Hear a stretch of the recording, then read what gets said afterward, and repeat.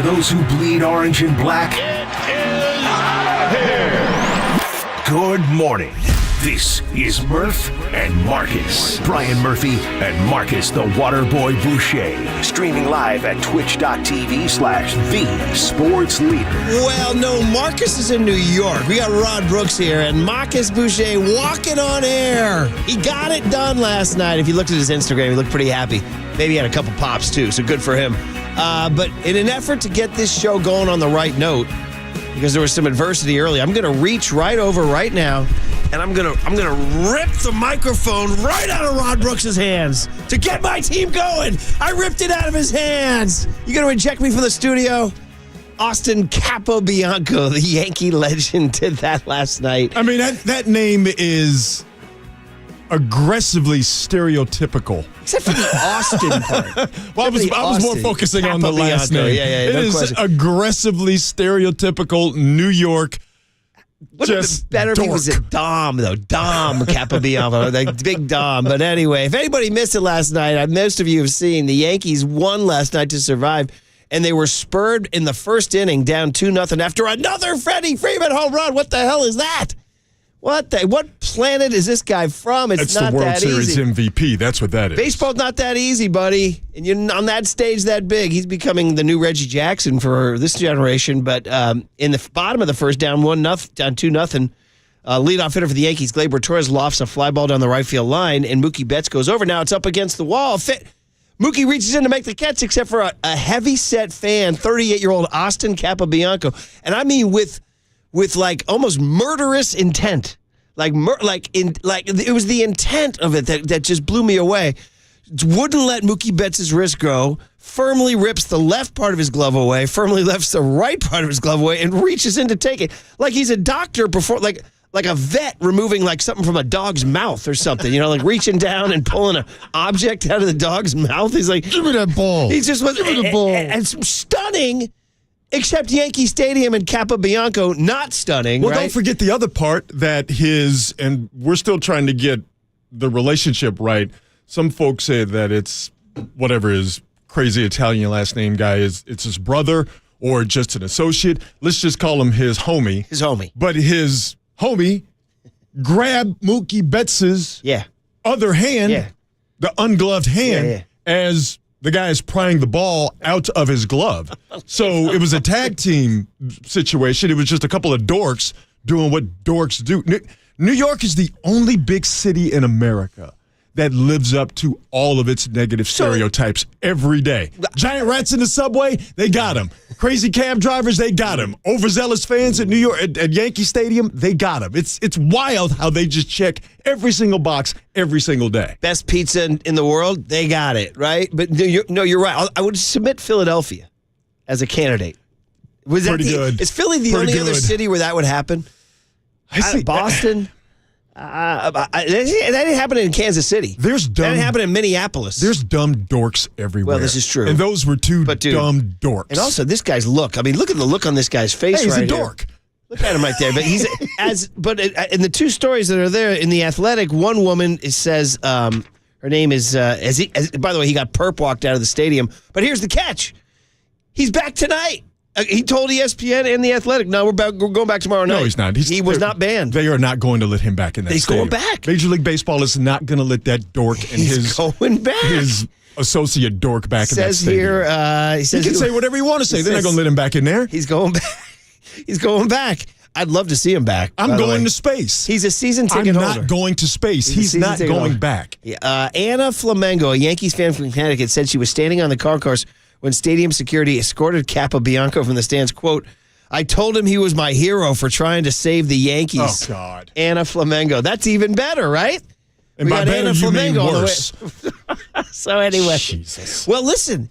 Ever since that moment, the Yankees outscored the Dodgers 11-2 and stayed alive in the damn series. The Capobianco effect. The Capobianco moment. He's going to be the anti-Bartman. Like, whereas Steve Bartman ruined the Cubs, maybe Capobianco is going to save the Yankees. Isn't it amazing that Steve Bartman, in an age now where you can find anybody really quickly, isn't it amazing that Steve Bartman, since that day, has been completely and totally unfindable. It's incredible. That's incredible. Maybe Kappa Bianco can get a hold of him. No. Clearly, this Kappa Bianco guy is proud of what he's done. We were talking about this, John and I. We were walking from the garage here into the studio. That did the aggressively named Italian guy? Did he go home in shame after what he did? No. Absolutely not. He went directly to a bar, presumably to get free drinks from everybody who's saying how great of a job he did. Oh, yeah. Like, he's proud of what he did. And one of the reporters who tried to get a hold of me said, hey, I'm trying to watch the game. So he said, he said, come on, dog. Yeah, the Athletic said they texted him when they reached him by text. I just want to watch the game, he wrote, not long before Anthony Volpe's grand slam. If you just wanted to watch the game, you wouldn't have tried to take Mookie Betts' left hand off. So he listened to some of his quotes, and Jesse Rogers at ESPN has the incredible. By the way, the Cubs gave Steve Bartman a World Series ring. I don't know where they found him, but they gave him a World Series ring. But here's the line. He goes, we always joke about the ball in our area, Kappa Bianco 38 said at a local bar after the game. Like I said. We're not going to go out of our way to attack. If it's in our area, we're going to D up. Someone defends, someone knocks the ball. We talk about it. We're willing to do this. What a dork. Austin Kappa. Read that again so we can pick it apart. I want to make sure everybody knows, for me, I'm I'm a pretty sedate dude in terms of, having my kids follow the rules and go to school and do your homework and all that. I'm not much of a rebel when it comes to that stuff. And I got pissed at that Dodger fan who leaned over the wall, who caught that ball in game 1 or 2 at Dodger Stadium. Yeah. I got to say, despite all that, I found this oddly fascinating, intriguing, and hilarious. I'm not that down on this guy. Now, I worried Mookie Betts' wrist. I didn't want to get injured at all, of course. The fact that Mookie wasn't hurt, this to me, Mike, makes New York that much funnier. It really does. And the intent on this guy's face, I don't think I've ever concentrated that hard on anything. This guy was this guy was absolutely dedicated to the cause, man. And for that, Yankees were inspired. Marcus was not sitting far from there. I was going to ask if he was close. Yes, by the pictures, he was right by the right field foul pole. So if Marcus, I don't know, we want to give him a call, make him work on make a busman's holiday, see if he has great pictures, by the way, on Marcus's Instagram. Here's the problem. His family. Here's the problem. He's a self-aggrandizing dork. Can you read that quote again? Which one? Okay, it's right here. It's we always joke about the ball in our area. We're not going to go out of our way to attack. If it's in our area, we're going to D up. Yes. That ball was not in your area, champ. Was. No, it was. Oh, my God. It was. We're not going to do this. I'm going to ride with Kappa Bianco. No, don't do this. You don't have to do it. Right. The ball was not in his area. It's not as if Betts reached into the... He did. Rod, we got it. We got to give Kappa Bianco I am not giving that dork any credit for what he did. Do you think he'll get any ladies from this? Anna Flamengo. What? Who said he's my hero? If there's a woman out there that goes, I need to get with that guy. Oh, come on, man. We're not going to do this. He had a hell of a look, too, by the way. Let's be honest. That guy should be shamed coast to coast, border to border. There's something about New York that makes it funnier. Like if it was in Washington, D.C., be like, hey, a-hole, stay out of the game. In New York, it's fun. Just the look. Because it's typical. You expect that. Yeah. Well, he checked off every, like I said, stereotypical New York box. So, it's funny. We had Nick Turturro, the actor and crazy baseball fan. We've had him on the show. He's a crazy Yankee fan. And he told us Spike Lee's got a new movie coming out real soon. And he goes, guys, you wouldn't believe this. He goes, but I play a crazy Yankee fan. We laughed about it. He goes, I have a scene on the subway. He goes, my character's name is Frankie the Lunatic. And we laughed about that on the show. Bro, that guy last night is Frankie the Lunatic. That's Frankie the Lunatic. There was probably 15,000 Frankie the Lunatics in that section alone. He just happened to be the closest Frankie the Lunatic. So anyway. We D up when a ball comes to our section. We D up. Come on, buddy. Just because you wear the hat, just because you wear the jersey, you ain't on the team. He was wearing Stop. He was wearing a 99. Stop. As he got perp walked out, you saw he had the Judge Gamer on. So, well, anyway, that's what happened last night. It was funny as hell, and we can continue to debate the dork level of an Austin Kappa Bianco or the inspiration level, the Kappa Bianco factor. The Yankees are undefeated since he's done it. And maybe he changed the series anyway. But the point is we got more baseball tonight, which is all we wanted. And we didn't even mention that the Golden State Warriors put on a show last night without Steph Curry, without Andrew Wiggins, without DeAnthony Melton. Come on down. Our favorite, our viral hit of the summer, Lindy Waters III. Lindy Waters III. Lindy Waters III? That's crazy. Which when he signed right after Clay left, he was the first guy to come in. We're like, Lindy Waters III. Then we found this. Somebody on the internet found this tape of a guy and a girl on a date somewhere in the South, and they submitted to one of these stupid Instagram videos. Like, Rod, if you're walking down the street, somebody says, hey, you want to be on my Instagram show? Absolutely not. Exactly. This guy stops this couple, and they're like, hey, if you had a pass to be with anybody, who would it be? And the boyfriend's and I'm definitely not going to answer that question. Well, the boyfriend's like, nah, I love my girlfriend. And then she just immediately goes, Lindy Waters III. And we were like, what? Nobody knew who Lindy Waters III was. It's a very specific pull. Which we riffed on the show. We were like, that means that's happened, bro. That's not. She's not talking about a hypothetical here. So you're saying that was a confession? I'm saying she had her chance to get it out of her chest. I just want to let you know I did Lindy Waters III. Here it is. Lindy Waters III? That's crazy. In his laugh, he's so nervous. That's the laugh of a guy who knows this relationship is over. Exactly. So, Ron, we call him in, though. We always, me, my old newspaper days, we call in the scores to make sure they're in. We have Bruce Q. Frazier calls Adam Silver. Silver says, wait, you guys didn't have Steph, you didn't have Wiggins, you didn't have Melton. He said, that's right, skinny boy. Put it in the books. Golden State Warriors 124, New Orleans Pelicans 106. Woo!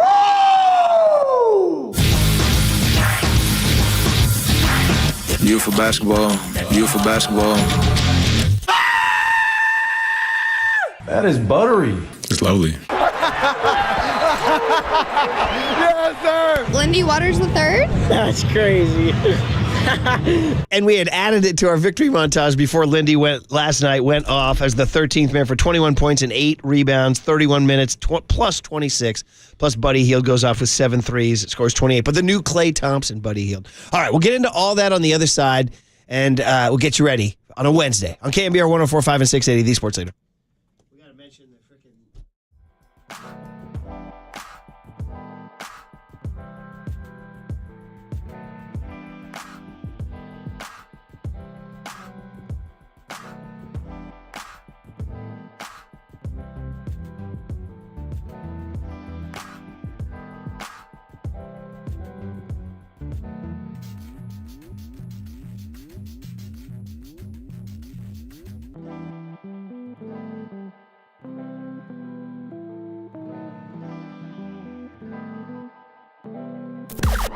Now, from the O'Donnell Financial Group Sports Desk. Learn more at odfigroup.com. O'Donnell Financial Group, because planning is a process, not a product.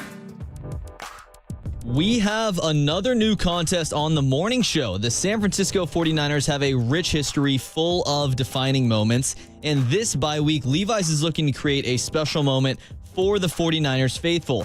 As the official apparel partner of the Red and Gold, Levi's is going to offer 2 tickets into the Levi's 501 Club and 2 field passes for the November 17th game against Seattle. That is their next home game. So how do you qualify for the contest? You got to stay tuned. We are going to give these tickets away in the 8 a.m. hour this morning. So when you hear the cue to call, be caller 10 to 415-896-KNBR, and you will win. This is all courtesy of Levi's, the official style partner of the San Francisco 49ers. Suit up and make game day legendary. You can find official rules on KNBR.com.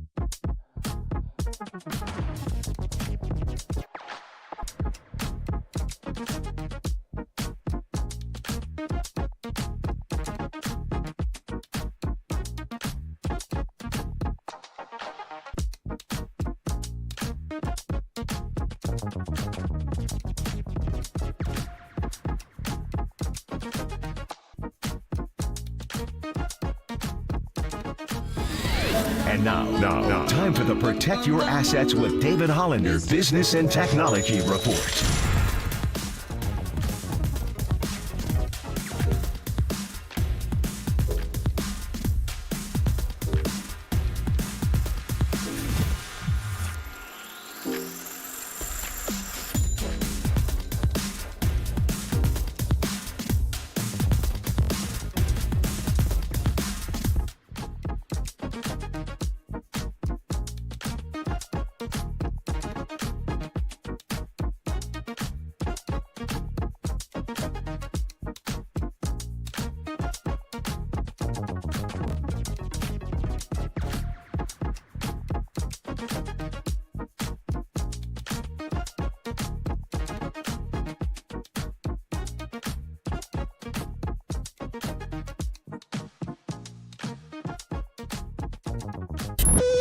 Now, back to Murph and Marcus on the Sports Leader and streaming live on KNBR.com and the KNBR app.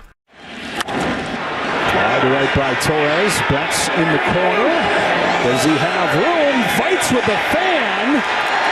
And they're going to say that it's an out and fan interference. So an out, one gone in this first. And yeah, Betts has that ball in his glove, and this fan literally tries to take his glove off. Pries the ball out of there. A for effort.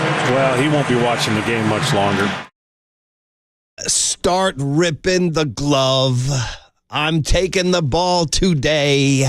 Unbelievable, man. What a scene. And again, I can't excuse the behavior on any level, and yet I'm oddly captivated, fascinated, and I got to admit it, amused by this lunatic Kappa Bianco doing it. Now, again, I want to make sure nobody wants to hurt anybody. Nobody's endorsing tweaking Mookie's wrist. Oddly, Mookie Betts was sort of not. He was wanted to move on from it after the game. He could have gone on a rant. Do you have, Young Tone? Mookie didn't really want to talk about it. I thought Mookie could have gone off like, hey, man, this is dangerous. I don't want to see that guy ever in the park ever again. These fans are lunatics. We need security. He could have said all that. Instead, he just kind of blew it off here. What happened with that fan? That foul ball? It's irrelevant. We lost. It doesn't matter. Mookie, just how is that man feeling? Because it kind of looked like, from our perspective, that your wrist kind of went a little bit back. No, I didn't even know he grabbed my hand, so it's perfectly fine. Was that about as aggressive as you've seen fans in all your time in the game? When it comes to the person in play, it doesn't matter. We lost. It's irrelevant. I'm fine. He's fine. Everything's cool. We lost the game, and that's what I'm kind of focused on. We got to turn the page and get ready for tomorrow. Mookie, were those guys there the rest of the game, or did they get thrown up? I'm not sure. I didn't look back over there. Did you get hurt? No. Mom, everything's fine. Mom, everything's fine. A few things. I wish he were not a Dodger, Mookie Betts, so I could like him publicly. Because he's a hell of a baseball player, and he conducts himself on the field and off the field at a very, very, very high level. He just happens to work for a baseball team that I and millions of other people absolutely loathe. Yeah. Secondly, he's absolutely right. We lost. We don't need to talk about this. It's irrelevant. But I love the fact that he got a dig in when he said, I didn't feel anything. Like, those two dorks do not have the strength to make me feel anything. I love that. But I got to say, you're right about Mookie, too. And the sad thing is the same can be said about Freddy Freeman. He's one of the best guys around. Yeah. He was okay when he was a Brave. Now he's a Dodger like this, dude. And come on. It goes on to former Giant outfielder Dave Roberts, who's one of the best guys in baseball. The dirty secret is that between Mookie, Freddie, and Dave Roberts, those are three of the most likable guys in baseball. I just can't do it. I can't do it. Then you get to Max Muncy and you're like, okay, exactly. that's the type of Dodger I want to dislike. Out of the ocean. So anyway, but man, oh man. So Mookie goes high road. When they go low, Mookie goes high. There it is. Yeah, just don't give those dorks any shine, which is what they wanted. Right. Well, guess what? Again, Brooksy says they won't be there. They say they will. It's Kappa Bianco v. Brooks tonight at Yankee Stadium. We'll see who goes there. So incredible performance by Anthony. By the way, the Anthony Volpe story, you guys are familiar. He's a New York kid, New Jersey kid. Oh, you don't say. They didn't mention that every 5 seconds on the broadcast. In fact, I want to know how you did handle your last night between your Warriors and your Yankees Dodgers. Now, I'll go first. I had, dude, you know the deal. You have two boys. Two boys, right? Three? Yeah, I got a couple of professional wrestlers living in my house. Yes, but I mean, you know those nights when you have the practice and the game and the drop off and the pickup and the game and the pickup and the drop off and the drop up and the pickup and then the game and who's got pickup and who's got. I had one of those last night. So I had been from, and first of all, shout out the Tam High News journalism class that came and visited KNBR yesterday. My son's a junior. His journalism class came to KNBR, so I had to hang around. Got to. It was a real pleasure. But you know me. I skedaddle at a certain point. I got to go get my old man nap, right? Well, I waited for the kids. They came at 11:30, and I want to right now get young Tony on the mic, who you see that handsome kid in the rectangle there on our Twitch and YouTube. I want to thank you publicly, buddy, for you sticking around and giving your all to the kids. So much love, kid. Much love. The least I can do. Good morning, by the way. Yeah, and good morning to you. And by the way, he was a bit of a celebrity. There were three parents chaperone, two parents and a teacher. And one of the parents was a Young Tone stan. He was a fan. And he was like, where's Young Tone? I need to meet him. It was Dylan Swift, Mr. Swift, as you call him. And he shook your hand. Didn't he? Shout out Mr. Swift. Pleasure to meet you. Like Wu-Tang, Young Tone loved the kids. He did. We dig it. Well, we had Young Tone read his I made Young Tone read his mantra. Has Rod ever heard the mantra? I have not. Do I need to be mantraed? On day one, I said, listen, young Tony, you've shown some promise around here, and he said, well, this is my philosophy, and he read it. And I had him read it to the kids. Yeah, so this is what I texted the guys before we debuted Murph and Marcus. I said, I was always taught to listen twice as much as I speak, know your role, put the team first, do your job, and don't take things personally.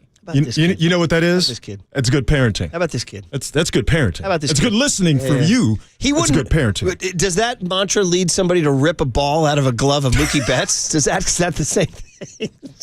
I was always taught to rip a ball out of Mookie Betts' glove. My old man and my mother and my grandmother, God rest her soul, if that were me, they would be varying degrees of disgusted, disappointed to extraordinarily angry at me. Oh, my God. My dad was Mr. Law and Order. Oh, my God. Unbelievable. My dad mom would be like, my dad wouldn't jaywalk. What are you doing? Yeah, my dad wouldn't jaywalk. My dad had I could give you any number of examples of his insane by the books. You stay on the straight and narrow. You don't veer. Look at me. Do I look like a rebel? Look at me. You don't, actually. Look at me, buddy. Nah. Have you seen? I have the same haircut. Me growing this beard was like the biggest act of rebellion I've done in 50 plus years. No one is mistaking you for a rebel. No, bro, no. And I'm glad you don't take that as an insult. You're wearing your Rosa Parks t-shirt today. She's willing to go off the beaten path. Not me. I'd be like, what do you need me to do? Pay my taxes? Yeah, 10 I'll do and that. 2 on the wheel. Oh, my God, exactly. But that said, maybe Kappa Bianco is like my id, like who I'd rather be, you know? You know what? I think we just drilled down and we figured it out. You were so straight-laced that when you see a couple of dorks do something really dorky on a big stage last night, you look at that and go, oh, that ain't right. But, man, does that look fun. This is all true. But I will say this, too. For me, it's very New York specific. Like, I'm one of these people, like, even though I grew up in Marin, San Francisco Bay Area, I'm a Bay Area lifer, I love the character of New York, right? You mentioned the rats and the subway and all that. Every stereotype is absolutely true. Scorsese, right? De Niro, everything, Goodfellas, The Godfather, everything about New York is funny and bigger and grander and grosser and ruder and louder and more annoying, and it just everything about New York is just funny. Even the dorky fans. Our partner, your buddy, Paulie, who's sitting in that chair, you know how he feels about the characters of New York. I mean, didn't he create one for the old 1050, Paulie from the Picks? Absolutely. Wasn't that one of his characters, right? So I've always been, and Spike Lee movies feature those kind of lunatic characters too. That's how I saw Kappa Bianco last night. I acknowledge that what he did was beyond the pale and he could have hurt Mookie Betts. But it's like out of a Spike Lee movie, out of a Scorsese movie, out of a Sopranos episode is what it is. It's out of a freaking Soprano. He could have been a foot soldier at the Bada Bing, that guy, Kappa Bianco. So the only down part of that is he lives in Connecticut, which doesn't add. It'd be if he was from Jersey. Like Connecticut is very 1%er, like the leafy climes of Greenwich, Connecticut, and all that. I don't know, man. You ever been around the Yale campus? Yeah. New Haven's a little rough. Yeah, as they call it, gun waving New Haven. Yeah. Although I went to Frank Pepe's original spot in New Haven this summer. Bro, don't even talk. Oh, greatest pizza in the universe, other than Amici's. East Coast Pizzeria. All right, Young Tom, we got to get the guest list going on a 10/30/24 Halloween tomorrow. You coming in costume? What? I might come as Kappa Bianco. He was wearing like a black Yankee hat with like a black and white. You couldn't even see the logo. It was like a weird hat, and it was slightly tilted, like as you would say, a moron would do. I think because his head is oddly shaped. I think you're right. Young Tone, what you got? All right, coming up early in the show, we are going to replay Dominick Puni, the Italian man, at 6:50 this morning. I'm riffing, of course. He was a great interview, 49ers Player of the Week. We will replay that at 6:50 this morning. The breakout segment of the year, What Did Young Tony Ask Today at 7:15, of course. Duane Kuiper at 7:30. The big hit is going to be John Lynch at 8 o'clock this morning. Obviously, Niners on a bye week. John Lynch is going to reschedule for today. Cooler content at 8:30, and then the great Howard Bryant at 8:50. He is one of the executive producers for The Comeback, 2004 Boston Red Sox on Netflix, available now. Well, he's also one of the great baseball writers in the country, so Howard he's also a true friend of the program. Listen, we riff and we riff and we riff and we riff. We try to have fun, get you through the mornings, but we have to express the morning show just heartache and profound condolences to Charvarius Ward and his family on the loss of his 1-year-old daughter, Amani Joy. I devastated. I was speechless. There's nothing you can say other than just give a hug or send a love or just be there for him in some way, shape, or form as a fan. If you know him, I don't know if there's anything you can do. She was 1 year old. She was born 5 weeks early a year ago and had Down syndrome and a heart defect. So it was a rough go from the jump. She had open heart surgery at 4 months, so her health was never good. Unexpected passing. Yeah. There's no way to comment on this other than go into break, because I don't even want to talk after this other than to say profound condolences from all of us here at KNBR to the Ward family. I do, though, want to say something and echo everything you just said, but I want to add this. Athletes are people, too, and you have no idea what they're going through, as you have no idea what anyone that you don't know is going through. And Charvarius Ward's season on the football field has not been up to his usual standards. And he's dealing with injury, physical injury, but clearly he was dealing with something significantly more important than football. So when you criticize an athlete and you say, well, this guy isn't playing well, he's not what he was just recently, why is that? Think.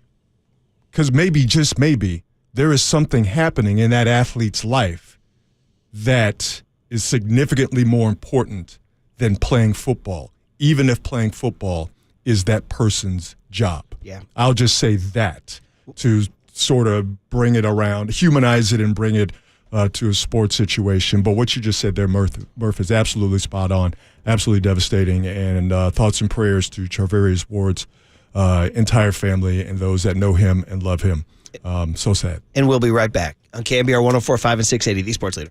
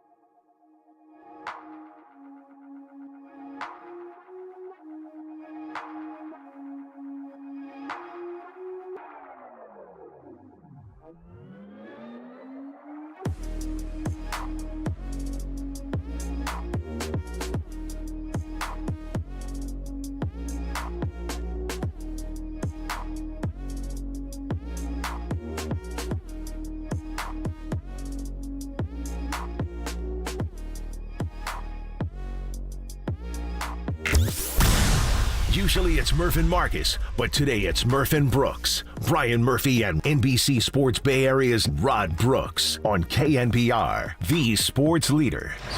Green, outside healed, and a three.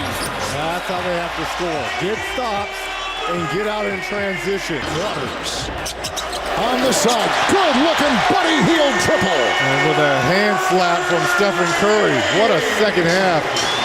Shooting the basketball by Buddy Hield. Golden State has taken 42 threes tonight, made 18. Hield three. 19-point fourth quarter for the hot shooting Buddy Hield. He has been a flamethrower for the Golden State Warriors. The Golden State Warriors will go to 3-1, and the Pelicans will drop to 2-2. There it was last night, Chase Center, while you were watching Kappa Bianco change the course of baseball history, or ripping the ball out of Mookie Betts' glove. The Warriors with no Steph, no Andrew Wiggins, both banged up a little bit, and even DeAnthony Melton, who we're still getting to know, only 3 games in, had to sit out with a lower back injury, which, by the way, was a little alarming because he had a back thing that in Philly that kept him out of 44 games, so keep an eye on that. So the Warriors go out there, starting 5 of Draymond Green, Trace Jackson Davis, Buddy Hield, Moses Moody, Brandon Pajemski. They wound up playing Kuminga 28 minutes, Looney 20 minutes, and then Lindy Waters III. He's the Kappa Bianco of the Warriors. 31 minutes, 8 of 13 from the field, 3 of 7 from 3, 8 rebounds, 4 assists, a plus 26 single game plus minus. Scores 21 points and leads the Warriors to a comeback victory. Rod, they were down 20 in the first half. I don't know how you were handling your flipping back and forth last night. Fascinating game on so many levels. I finished the baseball game, then I watched the Warrior game, fast forwarded through all the commercials. Nice. So caught the whole thing. But fascinating, because it's a game without Steph, right? Mm-hmm. And without Steph, how the Warriors going to do? And they answered that question in a positive nature last night, and it was all due to the depth that Steve Kerr. I loved in the preseason when he would say the word depth, a smile would come across his face. Because coaches, they know what they have. They either know that they're cooking with gas or they have some problems that are going to be problematic as the season goes on. He knew right away that this is a team that had depth, and he would be able to ride that depth to wins even when they're not at their best or even when they don't have their best with Steph.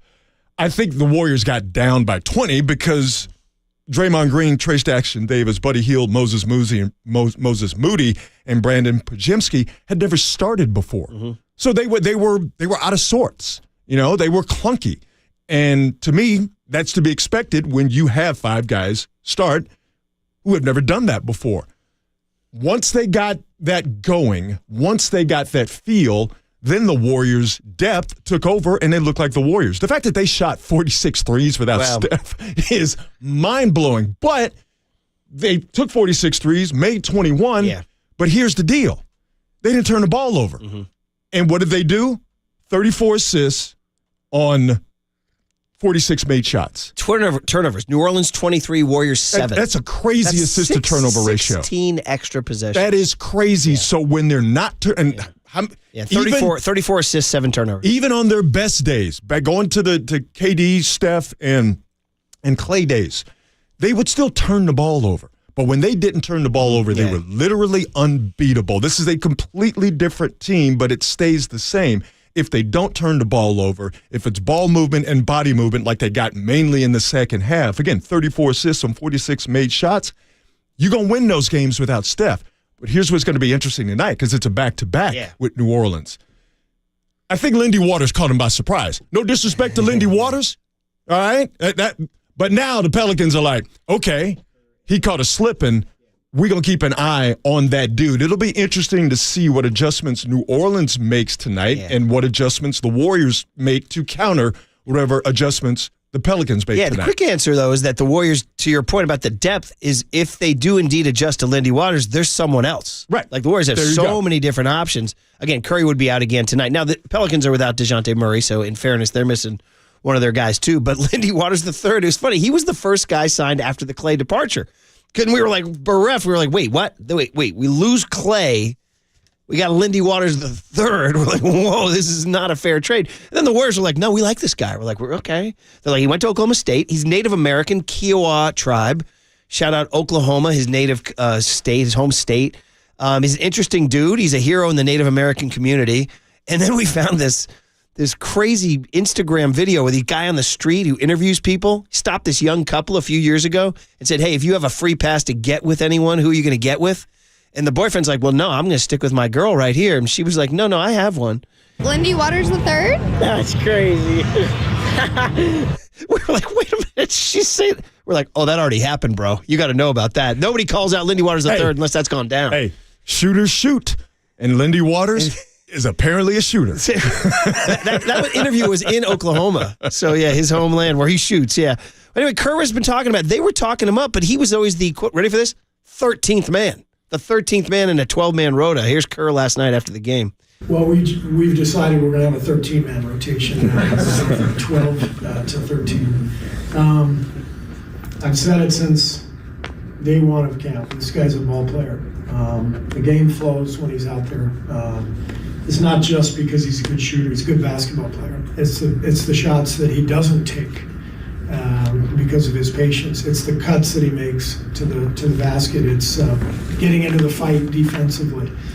From day one of camp, this guy has been one of our best players, frankly. But couldn't get him out there till tonight, and he's going to make his case for more playing time. So I don't know. I'm just happy to have this kind of depth for nights like tonight, where we're missing three guys, and it'll pay off big time for us over the course of the 82. Yeah, he's right about that. That's been sort of like Dunleavy was assigned to build a post-Clay Warriors team.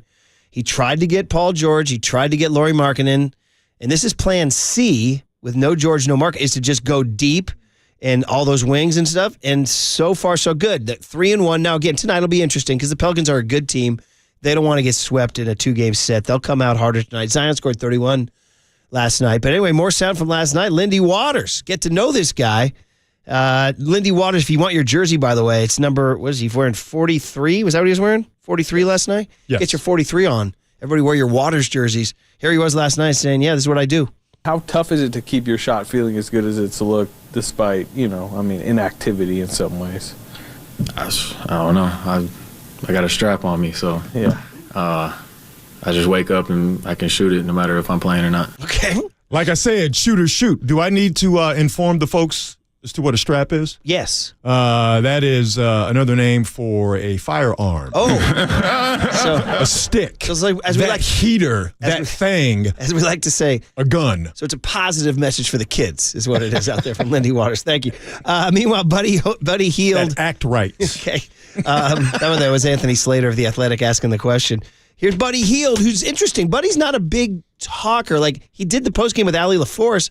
He just kept saying, yeah, God is good. I was like, all right, that's cool, but, why'd you guys win the game? He's like, yeah, God. He also said Reggie Miller told him at halftime, shoot the blanking ball. That's what he told him. So Reggie gets an assist last night. But Buddy Hield giving Lindy Waters, number 43, his flowers here. Cut Q, Young Tone. Considered really the turning point of the game because you're down 17 after one. It looked fairly bleak, but where did you see the tide start to turn and you guys can make this run? Lindy Waters. He making plays, he got us going. He's doing taking the layup up the run for us, and him making cuts, getting layups. And Draymond being the leader. Okay, well there it is, man. Lindy Waters changed everything last night. Warriors go to 3-1. They play New Orleans. There will be no Steph tonight. I don't know about Wiggins and DeAnthony Melton, but just a nice win. Down 20 in the first half, guys, when Lindy Waters came in off the bench. And the defense, by the way, we shouldn't sleep on the defense. No. The defense has been, I would say the word is swarming. Like they kind of just attack you a little bit. Yes. Well, you mentioned it. They have those wings, and the NBA now is a wing game. And if you could get a collection of them and they are active on both ends of the court, then you are indeed ahead of the game. A couple of interesting things. The big thing going into the season was who's going to be that second scorer behind Steph. I don't think it's just going to be one guy. Last night it was Buddy Hield, but it was Buddy Hield and Lindy Waters. It was Buddy Hield, Lindy Waters, and Jonathan Kuminga with 17 coming off the bench. This is a game, if the Warriors would have played this game last year, they lose it. Flat out. Okay? When Steph didn't play, they were already at a disadvantage because, well, you don't have Steph. A lot of times Draymond would not be at his best for whatever reason, and it was a lost cause. This year, it's a completely different story. Yeah, and again, we'll talk. Clay, by the way, is shooting it well. 42% from three down Good and for down. him, man. I know, yeah. Great for him. Yeah, as you said, I think you said on Twitter, sometimes the best breakups are the ones that work for both parties, which is Absolutely. almost impossible, by the way. Usually there's some bitterness on some party. Clay's probably still a little bitter in general. They didn't get his full flowers from the Warriors, but he's down there doing his thing. They look good, too, by the way. Kyrie went off last night. Mavericks look good. By the way, we'll end it on this and then get to our 49er Player of the Week. 707 texted in on the Golden State Lumber and Building Materials text, and I said, I love hearing Rod Brooks in the morning.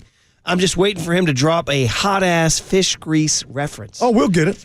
We'll get it. There you go.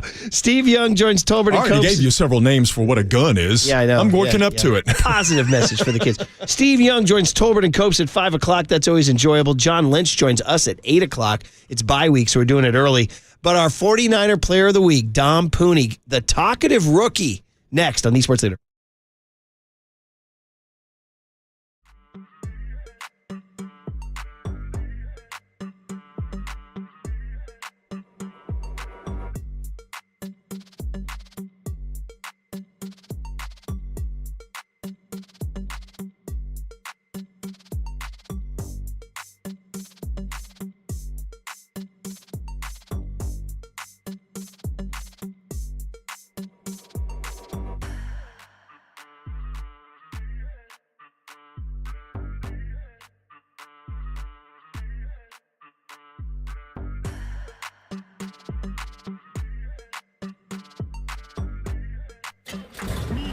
From the Chilton Auto Body Traffic Desk.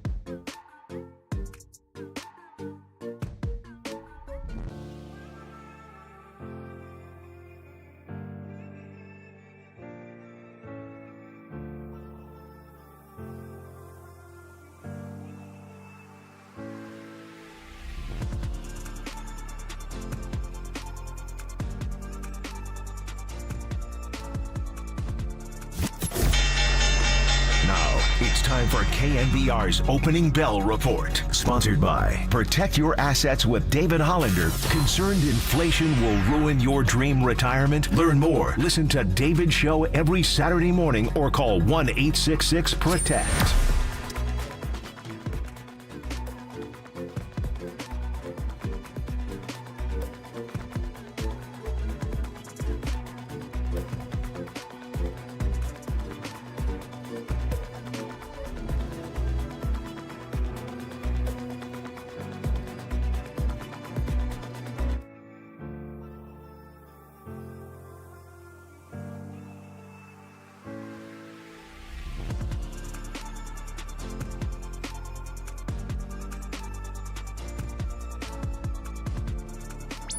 Murph and Marcus continue live from the KNBR Casino Matrix Progressive Jackpot Studios. Casino Matrix. Progressive jackpots are here. Where are you? Just drop in. Please play responsibly. 1-800-GAMBLER. His helmet is off. Here we go, baby. 9 is on 3. 1, 2, 3. And his mic is on. That's a sackaroonie, baby. Time for our 49ers Player of the Week with Murph and Marcus. Sorry I stole your sackaroonie, buddy. But hey, there'll be more.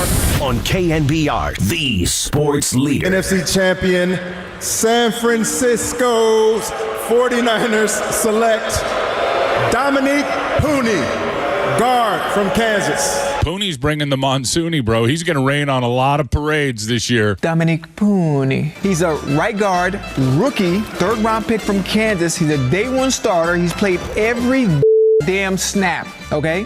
He's dominant in the run blocking, and guess how many pass pressures he's let up? Guess how many? You tell us. You tell us. 0. Do you think he's Italian? Huh? Yeah. Do you think he's Italian? Dominick Puni. That's Chad Ochocinco. And, of course, you heard Tim Ryan, and you heard him getting drafted, and now he's our Player of the Week. Yeah, sneaking in a few minutes early. We appreciate the time. It is time to have our 49er Player of the Week, which is sponsored by Bigelow Tea. Grab a mug and tea proudly. So, Dominick, I've never had the pleasure to meet you. My name is Brian Murphy. I host the KNBR morning show here in San Francisco on the Niner flagship. Been doing it for a long time.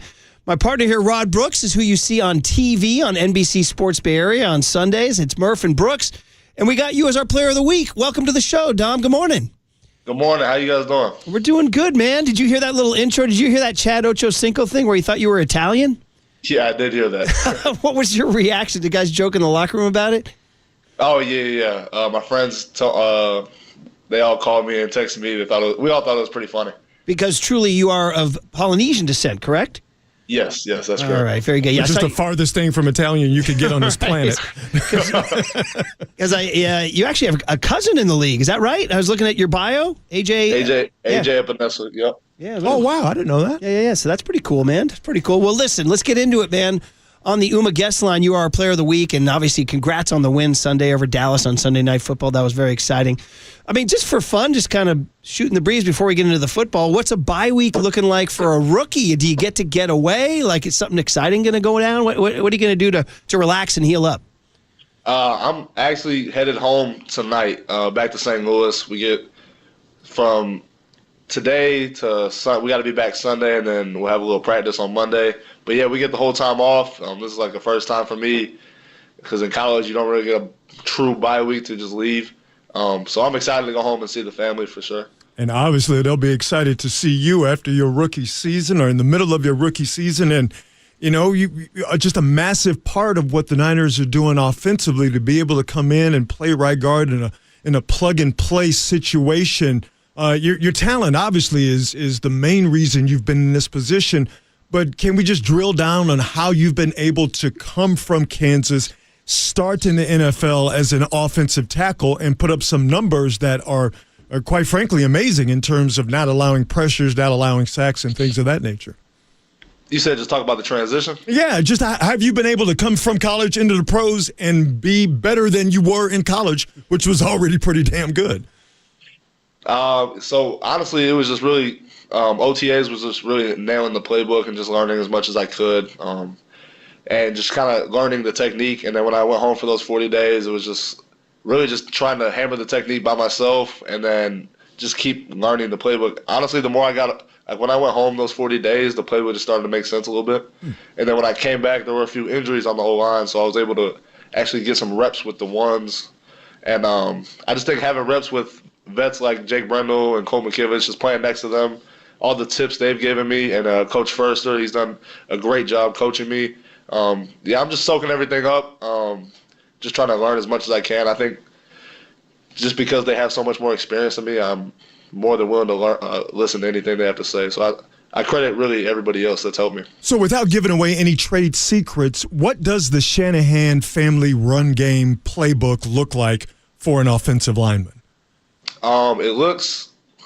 It's different because you're paying attention to wide receivers, assignments, tight end.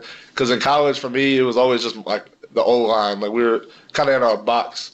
And then when you get here, you got to really know what everyone's doing. The running back, what is the running back, wide receiver, tight ends, assignments? How are they going to affect the angle on the play? And it's just there's so many different things that go into it. I don't have nearly enough time to go get into it, but it's a lot. But it's really fun because once you learn it, it kind of just really improves your IQ of the game and kind of takes it to another level. Well, obviously, Dominick Puni is the voice you hear on the Yuma guest line. He's just really stepped in beautifully, and also reporters have complimented him for his demeanor in the locker room, handles the media nicely, and is a good talker, and it's a real compliment to how he was raised as a player. But you mentioned veterans on the line, and Jake Brendel and McKivitz are your neighbors. I get it. But I do need to know the Trent Williams influence, even though he's 3 to your left. He's in your O-line room every day, and he's obviously one of the greatest O-linemen in the history of the league. When you tell your friends and family about what you're learning from Trent Williams or what Trent Williams is, how he's influencing you, how's the answer? It's honestly unbelievable. I do think he's the greatest of all time, first of all. So just to have him in the room, his presence, it's amazing. Just watching him work every day, it's just great. And just kind of the person he is, too. A lot of superstars wouldn't be so, like, he's just a real cool dude, like, just deep down. So, yeah, he's helped me a lot. I always I'll tell some stories to my family and friends just from what I've heard. He's got a lot of them, 15 years in the league, so I'm still learning, too. But, no, it's amazing. Any tips and tricks he's giving me, I'm definitely listening because, like I said, I think he's the greatest to do it. He's unbelievable. There's going to be a time, because, Dom, you're going to play a long, long time in this league, and then he's going to go off into the sunset. You're going to tell people that you played with Trent Williams. Right? You'll have Trent Williams stories, Dom. Oh, yeah. No, I'll talk about this for a long time. Dominick Puni. We had George Kittle on a couple weeks ago. We have a soundbite from George where NFL Films a couple years ago, he was screaming, "Run it again, run it again." It's like when he's fired up, when he's blocking, and he loves it. So we just, Rod just asked you about the Shanahan run game and all that. Do you get that vibe, too, from Kittle, like the joy and adrenaline of running the ball as a 49er offense? And do you want to start screaming, "Run it again," like George Kittle yells? Oh, yeah. You probably won't hear me screaming that, but this is in my head for sure. I think any O-lineman wants to run the ball. And George, he's awesome because he does get it done in the run game. He's probably the best to do it in the run game in the league. He really he came in the huddle last game, and he said, "Let's just keep running the ball." He came to me before the game. He's like, "We need to run the ball." So, yeah, he's all about it, and I love it. We had Isaac Gurindo on the postgame show when we were on the field after the game on Sunday, and we gave him an opportunity to shout out you guys on the offensive line, and he did that. So now I want to flip it. Now that we're talking to you, Dominick Puni, here on the radio, I want to give you a chance to shout out Isaac Gurindo and the job he did, because it was those 2 big runs in the second half that got you guys going in the run game, and y'all kept it up. But just the job Gurindo has done coming in for Mason, and when Mason was healthy, the job he's done holding down the run game while you guys wait for McCaffrey. Yeah, no, Isaac has done a phenomenal job, and just it's kind of cool because we came in together in the same rookie class, so we developed a good relationship. We're good friends too, so I'm real happy to see him doing well. I do think he's just given a small sample size of what he can really be. I think he's just starting to figure it out in the run game or in the offense, and he had that big run against Seattle. I think that was kind of his first league moment where he was like, all right, now I can play. So I think he's freed up a little bit more now. And no, he did a hell of a job in the game, and I think he's only going to get better. We love blocking for him now.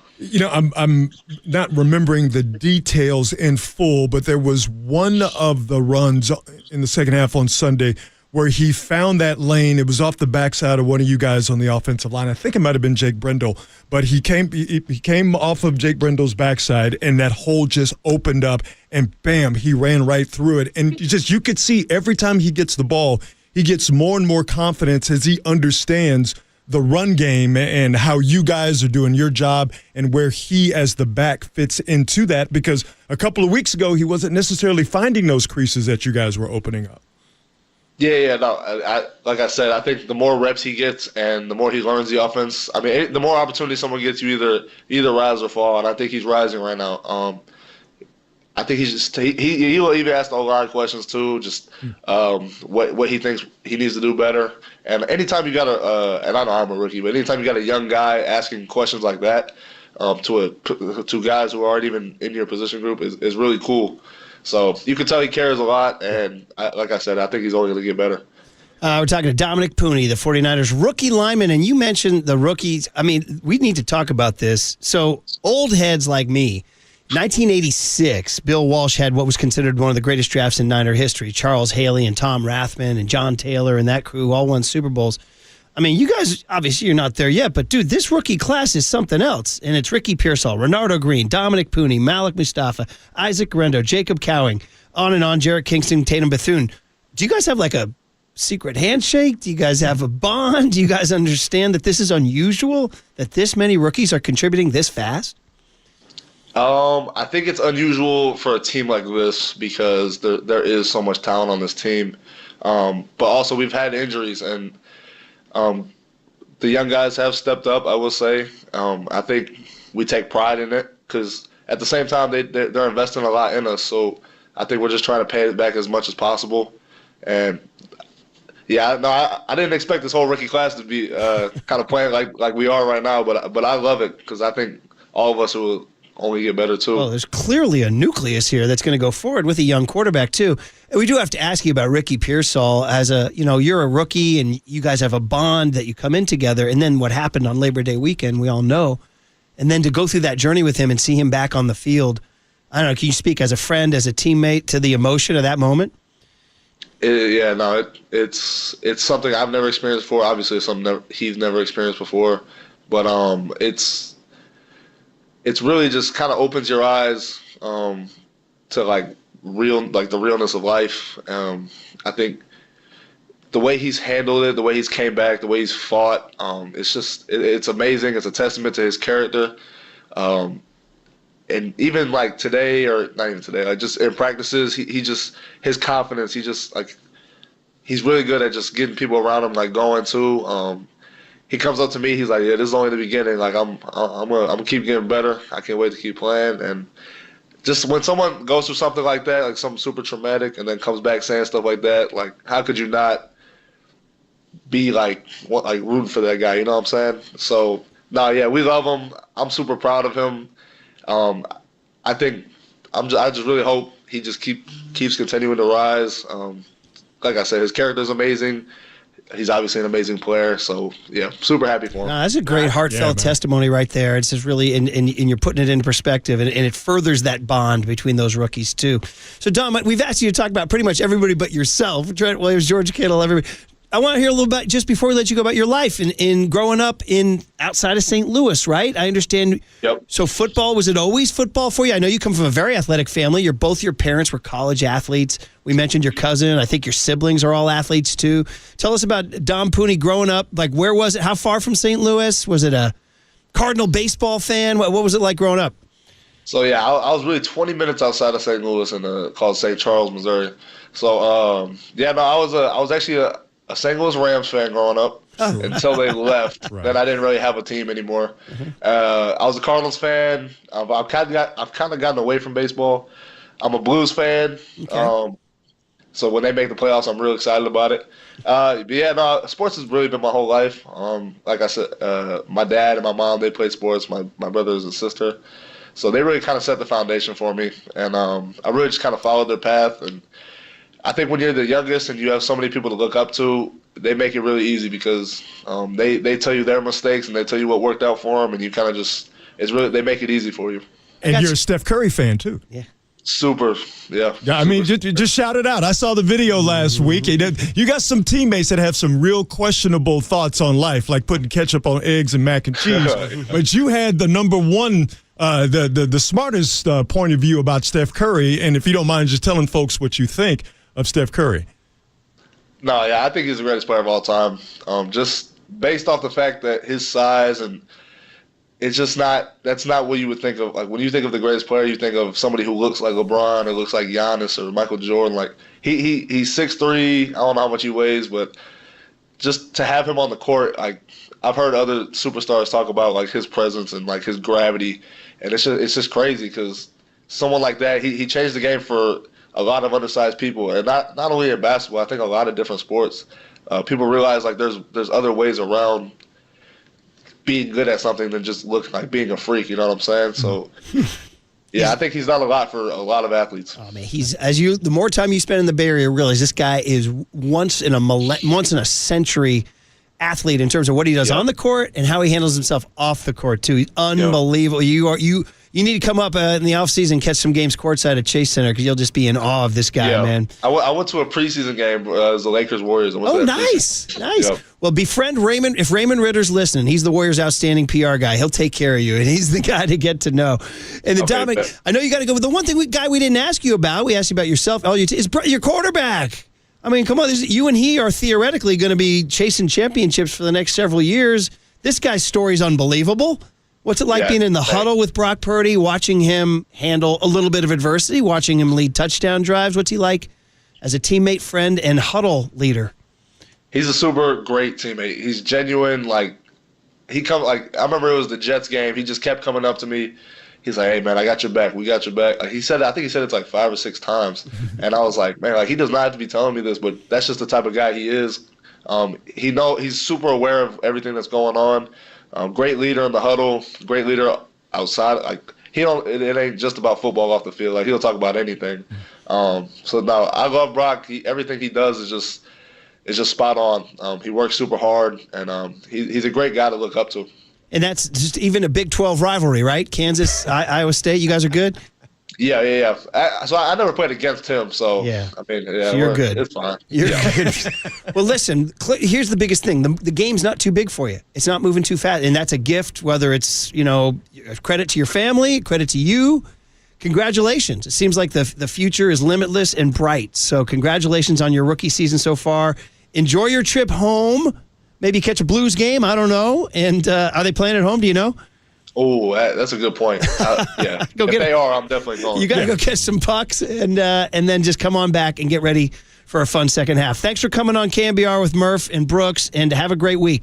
Thank you guys for having me. Thank you guys too. There he is, man. We're back live on a Wednesday morning. Dominick Puni, nice talker, good. We talked about it yesterday after the show, after the interview, Rod, about O-linemen. They're your guys. You were talking about Joe Staley being money through all the years, and Jeremy Newberry through the years, and they are the heartbeat of the team. Trent Williams is a great interview too. Oh yeah, He's an outstanding interview. Yeah, they're the smartest guys. 831 with a pretty interesting text. He says, "Too bad Puni came a year too late. If he's playing right guard last year on that final play in overtime, maybe Chris Jones doesn't get through." Oh, what might have been? If that punt doesn't hit. Well, there we go. Now we're going to start going down that road. Greenlaw doesn't get hurt. I mean, we could keep on doing this. And the coin flip in overtime. And Puni has just been extra point by Moody, on and on and on. Yeah, he's been great. So that was fun, and we enjoy him. We thank him, and we wish that kid, well, he's in St. Louis right now. Okay, the breakout hit of the fall. What did young Tony ask today? We don't know. Brooksy's first time facing young Tony's queries. You got a riff, buddy. You ready? Absolutely. He's born ready. You don't have to get ready if you stay ready. There you go. Young Tony next on the Sports Leader. Tacos didn't come.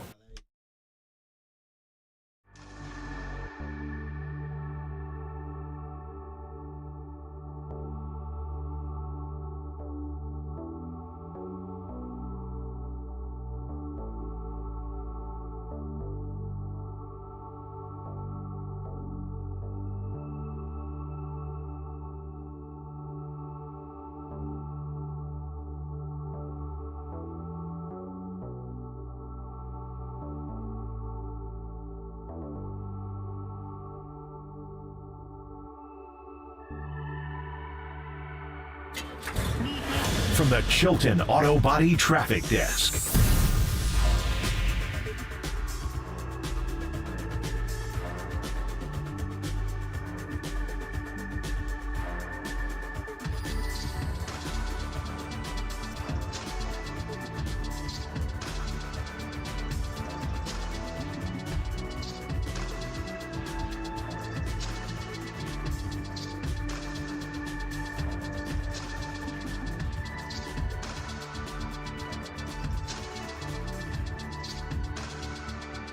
All right, we got our good friend Steve Moscowitz on the line. And, of course, he's my tax attorney, should be your tax attorney. And Steve wants to talk to us about what to do if you didn't get that ERC check. Good morning, Steve. Good morning. And are you growing a long white beard waiting for your ERC check?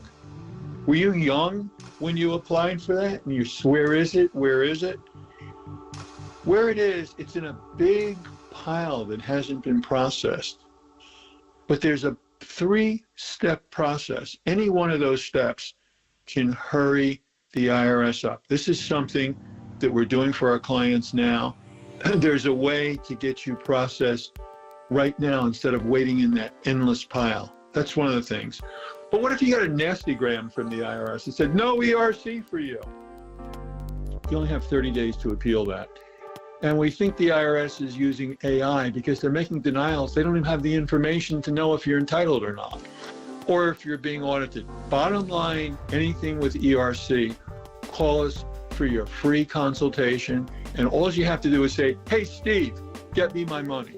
That's it. Call him up, get the money. That's tax attorney Steve Moscowitz. He's my tax attorney. He should be your tax attorney. Give him a call at 888-TAX-DEAL, 888-TAX-DEAL, or go online to MoscowitzLLP.com.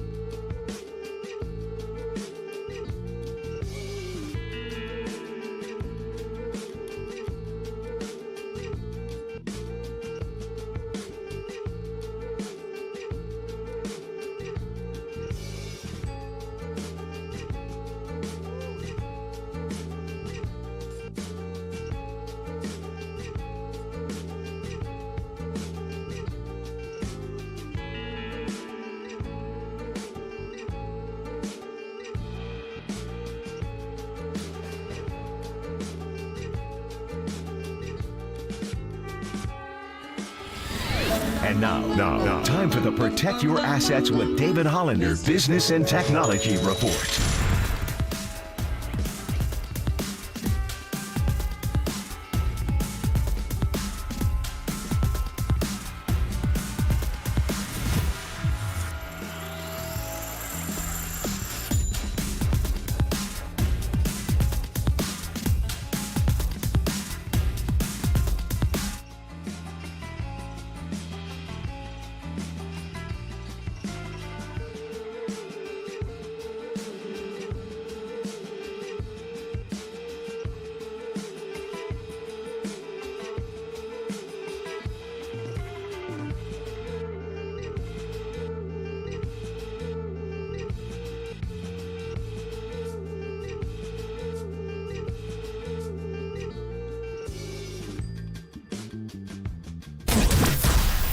Marcus is off the rest of the week, so Rod Brooks is in. This is Murph and Brooks on KNBR, the sports leader. Now, it's time for producer Tony Farias to ask Murph and Marcus 3 questions of the day. I saw Murph and young Tony right before the kickoff, and that was awesome. This is What Did Young Tony Ask Today? Well, it's a breakout hit of the fall. This kid, 25 years young, Rod, and he just comes at us with sort of the wide-eyed, bright, fresh outlook of the world, unlike the beaten-down, world-weary guys like you and me. So we sit here, and he asks us questions, and we must answer. He generally gets at the burning questions of the day, and we're ready to see what this kid has to offer. I love that you're using us as some sort of cautionary tale for young Tony. Well, not like Kappa Bianco, who might show up somewhere in these questions. I don't know. Young Tony, good morning. Good morning. And you're fresh off getting complimented by our visit yesterday from the TAM News. Shout out Mr. Swift. Yeah, there it is, buddy. But now you got to go to work, buddy. We got the game show music playing. It's every Wednesday at this time. We kind of reset the week here, get us going for the weekend. What is young Tony asking today? Let's do it. Let's establish some rules for Rod. Okay. John, Joe, and I have prepared a list of questions, not a specific number. After I read the question, you're each going to have 1 minute to respond. If your time runs out, you will hear this bell, which is your cue to stop talking. Am I able to use the internet? Yeah, absolutely. 100%. Okay, just checking. Absolutely. This is not to make us look bad. It's simply to keep the morning moving along crisply and efficiently. Let's rock. All right, let's go. We'll let Rod see how it's done by asking the only guy who's had the bell ring on him, I believe, this year. Me. Yeah. I think I'm the guy who's run into it twice. So go ahead. Young Tom, what's question number 1? All right, here we go. Last night, a Yankees fan, shout out Austin Capabianco, interfered with Mookie Betts on a fly ball in foul territory. Now, Mookie caught the ball. The fan ripped the ball out of his glove after he made the catch. Now, the question here is, what is your PSA to fans attempting to interfere at sporting events? Okay, so this is going to be, I'm going to get caught in just massive hypocrisy here, total double standard, and I'm acknowledging that at the outset because the guy who leans over the wall and takes away that ball at Dodger Stadium is a douche. Get rid of him. I don't want to see him again. I didn't go to see you play. And yet, there is something so wacky in New York and Spike Lee and Nick Turturro and Frankie the Lunatic about this guy Capabianco that I'm oddly enthralled by him. The only thing I'll say is that he did not reach into the field of play. So on that technicality, I'm going to go ahead and say, fans, if it comes to you in the stands, maybe you can do that. Maybe you shouldn't try to hurt Mookie Betts, but most of all, be funny about it. And Capabianco made me laugh. That's my PSA. I get the sense that you're okay with it because it happened to a Dodger. Call me crazy. Can I take a stab at that question? Do it real easy. Fan interference, like meth. Don't do it. Not even once. Ooh, that's it. He stayed under a minute. Good job. And you know what? I think you're onto something with your answer there, buddy. About my Dodger thing. But anyway, good answers. All right, good answer. Speaking of Dodgers, Freddy Freeman became the first player in MLB history to hit 6 consecutive home runs in a World Series game, dating back to his trip to the Fall Classic with Atlanta in 2021. Unreal World Series for this guy. So, what is one word to describe Freddy Freeman's World Series and explain why? Frickin' annoying. That's 2 words. Incomprehensible. Okay, that's what. Okay, here's the word. Maddening. Maddening is the word because it's hard to hate him If you've seen him in that trick-or-treat video where he's out and he sees that kid trick-or-treating as him and he takes a picture with him.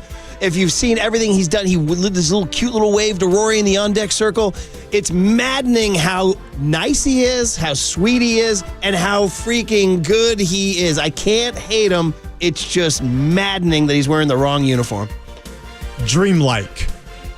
The fact that he got his World Series home run streak started with a walk-off grand slam, and he's homered in 4 consecutive World Series games is dreamlike. Mm-hmm. And when the fact that he could barely walk because of his twisted ankle, because of his sprained ankle, for him to be the catalyst for, unfortunately, the Dodgers being on the cusp of winning the World Series is dreamlike. Yeah. Like I said about Mookie Betts, I hate that Freddy Freeman is a Dodger because he's a guy you can root for. Yeah. And his teeth are impossibly white. Cat got the whitest. Is the next question about Buddy Hield's teeth or Freddie Freeman's teeth? We've got some teeth going on here, man. What's going on? Go ahead, man. Go ahead. All right, number 3 on the list. 3, go ahead. Monday, October 28th marked the 31st sports equinox in history. Ooh, nice. If you aren't familiar, a sports equinox is when all 4 major North American pro sports leagues, NFL, NBA, MLB, and NHL, all have games scheduled on the same day. So this got me thinking, is October the best month of the sports calendar? I'll go first here and say, okay, so the ones that come to mind immediately, September is always up there for me because if you really want to throw in maybe a Rod Brooks sport, a U.S. Open tennis in there, sometimes you get a golf Ryder Cup, you get the NFL starting, you get MLB pennant races. But October would be the other one. November, you get a Thanksgiving holiday, but you have no baseball. December, no baseball. You really got to go in a month with baseball. The only other one I consider is April, where the Masters starts, baseball starts, NBA playoffs. But I'm going to go ahead and say, yes, because the World Series and the playoffs are so good. NBA starts, and NFL's hitting its stride. It barely edges out September by a hair because September's still a little bit lighter. Doesn't get dark so early. Rod. Yes, not even close. Not even close. Major League Baseball postseason, NFL, college football, hockey, Formula One, how about September? NASCAR playoffs. You get domestic league soccer happening in Europe and Champions League. Absolutely. It's not even close. Well, September for just a little more sunshine. Okay, well, yeah, if we're talking about weather, that's fine. And I'll throw in the U.S. Open tennis. Oh, just because it's on in the background. I'm fine with that, but October, it's not even close. Okay. Yes. Well, what are we going to do next month then? We're going to stuff our faces. Next month starts Friday. We're toast. All right. Yes, go ahead. Well, we can enjoy it in October. And then the fourth question up, this is going to be a fun one. I'm really excited for this one. So Jason Jenks recently wrote a story in The Athletic detailing how many Uncrustables NFL teams consume on a weekly basis. If you aren't familiar, you're living under a rock. An Uncrustable is a peanut butter and jelly sandwich minus the crust. Now, according to their data, the Denver Broncos lead the league with 700 Uncrustables consumed each week. Insane. The next closest team is the Seattle Seahawks with 300 each week. Now, the question here, what snack could you consume so much of that you would be in a league of your own with? That's good. Is beer a snack? You want to go first? Okay, what snack could I consume the most of? The very first thing that came to mind is, I don't know why, and it's like your brain acts in funny ways, is an Oreo. So for some reason, when you said snack, I craved an Oreo. And I can knock them back. Look, I can knock back anything. I can knock back tortilla chips. I can knock back little bite-sized Snickers bars. I can knock back any of those. But I'm going to go to the Oreo. And the question is, how many? Say again, how many what? So what snack could you consume so much of that you would be in a league of your own with? Well, I mean, I don't know. I mean, somebody might be able to out-eat me on an Oreo. But I think if you ask me to consume an entire box of Oreos in one sitting, I think I can do it. Does that make me in a league of my own? I don't know, but I'll throw that down there. Man, a sleeve of Oreos is heavy work. A box? Yeah. No, well, you know what do you call? I know what you're talking about. Yeah, no, I three sleeves. Hear you. And again, I'm not shaming you. By the way, it's not a value judgment. I'm actually in awe. I'm getting milk with that. Of course, milk with that. Yeah, you're not a savage. Very specific here. Albanese gummy bears, not regular gummy bears, not all.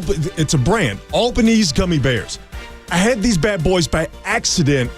Niner game last year. We did a pre- and post-game show there before the Cowboy game last year. And in the press box, they give you food. That's one of the reasons we got into sports, yes, right? It was free food. Yes, So anyway, so they had the bags of gummy bears there. I'd never heard of Albany's gummy bears. But open it up. The best gummy bears I've ever had. Now, they will make the normal gummy bears. You will throw them at your worst enemy. They're so bad. These Albany's gummy bears, I wish my wife were listening and she'd call.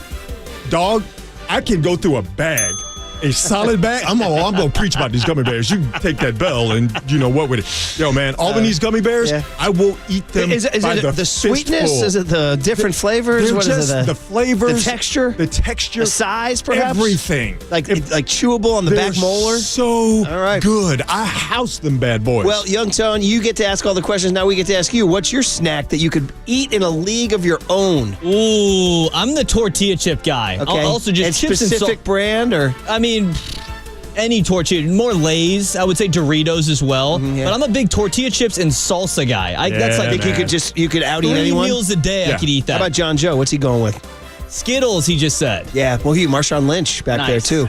You know what's funny? I saw John Joe eating one of these the other day, and it's funny because you ask us these questions and we respond immediately, and then sometimes you have regret. Like I had regret last week about the Cowboy-Niner question, who had more pressure last week. I said that the Cowboys did, and then I regretted my answer and came back, and days later I changed it to the Niners. It just dawned on me that the one I could probably eat the most, and I saw John Joe eating it the other day, is Rice Krispie Treats.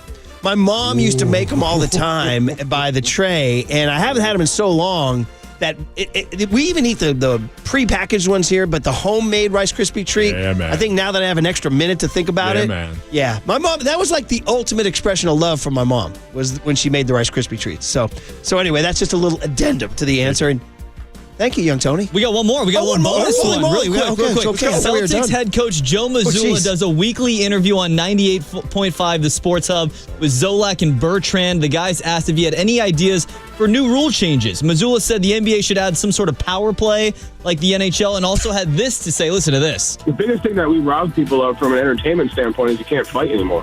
We should just bring back, fighting. I mean, you want to talk about robbing the league of entertainment. What's more entertaining than a little scuffle? How come in baseball they're allowed to throw the benches? They have bats and weapons. We don't. We just have a ball. It's fair. The other sport has one of the hardest surface playing instruments and a puck and sticks, and yet we're not allowed to throw around a little bit. Pretty crazy. All right, so last question here. What is your dream rule change in sports? Could be any sport. Oh, wow. Rod, you got one? I'll go first. Robot umpires. No more human beings making decisions on baseball fields. Safe, out, strike, ball, none of it. Get rid of the umpires. Okay, that's pretty darn good. The only one I'm going to come up with right now is the rule change that prevented Alex Verdugo from keeping those runners at first and second at Dodger Stadium. He makes the catch in the stands, let him throw the ball in, and don't advance the runners, because then you got to walk Mookie, then you got to get Freddy Freeman, who has a dreamlike and maddening grand slam. So that's what I'm going to go with right there, because I know we're out of time. Young Tony, good job, buddy. Brooksy, you're in now. You're part of the crew. I Duane went through the Kuiper crucible. I'm next. okay. A lot of love for your Albanese gummy bears on the text line. Duane Kuiper next on These Sports Later.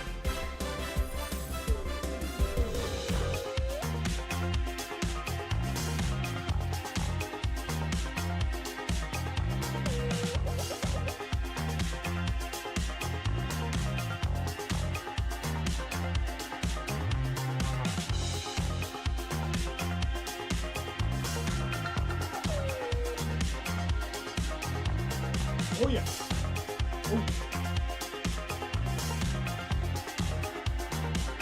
All right, Underdog Fantasy Sports is the place to play. If you're a sports fan looking to win money while watching sports, it's a pick'em game. You can win up to 1,000 times your money. You just choose higher or lower on player stats. Passing yards, three-pointers, whatever. All your favorite leagues, teams, stars. It's all there. So, for example, Underdog tonight, I'm looking at the Warrior game. And you could take Zion Williamson. You think he's going to get more than 23.5 points tonight? Go higher or lower? I'm going to go ahead and say right now, Draymond Green, 7.5 points tonight. I'm going to go higher. I know he didn't score much last night. Give me 8 tonight, Draymond. That's the kind of thing you do. It's pretty easy. It's fun. I'll be responsible, of course. Now, Underdog is running a special promo or bonus almost every single day. You got profit boosts where you can pump up your winnings in just a tap. Discounts, you get adjusted projections on certain players' stats. Free picks. There's basically a sure thing. Player just has to get higher than 0.5. All new users get a free pick. So download the app, sign up with the promo code Murphy, and deposit now to get up $1,000 in bonus cash instantly. Once again, that's promo code Murphy. You must be 18 plus and present in a state where Underdog Fantasy operates. Terms apply. Concerned with your play? Call 1-800-GAMBLER or visit ncpgambling.org.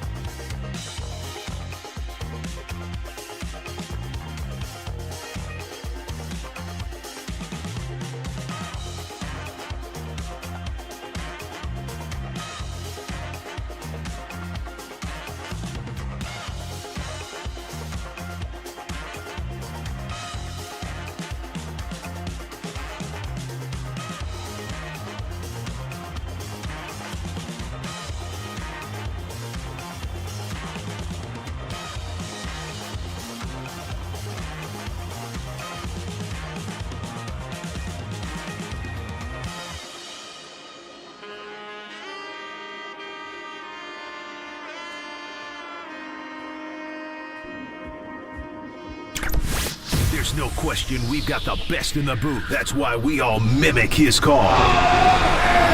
Time for Murph and Marcus to catch up with Kipe on KNBR 104.5 FM and 680 AM.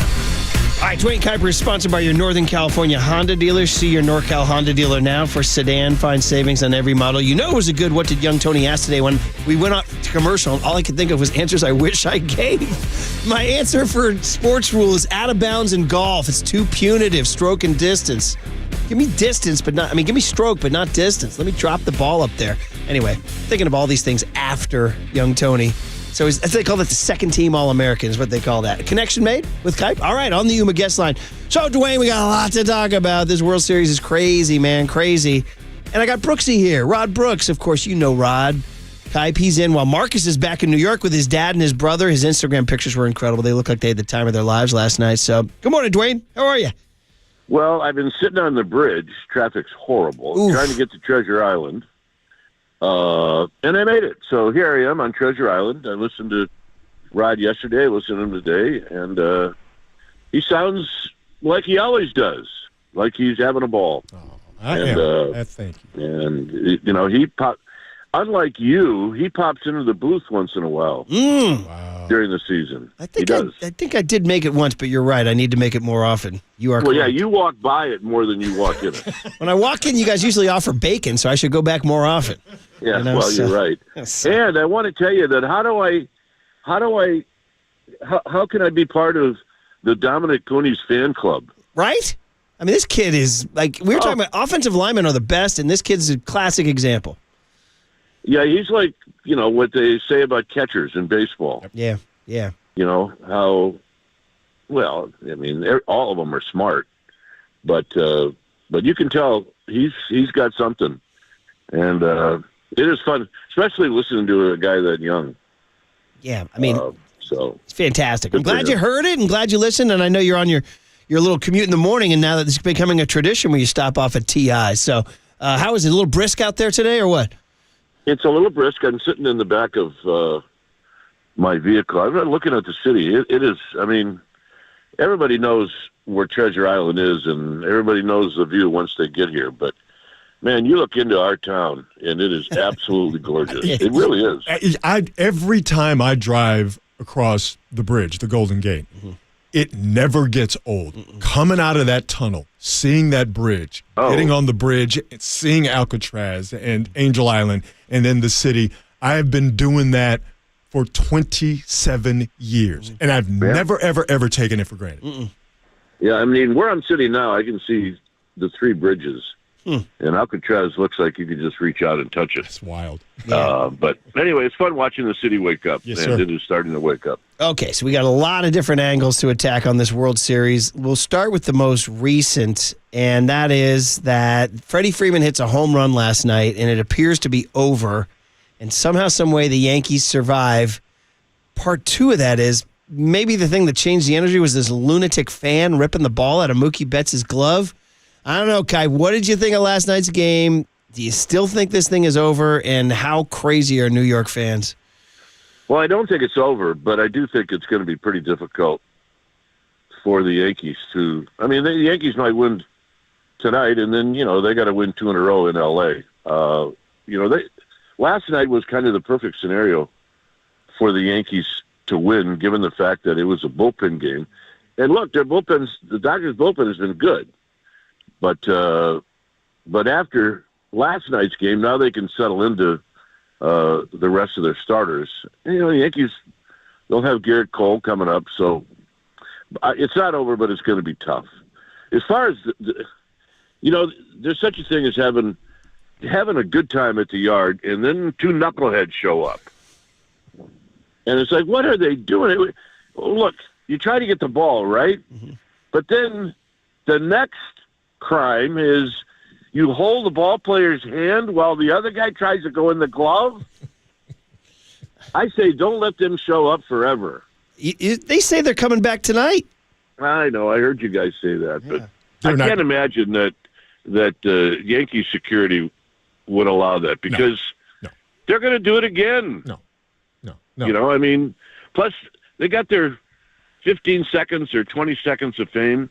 And don't think for 1 second that they're not digging all of this. Well, that's true. Absolutely. That's true. Absolutely. I don't. I admit it's so bad and it's against everything I stand for because I hate fan interference like that.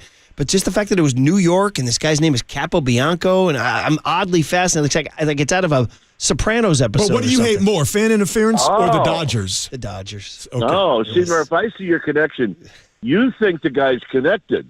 Yeah, well, it could be. Mob ties, Listen, okay. I'm half Italian, I can say that. And that's why he's going to be allowed back. I got you. I mean, New York, you said it. You told us you hate the Yankees as much as the Dodgers. I mean, you've said it. Like, New York is just like, yeah. I do. Oh, my God. The things they called my family for all those years was actually pretty impressive that they knew all those things without the internet. Man, oh man. Well, I mean, so let's talk about how we got here because we haven't talked to you since last Wednesday in the series. Friday night, Freddy Freeman, and you're up there with Mike. Maybe you can take us to. It was so great that you drove up to Reno and watched with Mike. He gave us the review yesterday of how much fun you guys had. But can you take us back to Friday night? You're with Mike when Freeman hits that grand slam. That's one of the iconic moments in World Series history, and you guys were together. I could only imagine how that was to be with him when that happened. Well, it was great that we'd had a couple of pops by then. But, yeah, no, look, from a baseball standpoint, it is one of the great moments. And if you go back and listen to all the calls, I think our partner had the best one. Yeah, Dave. Dave Fleming. Yes. Dave's doing international radio. But even if, I listened to John Sterling's call, and it was a good call. I mean, John Miller always used to say this about calling home runs dramatically that are hit by the other team. It's a dramatic moment. You can't just lay out and go, well, that ball's gone, game. So you can't do that. Mm-hmm. And I thought every broadcaster handled it perfectly and sounded great. And to your point, really just a great moment. Little did we know that he was just going to keep doing it every game. Yeah. The unmistakable voice of Duane Kuiper joining us here on KNBR, the sports leader. I want to ask you the same question I asked Kruk yesterday, last night's game notwithstanding, obviously, because the Yankees won. But the Yankees, a lot of swing and miss in their bats in the first 3 games. Is that bad Yankee approach at the plate or good Dodger pitching? Well, I heard some of the talking heads lay out some of the analytics about what the Yankees have done over the last month or so on sliders, especially their right-handed, specifically their right-handed hitters, and how poorly they've done even actually making contact, let alone put the ball in play. And if you guys watched. I mean, Stanton, Judge, that's all they're seeing. Even Torres are sliders. And, Judge finally got a hit in the game last night, and I feel sorry for the guy. I mean, look, everybody, especially in New York, they're going to split your season into 2 seasons. Wow, what a great regular season. But, boy, did you suck during the postseason. I mean, it's unfortunate, but that's kind of the way it is. Yeah. And, now having met, Judge, Mike and I met him during the season, I can't help but pull for the guy. I mean, he's just a really great guy. So I feel bad for what he's going through. And if they have any chance of doing anything the rest of the way with the remaining games, then he definitely has to do something. Sliders. Mike and I were raised and we played in that era where it was a lot of sinker sliders. Well, the slider definitely has come back in this World Series. Man, and in terms of dream-like stories, the kid last night, Volpe, born in Manhattan, grew up in New Jersey, attended the 09 Yankee parade. You know what I thought about? He's their Brandon Crawford, Duane. Exactly. Yeah. That's exactly right. Good call. And he won a Gold Glove last year. And that's the one hit that they haven't got. And meanwhile, the Dodgers have gotten a bunch of those hits. Remember, I think it was what's the first baseman's name? The left-handed hitter. Rizzo. So Rizzo makes the out with 1 out and the bases loaded, right? So now, everybody's like, well, that's their chance to tie the game. And, we watched it with the Giants all year. Oh, no, they got the bases loaded. Jeez. So Rizzo makes the out, and clearly, he's very, very upset. And then, the kid comes through with a hit that they haven't gotten in the whole series. So, we'll see what it does. It's going to spark them a little bit, but I don't know if they can be sparked enough. Got 2 last ones for you, Duane, both kind of local-ish. One is, Dave Roberts is on the verge of a World Series championship, and, I just hate the Dodgers, right? We talked about this, but he was here, and, we talked about you like Judge as a good guy. Freddy Freeman appears to be one of the nicest guys in the history. Is there a weird part of you, as much as you're conditioned to hate the Dodgers, that, Dave Roberts is one of the good guys, and you're fighting being happy for him? Well, you're right. I can be very unhappy if and when they win this thing. But I also can be really happy for Dave Roberts. He was really for the 2 years he was here, he was just a really good guy. He had his moments. He certainly had his moments with the Red Sox. He's a great, great friend of Rich Aurelia. They're in the wine business together. Mm-hmm. So yeah, I can really, really be happy for him. And I will text him if they win this thing and congratulate him. There's a few I won't, but I will him. That's for sure. So Max Muncy should not be checking his phone looking for a text from Duane Kuiper or Madison Bumgarner for that matter. I want to ask this question, not to have you speak for the organization, but with the Dodgers on the cusp of winning the World Series, do you see that resonating through not just the Giants organization, but on a molecular level, the Giants players that they have now and the ones they will acquire over the offseason, with their direct competition finally getting a legitimate World Series for the first time since '88? Do you see that having any resonance within the organization going forward as they try to get, unfortunately, where the Dodgers are pretty soon to be? Right. Well, I don't think there's any possible way you can get who's ever on this Giants roster next year. I don't think there's any possible way you can get them to want to beat the Dodgers more than they already do. Mm-hmm. Look, it's quite a scene when you go into Dodger Stadium and and you see 54,000, and you see the Ohtani stuff all over the place. So yeah, it definitely is noticed. And we got a president now, baseball operations that, he thinks it's really important that you put a team on the field that the other team feels you. And that's what he's going to try to do.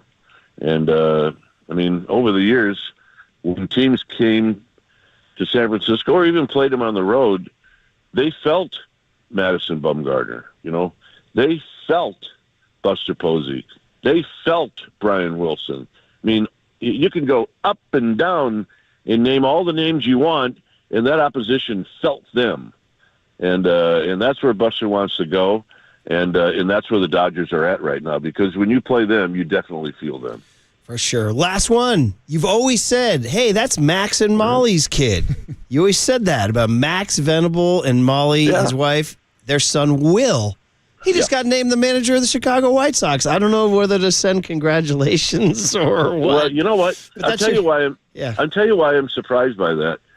Because when I saw Boch this year on the field in Texas, Max walked by and, you know, Boch called him over and, you know, of course, we all know Max. And, you know, just in a casual conversation, Boch is like, well, I got one more year, which would be the one coming up.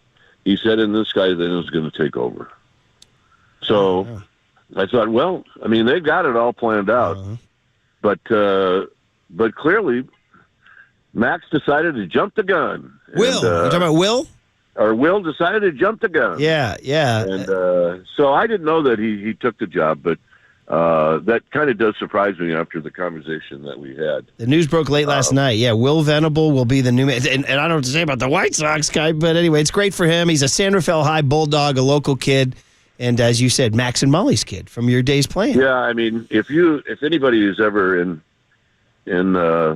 I'm sure there are many Max and Molly friends and family that possibly could be listening, but you can't meet two better people than Max and Molly. And a great example of how that's true is if you ever met Will Venable, you'll know that it's true. Yeah. He's going to really do a good job. Super thoughtful and super smart. And you know, and then of course what you have to be as a manager is you have to be a people guy. And if you know Max and Molly, they are people. Oh, man. Well, that's great. If old school Giants fans remember Max Venable, utility guy, and this is his kid, Will Venable, a local kid, who's just going to be named the manager of the White Sox. So, all right, Kuip, off Treasure Island you go. You sound great. Great to have you. Enjoy the rest of the series. We'll talk next week. You got it. Duane Kuiper, sponsored by your Northern California Honda dealers. See your NorCal Honda dealer now for sedan. Find savings on every model. From one Bay Area great, Duane Kuiper, to another, John Lynch, 49er president of football operations and general manager. Next on The Sports Leader.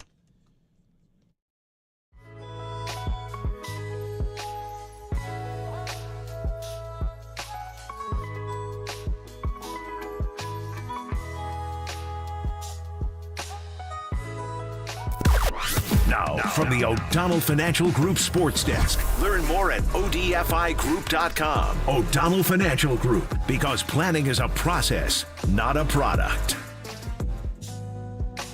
We have another new contest on the morning show. The San Francisco 49ers have a rich history full of defining moments, and this bye week, Levi's is looking to create a special moment for the 49ers faithful. As the official apparel partner of the Red and Gold, Levi's is offering 2 tickets into the Levi's 501 Club and 2 field passes for the November 17th game against Seattle. Pretty crazy deal. So how do you qualify? You got to stay tuned. We are going to give these tickets away and these field passes away in the 8 a.m. hour this morning. So when you hear the cue to call, be caller 10 to 415-896-KNBR, and you will win. This is all courtesy of Levi's, the official style partner of the San Francisco 49ers. Suit up and make game day legendary. You can find official rules on KNBR.com.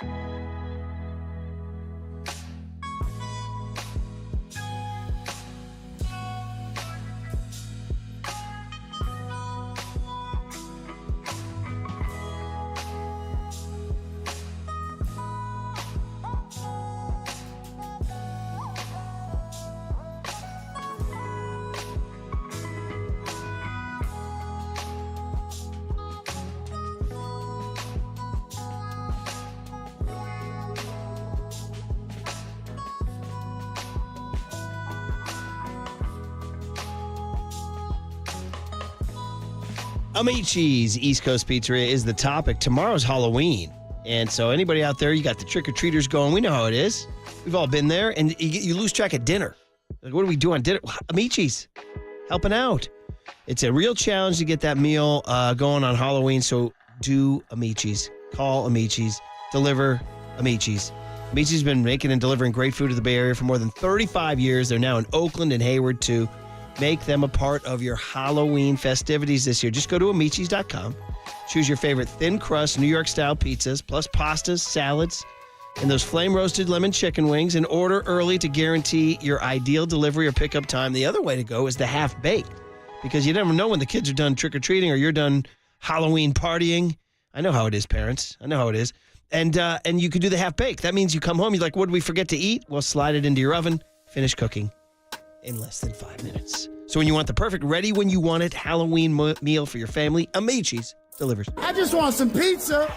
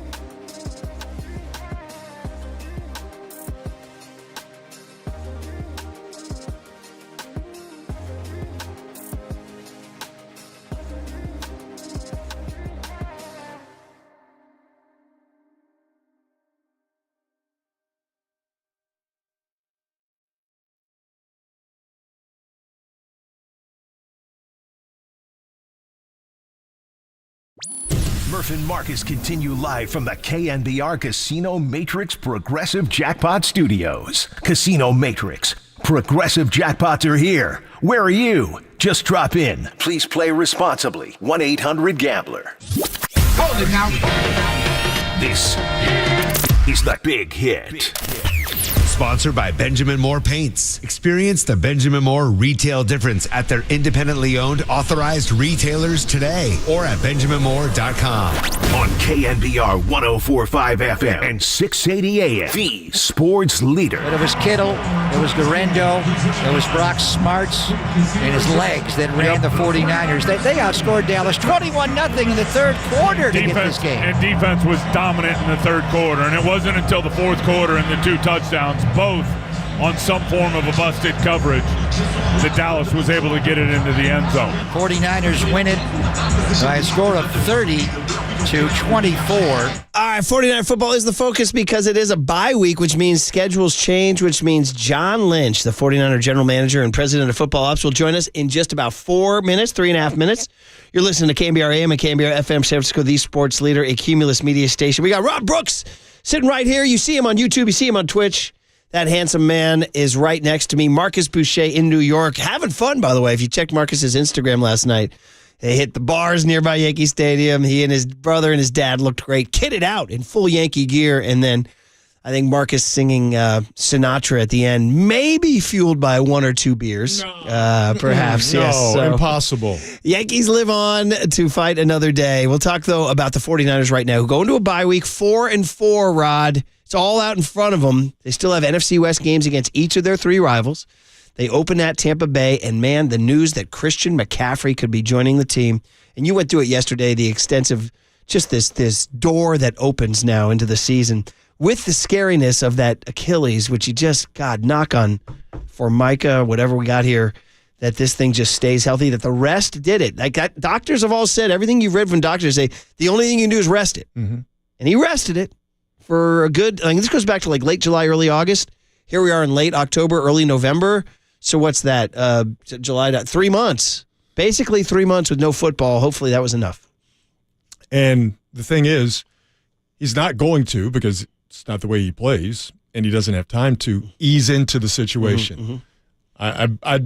It'll be interesting, and I don't know if John Lynch could answer this question if I pose it to him. Is McCaffrey going to be on some sort of a snap count? Yeah. Is it just going to be, we're going to be as easy as we can with him, or they've already put him, or in the process, because they're doing it this week with the bye week, putting him through his paces, simulating a practice so they don't have to put him on a snap count. They're going to say that, I would imagine their prudent answer would be, let's see how today goes. But right? You know what I mean? The interesting thing now is, what they didn't have last season, or they didn't have the trust in Mason. You didn't have Garendo, because obviously he's a rookie, but now they have a couple of backs who you can spell Christian McCaffrey with. So, and clearly, those 2 guys are not Christian McCaffrey. Talked about it yesterday, but I will reiterate. Just he changes opposing defenses. He gets you out of man coverage, puts you in zone, because you have to have eyes on him. He makes Brock a better quarterback. He makes everybody better in that offense go. You have to have him out there for that, but they're going to have to be very cautious in how they use him. Now they have 2 backs who I think they can do that. Get a little bit better in pass protection, particularly Garendo, but now they got a couple guys to where you don't have to ride McCaffrey as hard as they did last year. Listen to this. Whatever they add, they're picking up Christian McCaffrey at the trade deadline is how you look at these things, Yeah. And because trades are going down. One thing we'll ask John Lynch about is that the trades are going down. Joshua Uche, the pass rusher, got picked up by the Chiefs, right? DeAndre Hopkins, the wide receiver, got picked up by the Chiefs. And then yesterday, Deontay Johnson, a player linked to the Niners, got picked up by the Ravens. So surprising that the Niners are sat on the sidelines for all 3 of these guys. The Niners are going to pick up Juwan Jennings off of the injury list when he comes back after the bye week. All right, looks like the connection is being made right now with John Lynch, who's what promptness, buddy. How are you in terms of promptness versus late? Nothing drives me crazier than people who are late. Yeah. Might be one of those young Tony questions. I'm not on time. Biggest pet peeve. Early. Yes. Well, yeah. And early, when you live in a world of late people, that's a problem. Oh, God. Yeah, but not John Lynch. He's right on time. Let's hear the open. He's humble. Coach Walsh, without you, I'm not standing on this stage today. He's lifted the Lombardi. He's earned the gold jacket. And now he's laser focused on a championship for the faithful. Here's 49ers GM and Hall of Famer John Lynch with Murph and Marcus on KNBR, the sports leader. All right, connection being made on the UMA guest line. Yes, Tone? Thumbs up? No, not yet? Okay, well, we'll get him because it's a bye week. I guess everybody scatters now. We heard Dom Puni say he was flying to St. Louis. All right, connection has been made. So as we welcome President of Football Operations and General Manager John Lynch of the San Francisco 49ers. John, I want to say good morning, and you have a special guest today with Marcus in New York with his dad and his brother watching the Yankees. We brought in the legend, Rod Brooks. So you got Murph, you got Brooks. Good morning, John. What's up, Murph? What's up, Rod? Good to be on with you guys, and happy for Marcus that he got another game out of this trip. He's posted a couple pictures last night. It looked like a great family trip. Was not going to be a great family trip after Freddy Freeman hit another home run again. Man, my God, John, you played the game of baseball. You know how hard it is. How about this guy hitting home runs in 6 straight World Series games? No, he makes it look easy. It's an unbelievable football player. Robbie Gould lookalike. He's Freddie and Robbie. I always feel like I'm looking at Robbie Gould, but seems like he's a heck of a dude and one heck of a baseball player. That's just murderer's row. That part of that lineup when you go Tani, Betts, and then Freddie Freeman, or if it's the other way around. It's just unreal. So we'll get good to baseball. That Volpe guy. I don't get to watch a lot of Yankees. I like that Volpe guy. Yeah, local kid hitting a grand slam from New York. That's pretty cool. So we'll get into some football, but you're a San Diego guy. Padres all the way, I will assume. Yeah, we talked about this. Okay, all right, just making sure. So you don't have any Dodger love in there, do you, John? No, I despise the Dodgers. Other than Freddie Freeman and my guy Dave Roberts. Right. Dave Roberts is a San Diegan himself, and I'm only bummed that they didn't hire Dave Roberts years ago. But I do. I love the Padres, always have, and they gave it a good shot this year. They maybe got a little ahead of themselves against the Dodgers, and they shut them up. So it's always good to take our around. medicine. Yeah, it's always good to be around like-minded companies. Well, we were talking about like teams we hate a lot, and the Cowboys fit that list there too. So we'll get into that. But before we get into it, I did want to there's like almost no words, but I mean, I know we're going to talk about football and we're going to talk about beating the Cowboys and talk about the bye week, but just whatever we can say on this radio station and on YouTube feed and Twitch and all that about expressing profound human condolences to Charvarius Ward and his family on the loss of his 1-year-old daughter, Amani Joy. It's just John, we've lived long enough to know this world sometimes is filled with unspeakable tragedy, and to lose her at 1-year-old, I have no words other than a profound condolence sending out for you. It's part of your family. I mean, you guys are a family every year, and I don't know if there's something you want to say or express. We just want to send from us to the 49er family and to the Wards just our deepest condolences and just a big a message of love. Yeah, I thank you. You said it well, Murph. And, it was Monday morning. I took some friends to the airport early, and I got a call on the way back that, that unspeakable tragedy had happened. And we had all kind of lived through this with Mooney because, you go through it, and he was so excited to become a first-time dad. And then they had a fear that, hey, you're going to have a baby. It may indeed have Down syndrome. The baby was born with Down syndrome. But Mooney's attitude, his wife's attitude, where they were going to love this little girl, and Joy was the perfect middle name because that's every time he saw her, she just had this giant smile, was always laughing. And Mooney, his perspective as it does when you're a parent, changes so much. And Mooney just had such a deep love for this young lady, and I mean our organization is just really shaken for the family. Amani was at the game the night before in the daycare that we have, and it's just the unspeakable deal of going to bed and waking up, and we were able to be around him. But you don't know what to say. You pray, you love, and continue to be there for the Ward family. Mooney is such a good guy, and he was such a good dad that loved being a dad, and her memory will live on, and it's just it's still real fresh and tough. I'm sorry. You said it all. I guess the only question would be like, how much did the Niners just give him time now, right? He doesn't need to rush back to the field, right? He needs to take care of what he needs to take care of, and we're in good communication with Mooney, but that hasn't even come up yet because that's not where we're at. So, it's just pulling for the family that they can find peace and just remember what a joy she was. Yeah, and families, they understand when a member of the family needs time away for whatever reason. And while you guys clearly not blood, you are family. In I believe the truest sense of the word. And to make the awkward turn to football, however much time Charvarius Ward needs for his family and himself, you guys, with the talent that you have in that defensive backfield, it's not optimal not having him around, but you've gotten some good play from youngsters back there in that defensive backfield. So however much time he needs to heal and grieve, again, not that football is important, but it is the job you guys have. You seem to be okay on the back end with guys like Green and obviously what Diamador Lenore has done and other guys who have really stepped up as you've tried to shore up your defensive backfield. Yeah, I think we came into this season feeling as good about our secondary and our cornerback position in particular, the depth of it, as we have in a while. We're such a team that believes in building up front that we haven't been bad in the back end, but I just think we got really deep, and there's guys who haven't even seen the field yet, like Rock Yassin, who's played a lot of football in this league.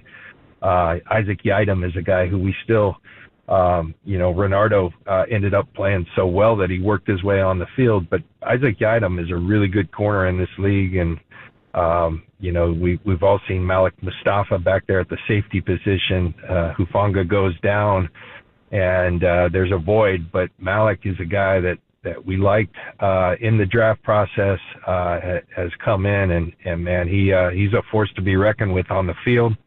I think he kind of keeps taking it. He gets a little better each week and shows us another element of his game. You see the physicality. You see. It looks like Buda Baker or Troy Polamalu to me in terms of just like there's an old saying Mike Tomlin used to tell me all the time. He'd say, JL, take the grass. When you take the grass on people, they and you don't hesitate. They don't know what to do. You just kind of overwhelm them with your presence. And Malik has that ability. But then to see him the other night, he's intercepted the ball the other night in the back of the end zone. I thought that was a fantastic play in coverage, continuing to fight till the ball came out. So Malik has us very excited. I think Jair's raised his level of football. So we are very pleased with our secondary. We hope to get Huff, as we know him, Hufanga, back. We all know what a force he is. He's kind of working through the thumb, and can you play with a cast? Do we give him a little more time so that maybe he can have his fingers, instead of just a club out there. So all these kind of things that we're working through, but we do like where our secondary's at. Talking to John Lynch, and obviously it's against the backdrop of the loss of Charvarius Ward's 1-year-old daughter, and it's just so sad. And John spoke eloquently about it, and our job is just to continue to talk about football. I do want to mention that John is sponsored by Fieldwork Brewing Company with 8 locations around Northern California. Fresh beer is always right around the corner. So with heavy hearts, we talk about the 49er team, and we turn to the story, and that's Christian McCaffrey. And I know, we've been sort of talking about him on and off since whenever, early August, but now it appears your head coach has said that you guys are going to start a practice sort of strategy for him. I wonder what you can tell us as 49er fans get very excited for the possibility of Christian McCaffrey's return. What's the plan this week, and what do you think? What is your ideal scenario going into Tampa Bay? Well, the ideal scenario, versus Tampa Bay is that he continues to, we keep using this terminology, but ramp up, which just means increase the volume of work that he's doing. He's been doing that, and he hasn't had any setbacks, and so the hope is we take it up another notch this week, provided that goes well. We're kind of opening that window, allowing him to go back to practice. IR players can work to the side. They can't get involved in practice. And so Christian has been kind of on that plan. And now, that you hopefully that you increase the volume this week. You hope you have no setbacks. I'd expect it to kind of go that way. I pray that it goes that way because he's done really well. He hasn't had any of those. if so, then Monday we hope to have him practicing with our team, and that'd be a really good deal for us. We all know he's the reigning offensive player of the year. He's a special game-changing player for us. Now, just opening his window doesn't mean he has to play. You have 3 weeks then in which he can activate him. So, we'll play this by ear. We'll listen to Christian. We'll listen to the experts, and hopefully, very soon he's back playing with us on the field. And then we got to be judicious about how much we use him. And that's a hard thing to do because he's so darn good. But, we have been, I guess, kind of buoyed by the fact that we have some depth there as well with J.P. Mason running the way he's run. I think the bye week comes at a good time for J.P. as well.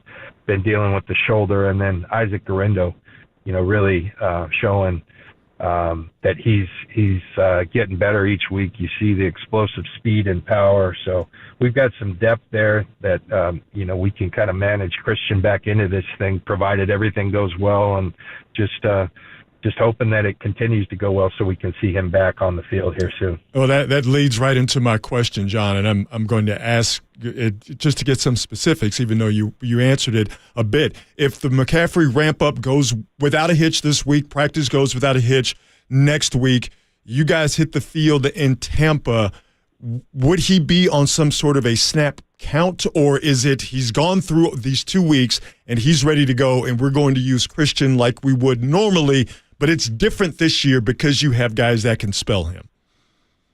Yeah, I think with a guy like Christian, I think regardless whether we had guys that could spell him or not, he's, you do what's right for the player. That's what we'll always do. There's been a really good plan in place this whole time, and we're not there yet. We got to get there, but those things will start to be, okay, here's what he's done in practice. Here's how much volume, provided he's ready to play, that we feel like he can play. And then you're right, we do have the depth where we feel like we can do that, and it's certainly anytime. I think if you have Christian out there for 5 plays, you're a better team. Mm-hmm. There's a reason we put all that draft capital into trading for him, and I think it's been a good deal for us. I think everybody would say that. So we just want him back on the field, and we'll figure it out from there.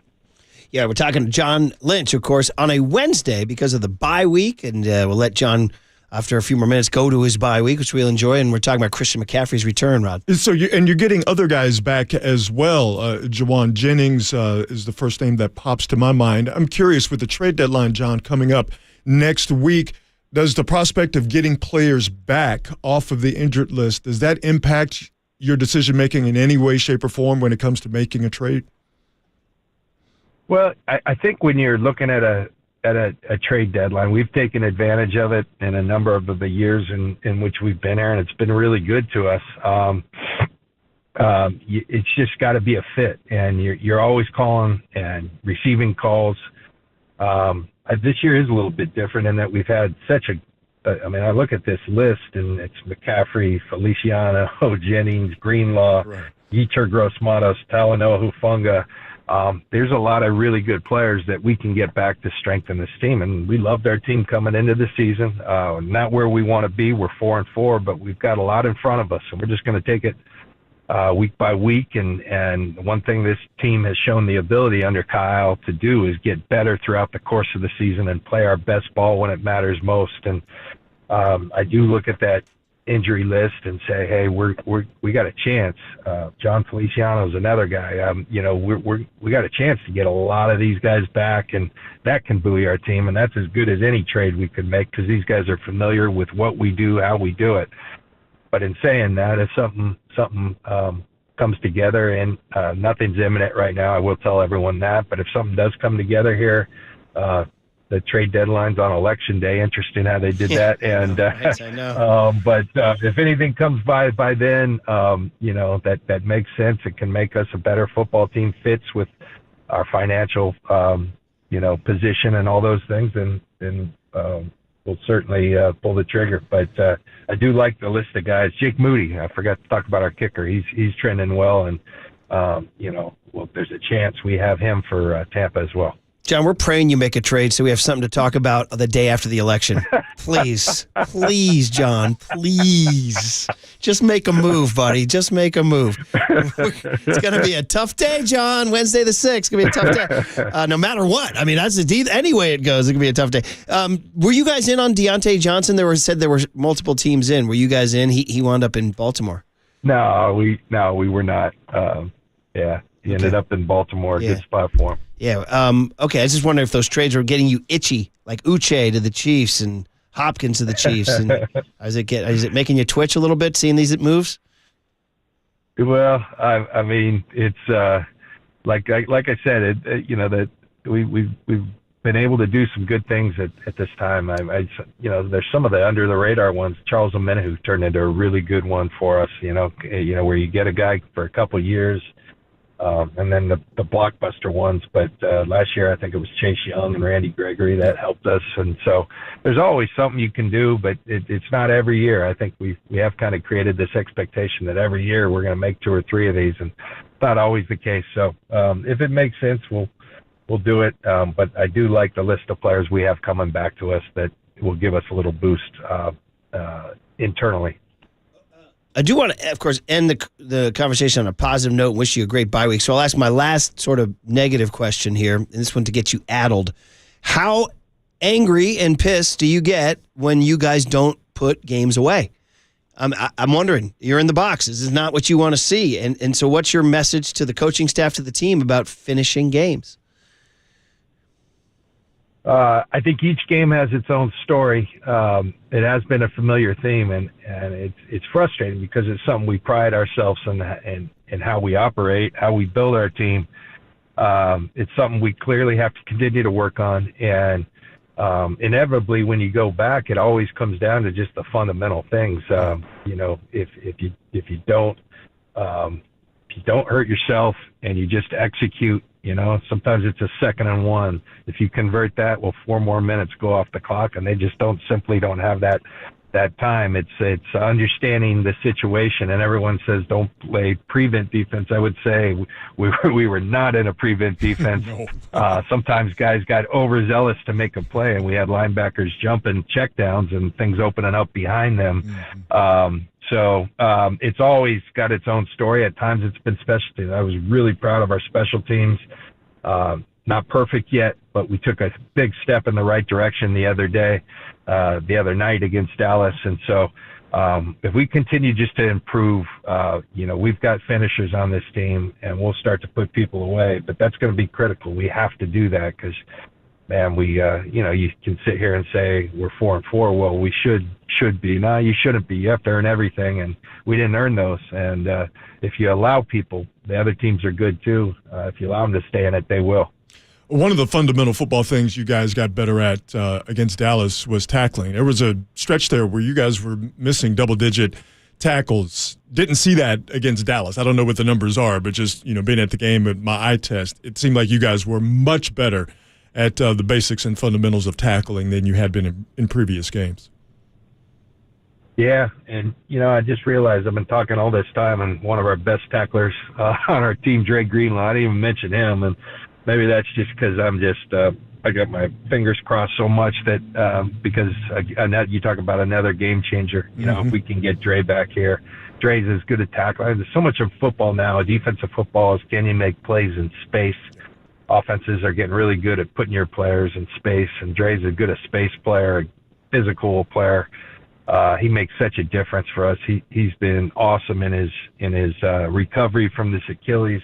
He's getting closer, so that will help. But I think you're right, Rod. We pride ourselves on being a really good tackling team by getting there in numbers. And I thought early in that game, only one guy, I think 87 Ferguson was eluding some tackles, but then he was carrying the ball loose as well. So I knew one would come out. I thought we were going to have it. We put it on the ground. It seemed like there were 3 of us, 1 of him, and he ended up getting it. But sometimes the ball doesn't always bounce. But I did feel like we tightened up our tackling.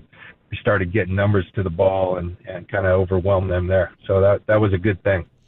All right, man. Well, listen, the big win over the Cowboys, it's funny, these moods go week to week. Go into a bye week with a win. They're tied for first in the NFC West, and it's all right there in front of you with McCaffrey possibly coming back. It's pretty darn good. So we'll let you go. Not to pry into your exact itinerary, but anything exciting going on in the bye week? Like San Diego, I'm guessing, or anything other than that?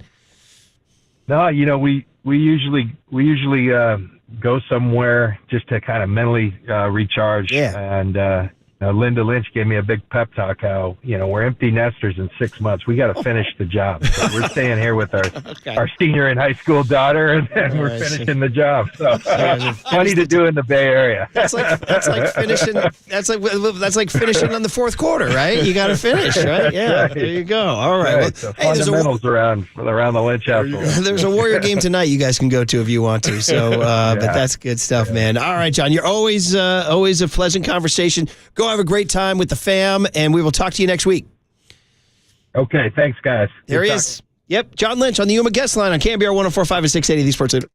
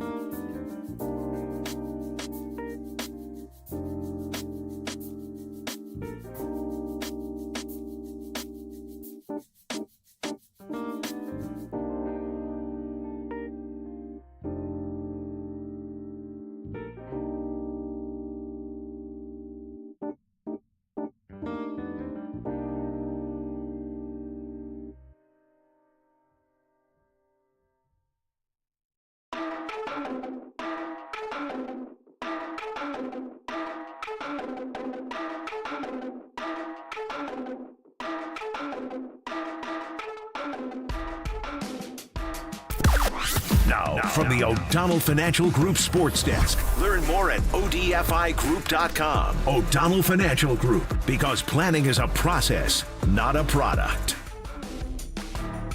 We have another new contest. The San Francisco 49ers have a rich history full of defining moments. In this bye week, Levi's is looking to create a special moment for the 49ers faithful. As the official apparel partner of the Red and Gold, Levi's is going to offer 2 tickets into the Levi's 501 Club and 2 field passes for the November 17th game against Seattle. I always love getting on the field. It's incredible. So how do you qualify? You got to stay tuned. We are going to give these tickets and these field passes away in the 8 a.m. hour this morning. So when you hear the cue to call, be caller 10 to 415-896-KNBR, and you will qualify. This is all courtesy of Levi's, the official style partner of the San Francisco 49ers. Suit up and make game day legendary. You can find official rules on KNBR.com.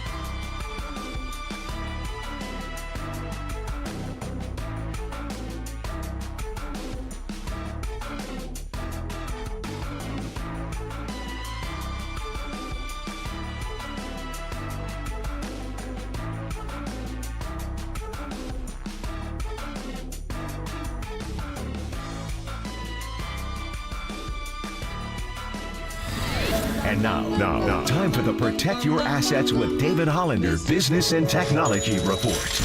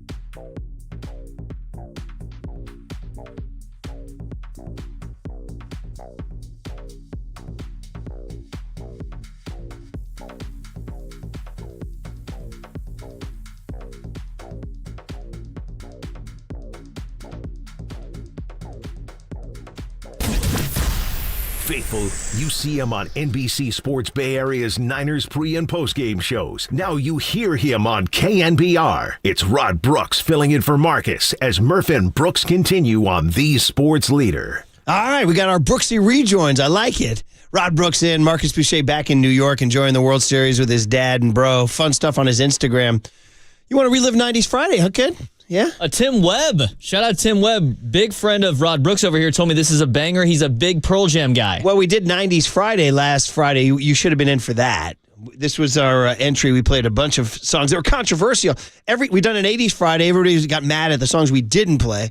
We did a 90s Friday. Everybody got mad at the songs we didn't play. And now we'll do everybody. We'll do an 00s Friday this coming up. So you need to pick out 4 or 5 bangers from the 00 to 09 corridor. I got you, fam. Okay, all right. Good man, good man.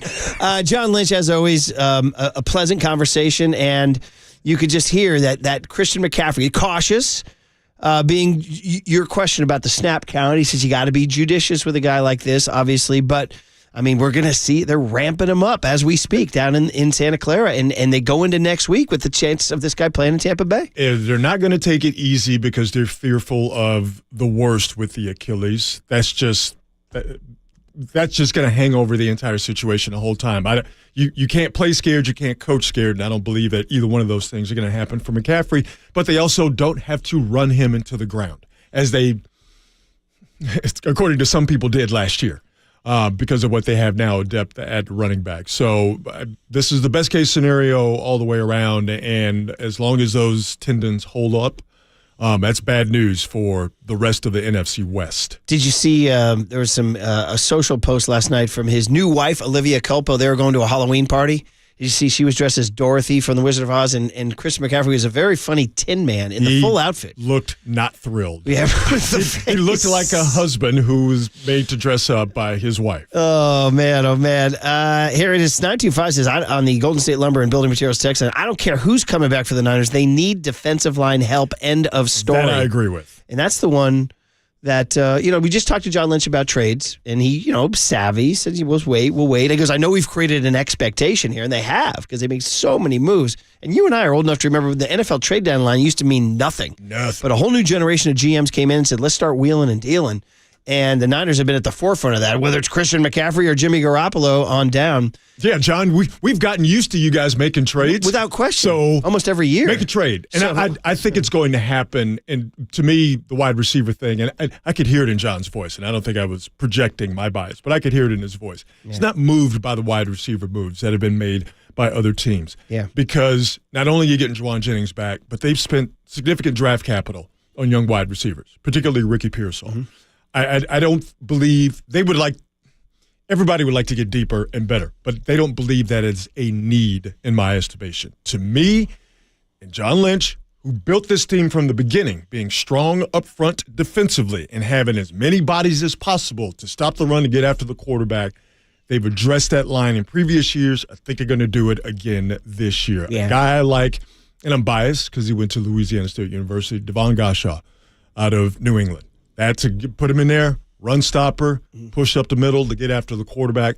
I believe they're going to get themselves. I don't know if it's an interior defensive lineman or somebody else to bolster the edge, but defensive line is where they're going to go, in my estimation. Yeah. Azeez Ojulari is a guy I think, you put him on the Niners, I think you're cooking with gas. There's any question that I remember I always tell the story that when I covered the Niners, George Seifert was an old D-line, D-coordinator guy, and he said if he had his way, he'd have the entire 53-man roster would be D linemen. That's his fantasy. I don't think John Lynch is too far away from having that mentality, quite frankly. That's his fantasy thing. And so just a couple of names of guys who may surge in the second half. Sam Okuwanu has been playing better. Very well. And as a texter points out, 831, and they signed Evan Anderson up to the 53-man. Yep. We'll see if this guy can make some plays. No, but to your point, he's already made plays, impactful plays. Listen, when Evan Anderson and Sam Okuwanu came into the game against the Cowboys, the Niners defense got better. They got better against the run. They got better up the middle. That was not an accident by any stretch of the imagination. Good stuff. This is Rocky. Covers the Niners every week on NBC Sports Bay Area. So you see him on I know. You got a week off this weekend, right? You guys aren't doing a bye-week show, are you? No. All right, good man. You came in here instead. By the way, just to let you know how we make people happy here, 415 says, my wife, Minna, in Hayward, won the 49ers field passes yesterday. I've never seen my son so happy when she told him he's going on the field for his 10th birthday. Thank you so much. Hashtag beat LA. See? Dope. That's what we're talking about. We're here to make people happy. And young Tony, we have not given these things away yet, have we? No? Do we have an idea when we will, buddy? 8 a.m. hour. Stay tuned. Well, it's 8:32. Well, stay tuned. Stay tuned. All right. Cooler content. And then Howard Bryant talking World Series at 8:50 on KNBR 104.5 and 680, the Sports Leader.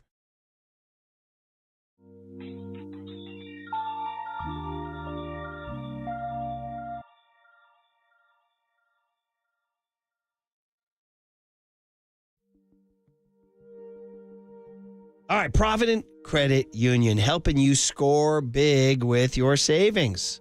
Yep, check out the Pick a Term certificates from Provident Credit Union. You can lock in a fantastic 4.25% annual percentage yield with a Pick a Term certificate. So, whether you choose a 3-month or a 6-month term, this limited time offer is ideal for hitting your short-term savings goals.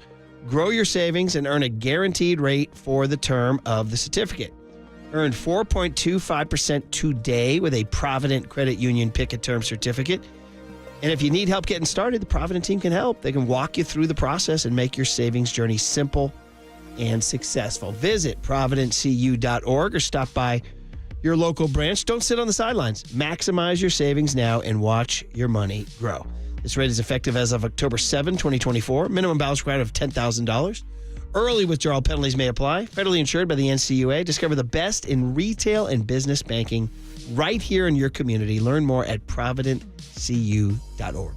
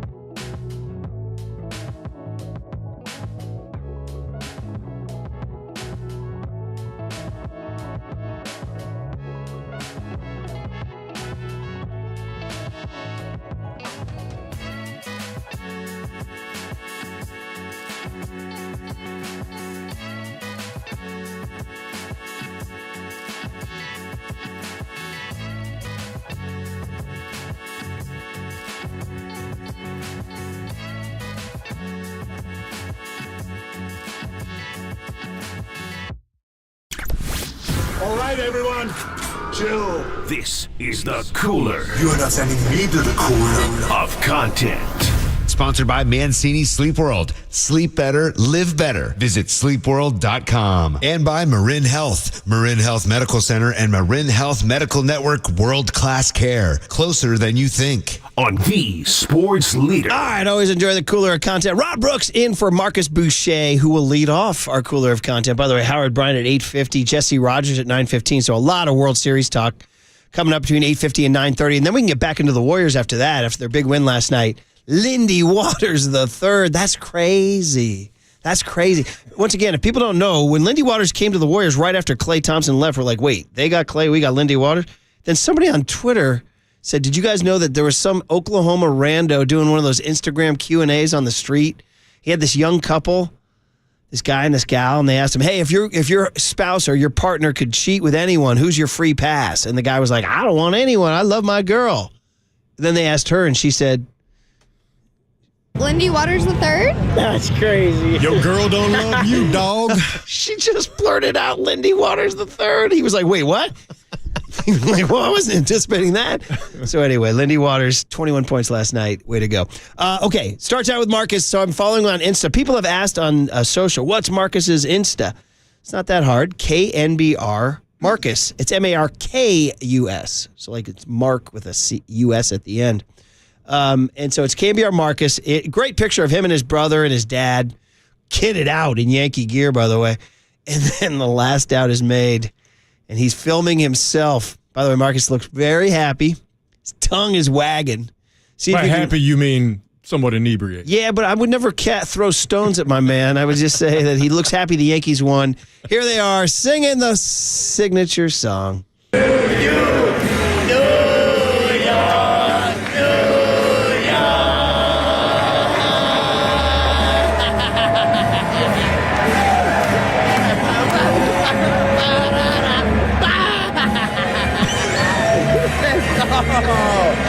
That's my man That's right awesome. there. That's awesome. He's got the tongue hanging out and everything. He is Yeah,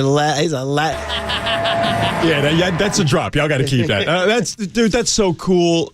The fact that he got to see his favorite team, even if it is the Yankees, but he got that from his pops. But he got to see his favorite team, even though they're about to get the old gentleman's sweep. I mean, they just had one more cigarette before the execution last night. That's all that was. But to see your team win a World Series game in person with your brother and your pops, that's all time. That's dope. All time. Who knows? Maybe they saw the history. And they were sitting by the seats, he told me, and the pictures down the right field line. You know what happened down the right field line last night? Copa Bianco happened. This is the story that we talked about the entire first hour. Rod is disgusted. I'm oddly intrigued by this Yankee lunatic, Frankie the Nick Turturro told us he was going to play a character called Frankie the Lunatic in an upcoming Spike Lee movie about New York. I was like, this is who we're talking about. A fly ball down the right field line, off the bat of Gleyber Torres, bottom one. Mookie Betts goes over to catch it. Now, key note here, the ball was not in the field of play. So that gives Copa Bianco, this guy's name, we find out because the authorities get on him right away. 38-year-old Yankee fan from Connecticut named Austin Copa Bianco. Curly found his Twitter, and in his Twitter, he extols his love of the Yankees. He goes, I work hard so I can have season tickets to the greatest team in the world. Let's go Yankees. By the way, he hasn't tweeted since like 2012 or something, and his mugshot is incredible. Anyway, this guy, if you haven't seen it, well, here's what Joe Davis and John Smoltz said as this ball traveled just into the foul territory. It never went. Okay, take a listen. Go ahead. To right by Torres. Betts in the corner. Does he have room? Fights with the fan. And they're going to say that it's an out and fan interference. So an out, one gone in this first. And yeah, Betts has that ball in his glove, and this fan literally tries to take his glove off. Pries the ball out of there. A for effort. Well, he won't be watching the game much longer. Okay, so listen, obviously I'm anti-fan interference. I hated that Dodger fan leaning over, all that stuff. And yet, Rod, yes, double standard, hypocrisy, you can call it all. I'm oddly fascinated by this whole thing because of the insane intent. I got to admit, the guy's look goes a long way. I mean, he's not super physically fit. Which is why he couldn't get the glove off of Mookie Betts' hand. He's got a weird Yankee hat, kind of askew. He's got a weird head. He doesn't look necessarily like the kind of guy you want maybe your daughter to bring home to daddy. And he won't stop peeling back the right part of Betts' glove, peeling back the left part of Betts' glove, reaching in. Betts is like, what's going on here? The other guy's holding Betts' hand down. It's almost like a heist. It's like, and it's so New York. It's so Yankee. And then I find out, can I stereotype here? Find out the guy's name is Kappa Bianco. He's out of The Sopranos. He stereotypes himself with that last name. So, you were disgusted. No, I'm not disgusted. I just think he and his homie are a couple of dorks, and we're celebrating a couple of dorks doing what a couple of dorks shouldn't do. Mookie Betts should have slapped both of them across the face with the glove they couldn't get off his hand. Incredibly, Mookie just tried to move on after the game. He was like, no, don't give him any shine, which is the problem. We're giving these dorks shine. Yeah, They're dorks. Well, here's two things that came out of it. Number one, the score was 2-0 Dodgers at the time. It wound up being 11-4. Yankees are undefeated since the Capo Bianco heist. God. All right, dude. And number two, The Athletic found a fan named Angela was her name. They interviewed her that he was walking out. They were perp walking Capo Bianco out, and she said, "You're my hero. You're my hero." They found him at a bar. Dude, let me give you some of these quotes here from this guy here. He basically was not apologizing, dude. He was not saying, hey, man, my bad. Here's what he says here. This is according to Jesse Rogers of ESPN. "We always joke about the ball in our area," Capo Bianco, 38, said at a local bar after the game.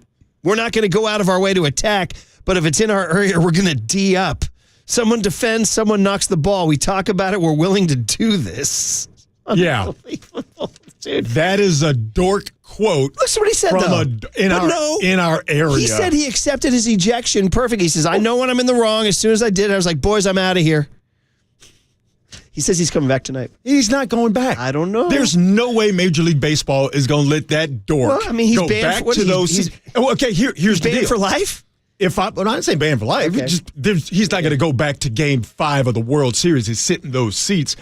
And if I'm Mookie Betts, I'm like, nah, homie, got to go.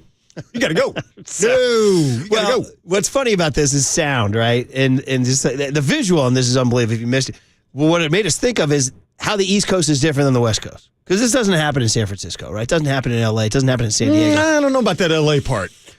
Well, it reminded us that in Boston, a couple years ago, after the Red Sox won the World Series in 2019, right? Didn't they win in 2019? Am I right about that? I scrubbed all that from my memory.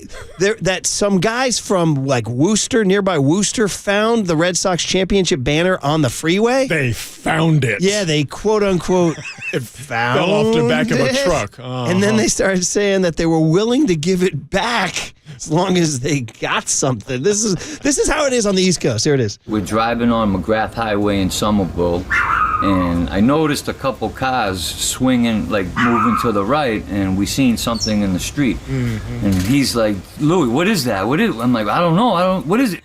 So I ran across the highway to grab it. We brought it in the car. We had no idea what it was. Mm-hmm. It was wrapped up in a brown paper bag. First thing I said, "This belongs to the Red Sox. This is for Fenway Park." Yeah. Like, how do we have this? Like, nobody made this. This belongs to the park. I'm thinking that they hang it off the Green Monster. Yep. We want to give it back to them because it belongs to them, and it doesn't belong to us. Yep. But in reciprocation, we would like, maybe to go to a nice playoff game, or we're looking for something. We just don't want to hand it over to them. Right? We need to negotiate here. We want. We're looking for We're working too. Yeah. I mean, my man had to run across 3 lanes of traffic. We are not making this up. This really happened in 2018, man. So, by the way, Jeremiah Crow is our program director. He's from Providence, Rhode Island. He sent it to us. Said, "Now you guys know why I left New England, dude." He said these guys are like a dime a dozen back there. I am a big fan, and I find it absolutely hilarious when people aggressively stereotype themselves. Yeah. Well, like those were 2 mooks from Boston. Oh, my God. My man ran across 3 lanes of traffic. We got to get By the way, there's a part 2 to this. How about the dog yipping in the background? And the other guy going, "Yeah," he goes, "Blank the Yankees, Boston #1.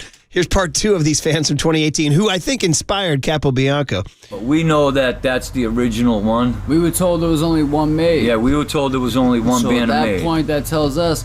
But then they told us they had a duplicate.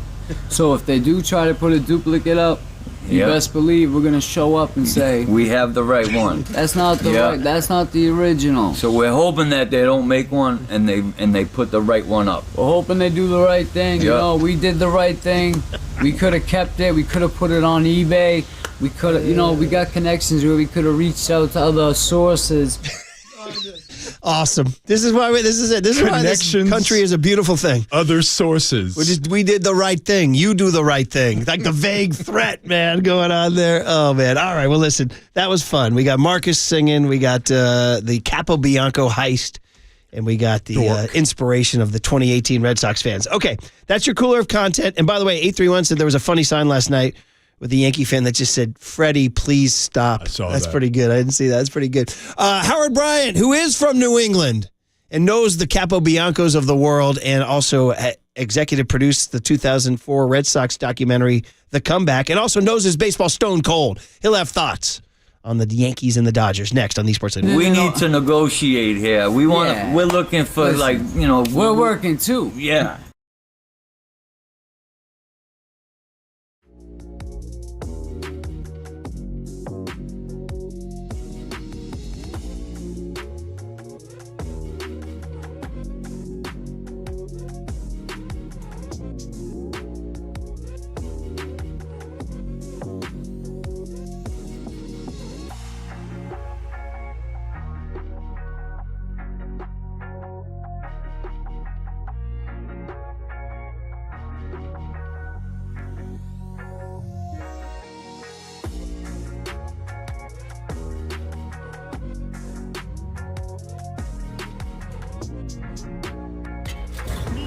From the Chilton Auto Body Traffic Desk.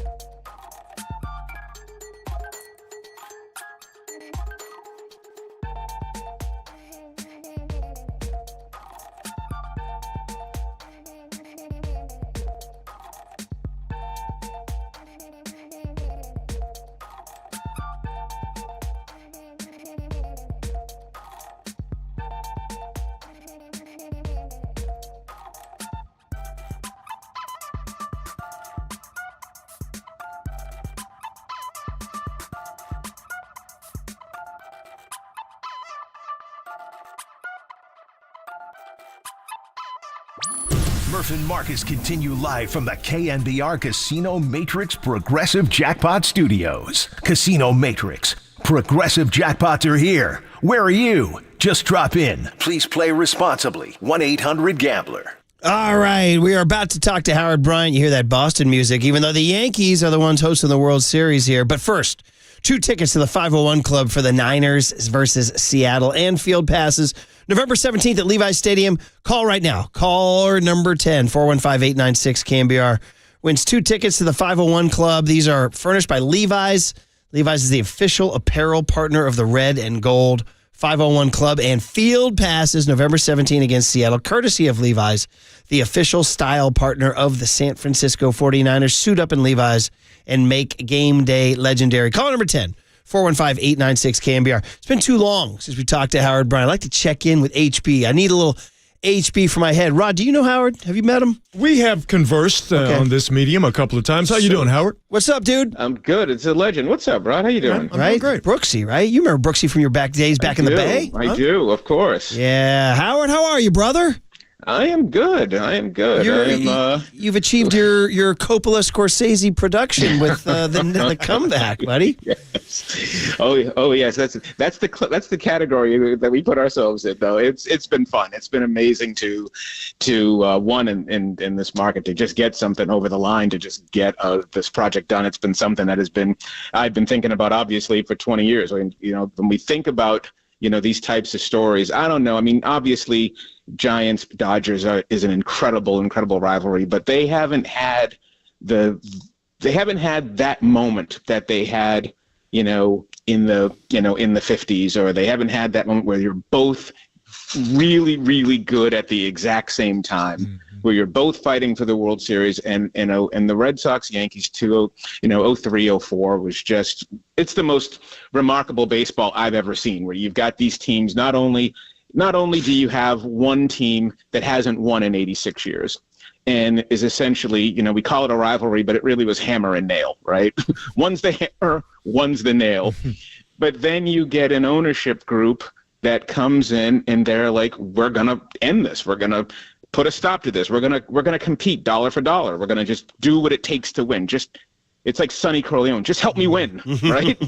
And so for them to do that and then to play the games that they played, 7 games back to back, you go from the Aaron Boone game to being down 3-0, and you come back and you win 4 in a row and you win the World Series. It's just, it's the stuff that you just can't make up. It was incredible. And then on top of that, to have these off seasons where every free agent out there wants to play in one of 2 places. It's either New York or it's Boston. They just controlled everything for that 2-year period. I'd never seen anything like it. Everybody go to Netflix and watch The Comeback. And although Yankee fan Marcus Boucher, my regular partner who's in New York with his dad and his brother, he's not excited about that's why we're having you on now when he's gone, because have you guys heard a resounding negative reaction from Yankees fans to this documentary? Well, there are a couple of things. One, I always tell Yankee fans, it's like, wait a minute, there is something in there for you. You kind of did win something in 2003. You kind of did destroy Boston one more time.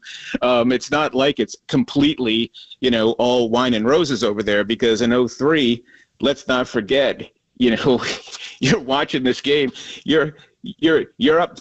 The Red Sox are up 5-2 in the 8th inning. You're going to the World Series, and then all of a sudden, Aaron Boone hits the home run, and and it changes, and Boston goes back to the scrap heap where they'd always been. So it's not as though you watch this as a Yankee fan and you go, oh, there's nothing here for me. There was a lot there for you. It just didn't end the way that you wanted it to the very next year. But, Yankee fans have their own problems right now because it's their hero from back then, Aaron Boone, who's drawn a lot of their anger because he decided, how about we just throw Nestor Cortez in there, even though he hasn't pitched, since, the sun was going down at 8:15 in the evening. Well, that's right. Brooksy, what's really funny about this, too, is that the story of the comeback is obviously a Boston story. And one of my friends sent me a text message I referred to it as the A++ review. It's just Sox porn. Just call it for what it is. It's just Sox porn. But on top of that, there's a lot more to it. And what it is that to absolutely change a culture, right? Like when you're the Red Sox, you know you're going to lose. And when the Yankees are involved, you absolutely know you're going to lose to them. And they're going to find a way. Find a way, Murph. They're going to find a way to break your heart, to crush everything that you built. And now it's Yankee fans, the lordly Yankees, the unbeatable Yankees, the 27-time world champion Yankees, where their fans are like, how are we going to blow this? And that's really new. That's a new thing. Yankee fans don't walk around with that confidence anymore. They don't, they're waiting. They're waiting for the gloom and doom. It's like, what are you guys from the 617? Giants fans, they don't have. They won a World Series in 10, 12, and 14. And while that was a while ago, it's still 3 more World Series than the Red Sox had won prior to when they went on their run. So it's not the same thing, but I get a sense that there's some Giants fans who are listening right now going, when you said, hey, there was an ownership group that came in to the Red Sox and they say, we're going to end this curse. We're going to spend money like the Yankees.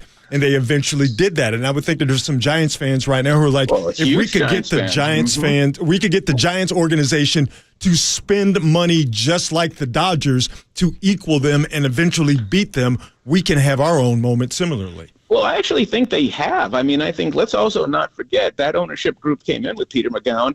They had signed Barry Bonds before that deal was even done. So you come in there, and up until Dave Robertson, this new iteration, even though you did win 107 games a couple of years ago, when you look at what the Dodgers-Giants rivalry from San Francisco, Los Angeles standpoint.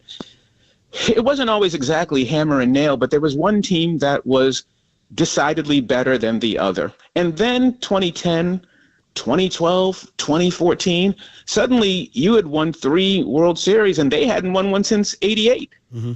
And the dynamic had sort of shifted. So it's really not that different from Red Sox and Yankees in a lot of ways, from the standpoint that, if you're the Giants and you're always sort of looking, you think the Dodgers are looking down their nose at you, and then you point at the scoreboard and you go, hang on a second. Yeah, for sure. We're talking to Howard Bryant of Meadowlark Media, and he just produced The Comeback, a documentary on Netflix about the 04 Red Sox. Marcus can't stand it. I'd love to get, by the way, you're listening to KNBR AM and KNBR FM, San Francisco, the sports leader, a Cumulus media station. Something you used to say back in the day, because I've known you this long, was when the Red Sox called the Yankees the evil empire, you were like, excuse me, you guys are the second highest payroll in baseball, right? You were like, exactly. You're like a pauper in king's clothes, right? That's my question leading to this World Series, and that is, with the Dodgers on the brink, and who knows, maybe you'll be doing a documentary on the 2024 Yankees 20 years from now. Exactly. It's not over yet, but it's not over yet. All likelihood that the Dodgers will close this out. We look at that, and it's part, for us, we're puking all over the place. We hate the Dodgers. But I look at it and I say, well, duh. They spent, Howard, I want to say, between Yamamoto and Ohtani, was it over $1 billion? Yeah, that's right. Is this what we're just seeing here now? This is $1 billion franchise? Of course you should be winning the World Series? Well, there are no underdogs in this series. You've got one team's got a $359 million payroll, the other team's got a $325 million payroll. So I don't think anyone's looking at this as the little engines that could. Although it does make me laugh, and it always makes me laugh when the Yankees are trailing. They play the theme to Rocky. I'm like, you, Rocky? You're the Yankees. You're Apollo Creed. Yes, exactly. It's like come on now, but yeah, no, I think that what is fascinating about where this is at is the game itself, the money has gone so far beyond rationality. You would think that at $350 million, you wouldn't start a World Series game with an opener. Right. None of it makes any sense. And so and I think what was fascinating, and shout out to our director Colin Barnacle, and who actually did the hard work on the film. What I found most fascinating about watching that documentary was just in 20 years, the fact that you got Derek Lowe on on camera going, I just hoped if I could get into the sixth inning. I'm like, the sixth inning? You're a hero. You're a hero. Yeah, right. You're a god. You are a god amongst gods if you can get into the sixth inning in a playoff game these days. So just the fact that everything has shifted so much and it changed. And I think the other thing about it too, for just the standpoint of the doc, is it wasn't what interested me about this project was. It was also the fact that this was a jumping off point for many things that haven't been the same. The Red Sox have never finished a season again fearful that the Yankees were just going to take anything from them. Mm-hmm. Just like when you're looking at the Dodgers and the Giants, after winning, 10, 12, and 14, you just don't look at even if you hate them, you don't fear them in the same way. And, and just with this as well, when you look at what baseball has become, from that series. I mean, really, if you just look at Grady Little in 2003, that was the last day. I mean, that was the day Billy Martin died. That was the day Tommy Lasorda died. That was the day all of those managers gave way to the analytics departments because of Grady Little and his gut. And all of it shifted from that series. And now you've got to be a 28-year-old Ivy League GM to get a job these days. There are so many things that shifted from that series in terms of how baseball is played and who plays it and who runs it. Do you think there'll be not a pendulum swing back to the old school feel with their gut, manage with their gut managers, but do you think the pendulum will come back to where at least there's some sort of mixture of gut-based decision-making and analytical-based decision-making? Yeah, and I think that where you're going to see the pendulum swinging is not between, Red Sox, Yankees, Giants, Dodgers, and today. I think where you're going to see that pendulum swinging is between today and tomorrow. I think guys are very much aware now, you can't be blowing out these pitchers' arms anymore. I mean, this assembly line pitching, I hate it, where it's like, okay, we got 10 guys on the pitching staff and 27 out, so let's just go get them. That's not baseball to me. That's not competition.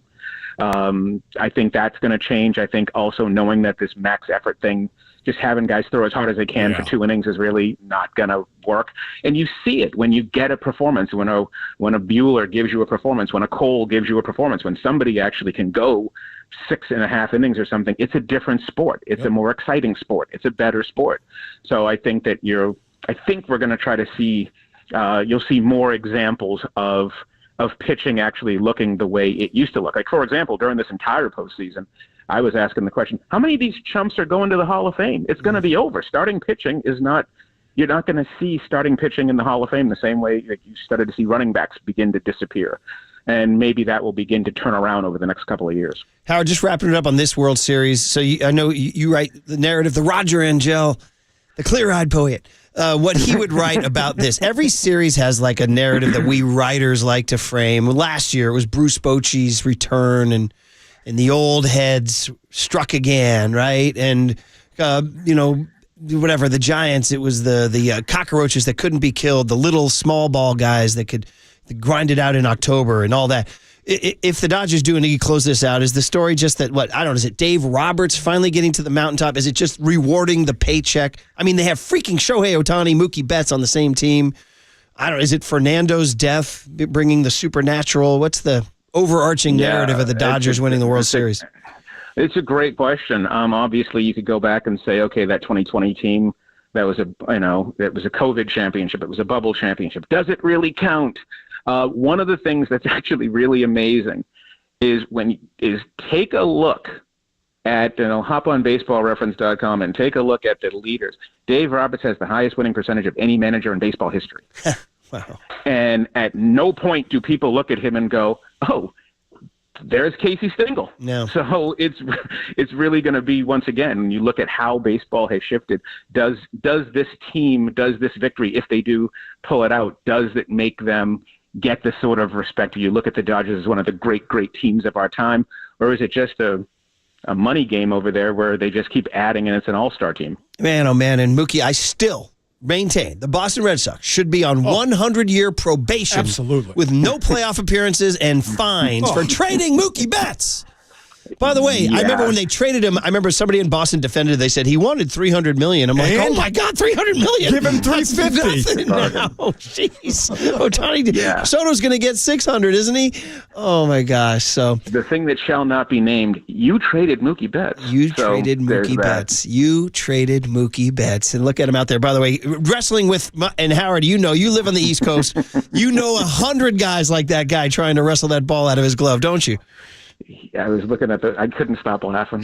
See? I just couldn't You're stop like laughing. me. Rod is like morally offended. I thought it was like, it's morally to me, it's out of The Sopranos. You know what I mean? I just don't want to celebrate two dorks doing dork stuff. Oh, it just reminded me of like when you reached across the table before Grace or something, my mother would look and go, "What are you, an animal? Are you an animal?" I mean, that's all I could hear. What are you, an animal? I mean, this guy, the Capo Bianco heist. I mean, they're going to, awesome. If David Chase was still filming The Sopranos, he would give that guy an extras role, wouldn't he? It was awesome. Hilarious. All right, Howard, you're the best. Congrats on the documentary. Everybody go to Netflix and watch it. Love talking ball with you, buddy. Be good. Thanks, boys. We'll see you later. Bryant, the man, and he's, Dave Roberts, the winningest manager in baseball history. I had to look it up because I didn't believe it, even though Howard has never given me a reason not to believe anything he says. I had to look it up. You do know, I haven't talked to you about that. I have a jihad that the Red Sox should be on 100-year probation for trading Mookie Betts. Yeah, they cheaped out. Yeah. And absolutely. now that money, if they had foresight, they would have known that the contract they signed with him in 2019 would have been cheap by 2022. It was a galactically dumb decision. And to the Dodgers! To the Dodgers! You could have traded him to the freaking Texas Rangers. No, the Dodgers. Or you could have just kept him. Oh, you could have kept him. He won a World Series there. Wasn't good enough for them. Jesse Rogers is the great baseball writer for ESPN, and he interviewed the Capo Bianco heist character that has everybody tongues wagging coast to coast, this lunatic at Yankee Stadium. Dork. Next on the Sports Leader.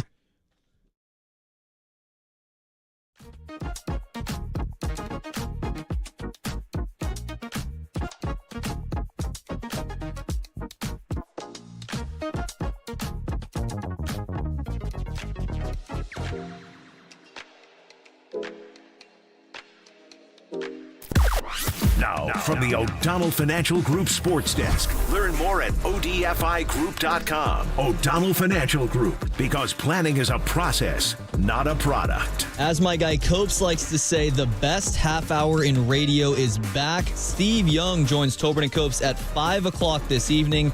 You can hear the whole interview live on the KNBR app and KNBR.com. It's all great. It's not all great.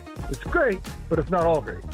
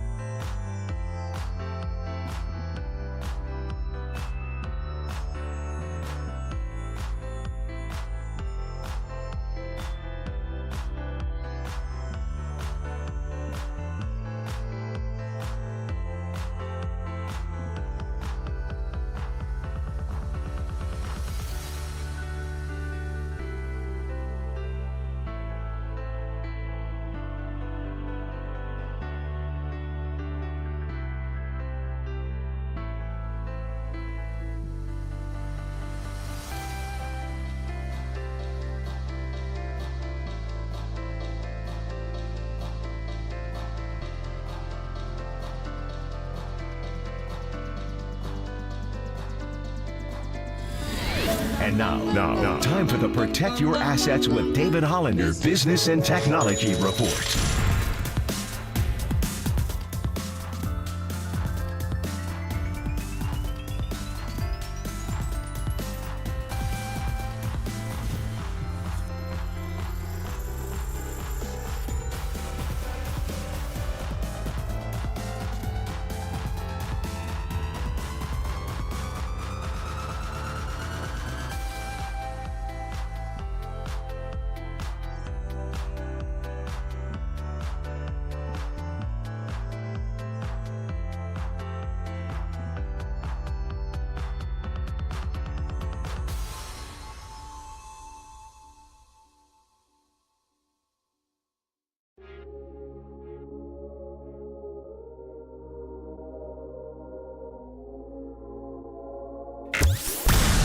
Usually it's Murph and Marcus, but today it's Murph and Brooks. Brian Murphy and NBC Sports Bay Area's Rod Brooks on KNBR, the sports leader. All right, the World Series continues to enthrall us. We want more baseball. We're delighted the Dodgers lost last night, and then we didn't know the theater was going to be provided down the right field line when this fan named Austin Copabianco, we know him now because the reporters chased him down after he ripped a ball out of Mookie Betts' glove and got tossed from the stadium. So let's quickly go out to Jesse Rogers, who's carving out a few minutes for us. Jesse does a great job for ESPN covering baseball. And Jesse, how Yankee Stadium was that last night? Good morning. Welcome to KNBR, Brian Murphy and Rod Brooks. How you doing?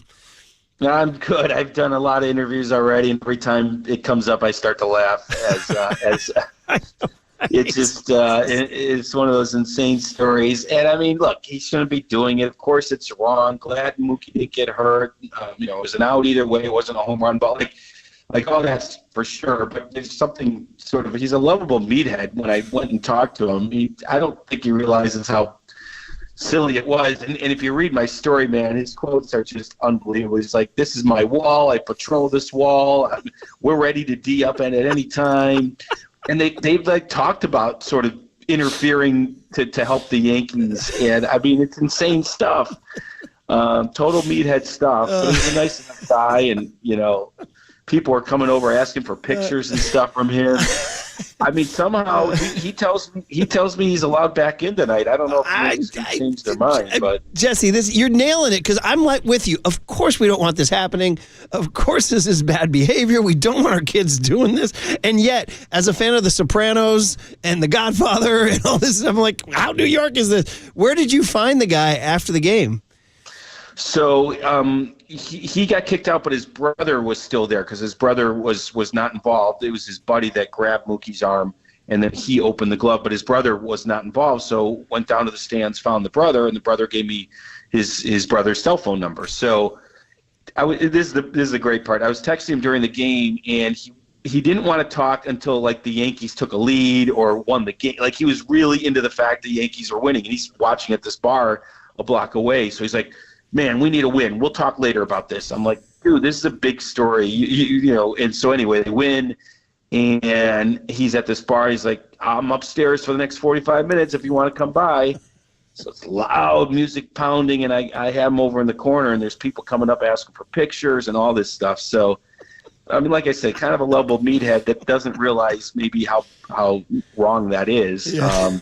It was premeditated in some form or fashion. He didn't know exactly, but he always talked to his buddies about, helping the Yankees in whatever way they can. That's crazy. It's incredible. So you had the opportunity to talk to this, as you describe him, meathead. Lovable meathead. Don't forget. He says he's going to. I don't like to call people names, so I'm saying it sort of. I'm trying to be nice about it. No, I'm with you, buddy. I'm with you. That's fine. He said he's going back tonight.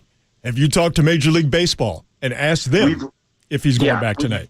Yeah, I reached out to the Yankees this morning and haven't heard back. He told me he was okay to come back tonight. Wasn't arrested, nothing like that. But I have a feeling the publicity is going to change people's minds.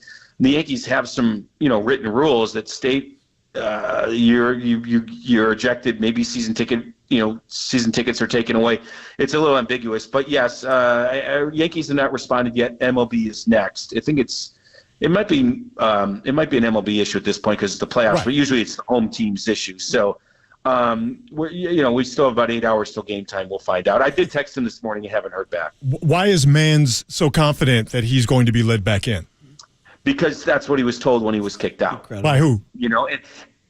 Security. But they don't have the final say. Yeah. And I think it ended okay there because he understood that he was in trouble. He didn't argue. You saw the video of him maybe being walked out. He didn't cause a scene. He understood. He told me, I knew I was in trouble, and they kicked him. I mean, it's the one time where security didn't overreact, I guess. They didn't put him on the ground and put him in cuffs.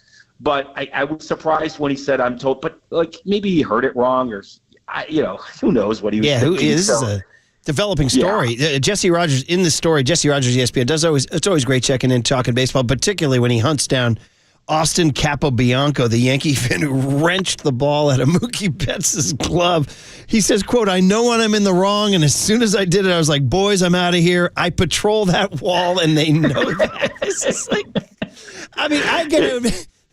Yes, am I exhibiting a double standard? If a Dodger fan did that to a Giants player, I'd be outraged. I'd be calling for the guy's head.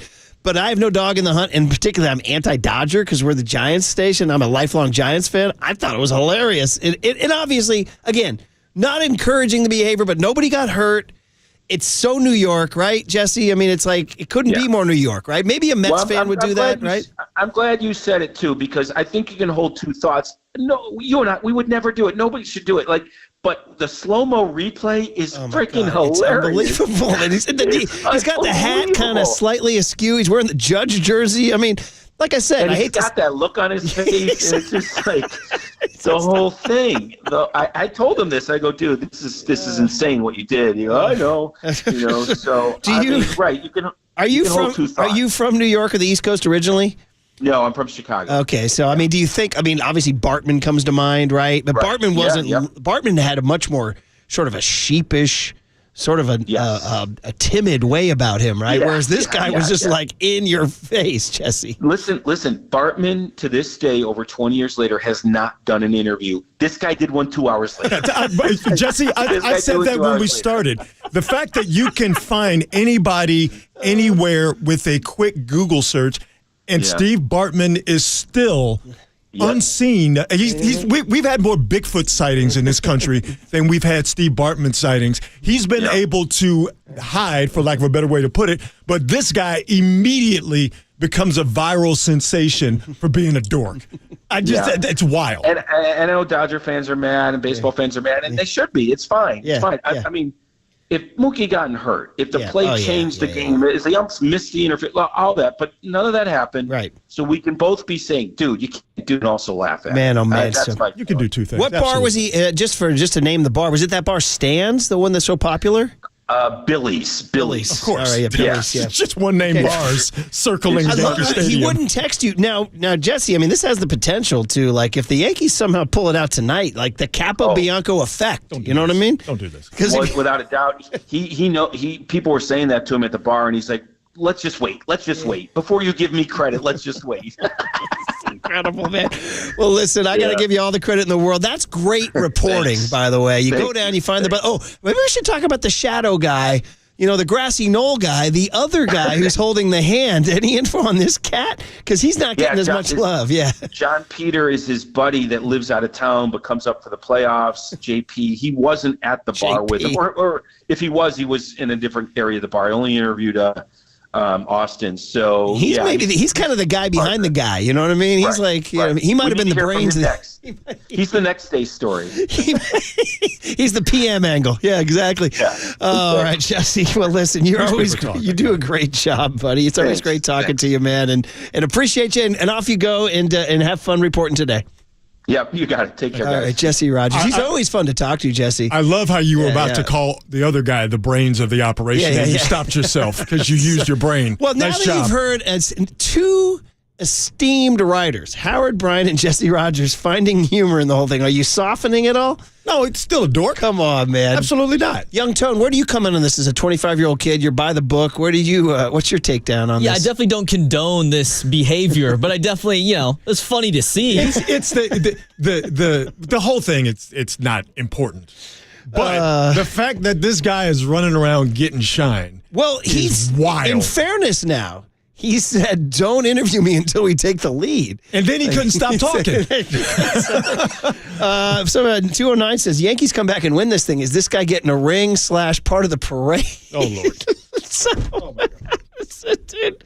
925 says, "If the Yankees somehow miraculously pull this out, I'm getting a Giants Capo Bianco jersey."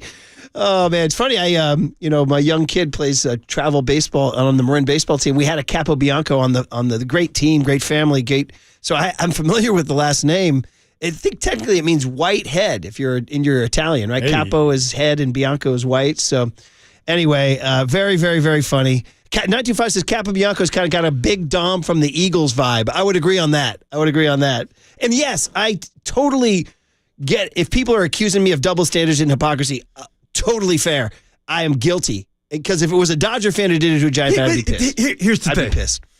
We've spent more time talking about this dork. This is true. And his homie and their dorky actions. JP, he called him. JP. Than Anthony Volpe, who grew up a Yankee fan. Hitting a grand slam in the world. That's the problem. Forget what he did. Nothing happened. It was just an innocuous out. Forget what he did. The fact that we're talking about this hilarious walking stereotype more than we're actually talking about what happened in the game, which is the Yankees staved off elimination. Come on. 707 says, "Rod, have you not realized we live in a world of Hawk Tua fame?" I know where we live. I know what's going down, but come on, man. 310 says this guy's a modern-day Jeff Gillooly. Now, that's one for Young Tone. I bet you don't know Jeff Gillooly. Okay, we'll get into that one on the other side. All right, and Walter checked in. Weekend Walt says, "Give this man a statue." Now, that's a little aggressive. All right, guys. Marcus Boucher. One word to use. Marcus Boucher, if you saw him on Instagram, he has been to the Empire State Building. He was at Stan's Bar before the game. He and his dad and his bro took a good-looking picture. Good-looking family, by the way, wearing their Yankee gear. And then afterwards, perhaps with a couple of pops in him, singing. In fact, you want to play it right now? Here he is singing New York, New York, filming himself. And he's got that crazed look in his eye. Here he is, Marcus, last night.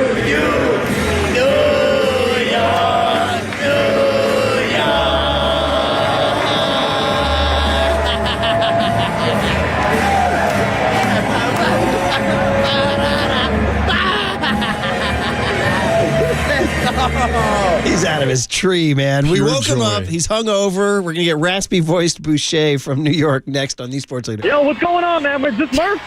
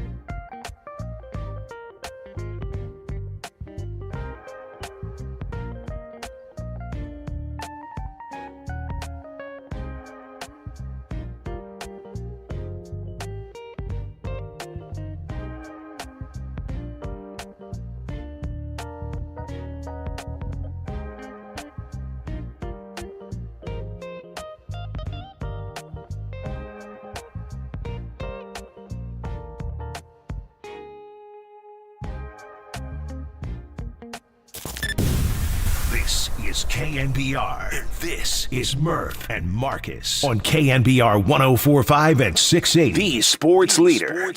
We did invite Boucher to come on because he's in the Bronx right now. Yeah. Can't do it. What do you mean? Oh, He said, sorry, brother. Already a few beers and shots deep. So it's probably not the best idea. And he wrote probably not the beat idea. Yeah. Yo, what's going Like, on, come man? Is this Murph? He's fine. That's right, at the parade. Are you kidding me? Wasn't he hammered at the parade, Boucher? Yeah. Remember that? Yeah, that was We the had cut him on. right there. He thought you and I were Murph. Yeah, he goes, is that Murph? Yo, what's going on, man? Is this Murph? He does his best work. As do we. It's Yankee Stadium. That's the vibe I want. The best shows we've ever done First are of out on all- location. All right, that was yesterday's Papa and Lund. And yes, of course, we all want to get the coveted interview with Yankee fan 1A here at KNBR and live from Yankee Stadium last night, posting Instagrams, handsome family photo, and then exuberant, perhaps couple of pops deep, singing Sinatra. And we woke him up. He's hungover. He's happy. He's the water boy in Manhattan. Water boy. Murph, Rod, Bing Bong, what's up, boys? Bing bong, buddy. Where are you right now? You on the street? I am on the streets, just walking to a diner literally across from MSG, chugged a coffee to help with this hangover, so I'm good to go, boys. You sound pretty good, bro. You sound like you bounced back.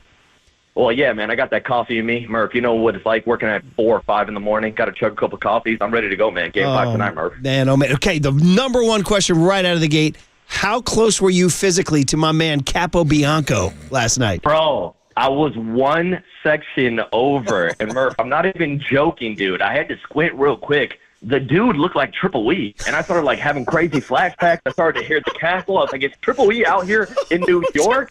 But man, oh man, like tell me, like give me, what do you give me, 1 through 10? Yeah, that guy in Triple E's face. I want to tell you a true story. So I walked into the office today, and frickin' John Joe being John Joe, he goes, "Murph, I found his Twitter.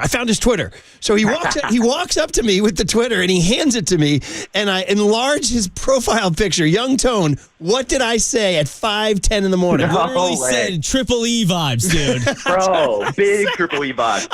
Triple E I vibes. said I'm getting major Triple E energy. So I walked it into Overnight Dave, and he goes, "No, this guy's face is way harder than Triple E's." That's what he said. No. I got the vibes too, Murph. I absolutely got those vibes.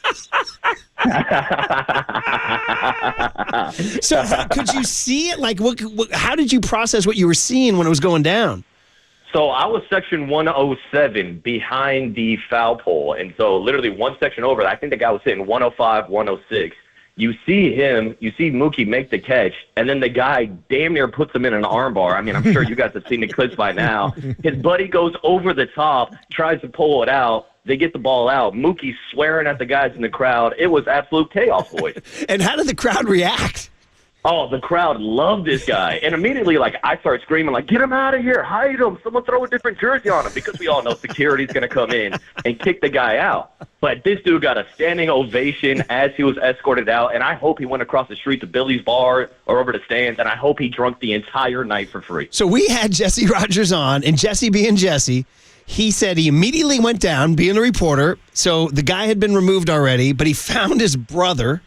His brother gave Jesse his cell phone. Jesse texted the guy. The guy was at Billy's. Okay, the guy was at Billy's. Billy's bar right across the street. Yeah, Billy's watch bar. And he said, "I can't talk to you now, and I won't talk until the Yankees take the lead."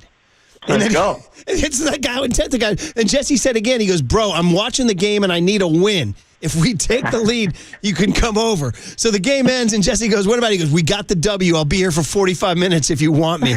And he got the exclusive. That's unbelievable. Here's what I love. I love the fact, man, that you got to see your favorite team win a World Series game. Forget about the count, in terms of, being down 3-0 and now being down 3-1. Forget about that. You got to see your favorite team win a World Series game with your brother and your pops. That's so cool. And there is no atmosphere like postseason at Yankee Stadium. The pop that's made in that building when something big happens for the Yankees, I really do think it's unique. When Volpe hit that grand slam, how did that hit you, my man?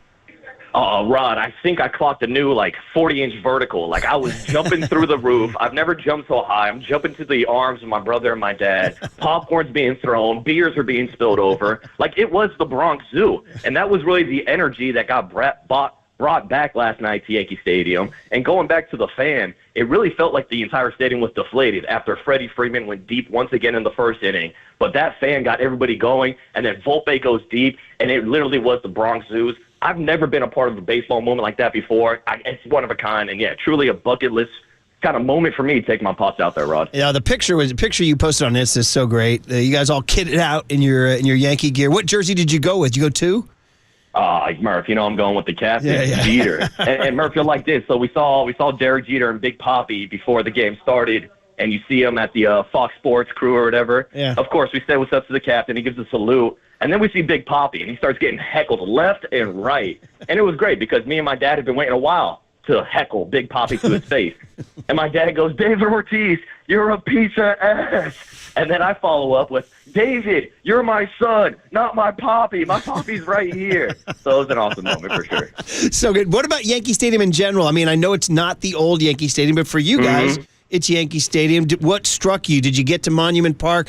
There's tons of historical photos in the walkways and all that. Yeah. What struck you about the stadium?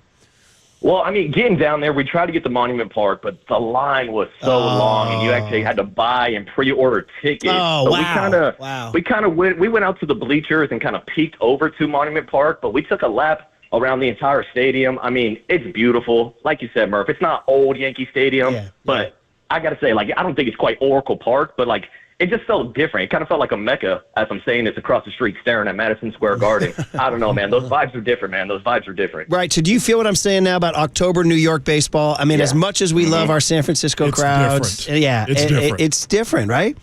Oh, a bunch of psychos out here, Murph. A bunch of savages. And you saw it in the first inning with that fan, putting Mookie Betts in an armbar. It's absolutely incredible. And people have accused me, and I said it all morning, Marcus, because I found it unbelievably funny and fascinating. Yeah. But I've said it. You know me, dude. I'm Mr. Rule Follower, dude. I'm Mr. You got to do everything right. And I've been like, total hypocrisy. I would, if it was anybody, if it's a Dodger fan doing it to a Giant, I'd be crushing the guy. But because it was a Yankee fan doing it to a Dodger, I was howling, and I was like, there's something perversely great about this, and only a New York moment. And Jesse Rogers called him a lovable meathead, is what he called him, dude. So Exactly, Murph. And after, what was it, game 1 where you had the Dodger fan interference, it was an eye for an eye. He was trying to get his get back. The difference is the Dodger fan leaned into the field of play. Fairness to my man Capo Bianco, that ball was in foul territory. Yeah. Oh, Lord, here we go. Rod's been more skeptical. He was in foul territory, but he wasn't in the seats. Come on now. Did you guys see the quotes, too, that apparently him and his brother have talked about this strategy before and how they're playing defense out there? This was pre-planned. These guys were ready to go. I need them out there every game. I hope they're back there today. Jesse said, I patrol that wall, and they know that. That's what he said.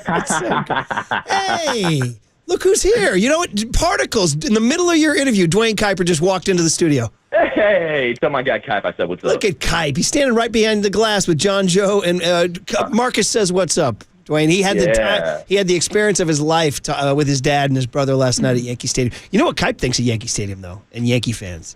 He doesn't like them. They didn't like him. Yeah, he's a Cleveland guy. Well, I'm just glad that Mike Krukow and Duane Kuiper got to watch a couple World Series. They did, and he said that they were watching Friday night when Freddie did that thing, did you dirty. So you've now experienced Freddie doing you dirty, and then Volpe picking you up. You've had both ends, Marcus. Yeah, multiple grand slams. We were actually talking about a cool stat yesterday from Sarah Langs. I guess the last time there was multiple grand slams in a World Series was when the Twins were there, when my dad's buddy Dan Gladden was the second one to hit a grand slam. So it was kind of cool, being there, witnessing the history, and then tying it back to the family roots also. So awesome, buddy. Well, listen, thanks for stealing some time from your vacation. I know you got to go hit one of those classic New York diners, get yourself a big old honkin' breakfast. Did you guys hit John's Pizza yet? No, that's the plan right now. We're going to a diner, get some breakfast this morning, get some coffee. Then we're going to go down to Ground Zero, pay our respects. And then we're planning on heading over to John's on Bleecker, baby. Yeah, John's on Bleecker is the call. And if you're out late and you still have chance, Walensky's Grill for that burger. And that's a little bit of now you don't be too sloppy. It's a slightly classy joint. All right, buddy. Oh, and Murph, you know how classy I am. I know. Well, you're like Capo Bianco classy is what you're like. Yeah, buddy. yeah. Right. By the way, you know how we always have those clips in the cooler from the Side Talk TV of the Yankee fans going crazy, bong and everything? Yeah. So they were out there last night after the game, and hopefully I make a cameo because I walked by and dropped a bing bong, F the Dodgers, bing bong. Well, you know what we played? You know what the Capo Bianco incident reminded us of? Hey, play it for him right here, Tony. Everybody said this is what the East Coast is like. Remember these guys? We're driving on McGrath Highway in Somerville, and I noticed a couple cars swinging, like moving to the right. And we seen, remember those guys? Yeah, it's exactly. The guys that stole the sign, right? Yeah, exactly. So yeah, East Coast, the East Coast it hits different, Marcus. It does. All right, buddy. Go give your dad and your bro high fives from us, and have a great rest of your trip. Will do, my boys. Bing bong, F the Dodgers. I'll talk to you boys next week. Right, it's Marcus Boucher on a high. That's pretty fun, man. Listen, it might end tonight. Will it end tonight?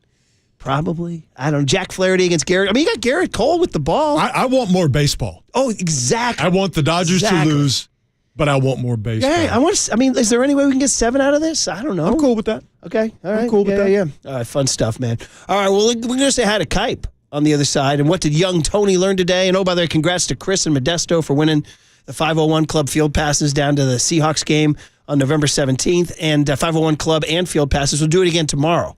All right. And tomorrow, Chris Mad Dog Russo is going to join us from New York. How good is that? All right. Well, young Tony, we got one for you, too, on the other side.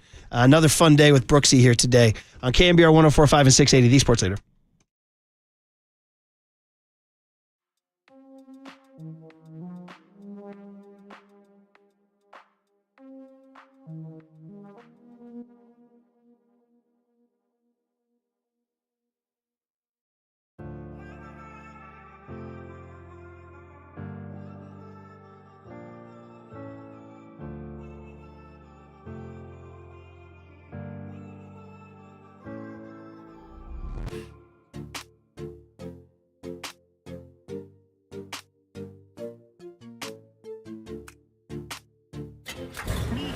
From the Chilton Auto Body Traffic Desk.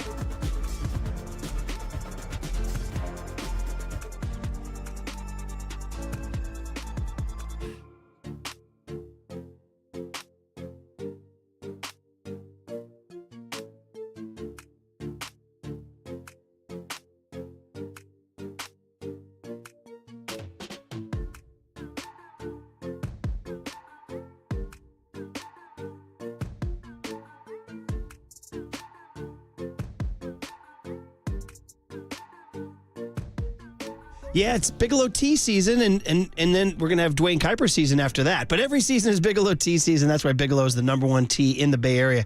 One of the first things we do here at KNBR is you go into the break room, you get a mug full of English breakfast, cranapple, chamomile. Shout out Gwen Stefani. I love all of Bigelow's different flavor options. Perfect for someone who makes a living behind a microphone. Very soothing. So it keeps me going. It keeps KNBR going. Look no further than our cup of Bigelow Tea right here in the studio. So, pretty simple. Grab a mug full of your favorite Bigelow tea and tea proudly.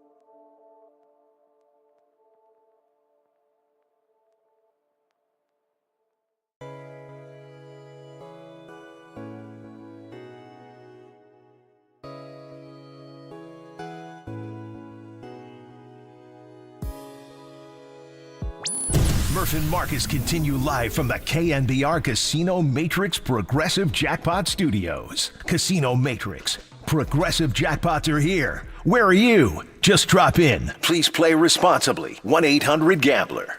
How great that we talked to Duane Kuiper this morning at 7:30. He was on Treasure Island on his way to an appointment. And then he said, you know what I'm going to do?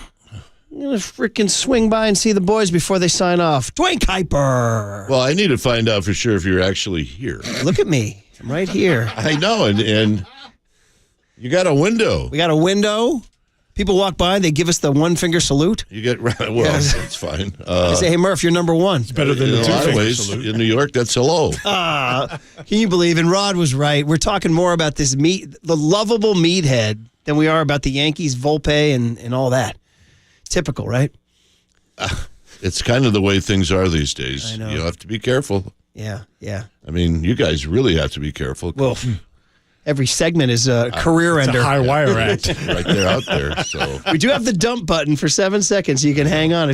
Young Tony holds our careers in his hands. I thought we had the dump button, I don't know, maybe 25 years ago. I said one of the really bad words in the booth at Wrigley Field, which is really small. But before I said those bad words, I shut off my microphone, right? But my partner was literally right next to me, so it traveled into his microphone. Oh, yeah, it's a little spillover. And we didn't. There were not too many complaints, but Bob Agnew worked his magic to get rid of it, where nobody could find it. Right? That's why Bob Agnew drove around town with a license plate that said KNBR PD. That's how proud he was. Well, also that made his car and the registration a tax write-off. He's not fooling anybody with Do you remember when he went into Dunkin' Donuts and left his car running? No. And it got stolen? No. So there was a new KNBR PD around town, yeah. So what it is, this was in the morning, so he calls the morning guys and gives the description of his car and the license plate. And within a matter of a half an hour, they got the guy. See, that's KNBR making the community a better and safer place. 50,000 watt blowtorch in action right there, boy. Man, unbelievable.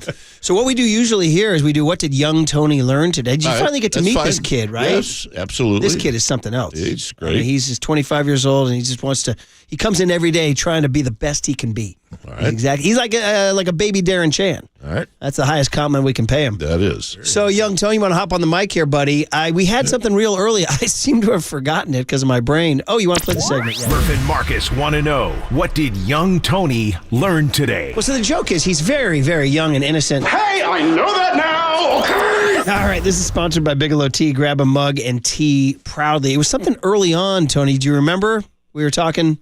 It was like 2 segments ago, wasn't it? No, it was in the 6 a.m. hour. Do you remember? 6 a.m. hour was like 2 lifetimes ago.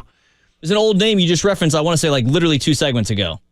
Way over my head. Yeah, that's right. We did reference, we're so good at this. We just forgot the segment. You want to go back to, you want to fall back on Willie Lump Lump then? Sure, why not? Yesterday? That was something that Rod mentioned, what was that, Tuesday morning? Early in the 6 a.m. hour. He said that you remember the Dodgers or the Yankees were going out like Willie Lump Lump. And I don't even know Willie Lump Lump. Kipe, do you know Willie Lump Lump? This is what Kipe, Murph, and young Tony. I am right now. I am bridging gaps here. What? This is what So I'm doing. explain to us. From Menace to Society. Like he went out like the movie. I saw Menace to Society. Yeah, but did you see Menace to Society? I forgot it. He went out like Willie Lump Lump. Did he get taken out? Willie Lump Lump? Yeah, by lumps. Okay. 2 of them actually. Okay. Don't ask how he got it, but you know how he got it. Okay. Yeah, that's serious business now. Okay. Would you remember the old Pete the Puma? He asked for lumps with his tea. Remember 2 or 3? I do remember that. Pete the Puma, young Tone. The lumps with the tea. He has I don't think so. No. All right, never mind. Well, there it is, guys. There's Willie Lump Lump. So there you go, Kipe. We all learned something today. Menace to Society. I bet you haven't seen that, Menace to Society. I think the Dodgers are full of Willie Lump Lumps. What are you talking about? There's a couple of Willie Lump Lumps who tried to take that glove off of Mookie Betts' hand last night. I'm going to put you on a hot seat because we have 5 minutes for Papa and lunch start. And just say, can you give us anything about the Buster Posey era? Because it's been about a month, and you can use it, answer it any way you want. I don't want to put you to, you don't have to reveal trade secrets, but just, what can Giants fans take? It's been almost a month since we had that press conference, and it's been a little quiet. Yeah, you know what? I told you guys during the break, I've really made an effort not to bother him. Okay. And I think a lot of people are doing that. You know, one of the hardest things, and I learned this from an old teammate, Buddy Bell, when he was named manager the first time. Buddy said one of the hardest things that he's had to do is turn down calls from former teammates and friends and that want jobs. So you can imagine the number of phone calls or texts that Buster's probably received from people all around baseball that he's been associated with. And it's really hard because you got to find a delicate way of saying, hey, we're still friends, but you know what? This is not the direction we're going to go in. I remember you telling me a while back when I was, when you get a job like this and you get asked to do a lot of these banquets and MCs, you said you gotta learn to say no. Yes. And so you say that with Buster, he has to learn to say no to friends and teammates. He does. And we saw Buster when he was a rookie. I think I just told the story the other day about he'd walk into the dugout during batting practice. Somebody would ask him for an interview, and he said, nope, you're too late. I'm here to work. Yeah. And from what I'm being told is he's at it every day at this new job. And so no, Murph, and Rod, I do think that Major League Baseball may have asked them, or maybe there is a rule that they won't make any announcements until after the World Series. Yeah, I mean, that's been something that has been sort of the unwritten rule in baseball over the past few years.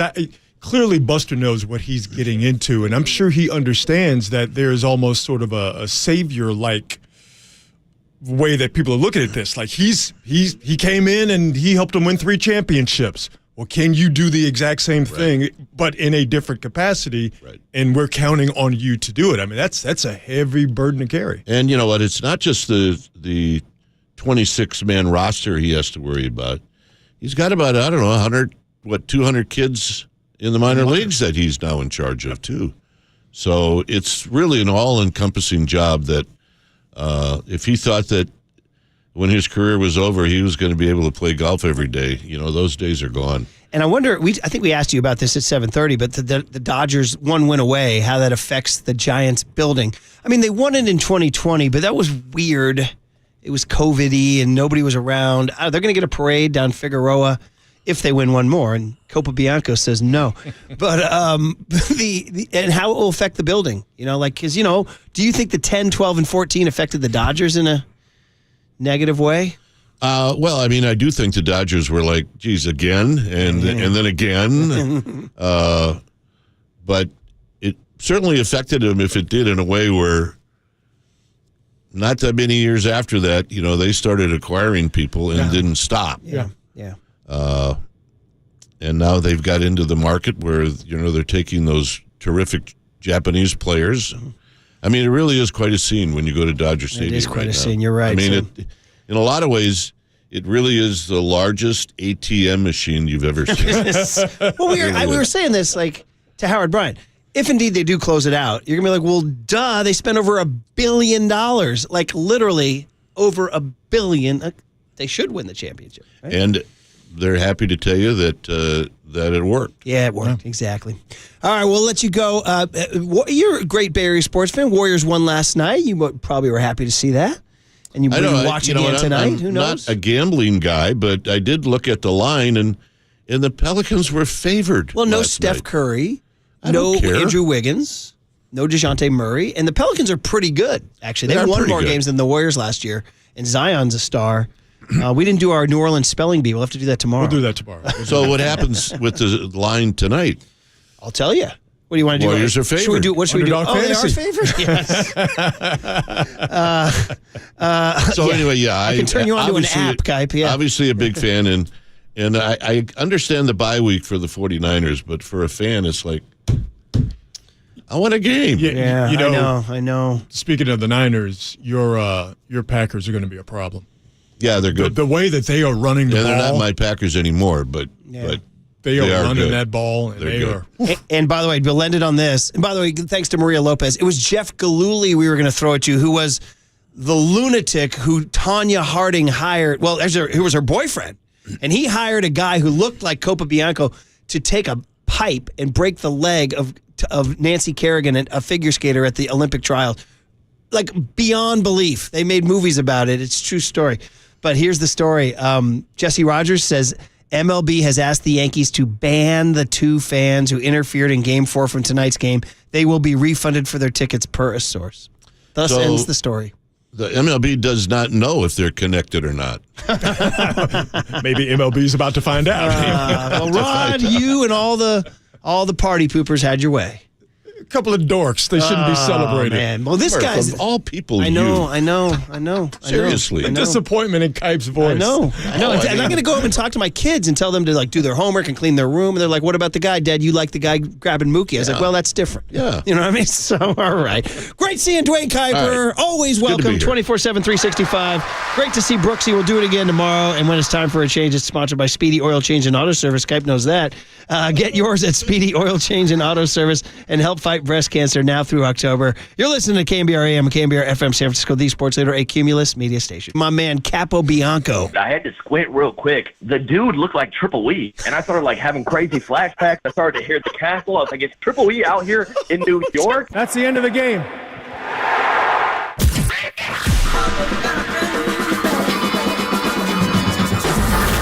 Ladies and gentlemen, Prepare yourself. prepare yourselves I love it when you call me Big Papa. for Greg Papa Sleeping Boy is Superman.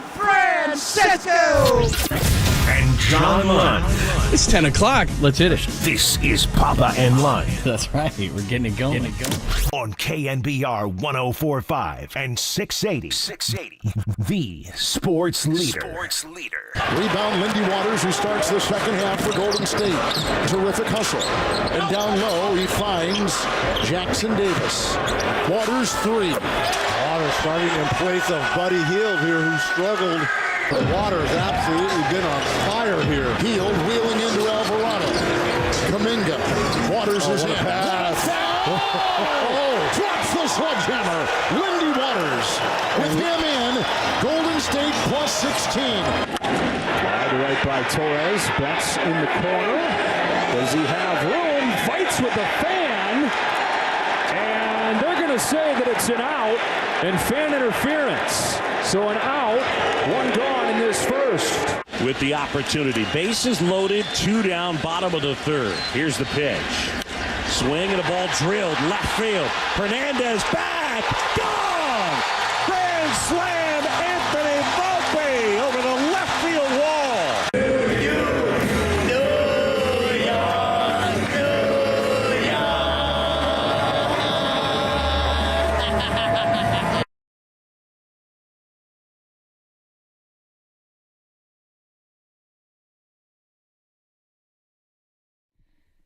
My boot thing. Marcus was too inebriated to join us during the show yesterday, but he sobered up right at the end to post that on IG. What a night.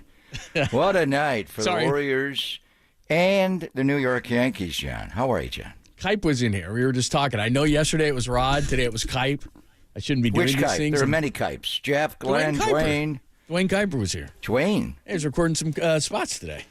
Oh, I never see Duane, so I was like, oh, man, I got to talk to Duane. He finished the drive-in from Treasure Island. I heard him this morning on TI. Yeah, he looks good.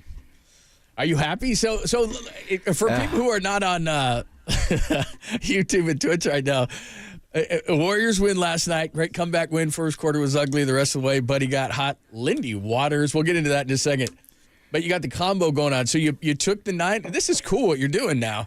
I've got like 4 different Yankee hats. I got all different color schemes. I went blue with a traditional Yankee hat. So you got the Warriors T-shirt. Normally you have the Niners flag, but you put up the Warriors flag, and then you're going with the traditional Yankees cap. Well, we're on bye. Even though we visited with John, and John was on this morning, and Kyle was on yesterday afternoon with Tobin and Copes, we're on bye right now. So all attention is to certainly the World Series. And I do feel for the Warriors. They had their home opener on Sunday night. I haven't had the heart to ask for the ratings yet, but to go against how highly rated was the Niners-Cowboys game on Sunday Night Football? One of the most watched one in years in that weekly slot. I think 30 million Americans watched it. And locally, the Warriors always do well, but Not against the Niners when they're playing a huge game. And then the Warriors are playing last night on TNT, and I got Kevin Harlan's calling the game. But you're up against, you've got to have it, must-win Game 4 for the New York Yankees. And now all these teams are playing again tonight.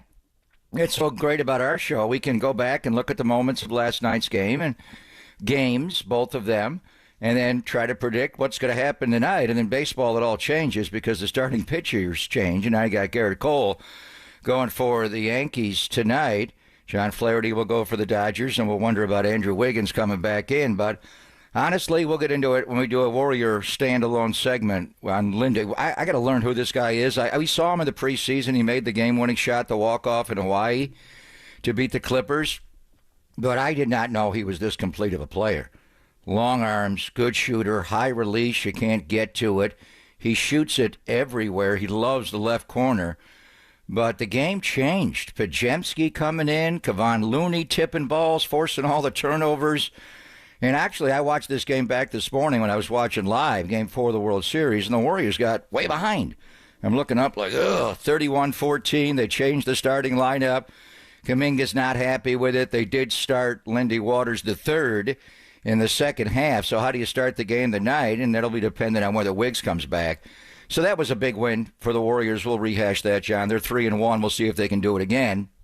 Basketball is such a game of adjustments. It's not like you're in a playoff series, or it's a 2 out of 3 or something like we used to have years ago. But there are going to be adjustments made by both teams. I think getting Wiggins back for one to guard Brandon Ingram is going to be huge. Those two guys just get in the paint in the mid-range game. Ingram and Zion just face you up. But that's the Warriors side of it. The Yankees side of it, let's go Yankees. And right away, the Bronx showing up last night. I don't think I've ever seen this before when Mookie went over to catch the ball up against the netting. And there was 2 Yankee fans. You saw it. We all saw it. I didn't think Fox covered it as much as they should have. I would have put Verducci down there or Bowtie, Kenny down there. Rosenthal, but have you ever seen that before? Never. Where the fans actually, it's not like Bartman. No. And they were making the point, you came over the wall to get us. If you come over the wall, we can get it too. They went over the wall to get Mookie. They tried to pry the ball out of his glove. The other guy's holding his wrist. I mean, it's unbelievable. How do you say this guy's name? Austin Copabianca? Well, the Capo. Capo. Yeah, I think they ate pizza there, Tony Gemini. It's pretty Capo Bianca? Yeah, it's pretty stereotypical. And plus, what's even funnier, did you see this morning that Rob Gronkowski said he knows the guy? Like, that's a Gronk thing, right? You grab the guy's hand, I steal the ball. Gronk is from Williamsville. He's in western New York State, where I am from. How does he know Copa Bianca? He says he knows the guys. Yeah, there he is right there. But, yeah. That is when we always say that we haven't, you haven't seen everything. You haven't seen everything because I've never seen that. Not only in that setting, just never seen it. How about Jeffrey Mayer in the home run against Baltimore? that was a typical fan interference where you reach over that was the wall in the and steal the outfield ball. wall. Yeah, so that was a 20-foot high wall. These guys grabbed grabbed his glove. The other guy tries to pry it out. I've never seen that. And then they're looking at Mookie like, Mookie, do the wrong thing. Back off, boy. Back off, son. You're not coming in here. We're going to push you. It was unbelievable, wasn't it? Yeah, that was. I've never seen it. So what happened to them? Did Fox go back? Because I was watching the game in a bar and it got a little loud. That's a shot right there. Were they? They were. I assume they were kicked out immediately. Yeah, they were escorted. I guess that's why they didn't send somebody down because by the time they could have scurried Rosenthal or anybody else Verducci over there. Those guys were gone. Security was down there about 5. Well, in the old Yankee Stadium, there was a huge security guard when the visitors walked in. I forget his name. Maybe it was Austin Copabianco. Big Dom. I don't know. Maybe it's the same guy. Now, this guy was huge. He was like a sumo wrestler. And there was a jail in the old Yankee Stadium. And if you did something like that, they wouldn't take you to precinct 63 in the Bronx. Right. They'd take you down. And the word was they'd rough you up a little bit. So where did those guys get escorted out of Yankee Stadium, or were they taken to the bowels of the new? The Yankees will let them go. Let them go. Oh, if you did that against one of the Yankees, you'd be in trouble. Yeah. But, no, they it's a different deal. From what I've seen this morning on social media, they've become celebrities because they're. I don't know if they went to a jail. I don't know if there's a jail in the new Yankee Stadium. but they were released. They were kicked right out of the game, but they were released, and they showed them later, and now they're in New York. They're becoming celebrities. So anyway. I would. Copa Bianco went to a local bar. Yeah, see. So was he thrown in jail? They were buying him drinks. Like I said, that's exactly right. He's probably, he's going to become Jeffrey Mayer or something. It was still out. Yeah, and Jeffrey Mayer became a New York celebrity. So here's the quote from Copa Bianco, who was 38 years of age, John. We always joke about the ball in our area. We're not going to get out of your way to attack. If it's in our area, we're going to D up. If people haven't put him on the Giants D line, Dable. There's so great. And then Anthony Volpe hits a grand slam. Yeah. And Aaron Judge came out of it and started to hit the ball a little harder. He didn't strike out last night. So staying alive, John, staying alive. And now it's up to Garrett Cole against John Flaherty to force us a Game 6 Friday at Dodger Stadium. By the way, in the building here, and Danny, you can help me out with this because you're a part of this. They do the dong pool. We've talked about this on the air. So they pass around a hat, and I'm sure they just do it for McDonald's gift certificates or something. But who's going to hit a home run in a certain game, right? And yesterday, I was amazed. I don't know who had the first pick yesterday. I know that Waterboy was at the game. Marcus. Freddie Freeman? Somebody take Freddie Freeman? Well, he had the second pick. He took Ohtani. Somebody took somebody else with the first pick. I went back and I saw the board yesterday and I went, how did someone not pick Freddie Freeman first? Like, that's the most obvious thing. Why are they ever. pitching to him? Why are they pitching And to he him? hits another one, man. He breaks the record. Why are you pitching to him? I agree. Forget the two in Atlanta. Yankees, you've seen with your own eyes, this guy hit 4 home runs, including a grand slam walk-off on Friday night. We all thought he was crippled with the ankle. He's not. Get out Teoscar Hernandez, especially when you got a right-hander on the mound. Why are they pitching to him? It's unbelievable. At the right field porch, he just hit a hard line drive, basically, and it went to, the second or third row? That's the short porch. Yeah, he doesn't even have to hit it all that well. My God, man. I'm surprised Austin Copa Bianca or Capo Bianca didn't jump across and steal it. If you're really a Yankee fan, don't stay on the wall in foul ground. Go get that ball. Sorry. I'm trying to find out who picked him. Oh, okay. All right. He got picked You're worried about that pool right now? I was just. Anybody have Volpe? No, I don't think any. Italian for grand slam? What's that, like 15 picks? We got 15 picks or something on that. But Freeman, I mean, he's got to go first today. Just saying. We're not pitching to that guy. Yeah. Not pitching to that. Would you think about what I would do?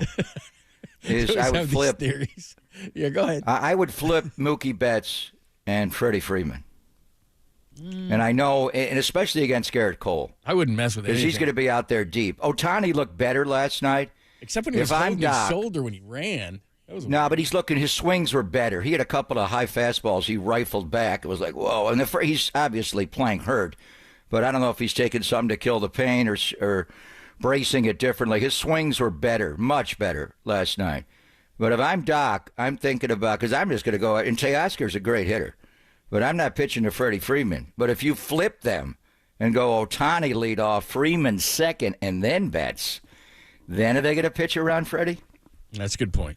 By the way, here's the Rob Gronkowski was on the Up and Adams podcast. He was college friends with the Yankees fan who interfered with Mookie Betts. Quote: "This is guy went to Arizona. Yeah, he went to Arizona.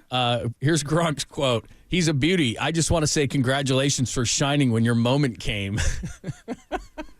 Gronk is unbelievable. Anyway, there you go. Bear down. He's from Arizona. Apparently so. Yeah. Okay. That's something Tolbert would do. Not Steve, but Tom probably. All right. I've never seen it happen before. That is that's a first for sure. And they were going at it for a while. They were ripping the ball out of his glove. It wasn't like it just popped out. Fumble. He didn't have the ball long enough. Foul ball. Plus, Mookie's he's lucky he didn't get hurt. Mookie's like he's hanging on that. Well, he's hanging on that wall while a guy grabs his arm. He's like, this isn't good. I mean, Mookie got mad. That's his only Italian Americans on that wall. We had 2 of them. Capo Bianco. The only thing it has in common with the Bartman thing is Moises Alou got as pissed as what Mookie Betts did. They were both so pissed. Yeah, but Bartman was sheepish. He was just listening to who was doing the Cubs games then. It wasn't even Harry Carey, whoever it was. Yeah, on the radio? Yeah, Harry was gone by that point. Yeah, Harry was Pat gone. Hughes? I don't know. Pat Hughes, our Probably guy Pat from Hughes, San Jose. actually, He's right, probably yeah. listening to him. He was so locked in on the game. These guys, Mookie caught the ball, and they went in to force a fumble. Those are the Yankee fans we need. They came alive last night. All right, there you go. We'll get to the Warriors game last night. We listened to John Lynch at 10:50 in about 37 minutes to be exact, 36 now.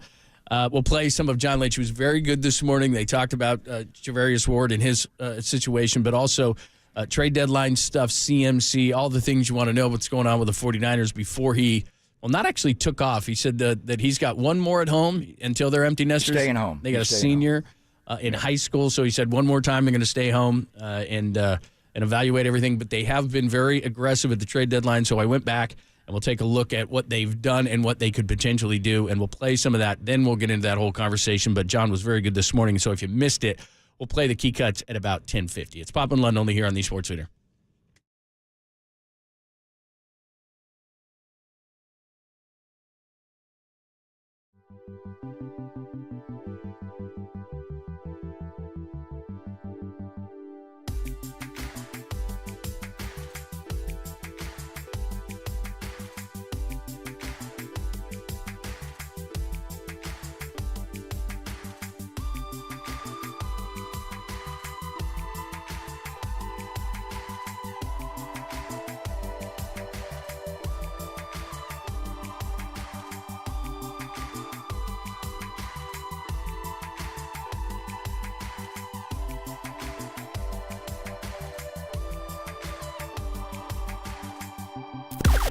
Now, from the O'Donnell Financial Group Sports Desk. Learn more at odfigroup.com. O'Donnell Financial Group, because planning is a process, not a product. John Lynch joined Murph and Rod Brooks this morning. He was in for Marcus and discussed the 49ers' approach to the trade deadline. Check out that podcast and more on the KNBR app, YouTube, KNBR socials.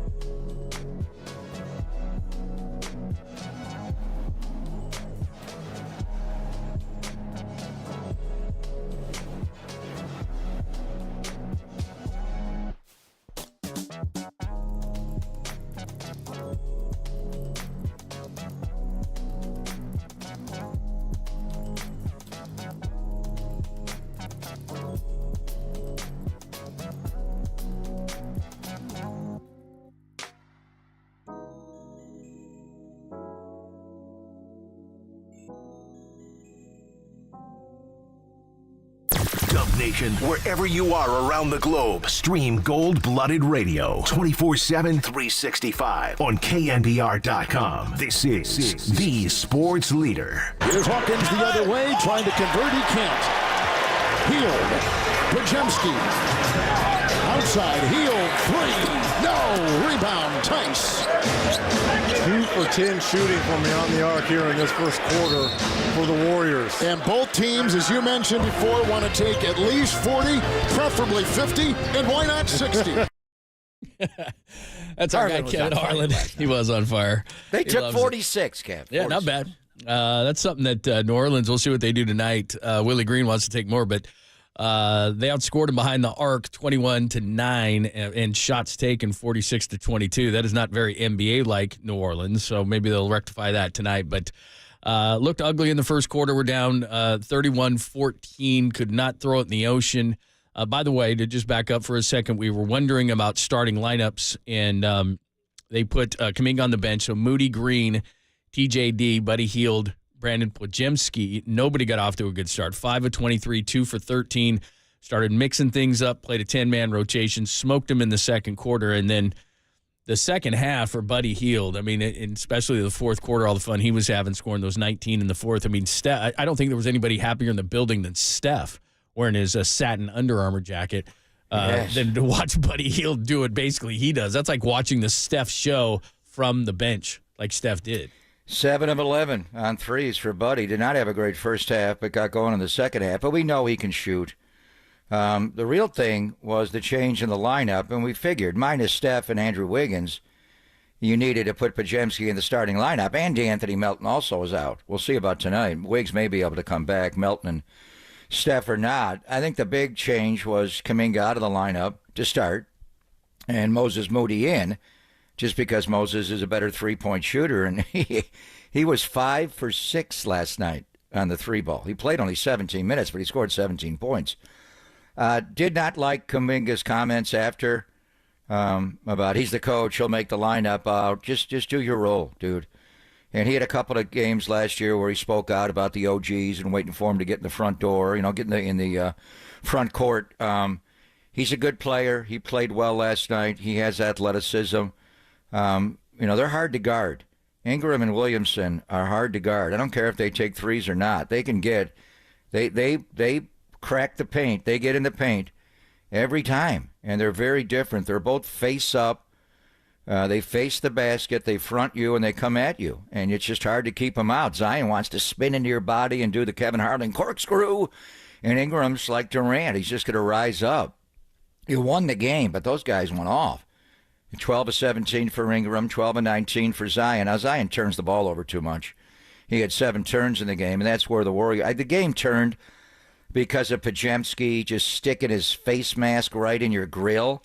Kevon Looney is playing so well with all the tips and deflections, and the Warriors lead the league in deflections and steals and offensive rebounds. They're just all over the floor. 11 more offensive rebounds last night.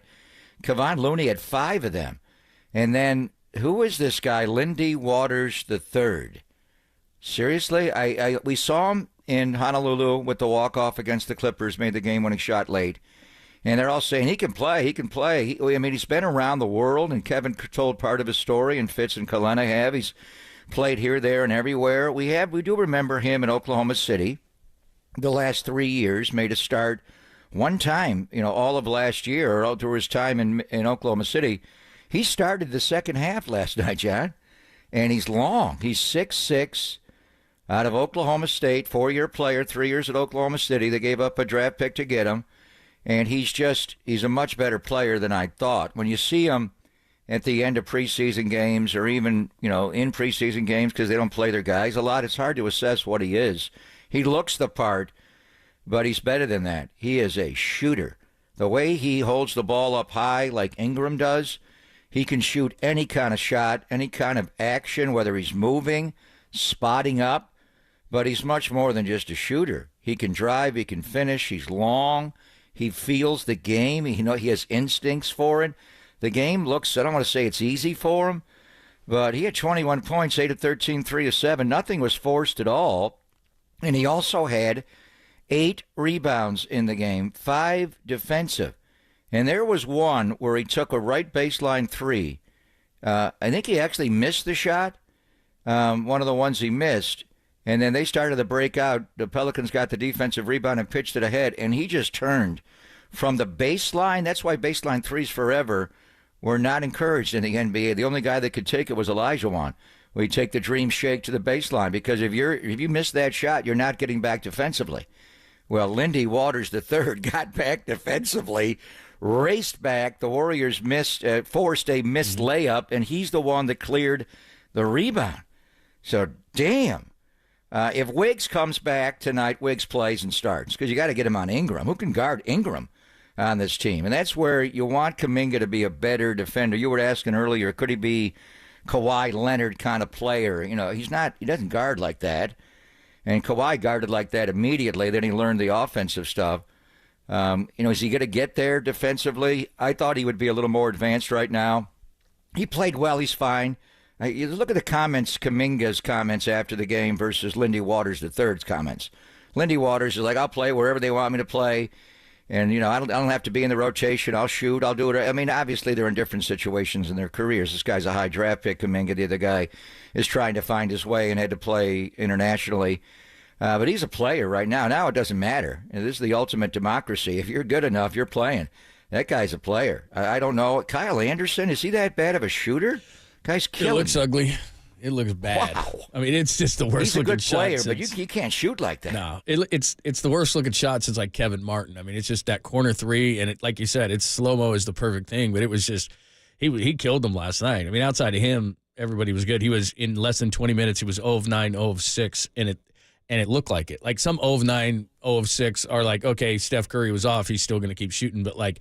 It's just an ugly shot. I mean, it's just he nasty. He it on his shoulder. Yeah, it's just terrible. I got to go back and look at it and talk to the San Antonio people and see. I think he changed his shot in the offseason. It's just he's getting wide open shots. But now it's, brother, you're open for a reason. They're not going to sag off of you the way Draymond's sagging off of Zion. He still plays well if he could just learn to shoot. Man, it's brutal. But he does play well. He's a smart player. A lot of the deflections were him. I like the guy. It's just you got a bunch of guys that are not really, they have to honor defensively. Draymond, Trace Jackson, Davis, obviously, Kevon. Kevon's a better shooter. I mean, you got to make a shot.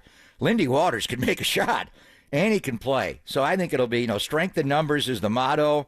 And you're playing without 3 significant guys, obviously, arguably your 2 best players and Steph and Wiggs. And then Melton had the bad back, didn't look good the other night. But, man, who the hell is Lindy Waters III? Well, and to just put it in perspective, after that terrible first quarter, in the second and third, they outscored the Pelicans 73-48, and Waters had 17 points in that time. And like you said, it was all efficient, and he defended, and he rebounded, he hustled, and he did all those things that you would think if you could implant his brain into Jonathan Kuminga. And the only reason I say that is because he's playing like a guy playing for his NBA life. I want Jonathan Kuminga to play like he's playing for a big contract. I'm not saying he's playing for his NBA life because he's not, and he's probably set for life already financially. But if you want to take, the Warriors are saying, here's the stage. It doesn't matter if you start. It doesn't matter any of those things. Just play like your hair's on fire a little bit. But the thing through 4 games that's got, I think, fans excited and where they should be excited is exactly what you're saying here is, it's one thing to be deep. And I look at guys around the league and I think, well, could they take some of this depth and just get one player that's really, really good, like a Batman a Robin to Steph's Batman. But, what Steve can do here with these lineups, and I know he wants to get to a set 1, but it's almost like, if somebody's hot, or somebody's not playing well, even a Kuminga, whatever it is, and not Curry, I'm not talking about Curry or Green or something like that, but it's like, okay, let's see who's hot. And you're probably going to find somebody like Buddy Hield in the first half, couldn't throw it in the ocean. He gets crazy hot. Lindy Waters is not going to shoot like that all the time, but let's see what you got. I mean, he's got a situation where when everybody's healthy, and I know that's tough on an older team, he's got 13 guys who can play, and you look at it and you say, guy can play. He can. That's what I'm saying. And he's been saying it this whole time, and he gets this opportunity. You can't bench him, but then like a guy like Moody, who we've been talking about for years, only plays 17 minutes. He's 6 of 8, 5 of 6. He always plays hard, plays defense, gets 17 points. I'd love to see him play more, but how the hell does he play more? It's almost impossible. Yeah, I mean, you just got to buy into the whole here. And Jonathan Kuminga, I can always feel it. It's all going to be about him, whether or not he starts or comes off the bench or plays well or doesn't play well. He'll fit in. It's not push it. It's up to him to have the career he wants to have. He's a good player. He faces up a lot. He's explosive. He's figured out the tempo of the game. I would like to see him take on a defensive challenge a little more. He did fine last night. Lindy Waters is a different player. He's just different. So I think the Warrior offense is not predicated on trying to get guys shots. You know, Buddy Hield, when he touches it, he's shooting it. That's just who he is. And they run a lot of actions for him. Terry Stotts' offense is really good. He's always coming off a pin down, and he's ready to shoot. Or, you know, DHO and off a screen, he's ready to shoot. And the guy's going to shoot. He's unconscious. He's a good shooter, obviously. He's great. The rest of it is just ball move. I mean, the thing for me, they had a couple. There was one early in the game, and they got down. Was a cross-court pass that got picked. Like, you cannot make that pass in the NBA, or it's a pick 2 or a pick 3 the other way. Can't do that. They stopped it. They moved the ball last night and got guys wide open looks. They had 34 assists on 46 baskets, and they turned the ball over only 8 times.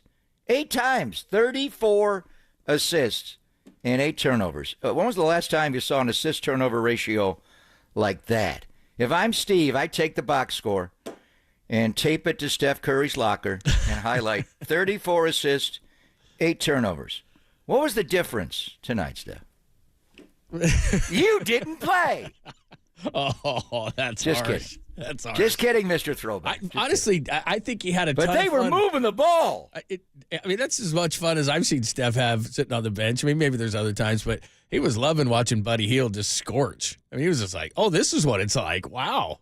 I mean, Clay's done that, so he's seen it before. He was listening to the Yankee game in his ears. Yeah, he had his Under Armour stuff going. He was scorching. Anyway, there you go. Give us your thoughts. Warriors through just 4 games, so we don't have a lot to go on, but pretty cool watching this team. All the depth, very interesting there, and they didn't even have Wiggs or DeAnthony Melton or, of course, Steph Curry. Your thoughts, 415-808-KNBR, 415-808-5627. We'll get you ready for some John Lynch cuts. John was on this morning with the morning show. A lot of good stuff to say. CMC you're going to be excited about.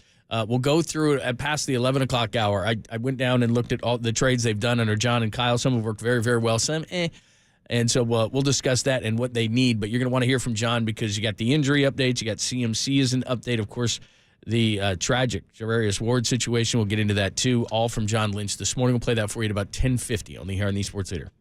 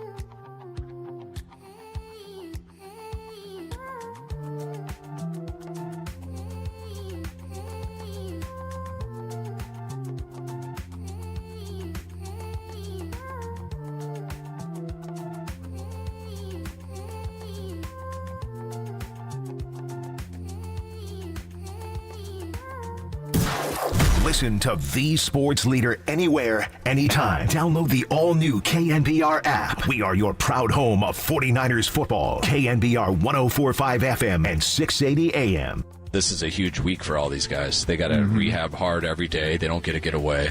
They got to make sure that they can push it as hard as they can, not have any setbacks the next day, and everything be on track. So then we can open up some windows, and so that's where the big ones with Christian, and we hope it does go that way. And it's been trending that way, and it's been ever since we shut him down and gone through these real slow steps. It's getting there. He hasn't had a setback, and hopefully he has a real good week, and we can get him into practice next week, which obviously would be huge for us. That's Kyle. He was on yesterday. Kyle Shanahan, head coach of the 49ers. I'm like, hey, there's Kyle. He was on, as he always is, with Tobin Copes, and he was on a little early this week, as was John Lynch this morning, so we'll play some best of for you. But John Lynch has some really cool things to say this morning, so we'll play that for you at about 10:50. By the way, haven't given you the rest of the guest list today. We just added Monty Poole for 12:30 to talk some Dubs. So Dennis Brown's going to join us in about an hour at 11:30. We'll talk to him about the 49ers at the break. Tim Kawakami is going to join us 11:50. He's got a new place where you need to find all his stuff. We'll talk to him about everything Bay Area sports at 11:50. And then Monty Poole, our good friend from NBC Sports Bay Area, he's awesome. He's going to join us at 12:30. So there you go with John Lynch in about 13 minutes. So in your mind, where are they at this break, almost midway point of the season, which is kind of a nice time to have a bye. You're 8 games in, you got 9 to go. Treading water. They're in a spot where they can be dangerous coming out of the bye. They're not where they want to be. They're playing closer to the football they need to play. They've had segments of games, the Ram game getting up 14-0 and 21-7, the Seattle game getting up 23-3, the Arizona with the lead they had there, the 13-point lead, and then things happen, a special teams mistake, a bust in the secondary. They're having too many of those lately, and they wind up either losing the game or getting pushed. So they're not – if last year's team lined up against this year's team, last year's team would beat them 49-0. So you got to get back to that.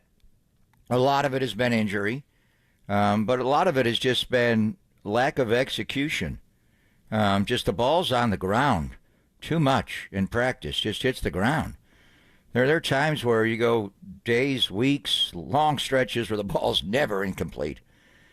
I mean, the defense is making a play on it and picking it off maybe, but they just don't miss throws, and they're a little off. Brock was off against Kansas City. He was off the first half of the game on Sunday night against Dallas, missing Debo on the crosser on 4th and 3. You got to put that out in front. Brock does have a bit of an issue throwing in-cutting routes. When he misses, it's typically with slants or crossing routes, shallow crosses. It's odd because those are not typically hard throws if you have a clean window. Sometimes I wonder if he sees it. He's just not leading guys. Now, there are times where, and you see him in practice it all the time, where he drops down sidearm and he'll sling it by, and it's like, whoa.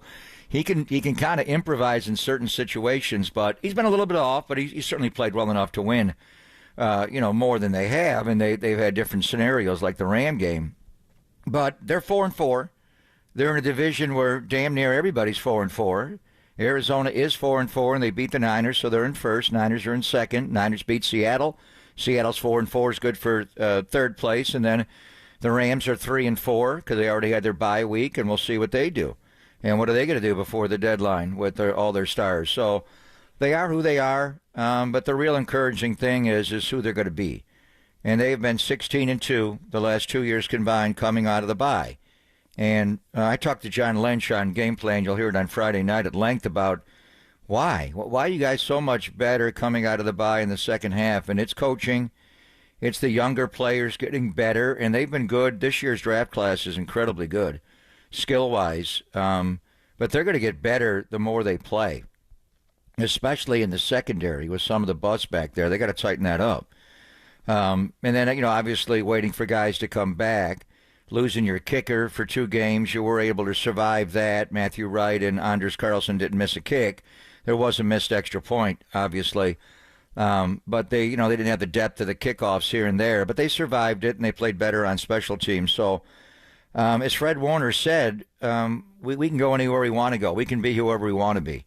What they want to be is Super Bowl champions. There are a lot of teams. The NFC is better. Detroit is a better team than they were last year. Green Bay is a better team than they were last year. The Chicago Bears are a better team than they were last year. Washington's a better team. Philadelphia was the team most of the year, John, at 10-1. They faded. They're back to showing like they're that team. The quarterback's not turning it over. They got Saquon. They're figuring out their young defense. The NFC's loaded. So you got to play back to the level you were at last year, if not better.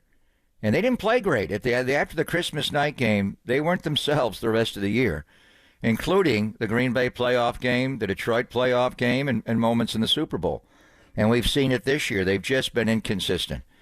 Can they overcome the season-ending loss of Brandon Ayuk at X-wide receiver? Can they overcome the season-ending loss of their best three technique by far, Javon Hargrave, the gravedigger?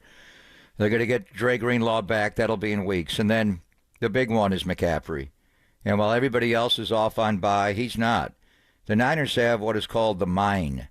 And that is, and they do it on Sunday mornings a lot where I see it, on game days. The guys that are not going to play, the guys that are on practice squad, the guys that are out on IR go out with the performance staff, and they work hard. They're dripping sweat. If you get there early for a game before the stars come out to warm up, these guys are out there, and they take the early bus. And so McCaffrey, the guy who finished third last year in the MVP, the Offensive Player of the Year, the NFL rushing champion, his week this week is he's in the mine.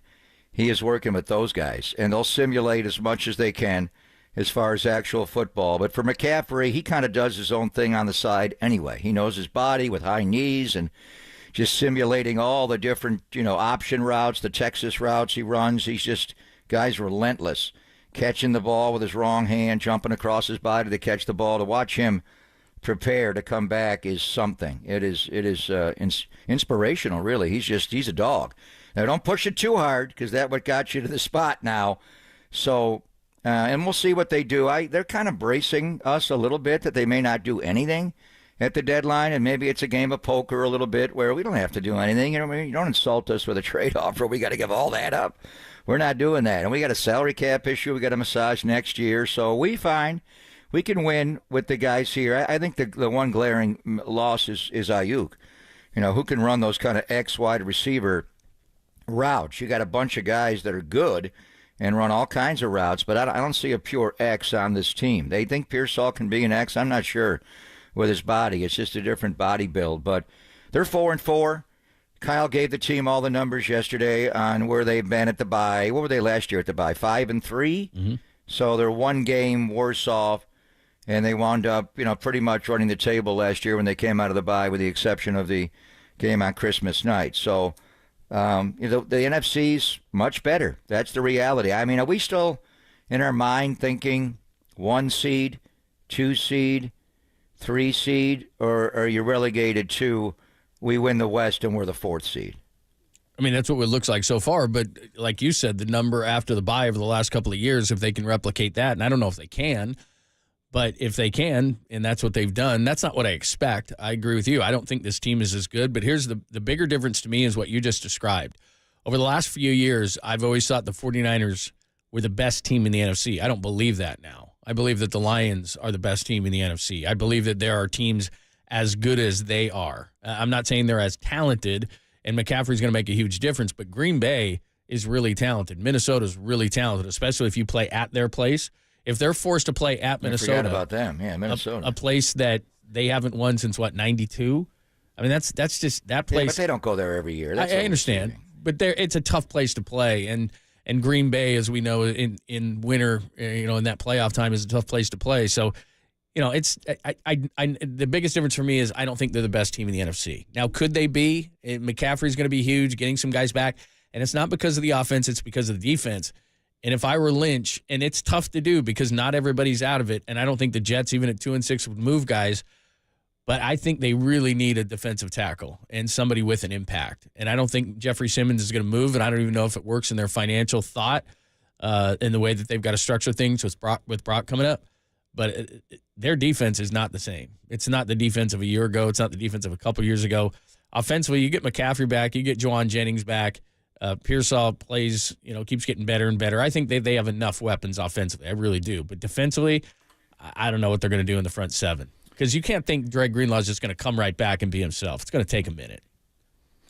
Yeah, and then I still think you need an ex-wide receiver, unless somebody on this roster. And maybe Juwan Jennings can be that guy. Juwan got off to a great start, and then he had the finger injury and now the ribs, and he's missed a couple of games. He played through the finger, but it adversely affected him. He was not himself in the Patriot game. So he could be an X. You just need a big-bodied guy that stands alone there, and you don't move. You got to have 7 on the line of scrimmage. It's the rules of the game. And you got 5 offensive linemen. They put a tight end up there. You can figure it out, and they could use more different formations. But I think that's the one thing. As far as the D-line, the Gravediggers' loss it's hard. And Malik Collins is a really good player, and Jordan Elliott's a good player. You got to get Kevin Givens back. Okawana can go inside. Gross Matos can go inside. Floyd, obviously, and Bosa on the edge. Robert Beal. They got Evan Anderson up. They're a little like the Warriors, where they come at you strength in numbers on the D-line. But I think to ultimately win in this league, like the Warriors, and last night their quantity looked like quality. You need quality. You need just ass kickers, guys that just cannot get blocked. And when you have Bosa, I was talking to Malik Collins last week, and I said, "What's it like to play next to Nick?" And he goes, "It's hard. It's demanding." He says there's so many bodies over there because they're all doubling him. And a lot of times you're like, is he going to slide off a 97 and come double me? So you'd think it'd be easy, but you are going to get a lot of one-on-one matchups. Malik lines up next to Nick a lot. On the other side is where you get the one-on-ones. Leonard Floyd, I think, is going to be key. And we thought Leonard Floyd could be D Ford. He hasn't been that guy. And D wasn't that guy after he hurt his hamstring chasing Kyler Murray around in 19, John. But if you are going to upgrade on the D-line, kind of like when they brought the Gravedigger in, if you're Jed York, and, Jed's not like Joe Lacob where every move, he can't sign a guy to a 10-day without asking the owner. For smaller stuff, if it's a big, if you go out and get Jeffrey Simmons and Rand says, I'll trade him to you, he's not doing that, though. But, you need a difference maker. I think the Niners D-line, they have the quantity. They have good players. They can rotate them. You got guys that can move inside that are predominantly outside. Do you have a monster? Like Tim Ryan says, a war daddy. Who's your war daddy in there? You lost your war daddy. You lost Javon Hargrave. That's the war daddy they got. And plus you don't have Eric Armstead anymore. So I think the two areas are losing your 3 technique, your war daddy, and losing your ex-wide receiver. I would agree. Give us your thoughts. 415-808-KNBR. Text line is wide open. Golden State Lumber and Builder Materials text line and call-in line the same at 415-808-5627. Before we get back to that, we're going to play the best of John Lynch. This morning addressed a lot of these issues. Trade deadline, obviously. CMC's return. The tragedy that struck the 49ers with Mooney Man Ward. All those things. If you missed it this morning, we'll play 3 or 4 of the best cuts and have on our opinion on it. Yours is welcome as well. We'll do it next, only here on the Sports Leader.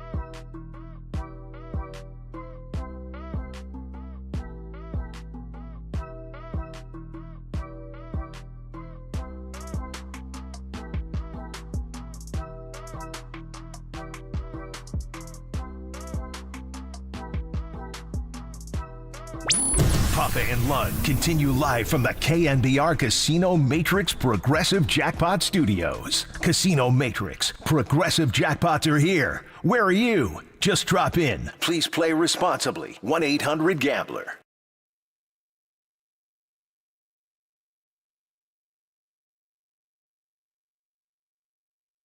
All right, you know how we are in these things. We were just debating this in the back. I have 4 of these. We might get to 4.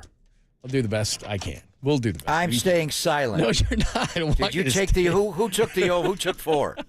Well, I almost put in 5 because there's a lot of really good cuts here, but I said we're not going to I'm staying silent. I will I want you to stay silent. In a division where everybody is full, we're getting through all 4. We're going to get through 4. And I'm not talking. All right, we're going to get through 4. This is the best of John Lynch from this morning. He is staying in town. He said there's plenty to do in the Bay Area. He's got one more, and then he's an empty nester. He's got a senior. So they're going to stay around town. By the way, he did mention his love for the Padres, and Rod did bring up the fact that his Padres had him down 2-1, and the Dodgers had a bullpen game like they had last night, but they couldn't close it out. So that's why we stand where we stand. By the way, before I get into this is going to screw up the whole segment now. But one more win, like if Garrett Cole, if they win one more, then you're guaranteed at least one game down there. I'm aware of that. I know. I'm just reminding the people. Aware of that. That's good. So you have ulterior. I like the motive, match. even though- Well, I don't want to just go see Game 6. It's a Game 7. I want to see Incredible, Game isn't it? 7. Oh. And I want to see the Yankees win their 28th World Series championship at Dodger Stadium. And more than anything in the Bay Area, and I love the Yankee fans, they don't get into beat LA. It's Dodgers suck. We beat your ass in the 50s every time. Go back to Yeah, they don't, that's true. They're the only people that don't do beat LA. That started in Boston. All right, let's start with John Lynch. This is of course, the trade talk, which we all love. Says this is his typical line. Nothing is imminent, but they'll always look. Here's John this morning. I do look at that injury list and say, hey, we got a chance. John Feliciano is another guy. We got a chance to get a lot of these guys back, and that can buoy our team. And that's as good as any trade we could make because these guys are familiar with what we do, how we do it. But in saying that, if something comes together, and nothing's imminent right now, I will tell everyone that. But if something does come together here, the trade deadline's on Election Day. Interesting how they did that. And I know. But if anything comes by then, that makes sense. It can make us a better football team, fits with our financial, position and all those things. Then we'll certainly pull the trigger. But I do like the list of guys. Jake Moody, I forgot to talk about our kicker. He's trending well, and there's a chance we have him for Tampa as well. We will play the next cut where he talks about the players returning and how that's kind of like trade deadline deals. But that's one thing that 49ers fans have to like is this team looks into everything. I mean, even if you feel like maybe they're set at a certain position, they look at everything. including trading bodies away. Yeah. I think the one thing is what he's talking, and the IR list, I mean, Ambry Thomas, is he coming back at all this year? Hope not. Talanoa going to play with a cast, and he's talking about doing it. Dante didn't think it was a good idea. Feliciano, Gross Matos. Drake Greenlaw is on a different list. He's on the PUP list. You're not going to get Drake Jackson back. He's out the year with his injury. And then Jake's not even on IR because he's not going to miss 4 games. He missed 3. So I think we'll hear what John has to say. They got quantity. The one thing about all these rookies, my main concern going into the year was depth. And if you did suffer the volume of the injuries, would you just fade away? You're not, because you're really deep. And the rookies are playing and pushing guys out. Ike Yadam is getting pushed out by Renardo Green. Is Malik really going to lose his job to Talanoa? I don't know. Then you got Jair Brown. You're young everywhere. So I think if you can get a difference-making trade like a Christian McCaffrey, that's a different deal. Otherwise, who are they going to trade for, John, that's going to take playing time away from the roster when they get the guys back off IR? That's what John's weighing. Yeah, I think the only guys who fit the description, and nobody's going to be McCaffrey, but one of the defensive tackles from the AFC South, if they were able to get either Buckner back, I don't know how it would work, or Simmons, that would be something like that for the defense, or a linebacker. But again, you wouldn't go out and get a huge name linebacker just because you're worried about Dre. I mean, I think that's been a major position. Campbell did play better. Devondre did play better, but I still don't trust him. D. Winters is, I don't know, I don't want to say he's been a flop, but he goes 100 miles an hour, but he's like a chicken with his head cut off. Like, he just doesn't know where he's going. He needs to get under control. He'll figure it out. He's young. I'm just saying, like, for this year, for this run, you need guys who are ready to play right now, and D. Winters just isn't. I don't trust Devondre Campbell much. So, I mean, that's a position of need. I just don't know that player of impact, like you said, is out there. I do think there's a player of impact at defensive tackle, but I'm not sure that either financially it works or they would want to give up what they would be required to give up. It's complicated, as we well know. I'm asking right now. I don't think they're going to trade Jeffrey Simmons. All right. I talked too much on the last one. Sorry. No, you're good. We're totally fine. We have so much time. In fact, it's Pop and Lund on KNBR, San Francisco. I can put this on my mouth, but this a Cumulus media station. This is along those same lines, but this is John. We're kind of reverse ordering these. But here's John talking about getting a lot of players back, which is kind of like trading for guys. I think when you're looking at a trade deadline, we've taken advantage of it in a number of the years in which we've been there, and it's been really good to us. It's just got to be a fit, and you're always calling and receiving calls This year is a little bit different in that we've had such I look at this list, and it's McCaffrey, Feliciano, Jennings, Greenlaw, Yetur Gross-Matos, Talanoa Hufanga. There's a lot of really good players that we can get back to strengthen this team, and we loved our team coming into the season. Not where we want to be. We're 4-4, but we've got a lot in front of us, and we're just going to take it week by week. And one thing this team has shown the ability under Kyle to do is get better throughout the course of the season and play our best ball when it matters most. And he is getting those players back, but to your point of they're not getting Ayuk back, and to my point of a defensive tackle, they're not getting Hargrave back. Those are the ones that hurt. You're missing guys for a certain amount of time. The 49ers have shown over the Lynch and Shanahan era that guys come back, they contribute, and they make a big difference. They've had injuries, but it's the guys who aren't coming back that you may have to address. Right, and last year they did get Randy Gregory early in October, then right against the deadline. It was Halloween last year. October 31st was the trade deadline. They got Chase Young. But Martin Mayhew was running things in Washington. Now it's Adam Peters. I think Martin's still there. And he worked with John. And when I first got here, it was John and Martin and Adam. Martin would drive Chase Young here. He just wanted to trade him. He traded Sweat earlier, got a bigger return. He wanted to trade Chase Young. They were done with him.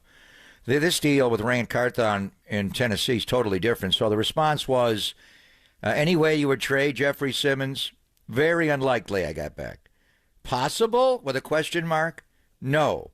The offer would have to be insane. Right. So insane in the membrane. I don't think John Lynch is that. So what would you have to offer him? Is a round 1 pick insane? You're not asking for a round 2, are you? Don't insult us. We're not doing that. Would you give up a 1 for Simmons? Yeah. I don't know if I'd do that. His salary. What's he, 28? I mean, you may have to. You'd have a lot of money in that line with Gravedigger coming back next year. But you'd be dominant. It'd be different. You'd have to move Hargrave. Your team would be. You'd have to move Hargrave. The strength of your team would be. No, they're not trading Javon Hargrave. But if you got Simmons, you probably would have to. That's what I'm saying financially. Yeah, I don't think it's going to happen. It sounds like I don't even know what they want, but they're saying the offer would have to be insane. They're not going to trade him. All right, here's number 3. This is the one that everybody wants to hear about. John Lynch talking about Christian McCaffrey, and he was asked if maybe he'd be on a snap count and you'd get some sharing of the backfield. I think with a guy like Christian, I think regardless whether we had guys that could spell him or not, you do what's right for the player. That's what we'll always do. There's been a really good plan in place this whole time. And, we're not there yet. We got to get there, but those things will start to be, okay, here's what he's done in practice. Here's how much volume, provided he's ready to play, that we feel like he can play. And then you're right. We do have the depth where we feel like we can do that, and it's certainly anytime. I think if you have Christian out there for 5 plays, you're a better team. Mm-hmm.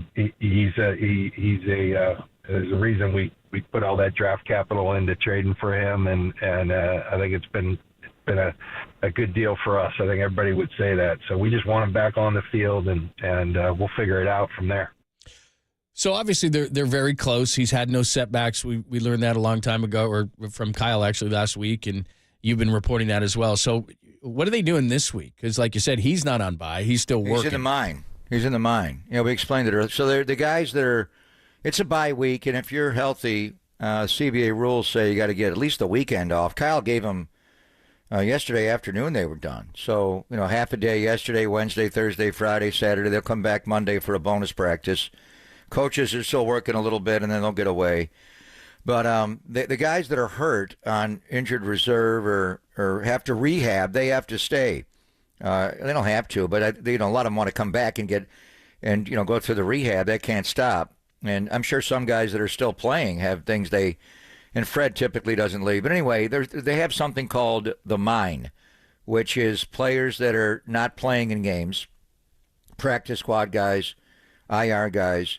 They come out the day of the game, of course, where I see them, and they work their asses off. They put like a games day in before the game, and then they clean up and watch the game on the sideline. Christian's going to be a part of that this week. He's going to be with the Mine, which is the group that will stay back, and they can't get on the field and actually line up 11 on 11. I don't think that's allowed. But the performance staff, Dustin Perry, Dustin Little, the trainers will get them out and work with them. And Christian but he's kind of his own guy. where he just knows his body. He's got a whole staff. That guy's spent, his dad said this, so much money on getting over this injury and taking care of his body. It's amazing. And he knows what he's doing. He's smart.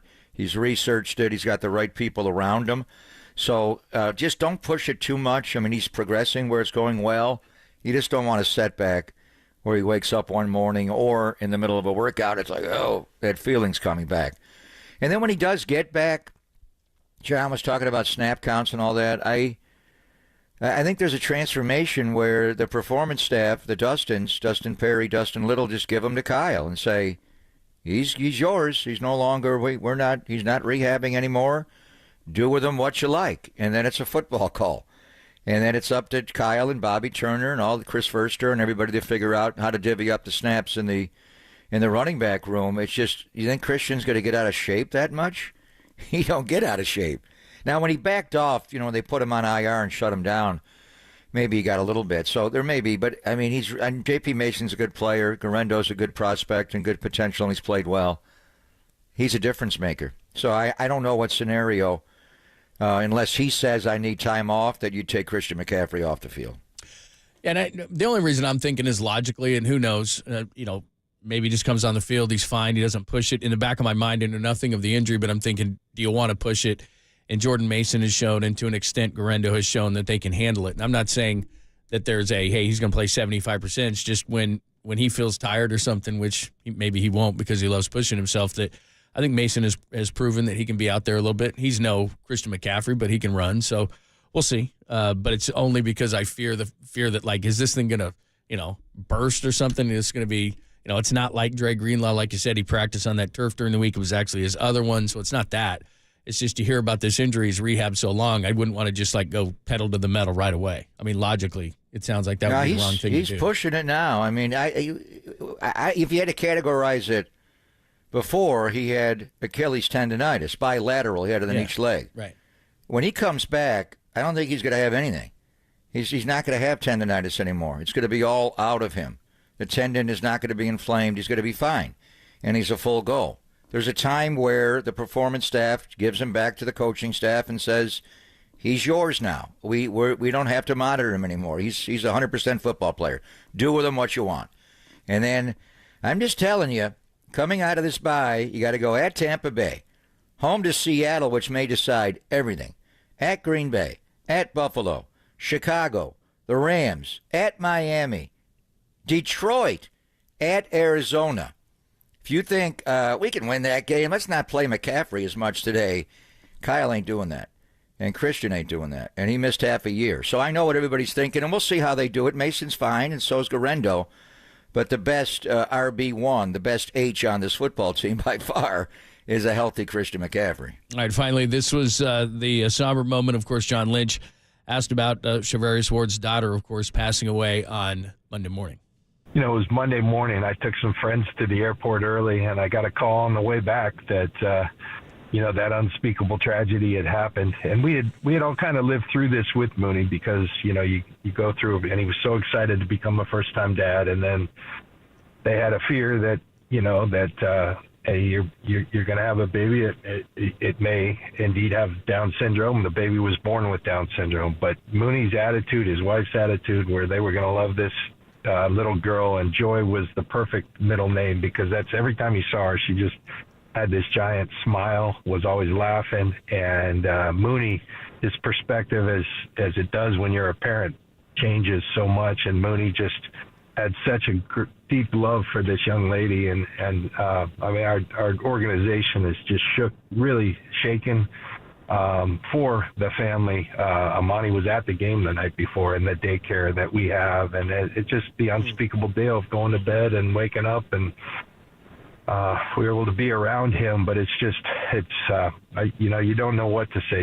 You pray, you love, and continue to be there for the Ward family. Mooney is such a good guy, and he was such a good dad that loved being a dad, and her memory will live on, and it's just still real fresh and tough. I'm sorry.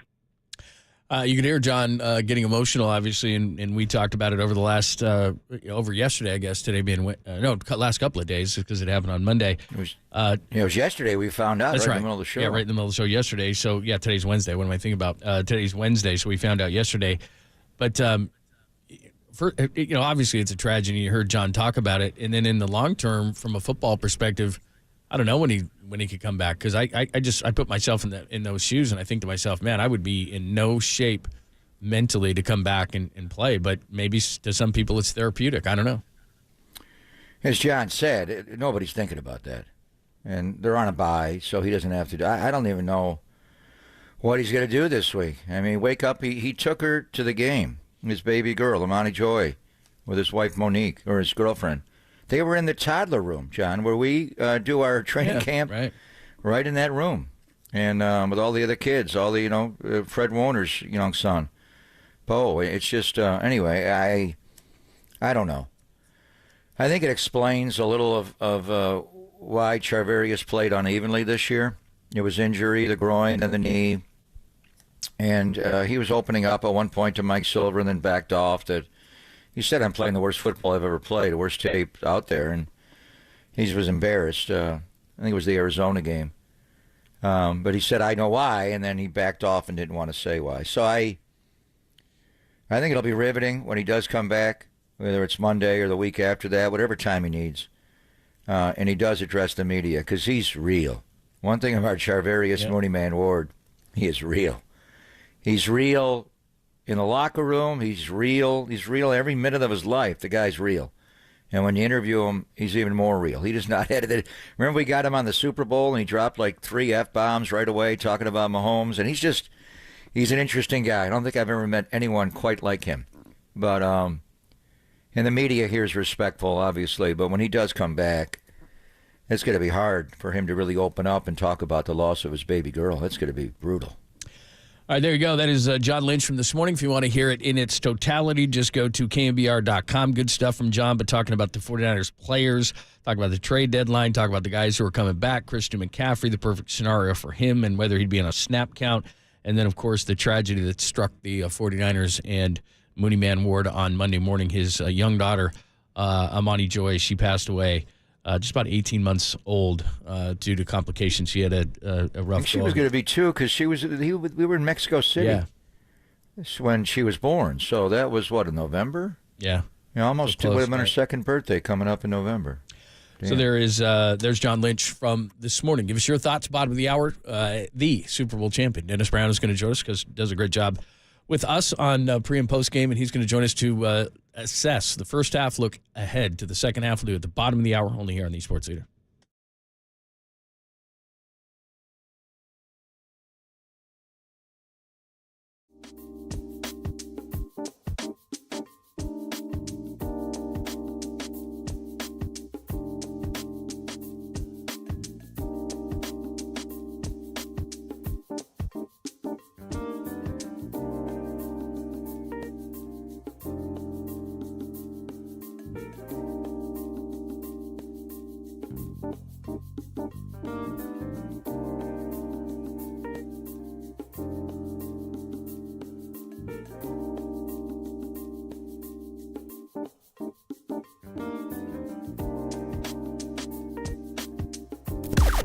Now, from the O'Donnell Financial Group Sports Desk. Learn more at odfigroup.com. O'Donnell Financial Group, because planning is a process, not a product. Kyle Shanahan joined Tolbert and Copes yesterday to give the latest injury updates, gave his thoughts on the season heading into the bye week. Check out that podcast and more on the KNBR app, YouTube, and KNBR socials.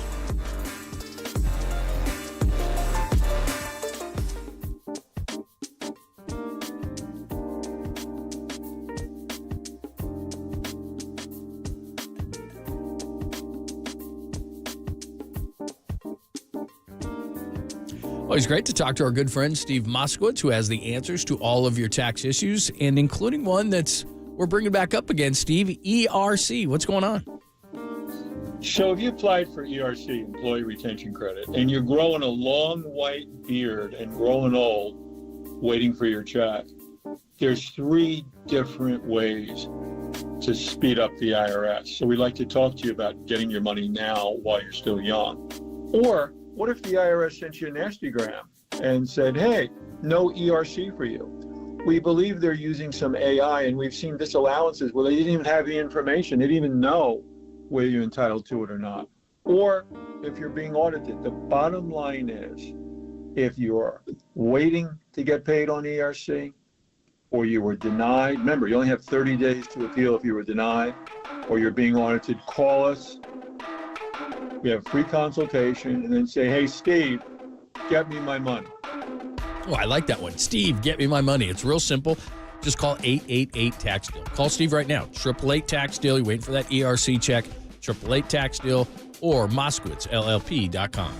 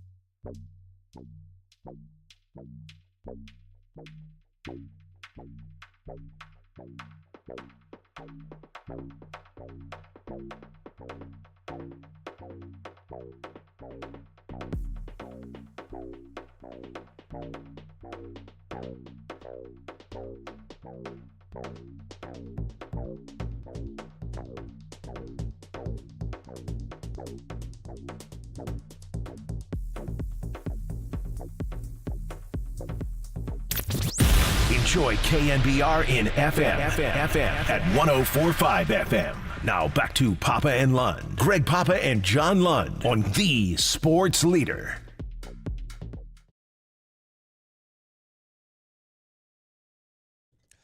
What's happening? Thanks for joining us. Happy Wednesday. By the way, Halloween tomorrow. I will be. Is it tomorrow? Yeah, I feel bad. I guess this is a PSA out to my neighbors because we're going to see George this weekend in Arizona. Make sure he's still alive. That house is still upright that he's renting and that I signed for. And so we're gonna have to shut our lights off for Halloween. And I like giving kids candy, but don't do that. Leave the lights on and leave a candy bowl outside. Okay, we've had that discussion, but I'm this is a long time ago. I'm much more. You're gonna get your windows egged. I might. I know, but soaped. Okay, but if I leave a bowl out there, doesn't the first kid pour all the candy into his bag? Like, does a kid really take it? Are kids trustworthy? Are kids really going to just take one? I didn't mean or two that or kind five? of bowl, John. That's not the kind of bowl I was going to leave outside. Yeah, they're going to steal the candy. I wouldn't make that kind of Exactly. bowl. They're going to take one kid's going to get all the candy, so it's like you just might as well just heck with it and turn your lights off. I mean, I like Leave 'em Halloween. like a Snoop Dogg bowl. That's the kind of bowl I was that's a good thinking point. about. Yeah. But yeah, I do feel bad because we do live in a neighborhood where kids come by, and I actually like doing it, and and all that kind of stuff. But we're not going to we're leaving it like tomorrow. We're leaving tomorrow, so it's like sorry. Anyway, leave a big bowl of Reese's peanut butter cups and put the sign. Only Please take one." Only one. Yeah, that always works. I used to love that. We'd be like, "Oh my God, just please take only one." They have a whole thing. We would just can't do that. Whoever I was with, it was like 4 of us. We'd split it 4 ways, and that was it. It was like, see ya. Tonight is actually, we used to have Beggars Night. Yeah. So Beggars Night was the night before All Hallows Eve, Halloween. Right. And then the night after was Leftovers. Mm-hmm. We do the trifecta. Beggars Night, Halloween, Leftovers. Some cities do that. Like I was reading a story yesterday. I didn't get to it in the Caboose Pistol, but in Des Moines, Iowa, they do it on the 30th. And the reason why it made news, and they've been doing it that way since the 30s, the reason it made news this year was because they're having severe weather, I guess, and they have to do it on the 31st. And so now the kids are confused. They're like, what? So, but they don't even know which way is up because they do it on the 30th for some weird reason there. Speaking of severe weather, are we going to have rain on Halloween tomorrow night? Oh, rain is moving into the Is it? area. I think it's going to rain. Man, you know this. That's a killer when you have rain on Halloween. Well, you know this from growing up on the East Coast. So I lived in Detroit a short period of time, far too cold, and left quickly. But one year there was a snowstorm that was just unbelievable, and the kids don't care. Like in a place like that, they're just like, we're getting our candy. We don't care. We're going. And it was snowing like crazy. I mean, we're talking like 18 inches of snow. They didn't care. They're coming to your door. Give me candy. Yeah. So in February, Punxsutawney Phil, does he see a shadow? He comes out in 6 more weeks of winter and all that. But the beginning of winter on the East Coast is always gauged, where I grew up. Will it snow before Halloween? If you get a snow before Halloween, and we would get storms. Exactly right. I remember one Packer game at Lambeau in mid-October, they had like a foot of snow on the ground. If you get a big dump before Halloween, you're going to have a long-ass winter. Not that kind of dump. Snow. Oh, yeah, you saw my face. Is it snowing, by the way, in Tahoe? Because I got to figure out which way I'm going. Oh, yeah, this is always I'm not even coming up with a scenario and the Yankees don't win tonight. So you're going to be in L.A., right? For sure. No, I'm not going to L.A. if they lose. Oh, I see. Yeah, okay. So I got to figure out. We going to have snow in them there mountains? Is it going to snow in Tahoe this weekend? Let me see here.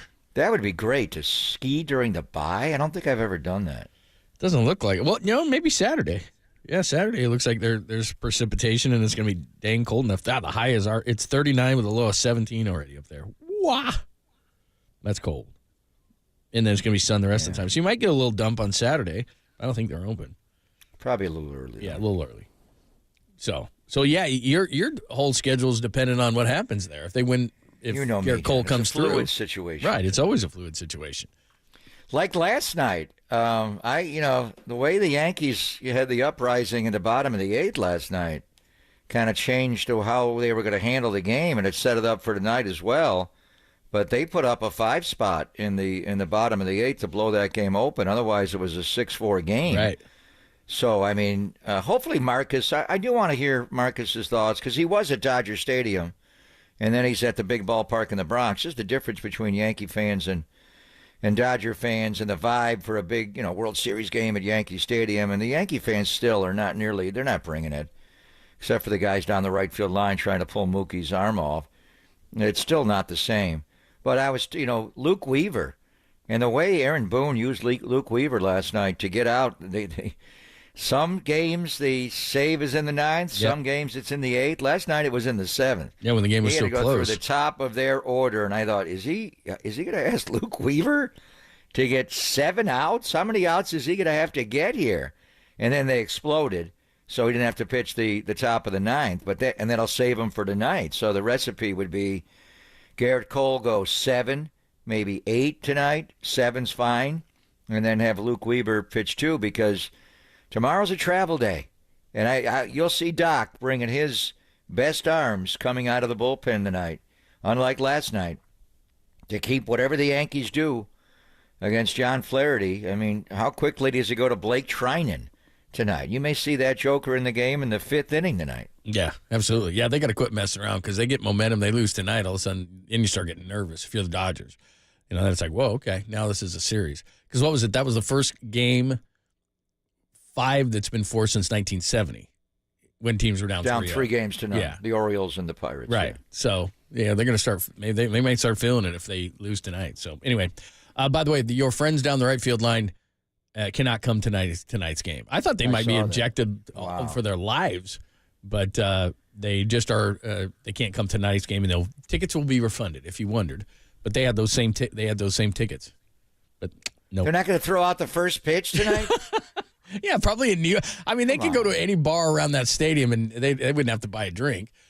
Our friend Jesse Rogers did a piece on him already from ESPN. When he went across the street to the bar and they're the anti-Bartmans. Yeah, he went across the street and did a piece on him. Capo Bianco. That's right now. It's on ESPN. Like that's they do that. Anybody was like, wait a minute, I'm going to be a celebrity. I'm going to get a piece on ESPN. I'll grab Mookie's arm or hand or whatever it was. That's not why they were doing it, John. They were doing it to help the Yankees win the game. Don't come over that wall. Do that. Surprised they didn't just phew. I thought they'd be suspended for life, didn't you? You can't grab some dude's arm. Hell That's assault, no, man. Put him in the Yankee dugout. Ridiculous. Oh, great. Put him down the foul line when Freddie Freeman's climbing in the net like Peter Parker. Take Freddie Freeman out. Yeah, great. Yeah, that is public enemy number 1 right now for them. All right, let's talk to Dennis Brown. Coming up next, we'll talk some Niners. Look back, look ahead. What is ahead for the Niners? Can they pull out of this thing? We'll ask Dennis next, only here on the Sports Leader.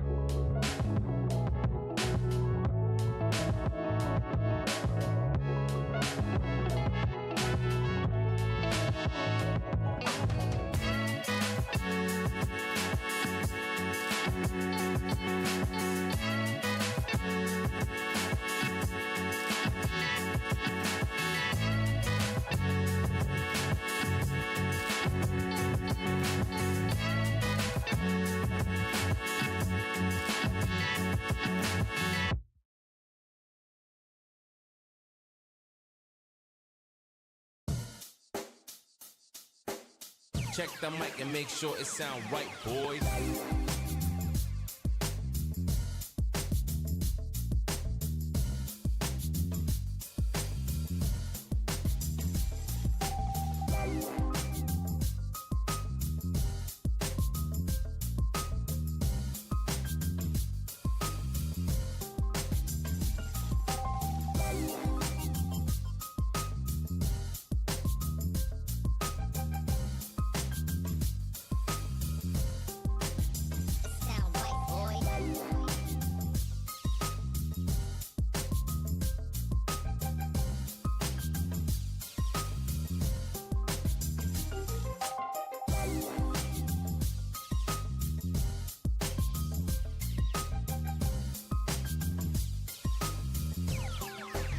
It sound right, boys.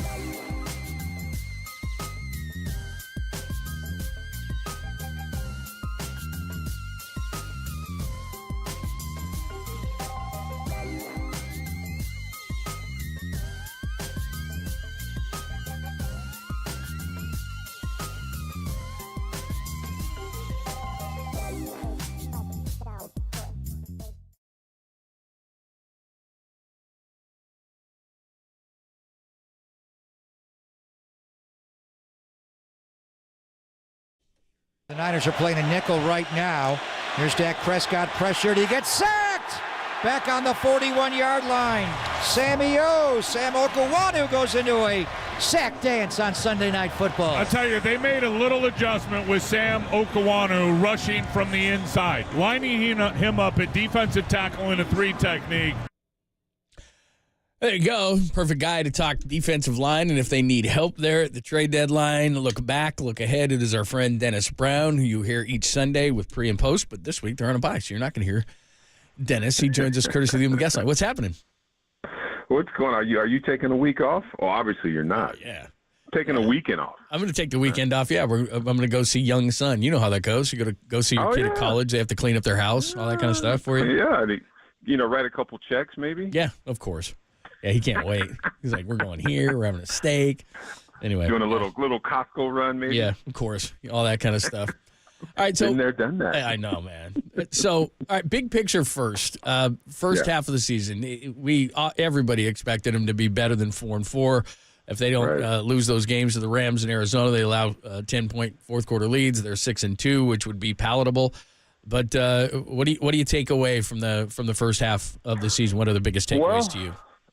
Yeah, I mean, I think you just said it. Those are the two biggest takeaways, right? That Rams game and that Cardinals game, where you kind of had it in the bag and you kind of took your foot off the gas pedal, and then you lose those games. And, divisional games. So now you're kind of three-way tie where you're in second because the Cardinals have the tiebreaker. But, now everyone in the division, 4-4. So, you could have been above that. But, you were able to get some key wins, and I think you got one against the Cowboys Sunday Night Football. But now, I mean, that first week of the schedule, it was supposed to be the easy part, right? And now it gets a little tougher. You got to go to Tampa, you got to play Seattle here at Levi's, and then you got to go to Green Bay, then you got to go to Buffalo. So, you got to look. The beginning of the season was the beginning of the season. The first half is over.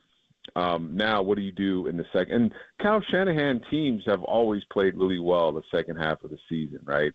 You end up in the playoffs or NFC Championship or in the Super Bowl. So, I mean, I have confidence that this team will figure it out, and they'll get on the roll. Right now, it's like you win one, you lose one. You win one, you lose one. But with the injuries, you got some guys coming back. The big news is going to be if Christian McCaffrey comes back after the bye. I think that's going to be huge. But on defense, you've got a lot of injuries. You just played a clip of that defensive line. The defensive line's got to play a lot better, especially against the run in the middle of that line. Pass rush kind of showed up at times against the Cowboys, but you got to get better on the defensive line. I think the secondary is playing hard. And here's the thing. I mean, I know Kyle Shanahan hates it, but he's going to have to start playing some of these rookies, right? And we saw it against the Cowboys on both sides of the football. You have to have some confidence. These guys, get them some reps so they can get some experience out there, because you just might need them in this last run of the season. The D-line, which you mentioned in the area of expertise, you know the entire game, obviously, but being a D-lineman. So with the injury to the gravedigger, Javon Hargrave, the partially torn tricep, he ain't coming back. And maybe in late January or February, it's a bad injury. So do they have enough on that D-line? Between now and Tuesday at 1 o'clock, November the 5th, Election Day in our country. Dennis, big day. Do they need to go out and fortify the D-line? Do they need one guy? Last year they brought in two guys, and Randy Gregory and Chase Young. Those were outside guys. Do they need inside guys? Is the D-line good enough, getting Gross Matos back, Okuwana moving inside, or do they have to go out of the building? Well, I think there's two areas. I think receiving and defensive line. And I think I'm a little biased, but I think you go with defensive line, especially the interior. Collins and Elliott have been playing well, but it's just not the same without the gravedigger in there. I mean, you need someone who can anchor the middle of that defensive line, so teams aren't running right up your gut, first down, 6-7 yards, falling forward. So I don't know who's out there as far as defensive linemen, but I'm sure Kyle Shanahan is looking out there to see who is available. If it's a trade, I don't know how that all works, the big business of football, but I think you definitely need to look at your defensive line. I think the outside pass rushes, I think you got enough guys that you can get by with the pass rushes you have now, but I do think that you really have to take in consideration that defensive front, especially in the middle, that interior. You need a strong 3 technique or even a nose guard that can play a true 2-gap, a true 3 technique or nose guard to kind of solidify the middle of that defensive line. I agree, because I'm looking at it right now. Malik Collins, Jordan Elliott. Elliott was brought in as a guy who was going to maybe play 20, 25 snaps. Now he has to play more. Kevin Givens has to play more. Kalia Davis, we don't even really know. I mean, one nice play where he tipped himself an interception earlier this year, and then Evan Anderson, which is a pretty big guy. But I like Malik Collins, but I think all of those guys are situational players who play a certain amount of downs, and there's just not a dominant player in there. And because of that injury, that's the problem. And I think teams are taking advantage of it. And, more so we saw it in the Kansas City game where it was, Hunt's in there and a 1-yard gain was a 3-yard gain and a 3-yard gain was a 5-yard gain. It just didn't seem like they're getting it done in the middle. And I think these teams that they're going to play in the second half are going to take advantage of that. Yeah, I mean, if you watch the tape, if any offensive coordinator watches the tape, he understands where the weakness is in that defense. And it's first down right up the gut. These defensive linemen, they have to play better. You got to get off blocks and you got to make tackles. And it's that simple. And, you talk about falling forward, and that's what it looks like on tape when you watch it. Teams might be stopped at the line of scrimmage, but you look up and it's 3-4 yards later because they're falling forward, they're turning their legs. Defensive linemen aren't getting guys to the ground. So, and that's what's on tape. And it's on tape, and that's what teams want to attack. Even Dallas, in that first quarter, they tried to attack the middle. And Ezekiel Elliott, who we haven't heard in a couple years, he even had a couple yards running straight up the gut. So that's what all the offenses now, opposing offenses, are going to be trying to kind of expose is that run game. And the run game sets up everything else. So if you can establish a run game, the game, calling the game plan changes a lot, and it gets a lot easier for coordinators. Yeah, and obviously, we talk about the D-line a lot being the first level of the defense, but really it's the front and how the linebackers fit in behind, and it's a front 7. And then when you go on the nickel, it's, Diamondor Lenore coming in from nickel, inserting himself like a linebacker, which leads to the linebacker level. Devondre Campbell was having a hard time here, frankly, and teams were attacking him. Not just in his pass coverage, but they were running at him, which had sweeps, and Minnesota did early in the game. I thought he had by far his best game as a Niner on Sunday night. His first quarter, the first couple of defensive series, Dennis, he was flying around. What did you see from 59? He had some injuries in Green Bay. Is he over those? Is he more used to the system? And with the deadline coming up on Tuesday, you identified D-line. Do they need to go out and get a linebacker until Dre comes back? Well, it's a great question. I mean, I watched him early in the season, and it looked like he was still trying to figure out the defense a little bit. I mean, he was kind of exposed on a lot of the coverage stuff. But I think now, I mean, like you said, against Dallas, he was flying around. So I think once he gets a little more comfortable in this defense, I mean, he was a great player at Green Bay. I know he had the injuries, like you said, but the talent is there. I think it's maybe with him kind of getting his defense figured out, coming in, he's kind of Dre goes down, he comes in, he's going to be the backup. So I think it's just a matter of him, getting into this system. I mean, he's only been in the league, but he's been in the league for about 9 years. So he's a veteran. He understands defense, understands how to play this position. This is what he's been doing for 9 years in the NFL. So, I mean, he's been exposed a little bit, and it does feel like, he's always chasing someone, after a reception. So I think once he kind of understands his defense and gets kind of settled in, you're going to see some big plays from him. Because I remember at Green Bay, he was dominating at Green Bay, both in the run and the pass. So I think it's just a matter of him getting in his flow, getting the feel of the defense, and playing like he did last week, where it's kind of downhill.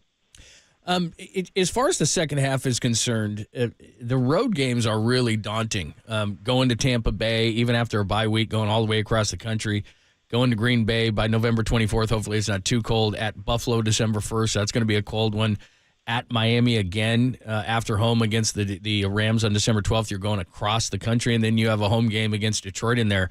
To you, how daunting of a schedule is that, and how difficult? You're talking 2 trips to Florida, a trip to Green Bay, a trip to Buffalo. How daunting are those road trips? Hey, what's wrong with 2 trips to Florida? No, I have no. I'd love to do it, but I don't know. Guys don't like going across the country. Certainly, you're seeing it in college football. Like, going across the country is tough, isn't it? I mean, so I don't know. I mean, because we never. So we used to have to play Atlanta. We used to have to play New Orleans every year, and then we were always on the road, like to the Jets and the Giants. So I guess it just depends on how you prepare yourself. I mean, we used to always leave on a Friday evening, and then we were there Friday night, with the time change, and you had Saturday to get adjusted, and you played on Sunday. Then you got back on the plane after the game Sunday. So it never really felt like it was a big issue as far as flying across the country, because it was kind of what we did. It was what you did for a living. So it was just part of the deal. But George Seifert and the organization kind of made sure that we were able to get to whatever the hotel, kind of chill out a little bit, and then kind of go to work the next day. So, I mean, I would love to take 2 trips to Florida in one season. That'd be awesome. I remember we used to go to Atlanta, and Atlanta was the big trip because they had, I think it was called Freeman Shoes, where they had all the big-size shoes. Yeah, so we couldn't wait to go to Atlanta. And then, New Orleans is New Orleans, Bourbon Street. We couldn't wait to take that trip to New Orleans. So, anytime we went to New York, even though we're in New Jersey, it was still a really fun trip. And that's where I first discovered Bensonhurst. I had never heard of Bensonhurst. And, I played, one of my roommates took me to Bensonhurst and had the best meal of my life. So, flying, I mean, it never bothered me. I'm sure it bothers some guys, but it was always kind of a fun work weekend, I always thought. I mean, think about go to New Orleans and be able to spend 2 days in New Orleans. It was awesome. It'd be dangerous. We're going there for a week. We got a Super Bowl there. Yeah, Bensonhurst is in Brooklyn. Nice. Great spot there. Yeah, it was. I mean, I'd never been to any of the boroughs, so it was. Yeah. It was, a kid from inner city LA. I was like, oh, this is what I've seen on TV. So, trips are. I always thought trips were really fun, but I'm sure guys get really. I can imagine a Nick Bosa, who has to go to bed at 9 o'clock. He probably mentioned that a little bit. So. Just like what you. they do is, just like you used to we do. fly, for a game going back East Coast. The team leaves Friday on buses 2, flight at 3, and that's usually their off time with their family, and they just sleep. They watch movies on the plane. They get a couple of meals in them, some Chick-fil-A, and they sleep a lot. And they get there so late that it's curfew time. We get to the hotel like at 11:45. Last on call. On a Friday night? We missed last call, and you go right. Well, it depends what time. Sometimes you get in earlier. Friday. Friday was Yeah, make it a never little more. a curfew. Never you could go out and do Oh, they things have on curfew. Friday. They have curfew. They got to be in by midnight. It's a little different. Yeah. So, in all seriousness, we found out right around this time yesterday that Charvarius Ward, Mooney Man, lost his baby girl who was coming up on her second birthday, Amani Joy. She was at the game on Sunday night. Monique, her mother, and Charvarius, they brought her to the game. They were there with the other kids. So, how does a team handle this with Charvarius? When and they're on bye, so I'm sure a lot of the guys are reaching out to him. Or they were on the building Monday and Tuesday, and then they're away now. I don't know what he's going to do during. He's got to lay to rest his little baby girl. It's just so hard. But you're such a compassionate guy. You've got children, and how does a team handle something like this? Well, you get around him, right? I mean, you're there for him, and you're his teammate. You spend most of your time with him, and he spends all his time at that facility. You just gather around him, and first of all, you got to respect him and understand kind of where he's at. I mean, if he even wants to talk about it, if he even wants to deal with it publicly like that. But these guys that you play games, you play football games, and you go to training camps with, you travel with, it's family, and this hits everybody. And this little girl, it's tragic, and it's got to be tough. I lost my sister when I was really young, but she was 18 months. It was spinal meningitis, and she passed at 18 months. And I just remember how it crushed my father, and my father never recovered from it. Because he never talked about it, right? He just kind of swept it under the rug and never talked about it. So, but it ate him up for years. So, you give him an opportunity to grieve the way he wants to grieve, and if he wants to reach out to folks, just kind of be there for him. I mean, it's a tough loss, and anybody who's lost a child who lost a sibling young like this, they get it. So, I mean, you just respect them. You're there for them, and just there to support. And it's family. Like I said, it's family. You've gone through it. You've seen the pictures of her in the locker. The wives have been around this young girl, and it's a family. It's a big family, the football family. And then you lose a member of it, and it's tough. And I just hope that he's talking to people, and he's opening up about it, so he doesn't just kind of stuff it. And here's the deal. I mean, he's eventually, he's still got to play football, and that's got to be even tougher in the middle of the football season. And you have to bury your child. It's got to be tough. So my prayers go out to him and his family, and my condolences. It's a tough deal. Well said, man. Well said for sure. That is Dennis Brown, our Super Bowl champion. We will see you soon. Thank you. I know you're out feeding the people and doing the great work, so we appreciate it. And we'll miss you this weekend. I will miss you too. And Papa, I got some broccolini from Whole Foods. Do you? Yeah. I mean, I didn't know what broccolini was. It looks great. You don't know broccolini? Folks didn't believe it. Why did you get it at Whole Foods? Yeah. Well, I mean, we got to donate it for our food pantry. Right. I don't eat veggies, so I don't get down like that. You and Al Michaels. You like Al Michaels? Yeah, I don't eat veggies. Just meat. Meat and potatoes. That's good stuff, man. You're the best. We'll talk to you soon, man. All right, man. Take it easy. See ya. That is the great Dennis Brown. Sauteed broccolini's a killer. Oh, man. That's good. So good. I like vegetables, man. Like, Al Michaels never... Who was he talking about during the Thursday night game? He never has had a vegetable his whole life, and he openly brags about it. Yeah. And then I think Jordan Love, was it Jordan Love? Somebody came up to him and said, I don't eat veggies either.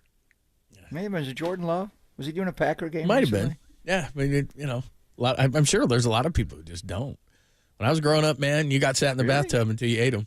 My parents would clean up dinner, and they'd put your whatever the vegetables or whatever the stuff you didn't eat, and you'd have to sit in the bathtub. And they just watch eat, and you had to eat it. You said to eat it. It's just the truth, man. Couldn't get away with it in our house. All right, Tim Kawakami is going to join us coming up next. We talk everything with Tim, from the Warriors to the trade deadline, what's going on with the Niners, all those kind of things, World Series, all of it. Timo Kamakama is going to join us coming up next from the San Francisco Standard. That's where you find him. We'll do it next on the Sports Leader. Non-objectionable vegetables. A carrot. Oh, please.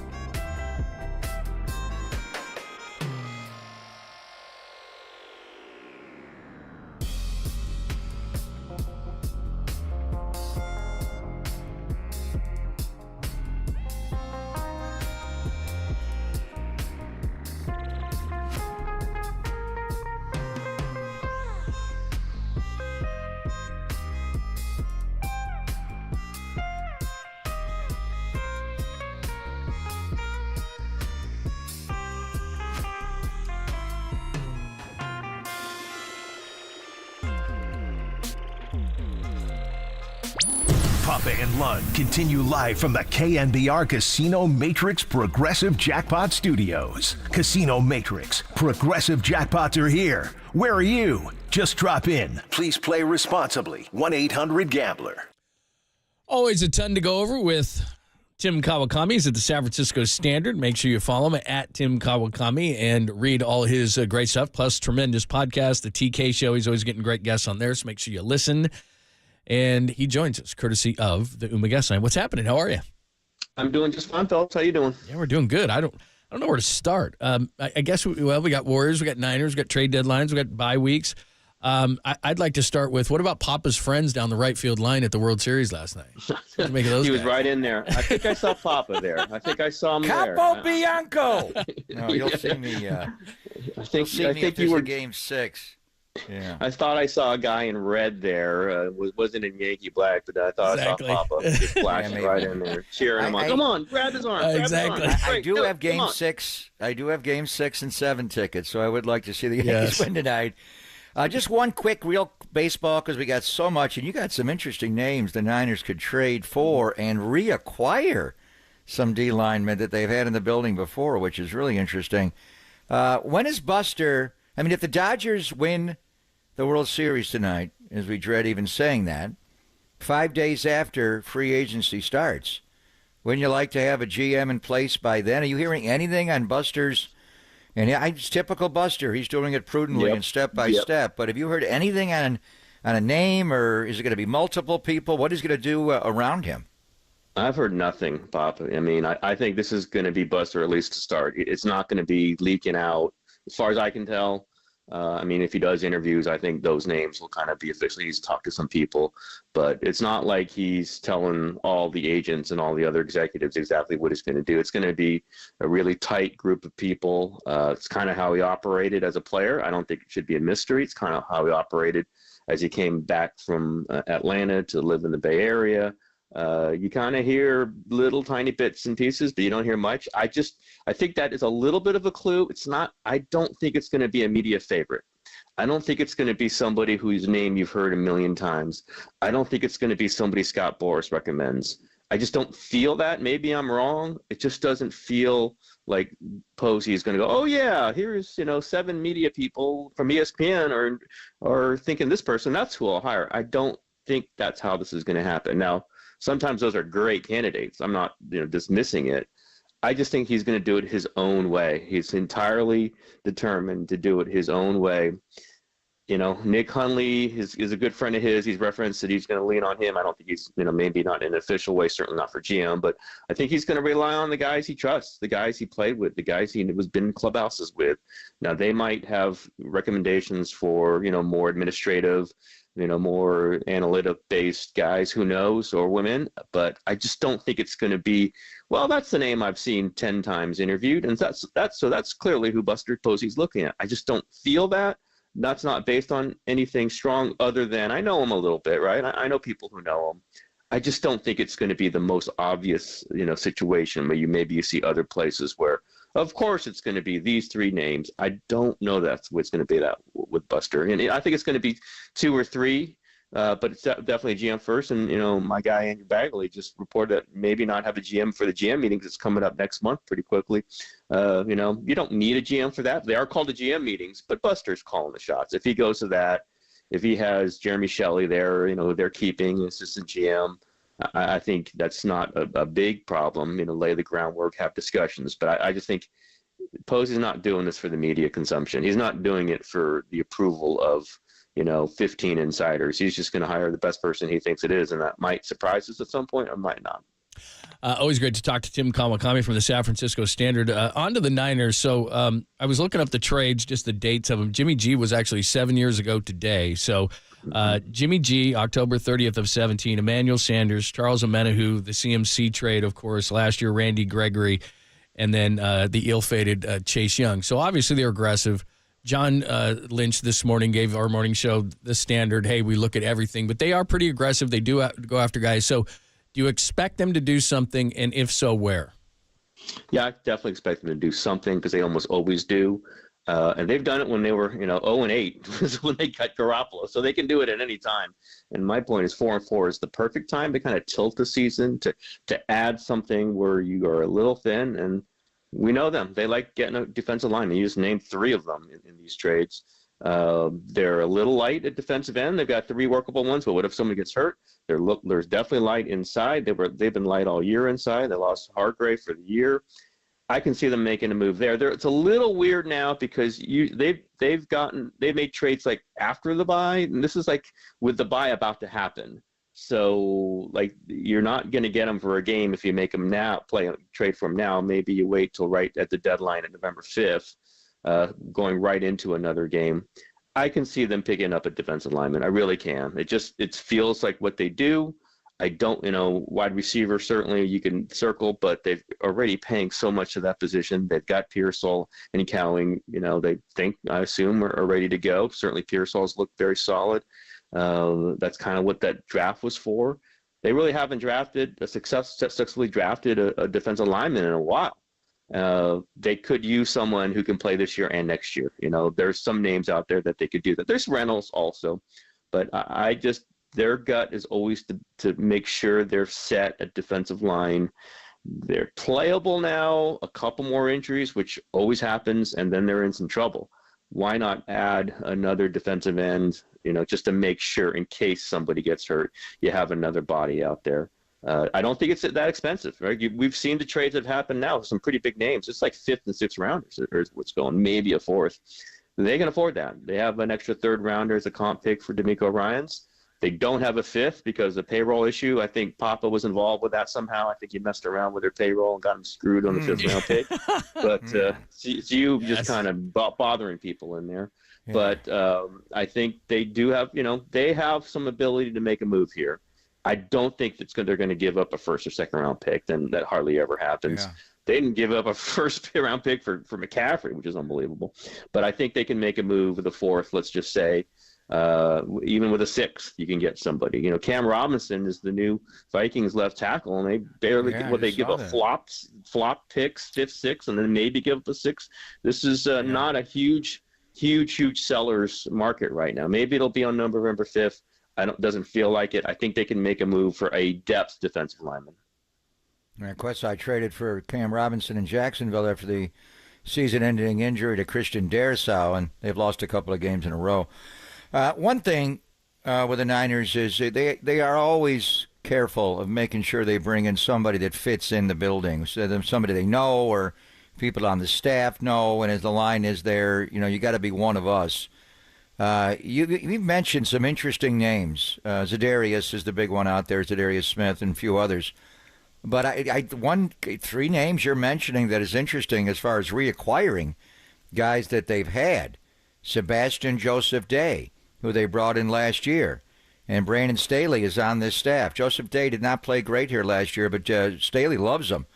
Arden Key, both of these guys play in Nashville, where Rand Carthon is. So, John can make a trade there. John referred to the Chase Young acquisition last year as ill-fated. He did play well in the Super Bowl. You're laying it out there that the Niners may reacquire that one. If you can get him cheap, I'm not saying for a 3rd round pick. If you can get him cheap, he's got talent. They've done it before. I know fans had a bad reaction, and it wasn't tremendous, but he played well in the Super Bowl. You get him cheap, you sign him. He's a free agent, and you get another comp pick for him. That one I put at the end just as a familiar name. They do kind of like people they've had before, but he was at the end of that list. I love the Titans idea just because the 49ers do often make deals with people that they know very well. Rand Carthon obviously was the Lynch lieutenant for a couple years. He's running the things there in Tennessee. They're clearly stripping things away. Arden Key was a favorite. You know that, Pop, here. They liked him. He had a good year for them. And he can play inside and out. He's playing linebacker there now, Pop. I don't quite get that, but he can play inside, outside. Got 6.5 sacks for the 49ers a couple years ago. They liked them. They like those guys. They like high pedigree guys who haven't quite panned out that they figure they can give to Chris Kasarik and he can work his ass off. And it worked with Key. That might even be like a 6th round pick. These are not expensive acquisitions at this moment. And it's just with an administration they know well. The Titans are they're just not any good. They could use to pile up some picks. I like those two names. Sebastian Joseph, they played in the Super Bowl. I mean, it wasn't great, but he played in the Super Bowl. These are just depth acquisitions, but sometimes depth acquisitions are guys that you end up playing in the playoffs. And I think they could use one or two of them. And I'm definitely looking at the Titans as a team that could pick up the phone on number 4th or 5th and say, okay, let's just do it.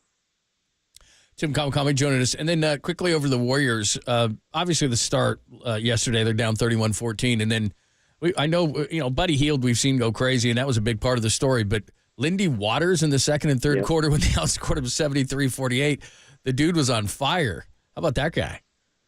Yeah, he can shoot the ball. I mean, we saw it in the preseason. Kerr's been talking about him all camp into preseason. I think he kind of wishes he could have found a way to play him in the first 3 games more than he did. Now he's got the shot. Steph is out. We don't know how long. Maybe another game after that.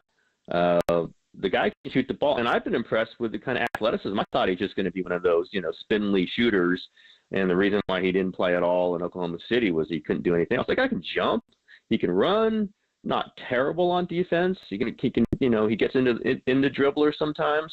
Like we've been telling, like this 12-man rotation, it's unrealistic. How long is Steve Kerr going to do it? And I joked, okay, now it's a 13-man rotation, and Kerr joked about it after the game. I mean, it's impossible to do 13-man. There's going to be some decisions that have to be made. I mean, do they have to be made right now? No, but pretty soon, I think.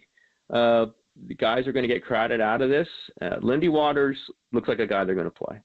I didn't think so early on, but I mean, if you're sticking, these 3-pointers in there in a game that you're trailing or it's on the cusp, things are nervous, and you just give it to this guy, and you can put Buddy Hield on the other wing. What are defenses going to do?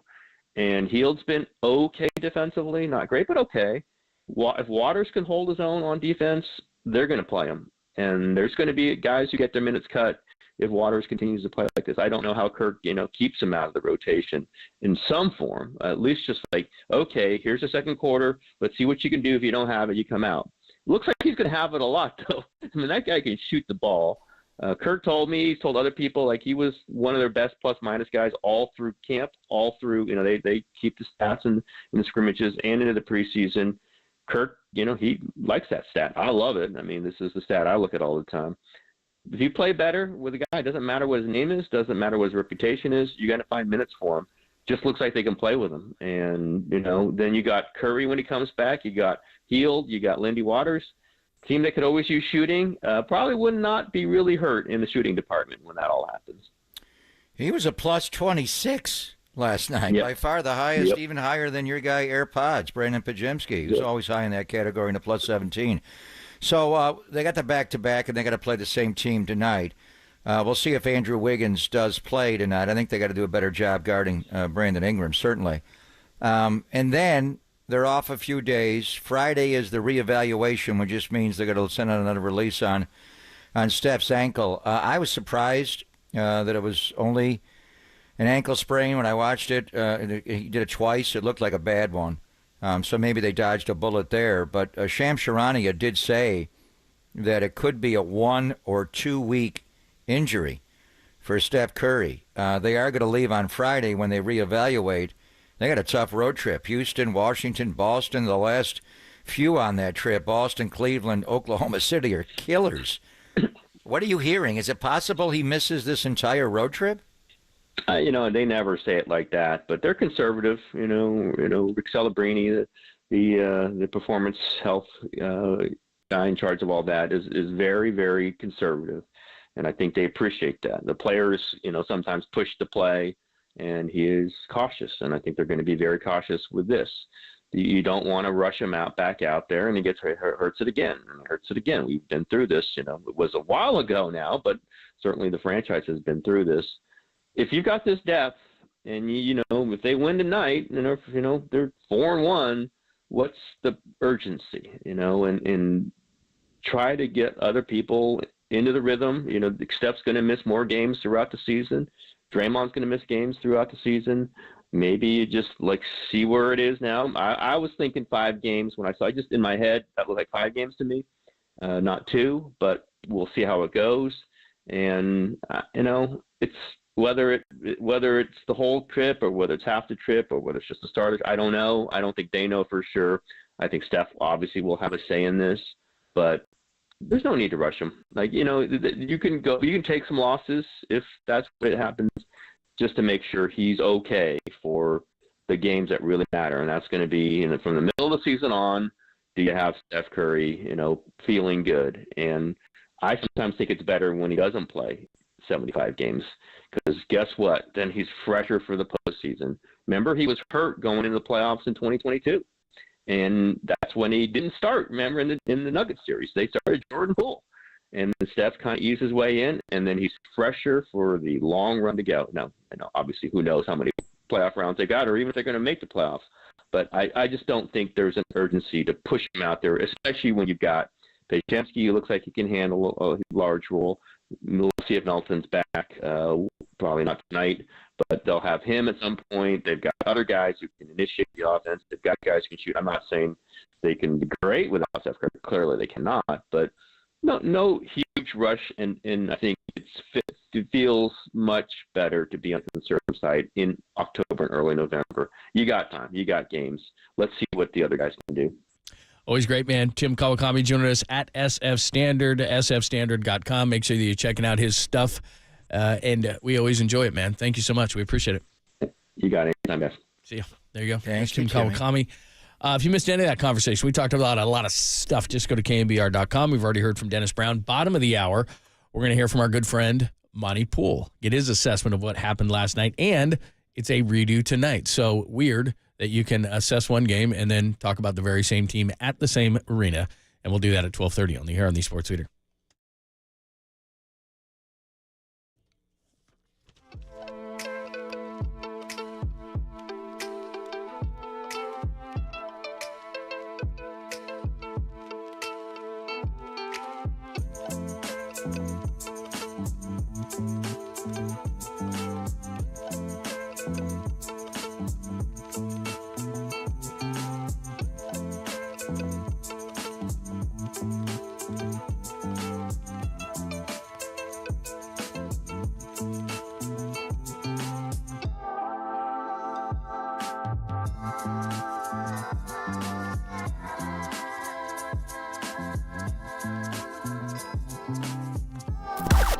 Now, from the O'Donnell Financial Group Sports Desk. Learn more at odfigroup.com. O'Donnell Financial Group, because planning is a process, not a product.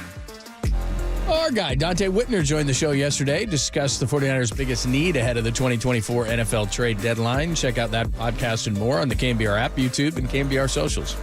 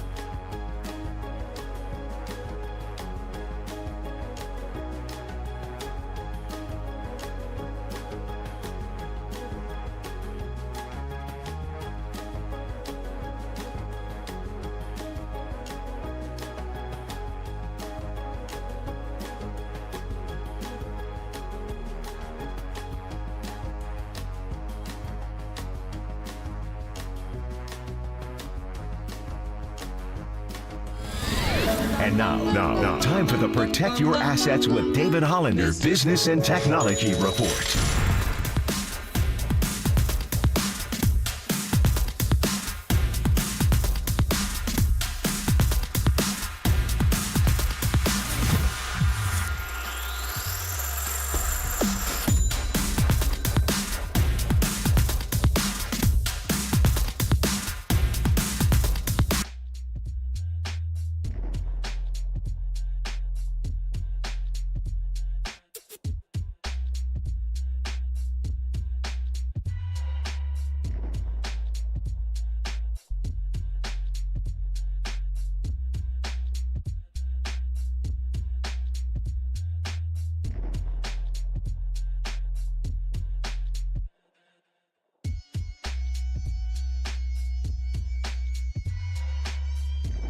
Gonna find my baby, gonna hold her tight, gonna grab some afternoon delight. My motto's always been, when it's right, why wait until the middle of a cold, dark night?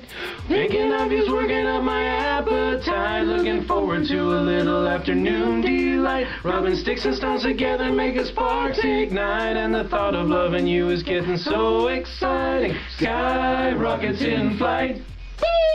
Afternoon delight. Whoop. You guys have it, I think. Afternoon delight. Follow KNBR on Facebook. This is Papa and Lund on KNBR 104.5 and 680. The sports leader. Field wheeling into Alvarado. Kaminga. Waters is in. Drops the sledgehammer. Lindy Waters. With him in, Golden State plus 16. With him out, -8. Look at the reaction from Stephen Curry over there. That says it all. And, of course, is our guy, Kevin Harlan, with Reggie Miller on TNT as the Warriors came back after a disastrous first quarter. They were down 31-14, couldn't throw it in the ocean, and all of a sudden some dude named Lindy Waters, who Steve Kerr had been crowing about having a great camp and everything else, because Wiggins is out, because Steph is out, because DeAnthony Melton is out, he's playing, and they outscored the Pelicans 73-48 in the second and the third quarters. He was key in that. He ended up a plus 26, scored 21 points, which was just behind red-hot Buddy Hield, who, again, struggled in the first quarter, but then went crazy after that, especially in the fourth.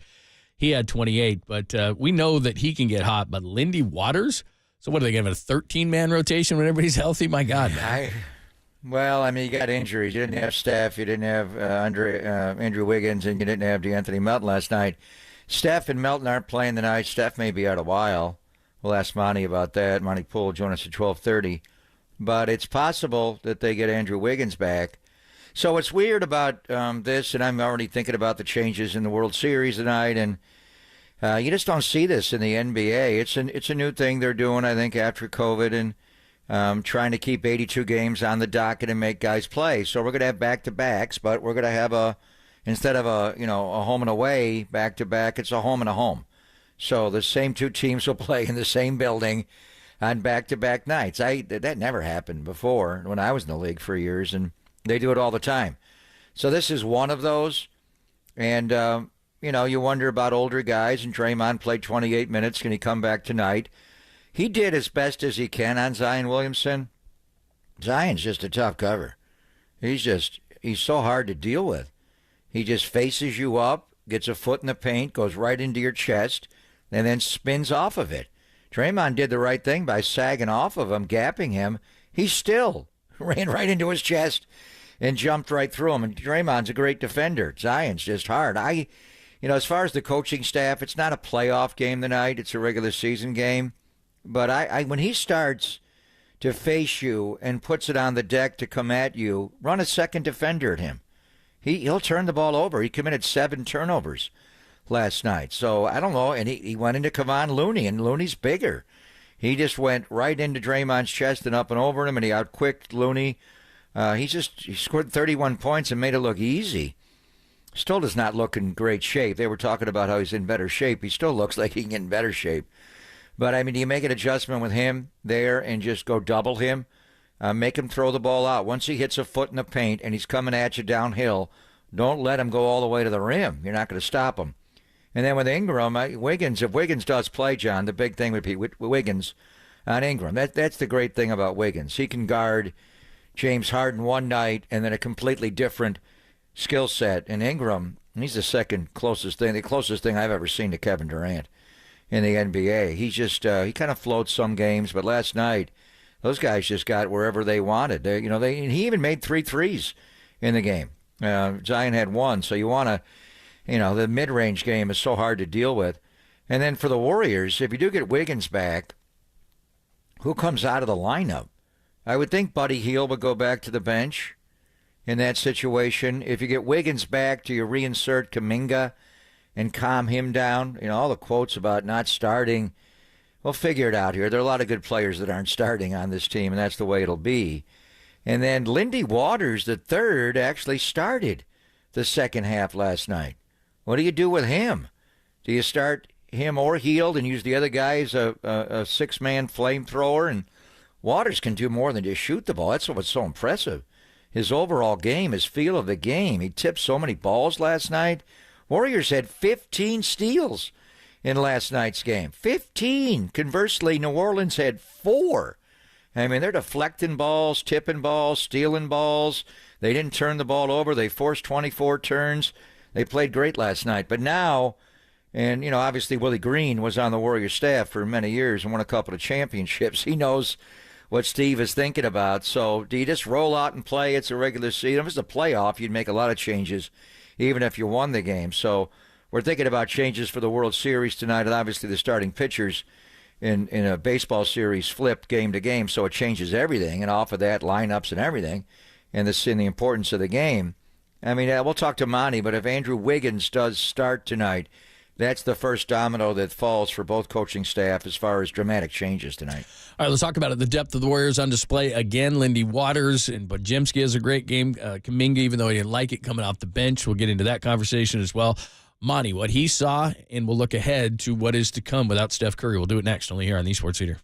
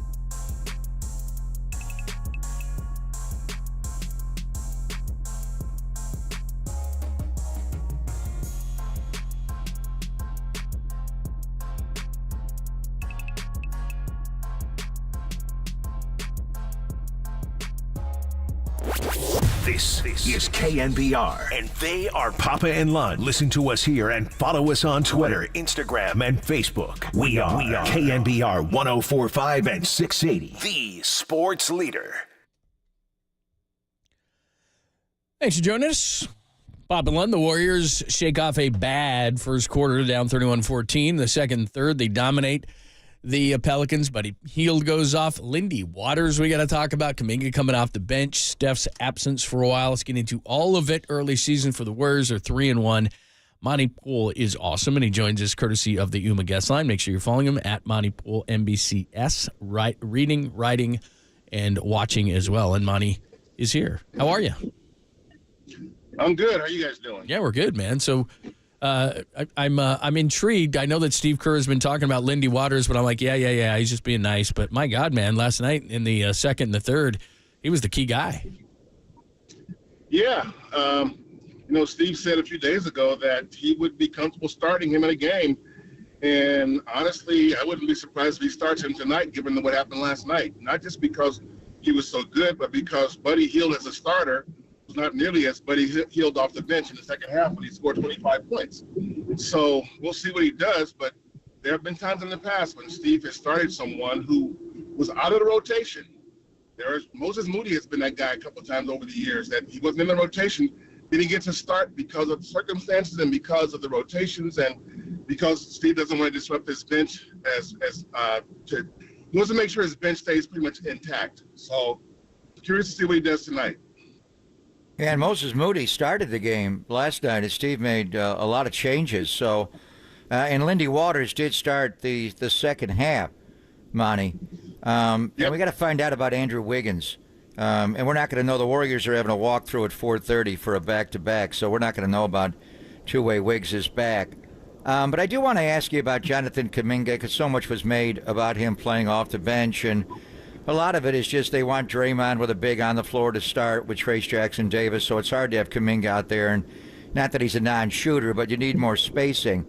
But some of his quotes after the game, Monty, and I like the guy a lot. I think he's a burgeoning star in this league who can play both ends of the floor. He could be two-way Wiggs in a different kind of body, and he's so athletic. But he didn't seem real happy about coming off the bench and, mentioned, Steve Kerr. He's the coach. He made a decision. It's not my decision.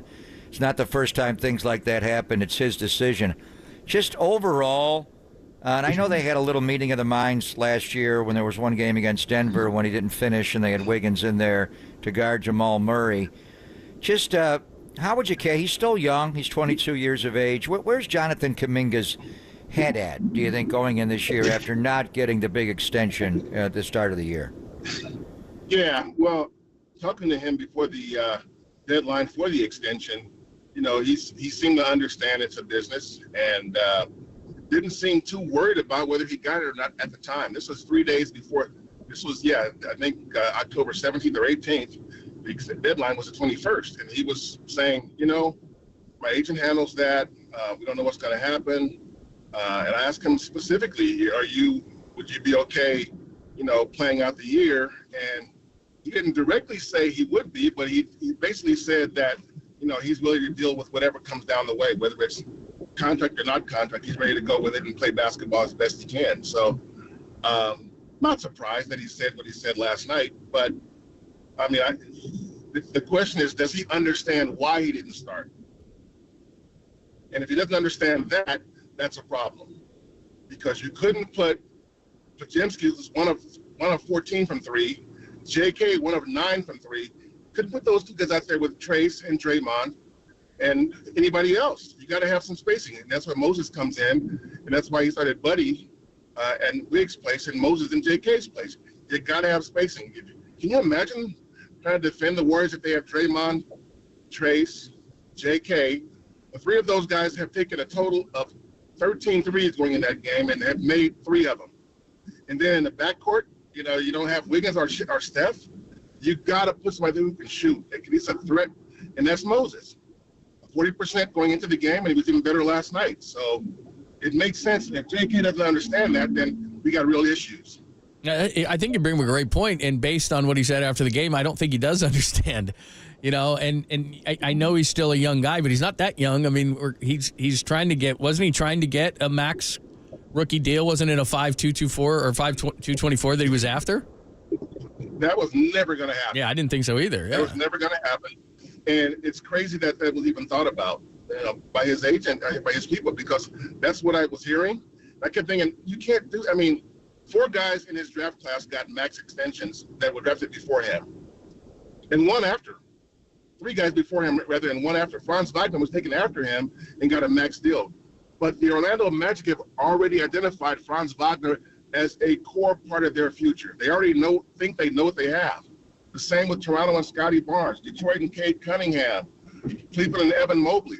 Those 4 all got max extensions, but they've already been identified by their franchise as guys we know we're going to have around this team for a long time. The Warriors are still not totally confident that JK is going to be an all-star. They think he can be, but they're not sure. They don't have the vibe that says, yeah, we know he's going to be. And so you can't give him a max deal. Certainly can't give him based on his history. Has he gotten better? Yes, he has. But there's still a ways to go before you can think, okay, now he is where we think he can be. He's not there yet. Will be interesting to see with Wiggins back tonight what they do with the starting lineup. But he's got to look around his locker room and see how deep they are. They got quantity. Is there enough quality? We'll see. But he's got to fit in and have a role on the team, which leads to, and they're minus a couple, Anthony Melton and Steph with the injuries. We want to ask you about Steph in a minute, but this team is deep. That is the strength of the team. There's no doubt. And it breaks my heart to see, the Al Addles patch on the jersey. We love that they're honoring him and, on the court like with Jerry. But we lost the destroyer this offseason, Monty, and I know how close you were to Al Addles, and you watched his championship team. And that's the one I can think of that did win a title. They, a lot like this team, they had one superstar in Rick and, Steph on this team, and then they were TWO deep. They were too deep at every single position, two-headed center all the way down the line, and they used that depth with Rick and rolled all the way to a title. There's also a point that can be made that you can be TOO deep, too deep, too many bodies. 12, how do you do that? 13, you can't do that. Guys start complaining about not starting or what their role is. So you've been covering this game for a long time. Are they TOO deep, and how does Steve massage this, and do they have to make a trade at some point? Well, I'll start with the trade conversation because this roster is built for a trade. They're deep enough to lose 3 people. I'm not saying any 3 people. Obviously, there's some guys you can't lose, but they're deep enough to lose 3 people for one really, really, high elite all-star caliber player. They can do that and withstand that and benefit from that. But with what you're working with right now, everybody, when Steve said last week that everybody's going to play, he obviously meant it, and guys heard that. And I think in the game last night, you saw that where everyone pretty much played. And when you have a roster like this where he says everybody gets a chance, then everybody has to go out there and show that they're ready to play right now. Everybody wants to be the guy that says, I belong in this league and on this floor. And on a given night, if you don't bring it, there's always going to be somebody else, and you have to understand that. You should understand that. So I think depth is a good thing right now, but I do think that for this team to get to another level, they need another clear-cut star player. And that includes if Andrew Wiggins reverts to where he was 2 years ago, they still need a third guy, I think, to get to a level where you can say, okay, now they're serious contenders. I would agree. Monty Poole is joining us coming off the 124-106 win over New Orleans. They come back after a bad first quarter, and they've got the Pelicans over at Chase again tonight. So they're going to check Steph out on Friday. Do you expect him to just miss a few games, or what is the timeline on Steph? From what I'm hearing, they're hoping he's back sometime next week. They're hoping. They play Boston next week, and that's a huge game. They'd love to have him back for that game, but I'd be shocked if he plays in Houston on Saturday. Again, not knowing what they're going to say Friday after the reevaluation, but based on what I've been hearing, they don't seem really optimistic that he's going to play on Saturday. So we're looking at that, and I think they're hoping that he can play sometime in the middle of next week, be back on the court and play full time. They know Steph's conditioning is pretty good, so they have to worry about him getting quote unquote back in shape because he only missed a week plus. But this could go it could go beyond the middle of next week. It could go up to 2 weeks, I'm thinking, based on what I've heard. That would be interesting if, you wonder if you fly him on the road trip to start because they got to leave Friday. He could join the team in the middle of the road trip at some point. The last three are really hard, at Boston, at Cleveland, and at Oklahoma City. And then when they come home, Monty, and hopefully we'll have you on, right before, it's the return of Klay Thompson. As far as celebrated Bay Area icons, and Willie Mays came back here to play in a World Series against the Oakland A's after, he was traded in the early 70s. This is right up there with any of them. I know you've been keeping an eye on Klay and what he's doing, and Buddy Hield's had some really good games with the Warriors, but as we look ahead to November the 12th, and that'll be the first day of the NBA Cup for the Warriors and all that, but damn, it's the return of Klay Thompson, Monty. How big of a night is that going to be? That's going to be huge, man. It's got to be huge, given what Klay has done for the franchise. 4 rings, and how many of those rings would they have without Klay? Klay at his peak was a tremendous two-way player. His last fully healthy season before the 2 injuries, he made All-Star team and All-Defensive team. And he and Steph were the perfect pair as a backcourt because of Klay's ability to do that. And so opposing defenses, on their scouting reports, there was Steph, and right behind him was Klay. And so I just think that we've never seen a better offensive backcourt. And given Klay's defensive work, given Steph, improved defensively over the years, and I like to give him a hard time about the year he led the league in steals, but I can't think of a better backcourt in terms of what you need to win championships. And there's been a lot of great ones. So Klay was half of that. He deserves all the props. Monty, great stuff as always. Thanks for the insight. We'll do it again throughout the season, I know, but we'll talk to you soon. Thanks. All right, fellas, y'all take care. You too, man. Monty! All right, that is the great Monty Poole, at Monty Poole MBCS. You see him before and after games. You read him. He's great. He's a Warriors authority, I tell you. So make sure you check it out. All right, by the way, I love the hat. You don't break that one out often, and you will break it out more often now that it's the season. It's because of the history of the franchise, and Monty's been covering Bay Area sports even longer than me. When Klay comes back, you want Steph on the floor for that game. Oh, yeah. Right? Gotta be. Yeah. And just look at the calendar. If it's 1 to 2 weeks, he could still make it under 2 because he did it on October the 27th. But, you like Steph to be involved, and how great would it be if Klay guards Steph for a couple of trips or vice versa? They have to make and they that get happen. switched onto each other. So it doesn't sound like Steph's going to go on the road to start this road trip. Can they win at Houston and at Washington without him? And it's Jordan Poole. If he has to drop in the middle of the road trip, you'd like him in Boston, certainly, or at Cleveland or Oklahoma City. But when they come off that trip, Klay Thompson's coming here, wearing number 31. So to celebrate the Splash Brothers, they got to play. So let's just hope Steph gets over this and back on the floor before then. But certainly, you want him on the floor November the 12th. All right, we got a foreplay coming for you at the top of the hour. With that will be a little bit of John Lynch. We had John Lynch, and we played a little bit earlier. Didn't play Kyle Shanahan, so we'll play that for you. And also, we did track down the Gronk audio, right? You would think this would be, that makes sense. Gronk was friends with the Yankees fans that tried to rip off Mookie Betts' arm to take the ball out of it at Yankee Stadium last night. So we'll hear what kind of guys we're dealing with. And they actually wrote a story on ESPN. I didn't know the morning guys had Jesse Rogers. He ran across the street to a bar and talked to these guys. So anyway, we'll have that Gronk audio. Yo, what's going on, man? Is this Murph? Plus, we heard. I think we may get Boucher. Wait, is he hungover? Bootang.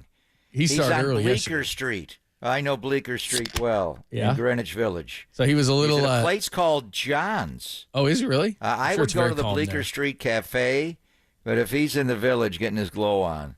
So hopefully, I want a vibe from Yankee Stadium, and Boucher's got to give it to us.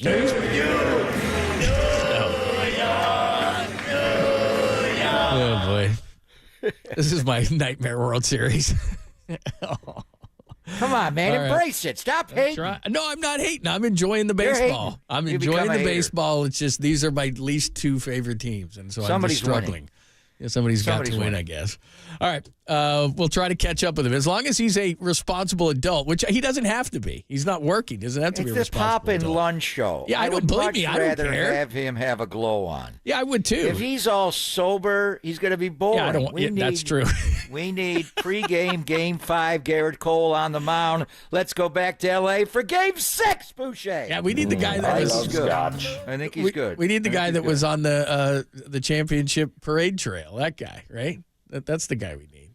Yesterday, I was all for Boucher? having him on, but I had heard that maybe he was a little over the line. That's all. I didn't stop. You know him we from coming need? on. We need Boucher having a little here. Exactly. That's what I'm talking about. A little foreplay. Might get a report from New York. Stay tuned. Pop and Lund on the Sports Leader.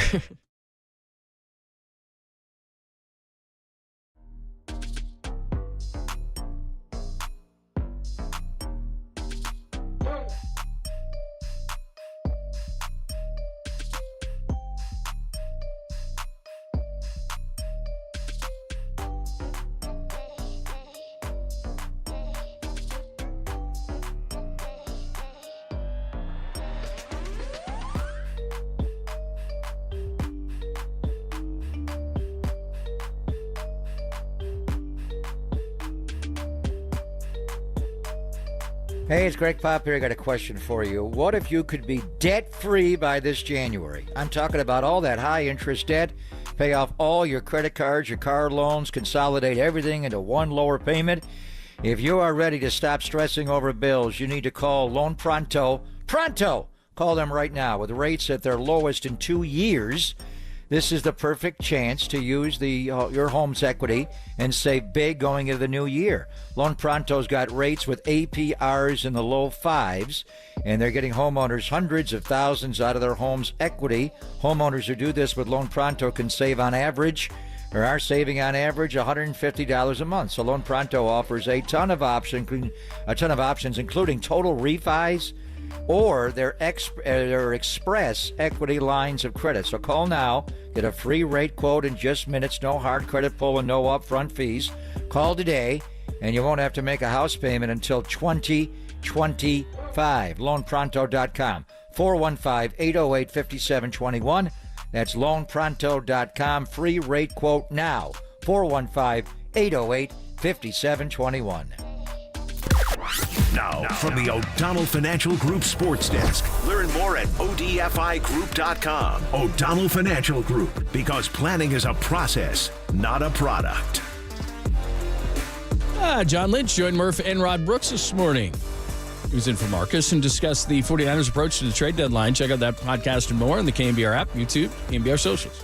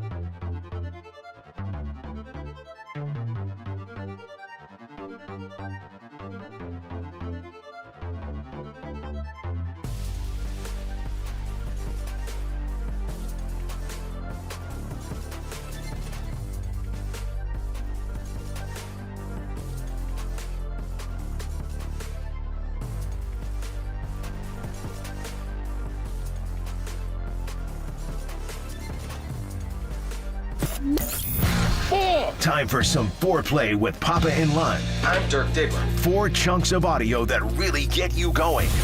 I have a gift, and I am trying to not be selfish about it, but to use it. On KNBR 104.5 and 680, the sports leader. And my mother hadn't even read Dr. Spock at that point.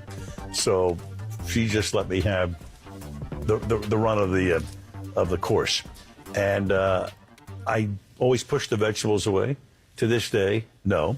And I guess what I've proven, Chris, is that man does not need vegetables to survive. That you would like, I'm thinking of one of the more non-objectionable vegetables, a carrot. Oh, please. Oh, please.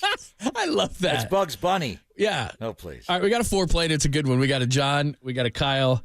We got a Steve Kerr on Kuminga, and we have Gronk knowing the guys that were down the right field line and tried to rip off Betts' arm last night to get the ball out of his glove.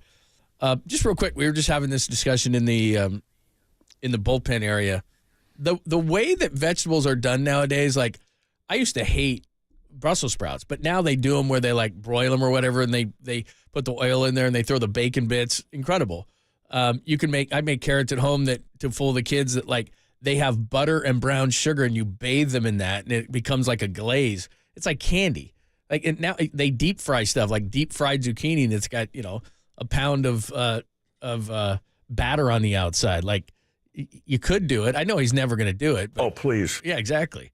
But still, like vegetables aren't what they used to be. My mom used to like broil Brussels sprouts, a little salt, a little pepper, throw them on your plate, and was like, "That's it. Go for." So what are you eat 'em. saying? On Halloween tomorrow night, you're going to put out a plate of broccolini outside your door? There's still vegetables, John. No, I no know, matter but how we they dress dress them them up. up. They're too green. That's not the green I want in my life. I understand. No, I like vegetables. That's El Mike. Why are we talking about El Mike? I'm just saying. We were just having a conversation about it. I don't know. We were having a conversation, and it was like vegetables have become more mainstream. Can't do them like you used to do when you're a kid. Like, well, I guess some people do, but when we were kids, man, it was like, here it is. They're on the plate. You better eat them. You had to eat them. You're too young to remember the Leave It to Beaver episode. Which one? Where Mrs. Cleaver, Barbara Billingsley, served the young beeve Brussels sprouts, and he took them. He had like a white shirt on. Remember the shirts where you had the little pocket? Yeah, yeah. He took the Brussels sprouts, and instead of eating them, he put them in each individual pocket. Well, didn't they leak? And then at the end, they were like, Beeve, we're so proud of you. You ate all of your vegetables. Wally. Oh, he gave him up? Gave him up. No. Oh, dude. He was caught. So I tried to do that. I didn't like squash when I was a kid. But squash is tough to put in the front pocket. That's not going to work. You can't do that. You got to wrap that in the napkin. Yeah, you can't do that. No, that's not going to work. No, not at all. Yeah, the only vegetable I'm looking for today is a cucumber martini. Ooh, yeah, there you go. Double on the rocks. I just talked to Boot Thang. He's doing fine. He's but still not good enough to come on the air? Nearly as strong as yesterday. I just gave him a sobriety test. He walked the line. Who's pitching for the Yankees tonight? Ron Guidry. No, he's not going back. He blew that one. No. He's got Garrett Cole on the mound. He knows his pitching. Okay. So he's. I think we're going to talk to him coming up a little bit. Do you know where he's sitting? As he said, where is he? Is he close to that right field line? Will he take those seats over? I don't know where his seats are. Right now, he's in Greenwich Village. How amazing would that have been? John's. If it was he's at a place called. Oh, is that right? Well, it's got to be good. He should take over those seats. We should ask him if he'd do that same thing. If he's that big of a fan, he probably would.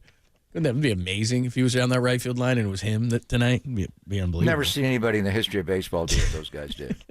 That was so New York. That was assault. That was so New York. They held his hand. They held him and ripped the ball out of his glove. You can't do that. Austin. Yeah. Capo Bianco. They're not letting him go to Game 5 tonight? No, he's out. Get him in the Steinbrenner box. If George was alive, he'd be in the Steinbrenner suite. All right, here is your foreplay for today. Let's start with John Lynch. He was on this morning. Now, he played a little bit earlier on trade deadline and some things, But here's another one on the ideal scenario for Christian McCaffrey when he comes back. You know, we all know he's the reigning offensive player of the year. He's a special game-changing player for us. Now, just opening his window doesn't mean he has to play. You have 3 weeks then in which he can activate him. So, you know, we'll play this by ear. We'll listen to Christian. We'll listen to the experts, and hopefully, you know, very soon he's back playing with us on the field. And then we got to be judicious about how much we use him. And that's a hard thing to do because he's so darn good. Stop it, John. He's playing against Tampa. Let's go. Quit screwing around. Just tell us. Tell Tampa. Tell the world he's back. Well, we need it. He's getting ready with the mine, but in between, he is going trick-or-treating. Did you see Christian McCaffrey's Oh, my God. Halloween We have to talk about this at 1:30. We need a lot. He's going as the Tin Man? Yeah, we need more time than this segment will allow He's us. going as the Tin Man who has no heart? McCaffrey has so much heart. You know why he's doing He's going it. as the Tin Man? Well, you know why he's the Tin Man, right? Yeah, because his wife's Exactly. She's Dorothy, She and is. so it is a power play amongst couples what you wear for Halloween. It tells who wears the pants in the family, and clearly she does because she's this beautiful little Dorothy, and he is this sad little Tin Man, and that's embarrassing because then he's going to go to this party or did go to this party, and he'd go walk off and get a drink, and everybody's talking behind his back. Christian McCaffrey is the furthest thing from the Tin Man. You think he picked that outfit out? You think he picked that thing out? No There way. he is right there. There's no way did he pick that out. That is Christian. Yeah, but they show here's up at what your we're door. wearing. They show up at your door. You know what that tells me? I'm looking down. His Achilles looks fine. Yeah. I'm just looking down at the bottom. He looks fine there. His pride So is whatever wounded party now. they're going to, John, we should show up behind Dorothy and the Tin Man as we represent the Lollipop Kids. What do we got? The The Lollipop. Scarecrow I would and the pull that Lion? off. I would pull that off. What would you Or be, the Cowardly Lion? Lion. I would Put be the 'em up. Scarecrow. Put 'em up. Oh, my God. I'll rip you from top to bottom. I feel he's bad for in love. that guy, man. They just got married last summer, huh? Yeah. And look where it's gone already. Whatever you want, He has honey. no heart. Whatever He has you no want, heart. honey. You know he's a college dropout. Oh, thanks, Mom. Okay, Mom. Yeah, that stay out of hurts. the mouth. That hurts. We're not eating your vegetables. Is that the sad face one? Look at his face. He's like, oh, God, what has happened to me? Used to be such a manly man. Now I'm the Tin Man. Ladies and Oh, gentlemen, it's your sad. offensive player of the year. The Tin Man. Oh, geez. All right, we'll have that conversation more at 1:30. Here is Kyle Shanahan on if now. John Lynch always says the same thing. You know, we're always looking. We're always looking.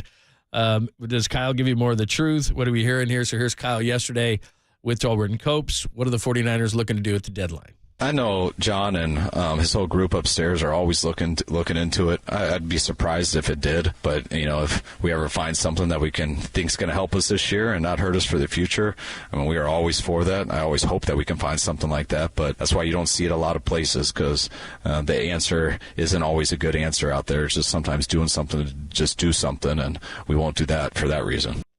All right, we can talk more about this at 12:15, but he says they don't think they'll do something, but they normally do. Obviously, McCaffrey's the big one, but you go back to Jimmy Garoppolo, which, by the way, 7 years ago today, October 30, 2017, they acquired Jimmy Garoppolo for a 2. Emmanuel Sanders, 2019. Charles Omenihu, 2021, which was underrated. CMC, October 20 of 2022. Last year, 2 to try to shore up the ends. Obviously, Randy Gregory first, and then Chase Young afterwards. So they've gone from, you know, kind of a name to even some big names. Omenihu wasn't a guy that a lot of people were like, oh, good, but he made a big made a big splash. We know what CMC has done. So most of the time at the deadline, they've tried to upgrade. So Tim Kawakami said it. I think they are going to do something. I just don't know how big. Well, they're trying. I mean, that's obviously, and that's part of the reason John's not leaving town, and he's got a cell phone attached to his ear. So they're trying. I think you're more inclined to wait. And just get through. And I know they're not practicing this week, but they are out on the field. Some of the guys coming back, and let's just hope we all have a peaceful Halloween weekend and nobody gets hurt this weekend. But guys have been known to get hurt at times. So, and, you know, Christian McCaffrey going as the Tin Man. I don't know if this is a good outfit for wear with bilateral Achilles tendonitis or what. But when they come back next Monday and get a look at it, the deadline's not till 1 o'clock. We like it to go right to the deadline, Election Day. on Tuesday, November the 5th, and take it right to the end. They made the deal to get Chase Young. I mean, literally, that was like 5 minutes before the deadline that they had to get the paperwork in with Martin Mayhew. So we shall see. As far as Kawakami, and he wants to reacquire, and I think that's the way to look at it. You've got to make sure that the guys in the locker room accept the new guy. Does he fit? Is he one of us? Is he a Niner? There's a lot of that going on. So would they try to reacquire Chase Young? I don't know about that. Sebastian Joseph Day, I could see them bringing him back with Brandon Staley loving him from the Charger days. And we did inquire about Arden Key coming back. The Titans are not trading him. They love Arden Key in Nashville. All right. So he's not coming back. All right, so there's the trade deadline. We'll get a little bit more into that because when are you coming back? You come back on Tuesday? Not sure, John. Oh, okay. I'm not sure. Depends. I'll be back next week. But you'll be back after the deadline, right? So we got to discuss the deadline. Be back the day of the deadline. May come back on Monday. Okay. All right. So we'll see how that goes. But there he goes there. And then let's hit up on some Warriors. Even though they come back, they have this great game and Lindy Waters and all these great things happen after the first quarter for the Warriors. Buddy Hield starts hitting shots after the game. Maybe the biggest story, Jonathan Kuminga wasn't happy. So here's Steve Kerr talking about not starting, but playing in plenty of minutes. Jonathan Kuminga, why he did that. Well, without Steph and Wiggs, I didn't want to start Trace, Draymond, and J.K. I wanted a little more spacing, and I knew it would be a J.K. game. I knew he would play a lot because he's played well against this team. The matchups are good for him, and so I told him before the game, "You're going to play a lot. This is just about combinations and getting a little more spacing on the floor to start." So all it is just shuffling the lineup to try to get the right five-man grouping on there. But without Steph and Wiggs, to me, it didn't make sense to start the three bigs without those guards.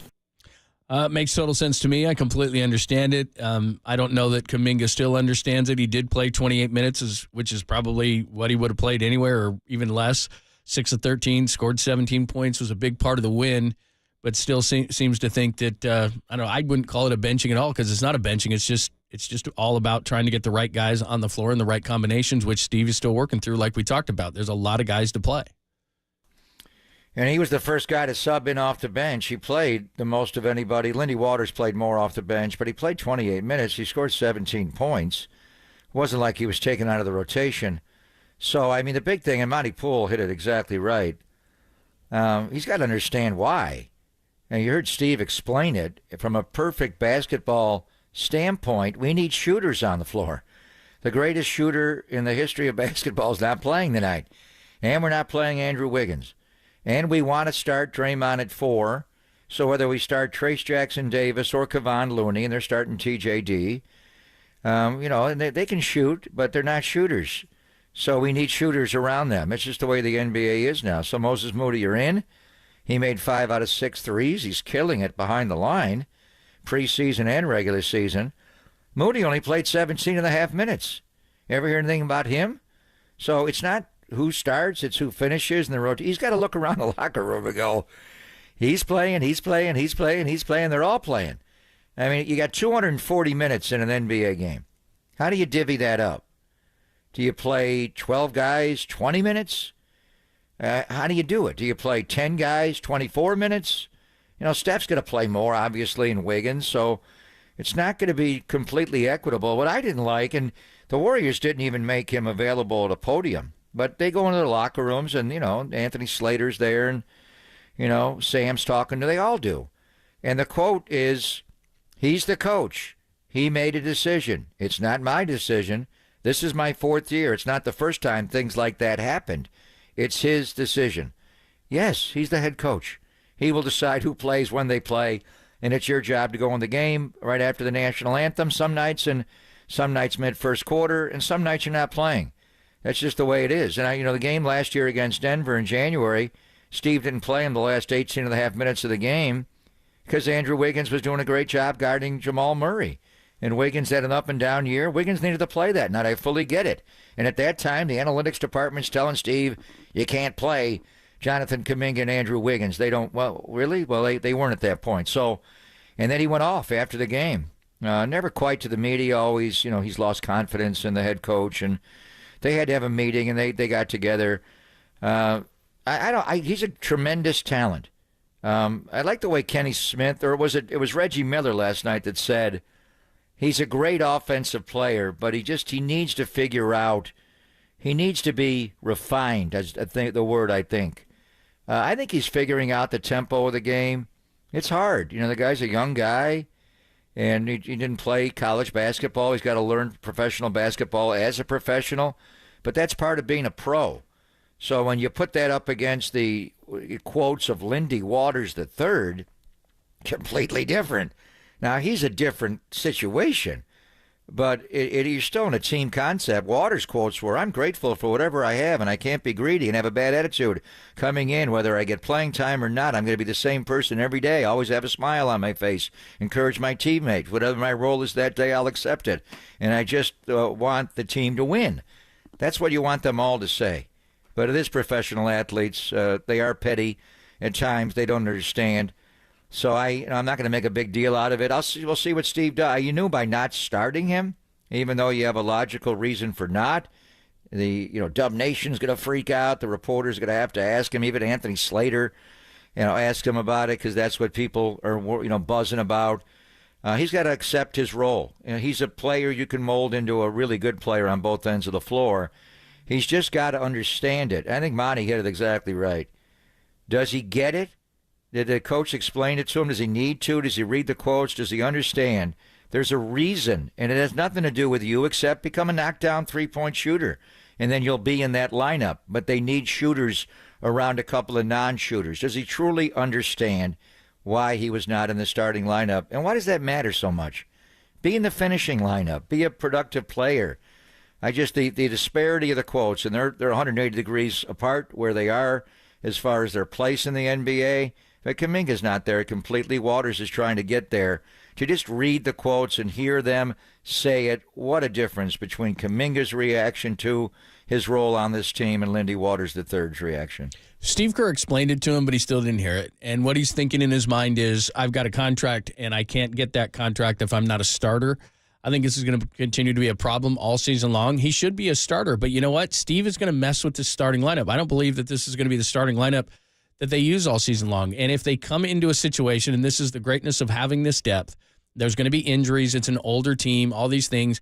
He's going to look at the matchup on particular nights and say, this is my best starting lineup. And Steve has shown from day one, from the minute he benched David Lee for Draymond Green all those years ago, that he's going to do what's best for the team. And he's not going to care about the ego and the contracts and the money and all these different things and who makes what. He decided last night this was the lineup. Now, look, for the first quarter, it didn't matter.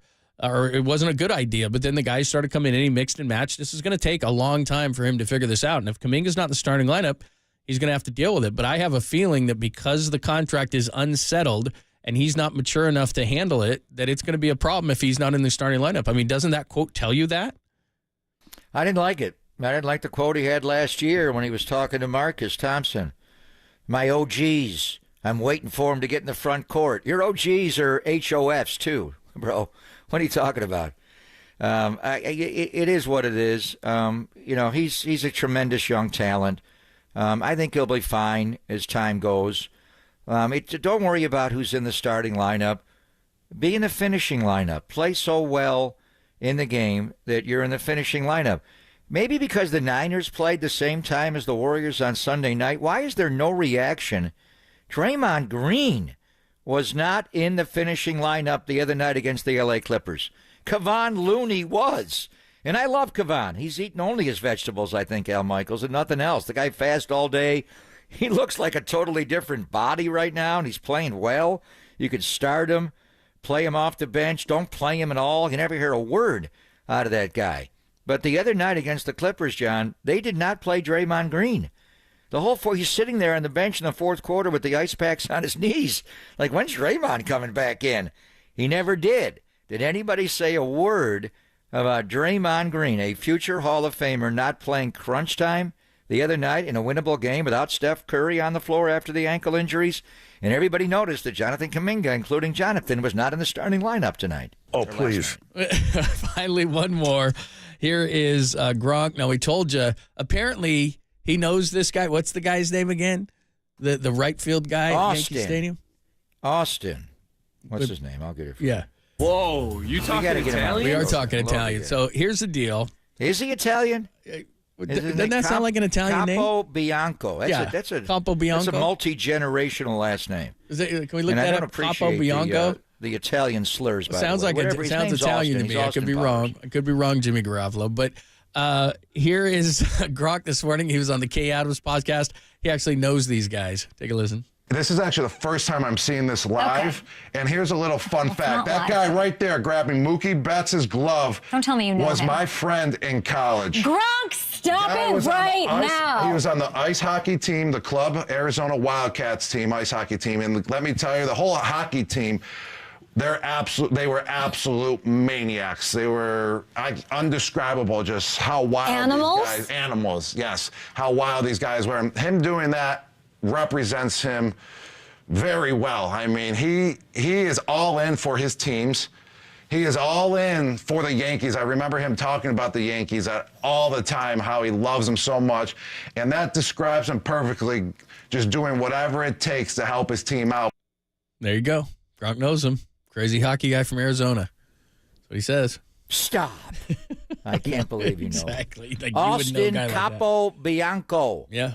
Hockey player, but he's got a football mentality. We always joke about the ball in our area. We're not going to go out of our way to attack. If it's in our area, we're going to D up. Someone defends someone, knock the ball. We talk about it. We're willing to do this. So, obviously, Capo Bianco, I think, was the one prying Mookie's glove open, and the other guy comes in and grabs Mookie's wrist and locks him up. He handcuffs him so the ball could come out. I was actually wondering, did he have the ball long enough? He dropped the ball. No out. Save! There you go. Gronk knows the guys. What a surprise. All right. Boucher's drinking with him right now. He probably is. He's a celebrity now. All right. We got a little bit more trade talk to give you. The Niners have done this a lot. Thank you very much. And then the bottom of the hour, we scratched the surface on this Tin Man thing. We got to go a little deeper on that. So we got some caboose stuff for you at 1:30. And it'll be interesting to talk to Tom at 2 o'clock because apparently this guy is an Arizona guy. So there you go. That's him right there. Look at that. You got the hockey picture and everything. Wow. I got his, let's see. He played for the New Jersey Hitmen.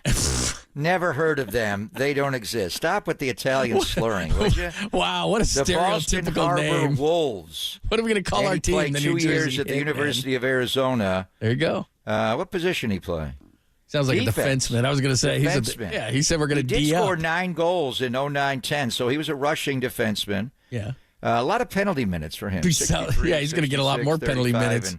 And 56. There's our guy. He can get charged with nothing, huh? Capo Bianco. Looks like it might be a mugshot. There he is. That's him right there. Yeah, that's a mugshot. No, that's hockey, I guess, in the back. How much are they loving him on WFAN today? They probably have him on like 5 times a day. He's probably their new correspondent, something like that. Is Michael Kay, he's like going to be joining the Yankee booth next year? Yeah, probably. They love it. They'll make this guy a New York hero. They will. All right. Jeffrey Mayer, nothing. There's Capo Bianco. He's still out. All right, let's give you a little trade talk, a little caboose coming up next on the Sports Ear.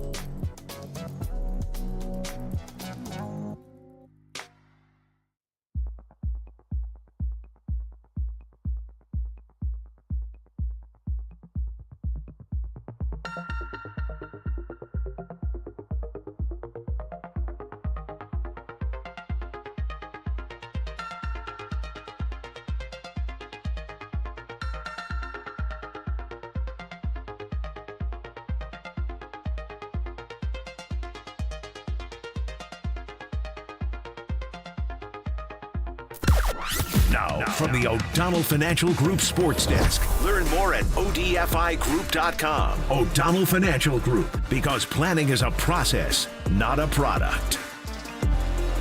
Kyle Shanahan joined Tolbert and Copes yesterday to give the latest injury updates, gave his thoughts on the season heading into the bye week. Check out that podcast and more on the KNBR app, YouTube, and KNBR socials.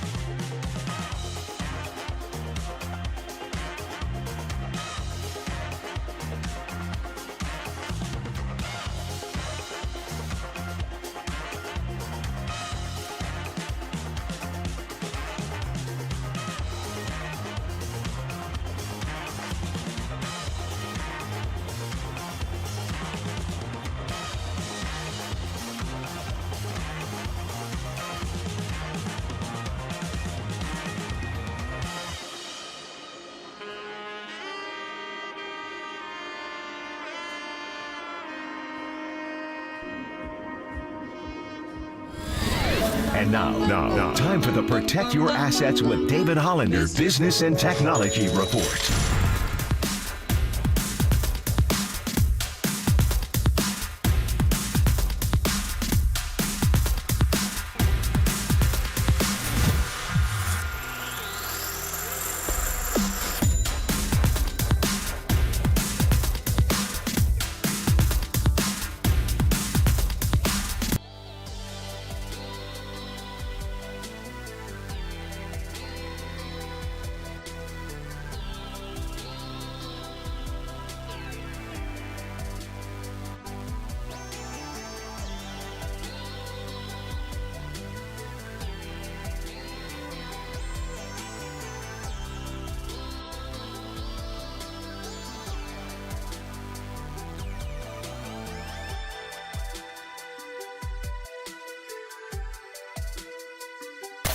Faithful, there's a party happening on our podcast page. Hear every interview from every show on demand at knbr.com/podcast. Now on with the show on the sports leader.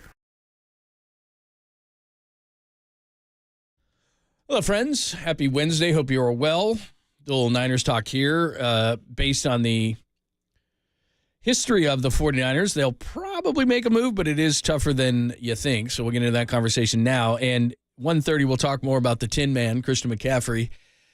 And also, the guy from WFAA in Dallas, Mike Leslie, and Trevon Diggs, they have made up. They've made up. We'll let you in on that. That sounds nuts to me, John. Yeah, it does sound nuts. And I was nuts, losing a lot of sleep over that. by the way, nuts were involved. Nuts were involved. I know they were. So we'll keep everybody, get everybody up to date on that. Plus, I have a couple of nice caboose stories. Nice caboose stories. Because you may or may not be back, I want to make sure that we bring this up before you're out of here today. So the deals that the 49ers have made, just to recoup or hit back on these kind of things, and this is interesting because more times than not they have, obviously. Now, in terms of how impactful they've been, we can discuss, but 7 years ago today, October 30, 2017, for a second-round pick in the 18 draft, which ended up being Kerryon Johnson, a running back who went to Detroit. They moved that thing all around. But Jimmy G became a 49er on October 30, 2017. We would call that successful, yes? I remember that so well. I was in Buffalo, actually. It was the day after a Raiders-Bills game, the day before the Niners went to Philadelphia. That may have been the worst game they played there. They got, under Kyle, Joe Staley suffered a terrible injury in that game. There were so many guys that were hurt in that game, and then the relationship with Belichick and the text, and they were able to make the trade. And, yeah, he came in and flipped the whole thing. Didn't play immediately, came off the bench, caught a touchdown pass, or threw a touchdown pass to Lewis Murphy. Remember that? The one-time Raider? I do remember that play. Against Seattle, and then I didn't think they were able to do it. Team that was 1-10, won 5 in a row, went 6-10, made Jimmy the highest paid player in the history of the NFL for like a week, and then Derek Carr passed him, and then he got hurt the next year, and then they got Nick Bosa the year after that, and then they started to win and go to Super Bowl. So, yeah, for a second-round pick, not a bad transaction to get a guy who for a little while there was your franchise quarterback. Emmanuel Sanders next, October 22nd, 2019. That year, 36 catches, 502 yards, and 3 touchdowns. Denver took, now remember, this was a deal that they gave up 3rd and 4th round picks. They got Sanders and a 5th round pick back.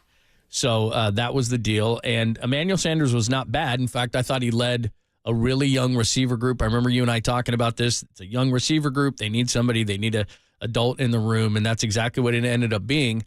But unfortunately, he is remembered in these parts more for Jimmy being the receiver that Jimmy overthrew in the Super Bowl than anything he contributed, which was solid, not spectacular, solid. But I remember him exasperated trying to get after that pass that Jimmy threw in Miami.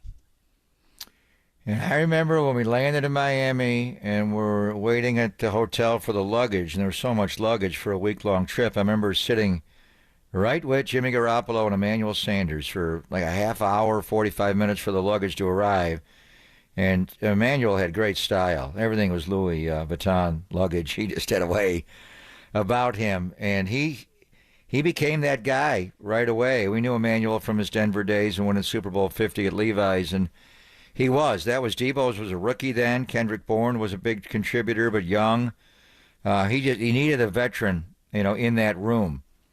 I don't think they need that now, because Debo's older now. Juwan Jennings is here. You got Chris Conley, but you got a lot of young guys as well with Jacob Cowing and Ricky Pearsall, and I do wonder how much wide receiver will be a pressing need between now and Tuesday at 1 o'clock, John. I think they have enough, but they lack a pure X wide receiver, and that's who Brandon Ayuk is.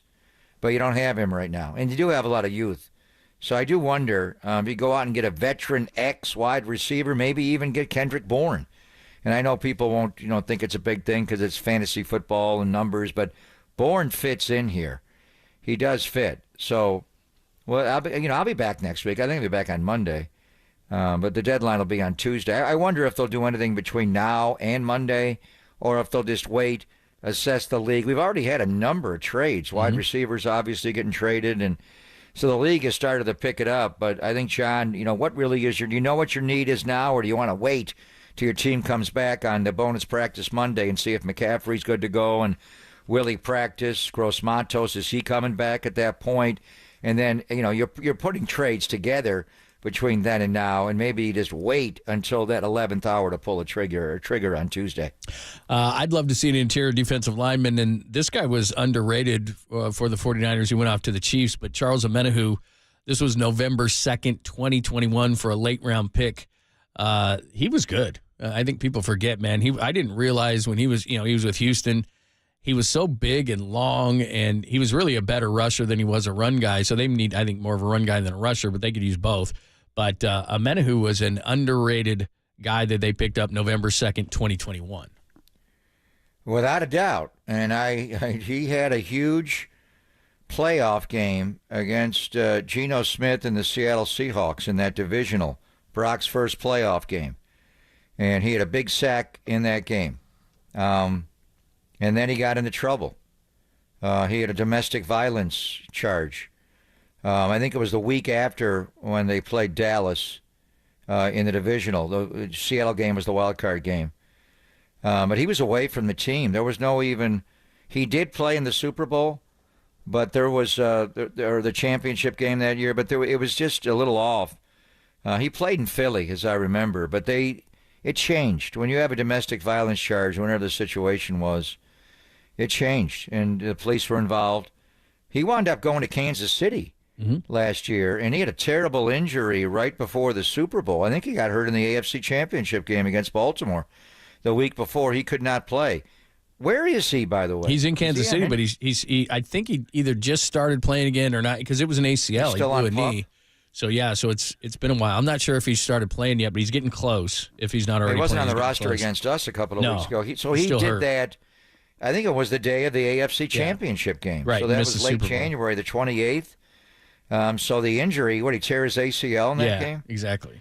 So, I mean, he's probably not. I mean, that's a guy, and I think Kawakami's onto something. Whether or not they flat out reacquire a player that they've had before, whether it's Kendrick Bourne. It doesn't sound like Arden Key's going to be traded from Tennessee. Rand Carthen loves him and knows him from his Niners days. And maybe Sebastian Joseph Day. But I do think there is something. They got to fit on the D-line. They got to play the wide nine. They got to get off the ball. There's a certain specs. That's why Omenihu was such a great pickup. Because in Houston, he played, but he didn't play a lot. And just with his length, he's so damn long. I remember sitting down and interviewing him, and I'm like, whoa, what a specimen this guy is. And they're all big-bodied guys, but his body is just different. It's so long. His first step was so good. Is there anybody out there that's I don't think you need an Omenihu. I think you need more of a Ward Daddy. I think you need more of a D-tackle inside. But Omenihu did move inside like Arden Key and got a lot of work done over a guard when they went to the turbo. Yeah, he was big, man, like 6'5", 280. I mean, he was long.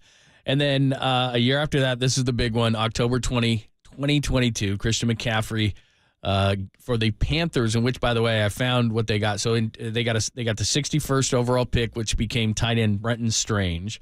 They got a 2023rd. They got the pick 93rd overall. So a second, a third, which became Darnell Washington with Pittsburgh.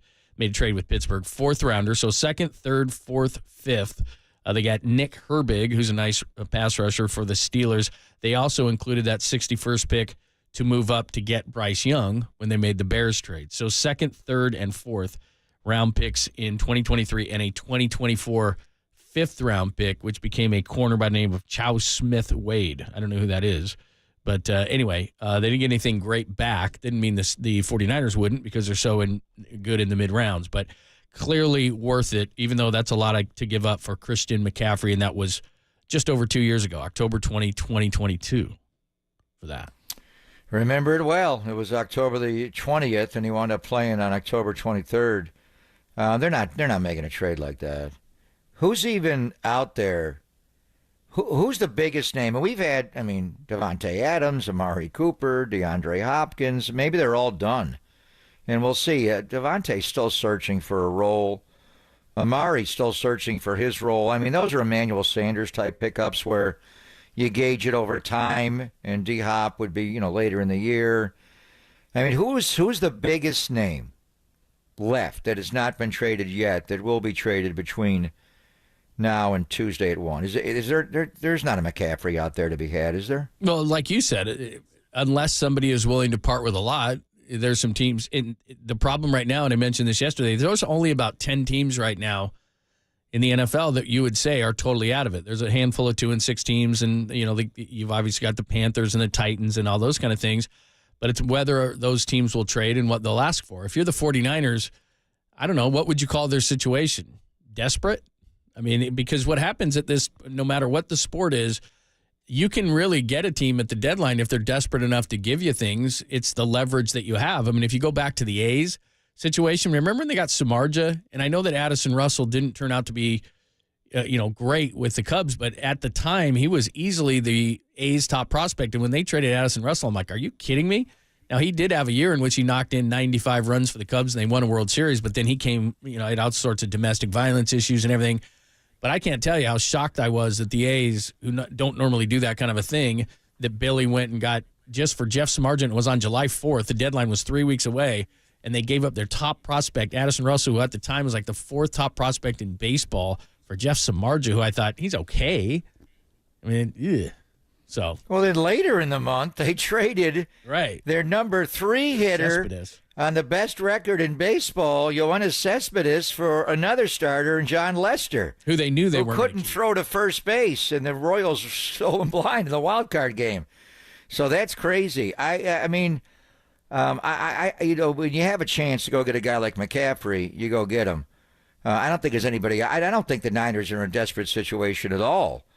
They are looking at all these guys coming back off IR, including John Feliciano, obviously Christian McCaffrey, Gross Matos, and I think he's going to come back maybe as early as Monday with Christian, and then Dre Greenlaw, and you're getting Jake Moody back. There are others that are out there that are going to bring Ambry Thomas back at some point. So I don't think they're there, but they're looking. If they can get a difference maker, they will get a difference maker. But who's out there? Remember last year, we thought, they got Chase Young and they got Randy Gregory, but what they really needed was a nickel corner. And they tried with the Bears. They couldn't get that guy, and then he wound up re-signing. They tried with the Colts. They wound up not doing anything in the secondary, and they made structural changes. They did bring in Logan Ryan later, who was completely off the street. So they're not in a desperate situation. But if the right trade is out there, they'll give up draft picks. They'll pay money. They'd like to get the finishing piece to put them over the top to win the Super Bowl. Who was that guy? If you had an absolute dream scenario, Jeffrey Simmons, but they're not going to trade him. Well, who is someone who is obtainable that they could target? I don't think unless you give up a ton that you're going to get a difference maker. And I'm not even saying Christian McCaffrey, because to me the biggest thing is this defense is not the defense. So whoever they think that is, and you said this from the beginning of the season, I like Leonard Floyd, but he's a situational pass rusher. They need a complete defensive end. They need now that That's gross matos. Right. But he's not that. We haven't seen him healthy yet. He's not been healthy here. But he can't do both. Be that guy. What I'm saying is that you need a 3-down guy, and I don't see that being available. Simmons, you'd have to massively overpay, but to be honest with you, I might, because I think in the offseason, you don't have to keep Hargrave's deal. I know there's an out there. So, can you replace him? Because all the guys that are coming back is awesome, and especially McCaffrey. My quibble is not with the offense at all. I think they're going to really struggle in the playoffs if they can't get better against the run. Detroit's going to do it. Green Bay is going to do it. In Minnesota, we saw do it. These teams in the NFC know that the 49ers have a weakness, and it's in the middle of the defense. And if Greenlaw doesn't come back, it's the linebacker. They have got to get a big-time player, and I don't know if that player is available unless you want to give up a lot. Yeah, I mean, the loss of Javon Hargrave is going to be it's big, and he ain't coming back. So maybe that'll be my Halloween costume. I'll go as a grave digger. You can do that. How would that work? By the way, there you go. Should I go as a tin man? We got to talk like about Christian? this. We got to talk about this. What this all means. It's bigger than a Tin Man. We know this. It's bigger than being the Tin Man. Look how miserable he looks. Are you going to call Christian McCaffrey out? Are you going to call he him out? looks very miserable. Doesn't he look man miserable? Card checked at the. No, look. He's married to a supermodel that makes even more money than him. I don't know. And when you go down the yellow brick road with Dorothy, I mean, that's what I'm saying. You just made the case. You're fine. You just made the case. But if he had his druthers, I mean, don't you think? Because we got to do this next because this is going to take way too long. Because did you see what George Kittle was dressed as? Like, he was this badass Star Wars warrior guy, and it's like, okay. And then McCaffrey's going to walk back in there, and then they've got to do something to his locker. Like, there's got to be some Tin Man thing in his locker when he comes back, right? Even though they love him. He's back now. He never left. He's still got a spot. Yeah, He's but there. I'm just saying, like, have the whenever guys he gets on the back mind together. make fun of McCaffrey for being the Tin. You guys do it.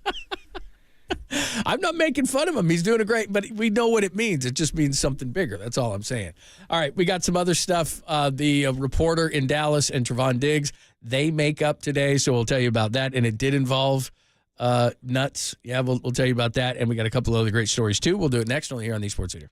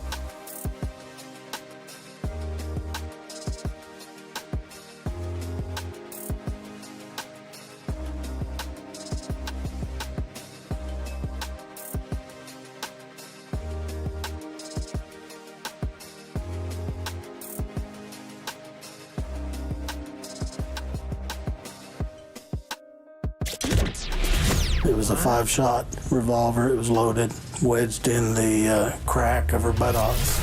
Kappa and Lund presents the Caboose Pistol. The old caboose pistol, everybody has one. A few stories that slipped through the cracks. You say caboose? I know some women who could hide a machine gun in there. Yeah. I'm sorry, we're getting off track. On KNBR 104.5 and 680, the sports leader. Took from that? How that whole play, that's what you took from that? You don't know football. You can't do nothing that I do. You can't go out there and do nothing. Stay in your lane, buddy. Stop playing me, bro. Just asking a question, Trayvon. I mean, I'm happy to have you answer the question. Question, how that whole play, that's what you took for that? That's what you got from that? That whole play, that's what you got from that? I'm asking. We can talk about it more. What were you doing then? All right, so there is what happened between the reporter in Dallas. His name is Mike Leslie. It's WFAA in Dallas. If you want to look it up. If you don't, that's fine too. But essentially what happened was after the game, if you haven't heard about it, most people have, but we will recap it for you. He had, and this becomes to me a problem with more the Cowboys than anything else, but Trayvon Diggs had seen something that this reporter had tweeted out during the game, talking about his effort on a certain play, and obviously that's why I don't like to put out whether people had effort or anything. If I see something on the field, I feel confident about, okay, whatever. Because a lot of times in football, it's different than other sports. You're not sure if you have the play right. Like Pro Football Focus does their numbers, and it's based on what they presume was supposed to happen. But a lot of times you don't know what was supposed to happen, and when you read or you talk to the player about a certain thing that wasn't the play at all, they're basically saying, okay, the closest player was this guy, he gets dinged, et cetera, et cetera.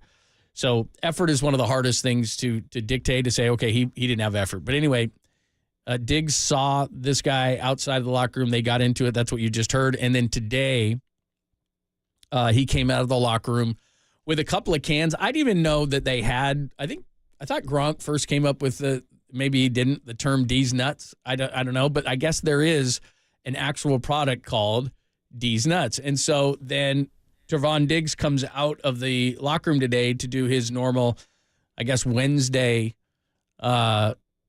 media session, and comes out. And I hope you can get enough of this. I will play it. It's Mike Leslie, the reporter, and Trayvon Diggs, and they've got like cans of nuts, and they're being nice, and they're being cordial again. Here you go. Dude, right? What flavor you want? I got ranch. I got banana pudding. I'll go ranch. I'm not a banana guy. All right, here you go. Which one's you? I'll go with these. Yeah? Banana pudding. You see a fan sent some of these to the station too, man. Cheers. All good. My bad, man. If I misread the play, I appreciate you apologizing. I'm sorry, too. Appreciate you. Thanks, man. Good. Look at that. Wow. Wait, have you ever heard of anything like that where it's like the player comes out? Very nice. Oh, how nice is that? The player comes out and he's like nice, and he's like, I'm sorry. They trade D's Nuts and everything's good. Never heard it. Fabulous. Trayvon Diggs, you're a big man.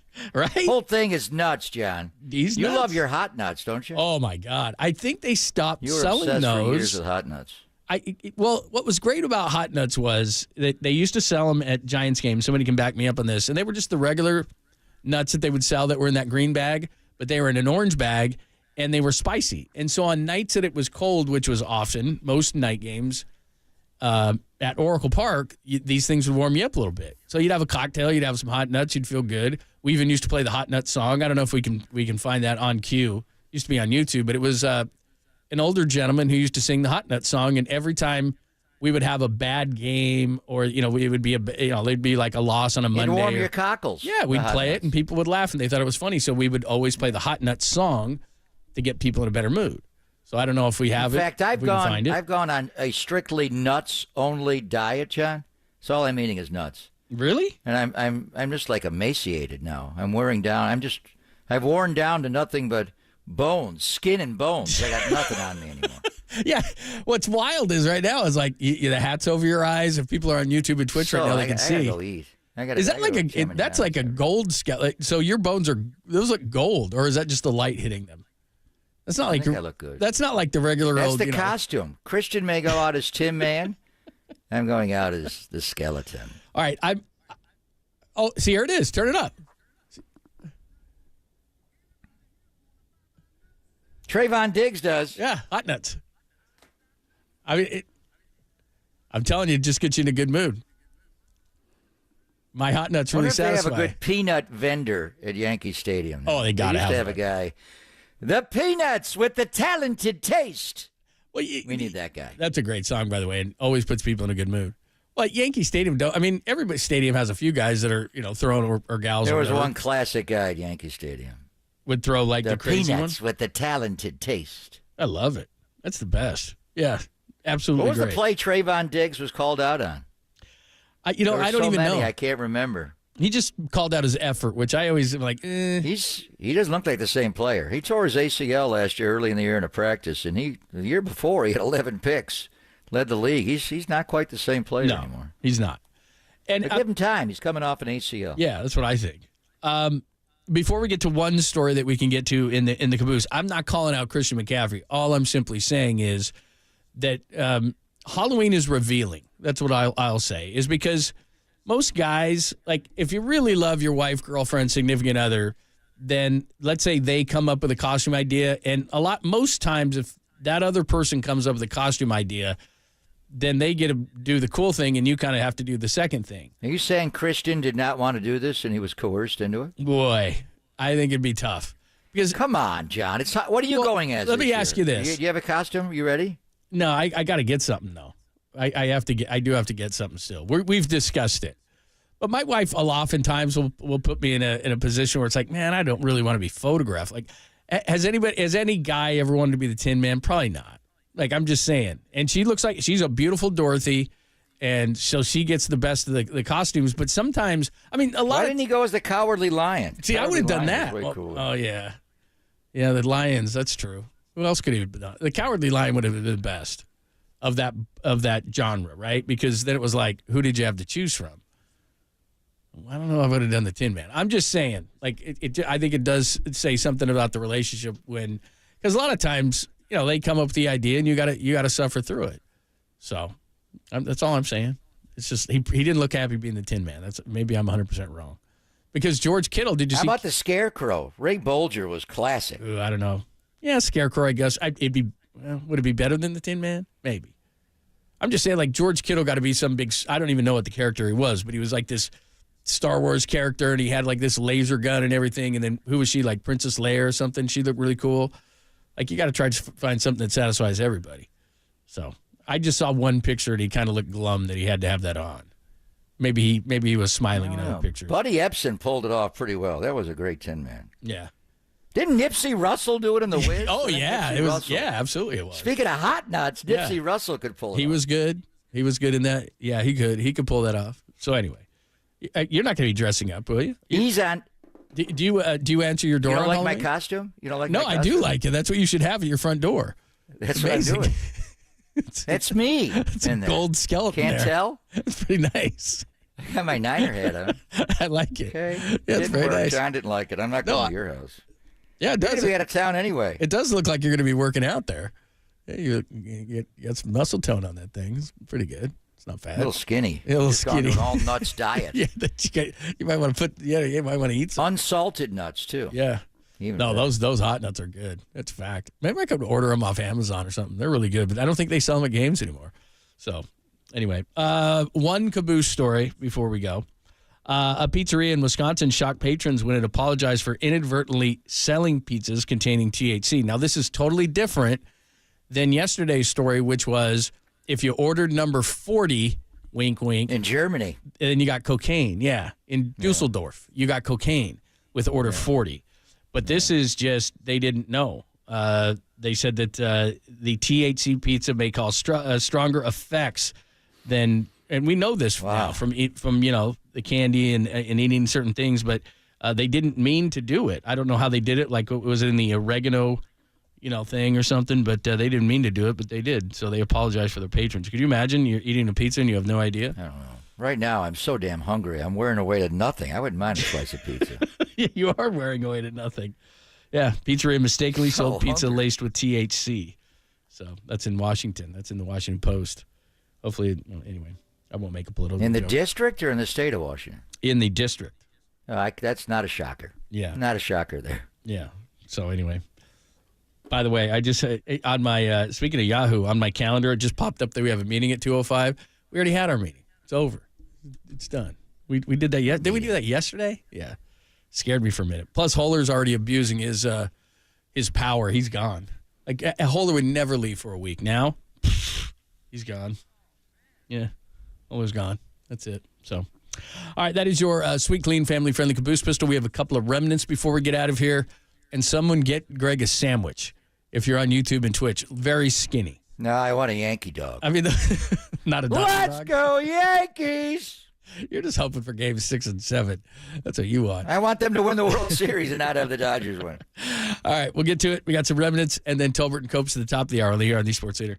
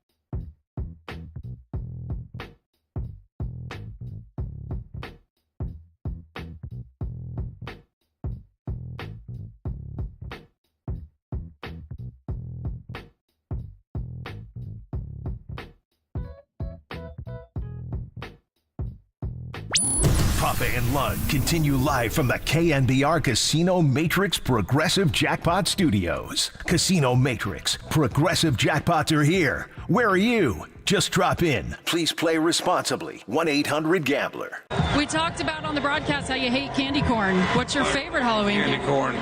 I mean, I completely hate candy corn. When I was a kid, well, gummy bears, let's see. And then the other thing I like is when they used to have the sprees in a box. Outstanding. You have to go to the dollar store to find it, but I do. And then the latest, there's still candy innovation, although a while back I found that Europe had better candy than we did overall. It's because they have gummy everything. Rest in peace. That is the great Mike Leach, who I believe at the time was at Washington State. Talking about candy. When did he die? Like a year ago? A few years, I think now. Unfortunately, because he has some of the, we miss those. He has some of the best. Wouldn't even call him rants because he's not mad. He's when he's asked about, I think his best one might have been when when the Pac-12 was around. Obviously, he was talking about mascots and who would win in a fight, that kind of stuff. It's always good. Smart guy. Yeah, just attorney. Funny. Yeah, big pirate guy. So he was a pirate guy. He was very hilarious. So yeah, we didn't get a chance to do that. We normally do the candy poll, but Reese's wins every time. Like we just eliminate Reese's. Yeah, and what's the best? Now that one's then it becomes tough. And the old candy corn annual debate. Ugh. I don't mind candy corn. Yeah, I would say it's not the worst, but it's just I don't know. Like you'll eat a handful and go, that's good enough. That's good enough for now. I'm good for the year. But it must sell because they would do away with it. And if you go to Target right now, there's shelves and shelves of it, and people must buy it. I don't know. Only this time of year. Yeah, that's it. It's got shelf life, and then that's it. And then like November 1st, it'll all be discounted at 99 cents. But yeah, right now, don't go. You know what November 1st is this year? Game 6 of the World Series. Is Boucher not calling in? I just spoke to him a half hour ago. That's a little big on you, isn't it? The Yankee hat, it fits me perfectly. Oh, okay. It's Catfish Hunter's hat. I was just checking. Fits perfectly. Ron Guidry, he was skinny, Louisiana Lightning. Oh, yeah, he was. Now your man crush, Garrett Cole. Yeah, I don't like him anymore. How deep can he go tonight? 7? Goes 7 strong tonight. Because then they got to, because the only thing the Dodgers did right, they didn't use their high leverage guys. They knew. They kind of threw that game They are away. tonight. They want to wrap this up tonight. Yeah, because then it's like, oh, boy. They win 2. It's like, well, they can win 2 more on you. But then you're going. Lineups are the same. They're not changing. Yeah, They're leaving Torres, Soto, Judge. Chisholm has moved up into cleanup again with Giancarlo down, and then Anthony Rizzo, Volpe. Can he do it again tonight? Austin Wells, he had a bomb last night. Verdugo. The bottom of the order for the Yankees last night was big time, 7, 8, 9. Yeah, and the Dodgers are saying the same way. Ohtani, Betts, Freeman, Teoscar, Teo, Max Muncy, Kike, Tommy Edman, Will Smith, and Gavin Lux 9th. Well, that was weird last night when, Ohtani will grimace when he takes full swings and everything like that, like, ugh, and not in the good Mets kind of a way. But when he was running to second base and was like holding what was he doing? Holding his shoulder in place? I was like, his shoulder sublexed. It partially dislocated. That thing. If this was any point in the year, he'd be on the IL. Yeah. This is the World Series. I thought he swung the bat much better. The first night at Yankee Stadium, he could not swing the bat in Game 3.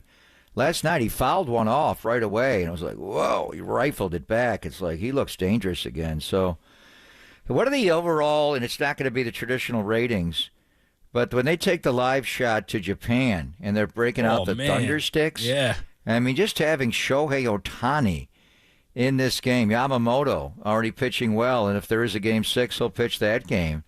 Just as far as world eyeball, is this the first true World Series? And when the Yankees won in 2009, Hideki Matsui, Godzilla, was a big contributor, but it's just different now. I like these two guys. With Shohei. Is the world, are we going to have that? Are these the highest world ratings we're ever going to have? Not like conventional over the air, because people aren't watching on their big screens. They're streaming wherever they are. But this is the whole world's watching the World Series. All right, man. Have a good break. We will talk to you when you return, whenever that is, and hopefully you get your games 6 and 7. and eat a sandwich or something, man. You're looking skinny. Yeah. I'm going to get a Yankee dog. Certainly not a Dodger dog or a Brooklyn Dodger dog. Let's go, Yankees! All right, that resumes tonight. Thanks, as always, to Dennis Brown, Monty Poole, Tim Kawakami. I had a good time with all those guys who missed anything. Just go to KNBR.com. Tolbert and Cope's coming up right now. Thanks to Danny. Thanks to Walter. Tolbert and Cope's right now on KNBR AM and FM San Francisco, the Sports City, our Cumulus Media Station.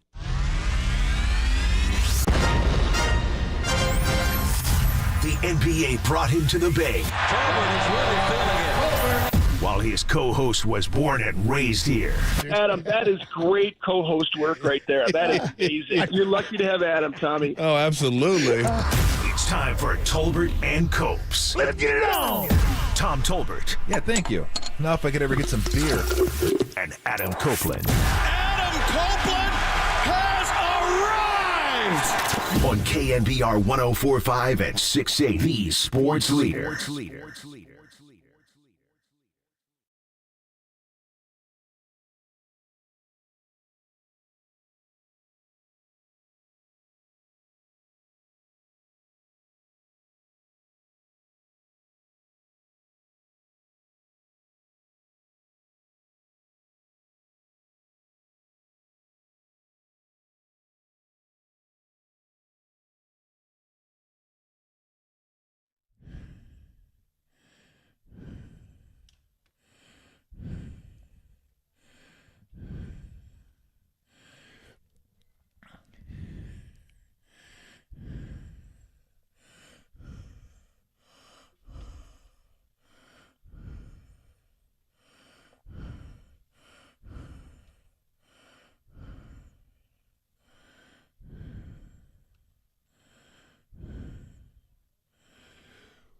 What is shaggin'? Adam Copeland, Tom Tolbert with you. Dante Whitner on the show today at 3:50. Mark Spears, 2:50. And then number 8, the Hall of Famer, Steve Young, joins us at 5 o'clock. What's up, Copes? Just dealing with getting my rocks off last night during that Yankee game, dude. You know? You enjoyed that? Still trying to come down. Still trying to come down from that high. Yeah, I mean, you sound like you're faking a little bit. Yeah, I am faking it a little bit. It's 3-1, you know what I mean? And the Dodgers basically just punted a game, you know? Yeah.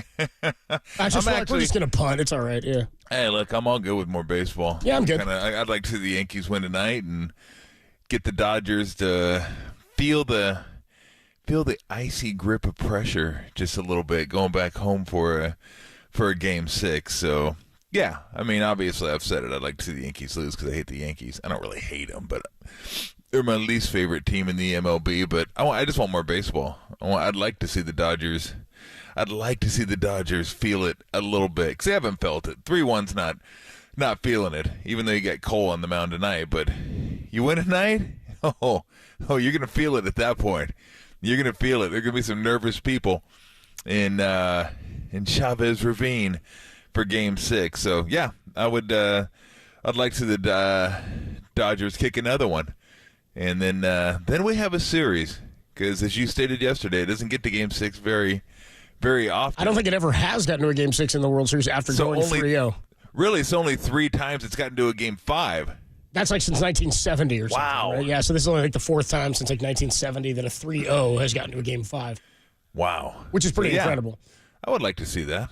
I would like to see that. Yeah, talk about I won't say a kick in the beans, but my son does these trivia things every day. They send them to you, and one of them was, who's the only team to blow a 3-run lead in the finals?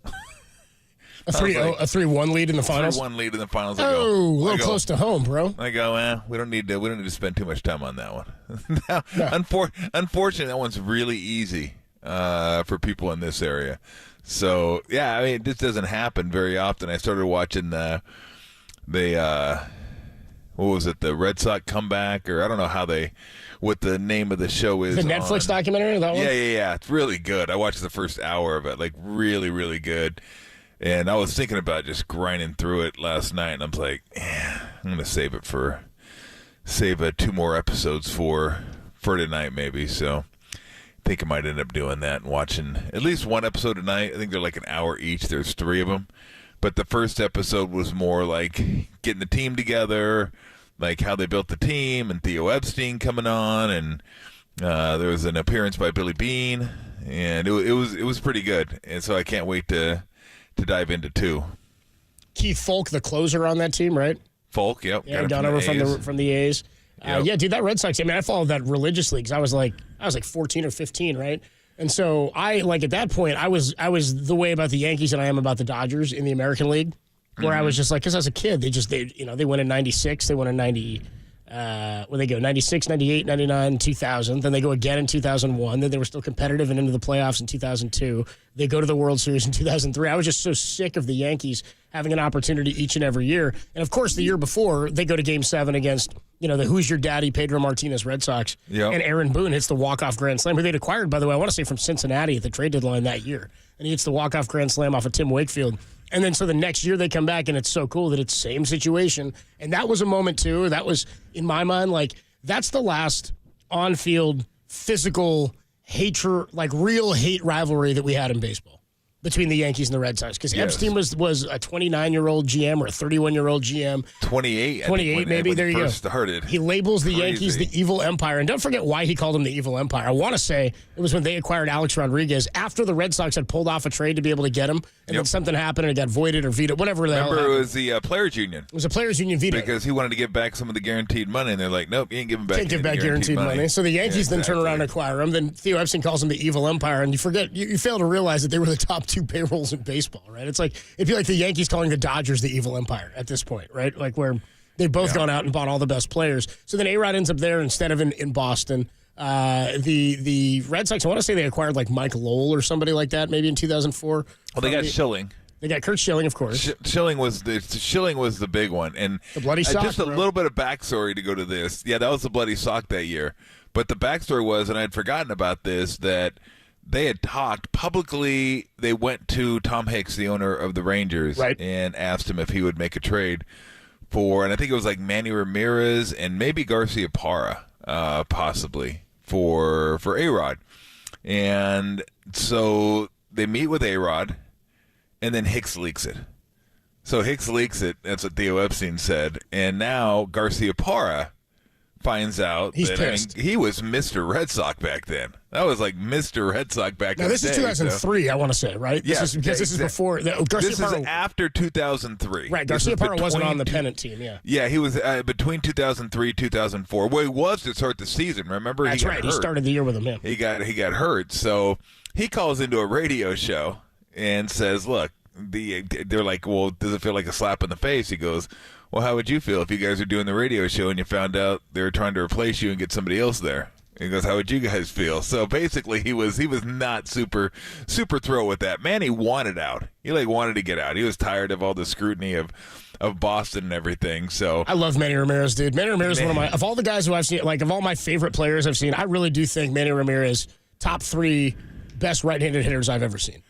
That guy was a monster at the plate. He was an assassin at the plate. He could hit for average. He did for power. The whole attitude of him too, where it was he was really good at baseball, but he just kind of didn't care. It seemed was the coolest thing ever. Just sort of moved around slowly out there, would waddle around, but he was an absolute beast, and he was great with Cleveland. I mean, he'd won pennants with the Cleveland Indians a few years before that, back in the late 90s. Yeah, I would say him and Cabrera were the top 2 right-handed hitters. I was going to say him, Cabrera, and Pujols were mine. Yeah, and Pujols. Pujols in his prime, he didn't have a 2-pitch hole. You couldn't throw him the same pitch twice in a series, or he'd beat you. I think those are my top 3. Yeah, those 3, absolutely. So the A-Rod thing fell through, and I remember talking about this at the time. So they meet with A-Rod, and they're in New York. And they say him and, who was it, Jed Hoyer, I guess his name was, the assistant GM to Theo Epstein. So they go meet him, and they get in really late, and they're like, well, you want to do it tomorrow morning? And everyone goes, no, we'll do it now. You guys can come over now. You can come up now to my room. It's 2 a.m. He goes, we open the door, and A-Rod's dressed in a 3-piece suit at 2 a.m. in the morning. And he goes, in a lot of instances, A-Rod's full of bleep. He goes, that's a lot of A-Rod. Yeah, which I mean, everybody knew at the time. He's just like full of bleep. I was going to say, that seems like A-Rod. Yeah, it seems like some A-Rod thing. Let me put on my suit. You guys come up. I'm ready to go. Exactly, at 2 a.m. So he was down with it. He was like good to go.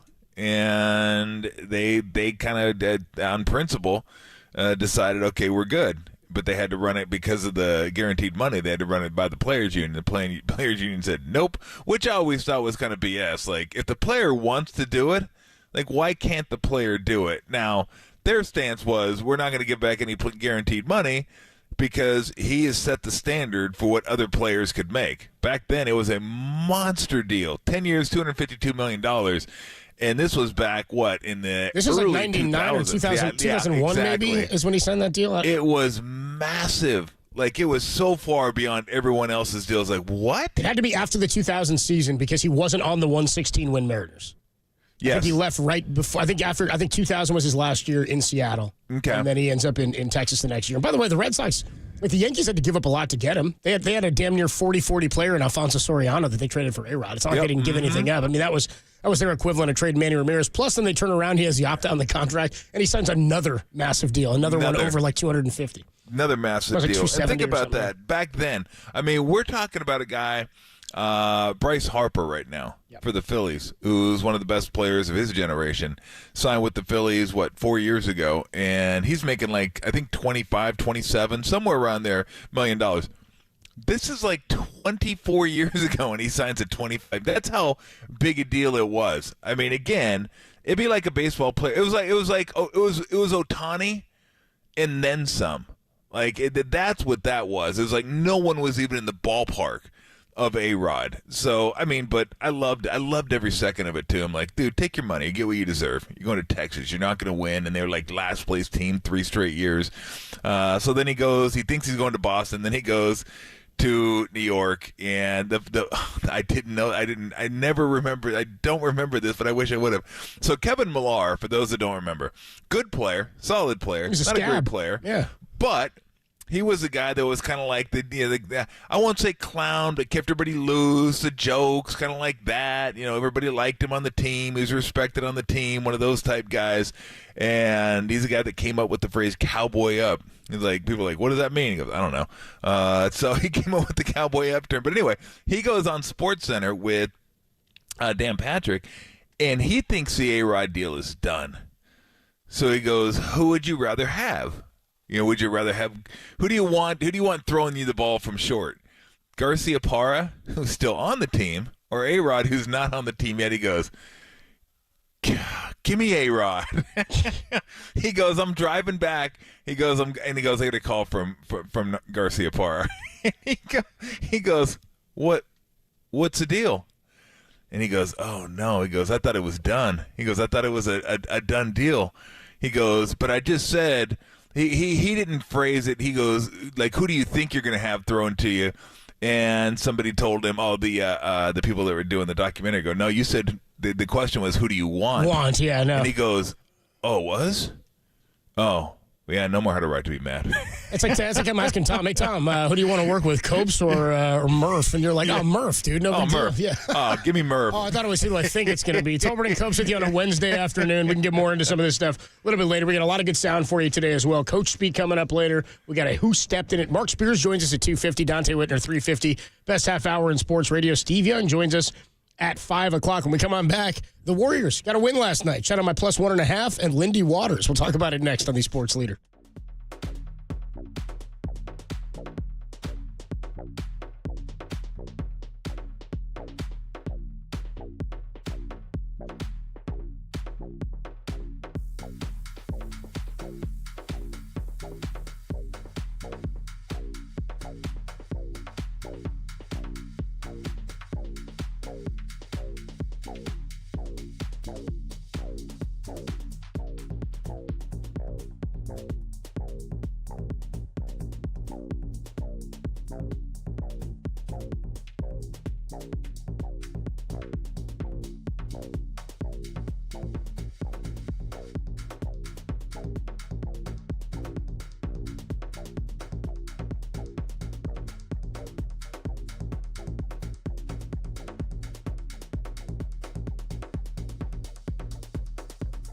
No Steph, no Wiggins, no problem. Warriors got a win last night over the New Orleans Pelicans, and they'll get back at it again today against the Pelicans. We'll talk more about it with Mark Spears at 2:50, only here on the Sports Leader.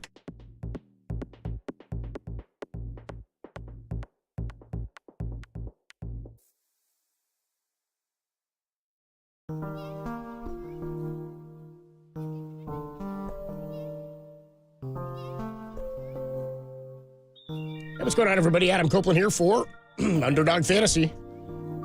It's the place to play if you're a sports fan looking to win money while watching sports. With over 5 million happy players and $2 billion won, Underdog makes it fun and easy to cash in on all your favorite athletes' performances.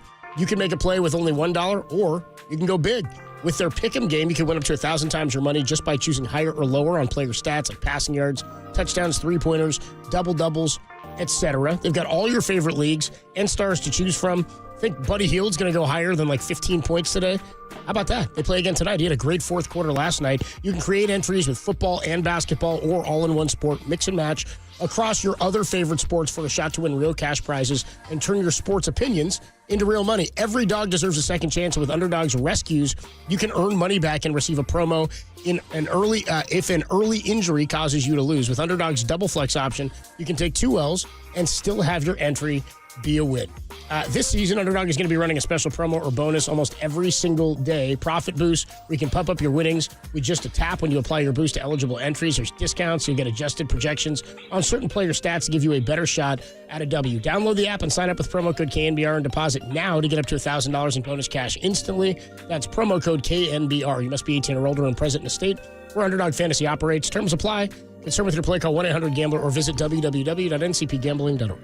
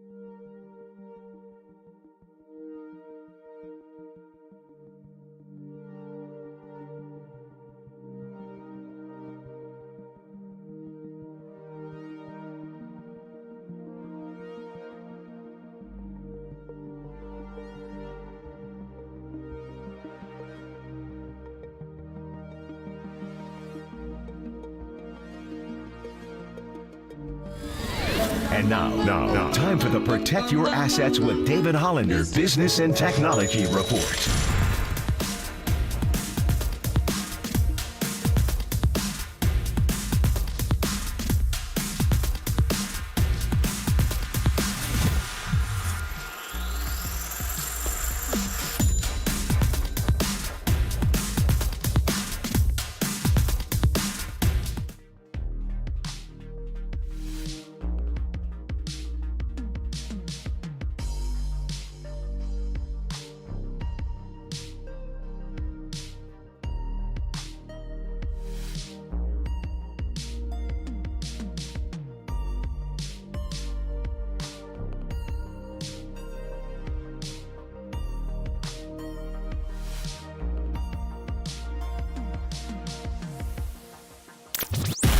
Enjoy KNBR in FM at 104.5 FM. Now back to Tolbert and Copes. Tom Tolbert and Adam Copeland on the Sports Leader. Waters 3.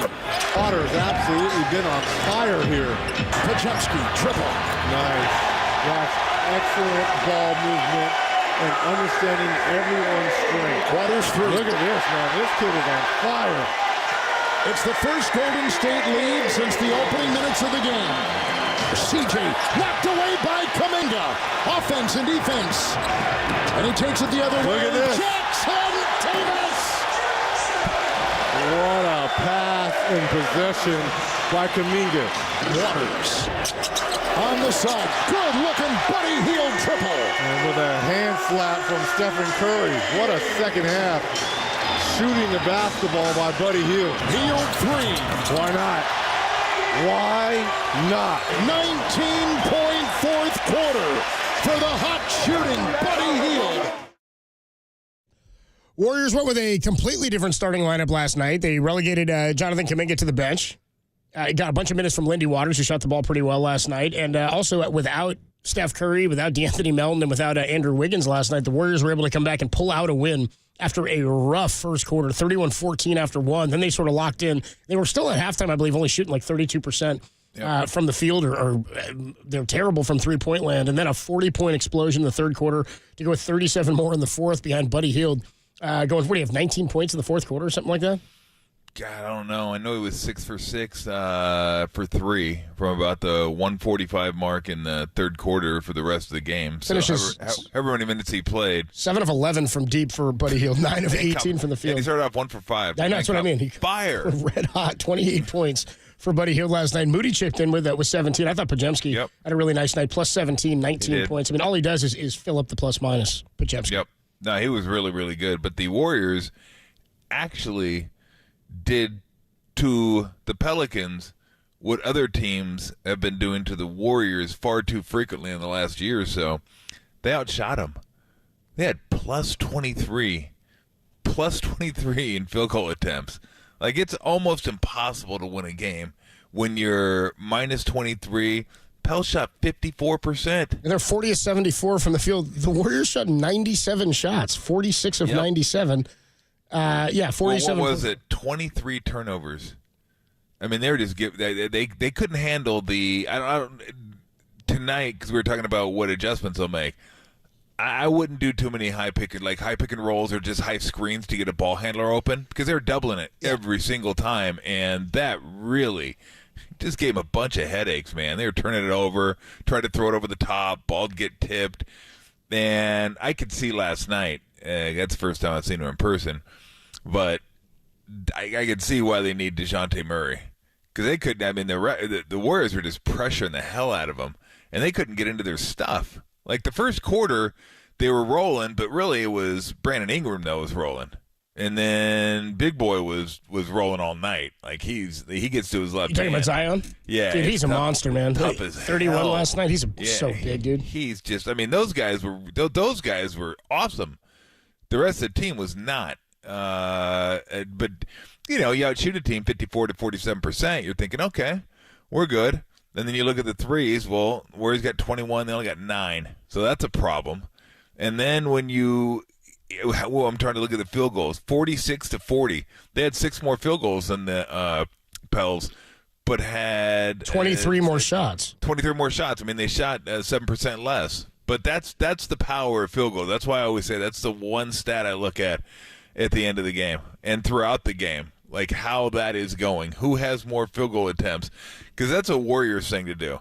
Like, outshoot somebody like 50% to 42%, but they've given up 14 more shots and they're down 4.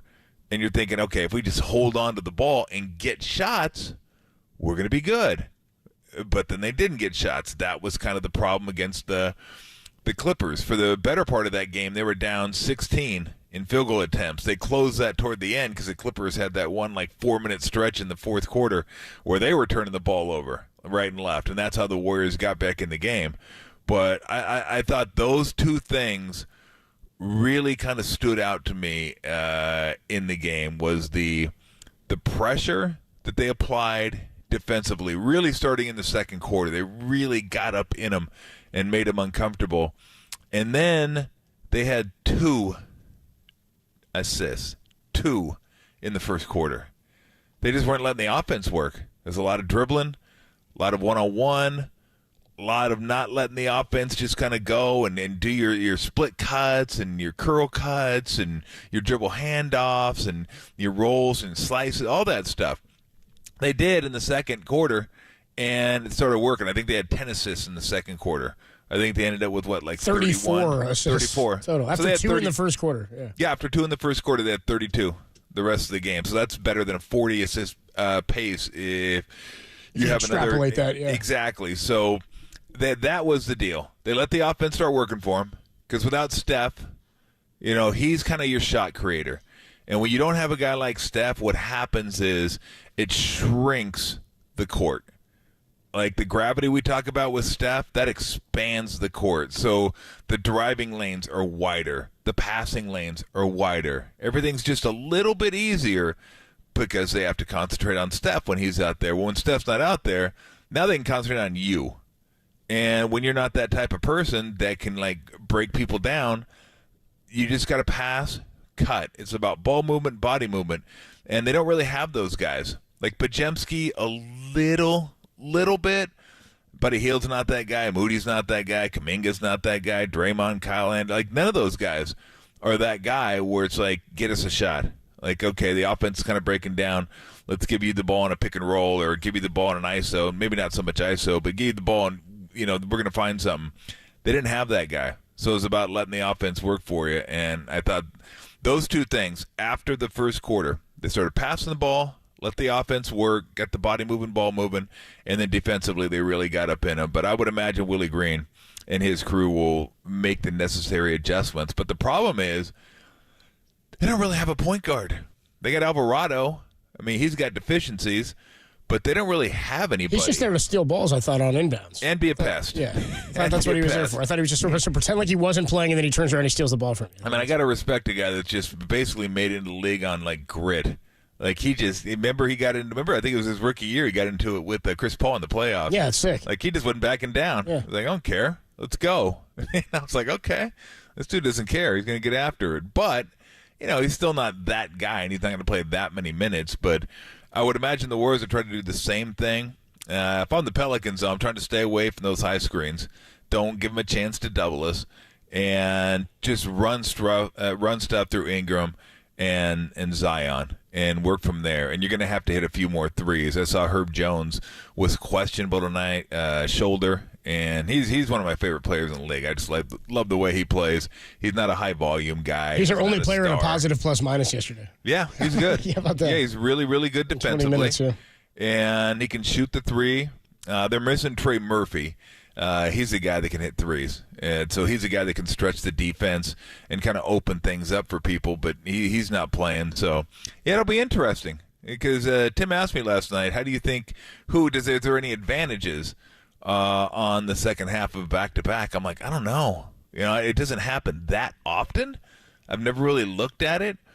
I know teams struggle sometimes at home on back-to-backs for whatever reason, but now they're playing the same team. And all you got to do to get ready for the team is watch the film of that game, and you got it fresh in your mind what happened. So, yeah, I'm looking forward to tonight because tonight's going to be interesting how both teams kind of handle it. Well, Warriors were without two starters last night, and then there was some news right before the game when we were signing off that they decided they were going to not start Jonathan Kuminga. Based on what we saw this summer, based on what we saw last night, I think I'm finally ready to start trusting Steve Kerr. Can we finally trust in Kerr after what we saw yesterday? We'll talk about it next on the Sports Leader.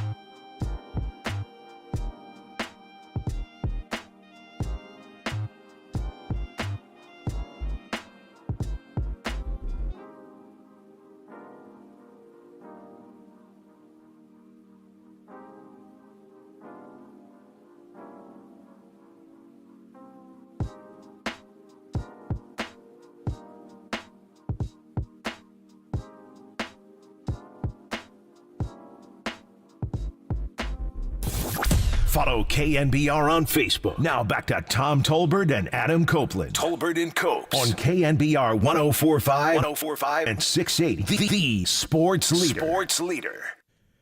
Warriors beat the Pelicans last night, 124-106. And like nobody's going to look at this game and say this is one of Steve Kerr's most brilliant coaching performances or decisions made. I mean, his hand was forced a bit, but they obviously are deeper than we thought they were going to be, based on not landing a big superstar this offseason. They're 3-1 now after the loss to the Clippers. And they lost Steph in that game. They didn't play well. A lot of sloppy turnovers we talked about. Dr. Junk is back, baby. on Sunday.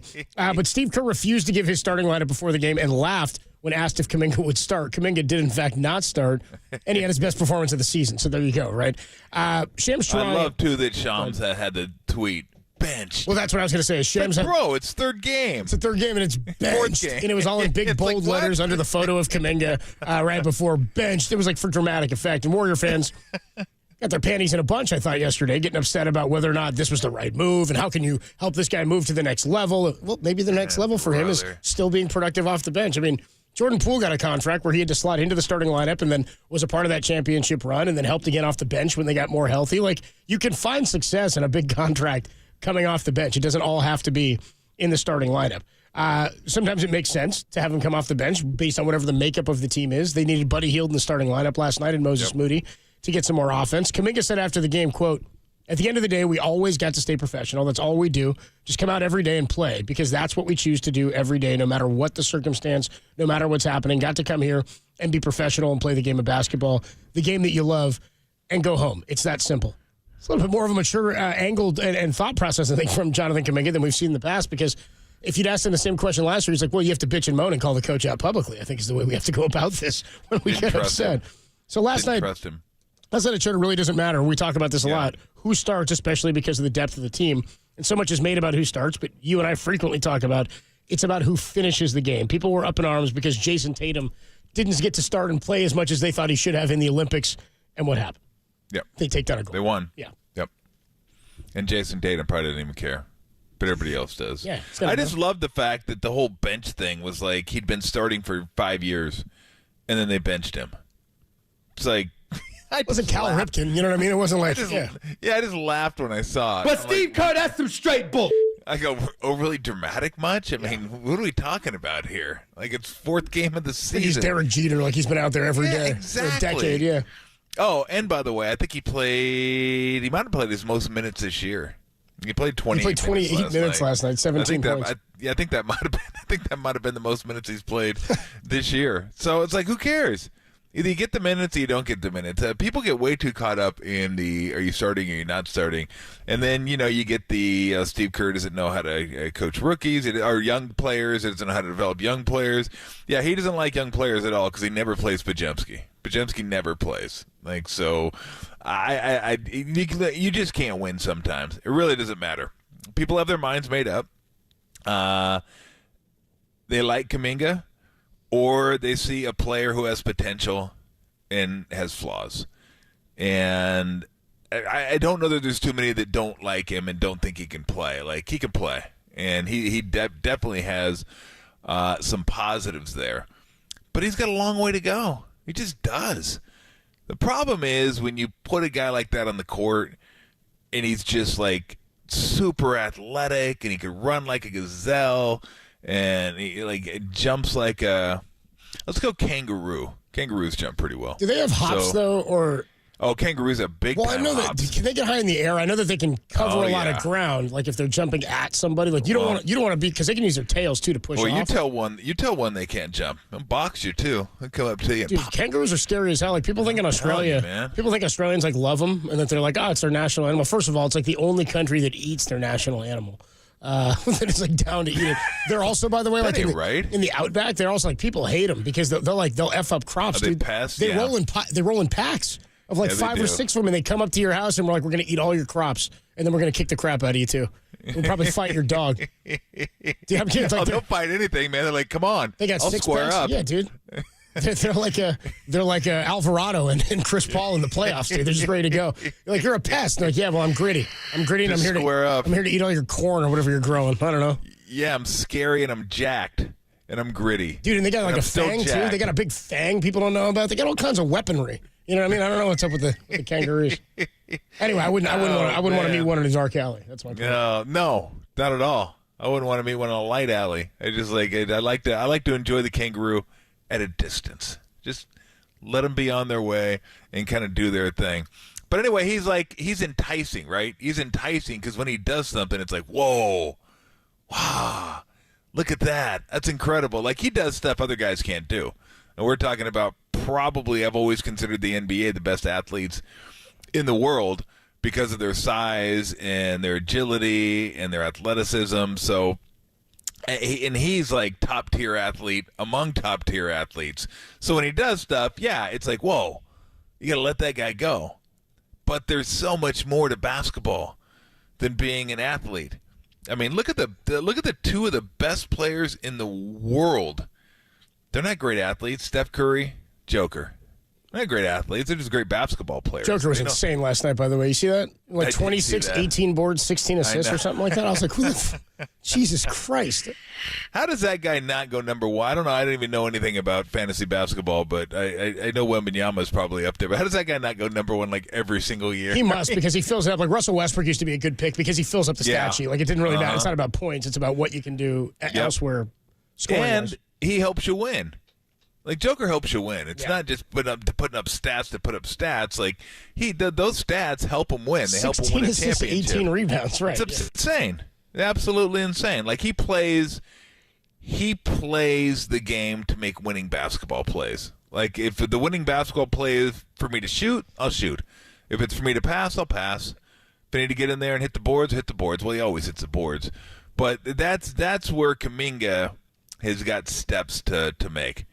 Just kind of being aware of what the right play is at the right time. Like last night, he had a play where it was like a 3-on-1 or something like that. It was fast break, and he passed it back, and I think the play kind of got botched. He might have passed it back to Anderson. I can't remember exactly who it was, but he was on the right side of the court, and he passed it back to the middle. And you would think, well, he's being unselfish. But actually, the unselfish play would have been to go up and rise up over the defender. I forget who it was, but it was somebody on the smallish side that he could have just glided over and laid it up. Like, that's the play. Like, don't pass it. Like, on a 3-on-1 or 3-on-2, don't pass it until they stop you. If they stop you, then pass it. 2-on-1, same thing. There really shouldn't be a 3-on-1, by the way. Jim Barnett always said this, and I agree with him. 3-on-1 should turn into 2-on-1s. You don't need an extra body down there kind of mucking things up. You're not running a weave, which, by the way, I never understood why we used to do that. Yeah, well, I love the weave, by the way, the 3-man weave. I always wrap it up with a weave. Because the coach before him did it. They did it. It was good enough for them. I'm going to do it, too. I don't even know why we're doing it, but I'm going to do it. But the 2-on-1 should just be you take the ball to the rim until someone steps in front of you and cuts you off, and then you pass it. That's it. It's really that simple. It shouldn't be back and forth. It's like it shouldn't take you 4 throws to get a guy in a rundown. It should be like 2 to get a guy in a rundown if you do it right. In basketball, it should be 1 pass, maybe 2, maybe a pass lob over the top. But you don't pass it until somebody stops you. Well, no one stopped him last night, and then he passed it back. Well, now the defender's not on him. He's in the middle of the court, kind of feigning toward him, but he didn't stop him. So when he passes it, it's easy for him to get back to the guy in the middle. And now, it stops a little bit. Here comes the backflow, and everybody starts to get involved in the play. So just little stuff like that where you understand, like, kind of what the right play is offensively and defensively. And he's still young, still growing, but he's not there yet. And some people think he is there yet because of his athletic abilities. Well, he's not. He's not there. So for those people that think he is, you're wrong. For those people that think he's not very good, you're also wrong. He's pretty good, but he's not where he needs to be. Like, he's not a main guy right now. You can't count on him to be your second guy. If you count on him every night to be your number 2, you're not going to be great. You just aren't, because he's not ready for that yet. He's just not there yet. So when the whole bench thing, I was like, benched? Really? So at first it's the 4th game of the season. It's not like he started his whole career and then they're benching him. Why it becomes a big deal is there are those in the organization that think he's better than he is, and there are those that see him for what he is. And then there's him and his agent, and I'm sure whoever his agent is texted. I mean, he had to have.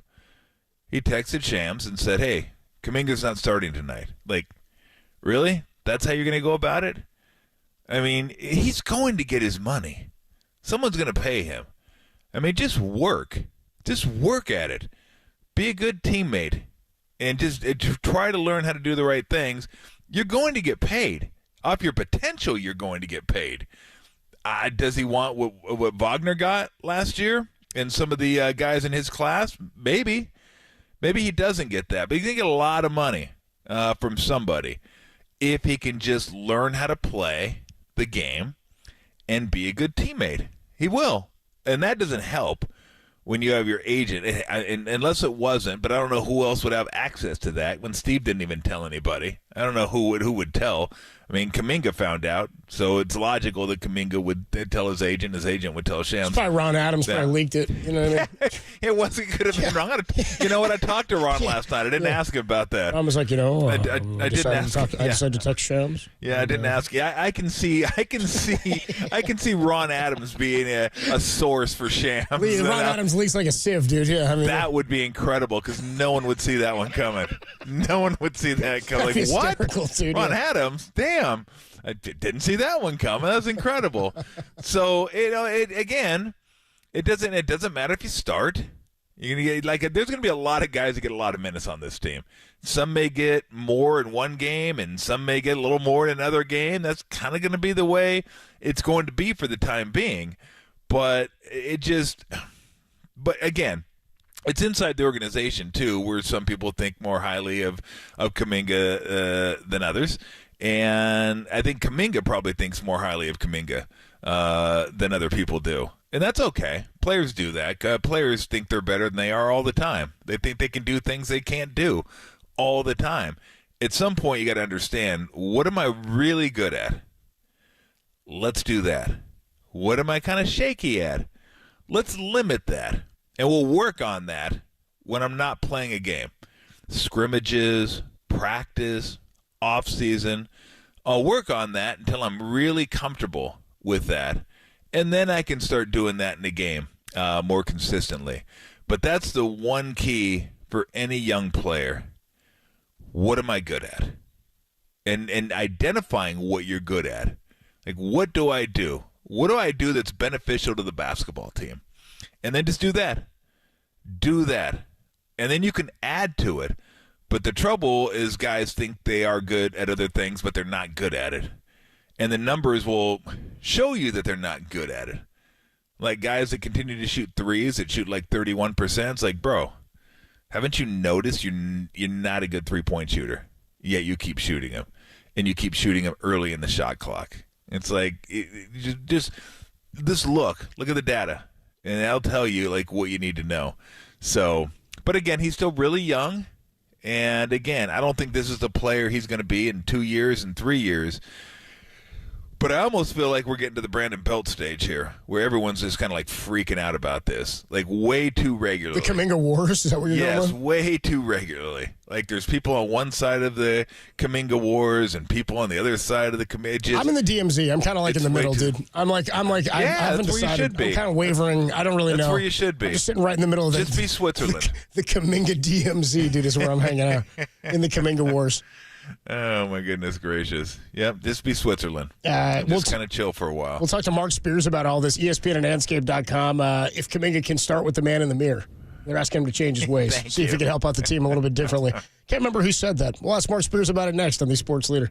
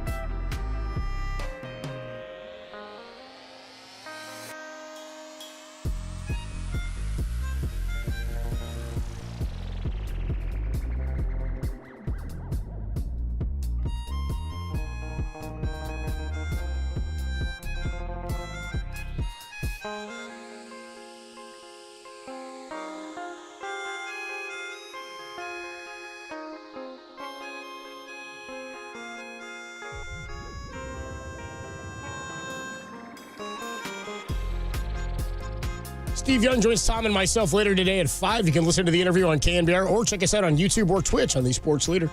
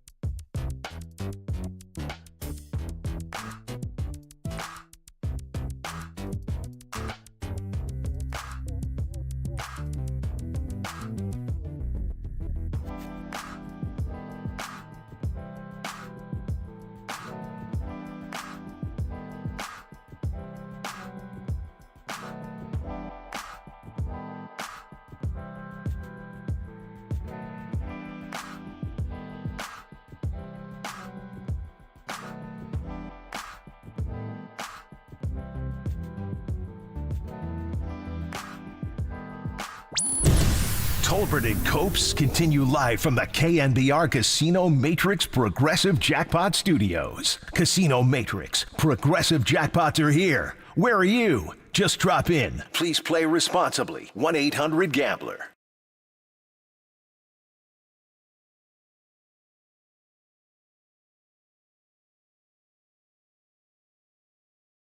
Hudson deals. Swung on and hit in the air to left field and deep. That ball is high. That is far. That is gone. It's a grand slam. And Anthony Volpe put a charge in one. A grand slam to left field, and the Yankees now take a 5-2 lead. A fly ball to deep right. Betts going back. That ball is gone! It's Gleyber Day. He hits a 3-run home run to blow this game apart. And like a good Gleyber, Torres is there. Yankees hammer the Dodgers last night in Game 4 to make it a 3-1 series. No team, after being down 3-0, has ever pushed it to a Game 6 in World Series history. How about that? So they have an opportunity to do so tonight behind Garrett Cole. Now, the story of the game is going to be the foul ball that Mookie Betts goes up into the stands and catches, right? Because the game was a blowout. I said the Dodgers kind of punted this one. No big deal, I don't think, in their mind. They've got, you don't want to think about, we got 3 chances to win 1. That's not how you want to go about it, or 4 chances to win 1. But going with a bullpen game yesterday, I did think kind of that this was not their best chance to win a ball game or to clinch and close out a series. Bottom line is the foul ball that Gleyber Torres hits up into the right field stands there, and we were watching it still when we were at Harmonic yesterday. Mookie goes up, and we were laughing like, this thing is incredible. Mookie's arm goes up, and then when you watch on replay where the second fan holds Mookie's wrist there while the other guy pulls the glove open with both of his hands, like using the jaws of life to pry that thing open, and then rips the ball out. Umpires come over, immediately call him out. There's already been quotes from the guys, and they've been interviewed already by Jesse Rogers. Went out and found him in a bar after. He said, this guy is a beaut. They got a quote from him where he says, look, if it comes anywhere near us, we're going to D up, is what the guy said. It's a completely inappropriate and ridiculous situation. Here's what Sterling and Susan Waldman sound like on their call of the fan ripping the ball out of Mookie's glove. Pitch hit in the air to right. Cutting toward the line is Betts in the corner. I can't see what happened. I honestly don't know. That's interference. Got to be. The fan took the ball out of his hand. He's out. See, if the ball goes in the corner, the stands that jut out take away our view. So Betts went right into the corner in the wall. Let's look, Susan. Well, he's got the ball, and a fan took it right out of his glove. You can see it. He's got his glove in his hand. The fan in a Yankee uniform is prying the ball out of Mookie's glove. This guy should be kicked out of this game. I couldn't agree more. Oh, my goodness. He's allowed a root, and that's all. I couldn't agree more. He physically opened up Mookie's glove as he was trying to get the glove back. You don't want to lose your glove. And he took the ball out of his glove. So there's one away, and here's Juan Soto. Oh, my. The pitch is high. I've seen people go for baseballs before. Have I ever in my 40-odd years of broadcasting baseball? I've never seen that. I've never seen that. Nope. Take the ball out of a player's glove? The pitch to Soto. The pitch to Soto. It's really, when we were seeing it, you and I were laughing because, again, I know that this is like, everybody's on the same page. You can't do this, okay? Yes. So now I'm just going to laugh because it's one of the most outrageous things I've ever seen happen in a baseball game. It's so absurd. By the way, it's a foul ball, too. It's like, it's so funny. It's like, I know it's an out, but it's one of the most outrageous things I've ever seen a guy do. His buddy holds Mookie's wrist there while he pries it open. And by the way, props to Mookie for how he's handled it. I mean, he's been a pro about the entire thing. He could have been far more irate, considering what happened with Jeffrey Mayer and how everybody was upset about that. That altered the course of a game, of course. Now, the two guys are Austin. Their names are, have you seen their names? No. Austin Capo Bianco. And the other guy's name is John Peter. I like the other one better. Yeah. Austin Capo Bianco. So they were the subject of this Jesse Rogers article on ESPN. You can check it out. Quote, we always joke about the ball in our area, Capobianco 38 said at a local bar after the game. Quote, we're not going to go out of our way to attack, but if it's in our area, we're going to D up. Is what he said. MLB has asked that the two be banned from tonight's game. A lifetime ban for this? I don't know if I'm in for a lifetime ban for this. Oh, I mean, I guess you're actually. I guess you're physically putting hands on a player, which is maybe the issue here. Yeah, I mean, look, it's real. I mean, it gets real touchy on this subject because it's funny, It's like funny. I'm laughing my ass off. I thought it was hilarious just because it was. I'm not laughing at the act. I'm laughing at the absurdity of it. That somebody would hold his. It was like a mob movie where somebody's holding his hand and the other guy breaks his knuckles. It was ridiculous. With like a mallet, just like taking a mallet and breaking his knuckles. But one guy held his wrist, and the other guy grabbed the glove and pried it open. It's like, it's just Paulie Walnut sitting there. Dude, yeah, it was play. so absurd. Yeah, it was like Sopranos. It was just wild. But you go light on this, then all of a sudden guys are going to be hitting guys in the face when they go in there and dropping the ball. I mean, you can't do this. You can't do that. I mean, look, and I don't care that he went into the stands, like his glove went into the stands. Like if you want to reach for the ball once it goes into the stands, you have to make contact with the ball. You can't hit the player. That's fair game. Yeah, absolutely. That's fair game. The ball's fair game once it crosses from the field to the seat. Dude, he caught it, then they held him The glove there. in his hand is not fair game. I don't care where it is, field or seats. The glove and hand are not part of the conversation. So this can't happen. Like you can't do this. Your seat entitles you to watch the game, enjoy the game, heckle if you want to. It doesn't allow you to physically like grab a player, because what's the difference between I grabbed him and then I hit him? And some people are like, oh, what's the big? It is a big deal. I mean, this is a big deal. You can't do this, okay? Because then Mookie should be able to, like, while you're grabbing his glove, he should be able to ball up his other fist and smash you in the face to try and get his glove out of your hand. Like, it's our wall. Shut up. It's not your wall. You bought tickets there. Those are your tickets when you're at the game. That's it. And some fans have this delusion that buying a ticket allows them more than it allows them. Like there's nothing on the back of your seat that says, hey, you run on the field at the end of the game or grab a player when he goes into the stands. No. Your ticket, you watch the game, enjoy the game. Get vocal if you want to, but you can't grab players. So to me, lifetime ban's too much. Yeah. But if they want to do like 20 games, 30 games. Or you want to ban them for next season or something, I'm all about that's okay with me. I'm just like giving them half a year. Okay. We're going Pete Rose for this? Like I don't know. No, I wouldn't go. But I could go like half a year. Like, look, you're banned for 40 games. And oh, by the way, you still got to pay for the season tickets, and then you get rid of them at your leisure. But we're going to ban you for half the season because look, this is like when things were going crazy, and I don't want to like jump from this to like Monica Seles getting stabbed and stuff like that. But you never know what someone's going to do. Like you don't expect stuff like that to happen until it happens. Like that's why I hate people running onto the field. Like you just don't belong on the field, and nobody knows what you're going to do. Like we laugh at the Hank Aaron home run. Oh, look at those guys patting him on the back. That was scary as hell. It's cool. Afterwards, it's cool when we know nothing happened. And back then, it was a different time, different era. Nobody suspected stuff like that could happen. But once it started happening, you start saying, hey, well, you never know, man. It could get scary out there. You don't think someone's coming up to you. Like when someone comes up to me, if I'm out on the court or in the field, I don't know what you're going to do. You're coming up to me. Maybe you even want an autograph. Give me a hug or whatever. Because as soon as I do that, like let my guard down, like, okay, cool. Maybe you pull out a weapon or you hit me or whatever it is. Like, I don't know anymore. So this kind of stuff, again, lifetime's too strong, but it really can't be tolerated. And they got to send a message like, look, you can't do that. You can't be grabbing these guys. You can't be grabbing. He grabbed his wrist and held him there while the other guy ripped his glove open and took the ball out. Like, no. And again, it is funny. The glove.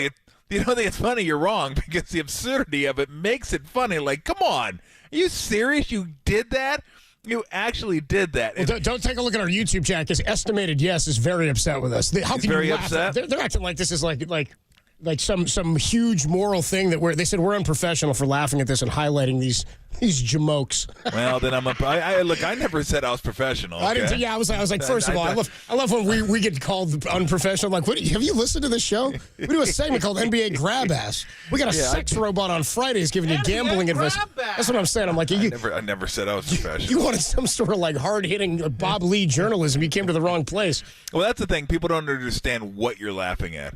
They think you're laughing at like Mookie going in and the danger of it. No, I'm laughing at the absurdity of it. Like that, there's no way that just happened. Like there's no way. Dude, I was like, this is the most incredible, unbelievably weird thing that has ever happened in a baseball game. The fact that it was a Yankee fan too. Like if it was Cincinnati Reds fans, I don't know that I'd have again would have the same reaction. Also, I don't know if I'd laugh as hard if it wasn't against the Dodgers. If I'm being totally honest and biased, if I'm being totally honest, I'm like, so there's one away, and here's Juan Soto. I'm like, you guys don't have to ban them for a whole year, do you, or for life? It doesn't have to go that far. Do you remember what? Do you remember when that Celtics fan that kid threw a water bottle at Kyrie? Oh, I don't. I didn't either, but Derek told me to ask you. So I was like, I don't remember that either. I don't remember. It was during the 2021 playoffs. Kyrie went back to Boston, and some kid got a lifetime ban for the NBA for throwing a water bottle at Kyrie. Didn't connect with Kyrie, but it came close. Yeah, I don't remember that. I vaguely remember the story. I mean, look, you just can't do stuff like that. Like the athletes, we tell the athletes, look, under no circumstances do you go up in the audience. I don't care what the fans say to you, what they yell at you, what signs they have. You cannot go up in the crowd. And there are times when I thought, look, they deserve to go up in the crowd. I remember when Vernon Maxwell went and attacked somebody. I think he punched him. I think it was up in Portland when he was playing up in Portland. Somebody was talking about his daughter. I think his daughter had died, or his daughter was in the hospital or something like that. And somebody was, getting on about that. And I was like, yeah, that guy deserves to be punched right in the face. Right in the face. But, I mean, you can't do it. Of course, he didn't know who he was yelling at. You don't yell at Vernon Maxwell. You better damn well know Mad Max is going to end up in the crowd. Yeah. That's just a given. Like, other guys may think better of it, but he didn't think twice about it, I'm sure. Like, what'd you say? Okay, let's go. He went right up there. But you don't want to remember what happened with Mike Milbury. I think it was a member of the Penguins at one time. They went up in the stands like hockey players going up there, like they're fighting, and it was like wild, like that. You just can't have that happen. You can't have people coming out and grabbing the players, touching the players, doing stuff, and the players can't go up there. I mean, you can't have, like, everybody's deathly afraid of having another Mouse in the Palace situation where, like, it's just like there's over here, it's here, there's fans on the court getting crushed, there's guys up there that Ron Artest is hidden, there's Steven Jackson going up there and just picking up dudes, like, is this the right guy? Yes, boom. Oh, wrong guy. Damn, my bad. And just keep on moving. You can't have that kind of stuff. You just can't. And this is, even though we would agree it's not that, it's on the road to that. So if you look at this and go, well, that's okay, then okay, what's the next step? Is that going to be okay? And when does it stop? It's just got to be zero tolerance. Look, you can't do this, period. And if you're players, we've made it perfectly clear to players, you can't do that either. You can't go up in the stands, and it doesn't matter what they say to you. You can't go up there and engage them. That's just the way it is. Those are the rules, and those are the rules you live by. And they're the right rules because of the time we live in. You can't do stuff like that. And so, a half a year would probably be fine by me. But these jokers, our wall. Well, shut up, your wall. Shut up. It's not your wall. Are you kidding? I mean, get out of here. What do you think? You're Jeffrey Mayer? I mean, come on. I got one more for you here. How about Rob Gronkowski claims to know these two guys? He's nuts. That makes sense. Yeah. That makes sense. I hope Estimated Yes is okay with us playing that sound, or is it unprofessional? Here's Rob Gronkowski on knowing, what are the two guys' names again? I got to get them for you. Austin Capobianco and John P. He's nuts. Here's Gronk. This is actually the first time I'm seeing this live. Okay. And here's a little fun fact. That guy right there grabbing Mookie Betts' glove Don't tell me you know was him. my friend in college. Gronk, stop it right now. He was on the ice hockey team, the club Arizona Wildcats team, ice hockey team. And let me tell you, the whole hockey team. They're down? They were absolute maniacs. They were undescribable, just how wild these guys. Animals, yes. How wild these guys were. Him doing that represents him very well. I mean, he is all in for his teams. He is all in for the Yankees. I remember him talking about the Yankees all the time, how he loves them so much. And that describes him perfectly, just doing whatever it takes to help his team out. That's so funny. They're Bear Downers. They're Bear Downer. Oh my gosh. We got to claim him. Well, It makes total sense he's a hockey guy. I mean, that Animals? makes Animals. Animals? Animals. Animals. That is incredible. That's That hilarious. is incredible. I wonder if So Steve there's Kerr's conflicted. an Arizona tie to this, a Bear Down tie to this. That's wild. So do you like the guys more now? Do you want a lesser of a band now that you know they're Wildcats? No. I don't. No. I don't. Animals? Animals. Animals? You'd never see anybody from ASU pull something like this. You know what I mean? No, not at all. They probably wouldn't be able to afford to get in the game. You'd never see a scum devil. No, not at all. High class. Yeah. High Yeah, right. Our guy Mark Spears, by the way, he was on a plane when we called him. He's going to join us. What do you say, 4:30 or 4:50, boys? 4:30, Mark Spears is going to join us. At 3:50, Dante Whitner is going to stop by during the bye week here. Did I tell you, by the way? Animals? Animals. We're in the press box for the game on Sunday, of course, against the Cowboys. And, it's like silent. So everybody's working, and the game had just kind of got going. I think it was on the Niners opening drive. And Ricky Pearsall had his first reception. But, we're sitting high up in the press box. You see the play kind of develop and, unfold. And Dante was maybe sitting to my right by maybe, I don't know, there's 10 or 12 people in between us. And I'm looking sort of down to my left at the field. And the play sort of develops and unfolds. And Ricky Pearsall springs open on, a crossing pattern. You see him open on a slant. And before they even throw the pass, you just hear Dante in the background go, Pearsall. Man. And then they throw it right to him. Pearsall catches, he gets his first reception. Maybe a quarter or two later, same thing happens. Play unfolds. I'll tell you exactly the play it was. It's the one where people wanted a pass interference on the ball that was overthrown to Debo. He's going up to the left side. Oh, yeah. Running to the left side of the field. He kind of gets tripped up, and the ball's overthrown. And right before the ball gets thrown, you hear him go, Debo. The press box is silent. But the one that got me was Pearsall, and then he hits him with a pass, dude. It was Dante knew exactly where everything was going. He'll join us at 3:50, and we'll talk more about the 49ers, where they stand as they're 4-4 in the bye week. Animals? When we come on back, though, one of our animals. Why she question it? Why she ask that? That's hilarious. Animals. Animals. That's so funny. Every week in the football season, every couple of weeks, we end up with enough to get you into America's favorite and fastest growing game show. We'll talk about who stepped in it worst when we come on back next on the Sports Leader.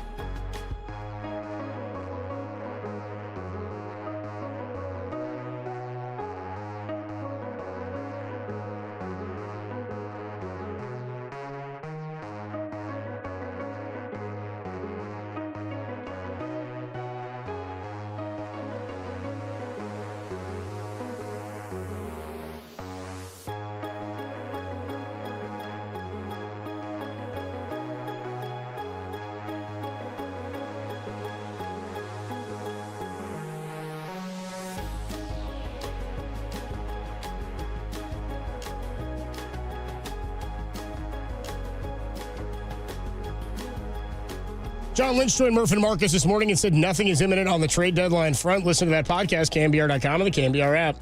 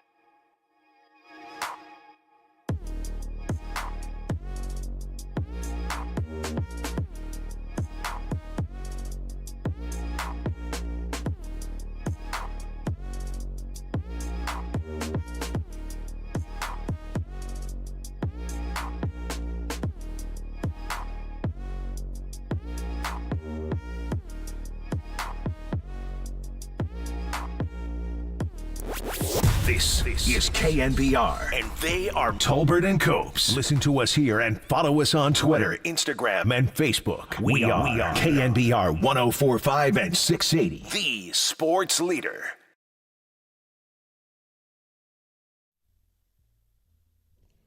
Throughout the football season, we end up with some coaches, players, executives. Usually it's coaches and players' decisions that are made throughout a game. They're perplexing. Oftentimes it leads to them losing a game or coughing up a game or losing a lead.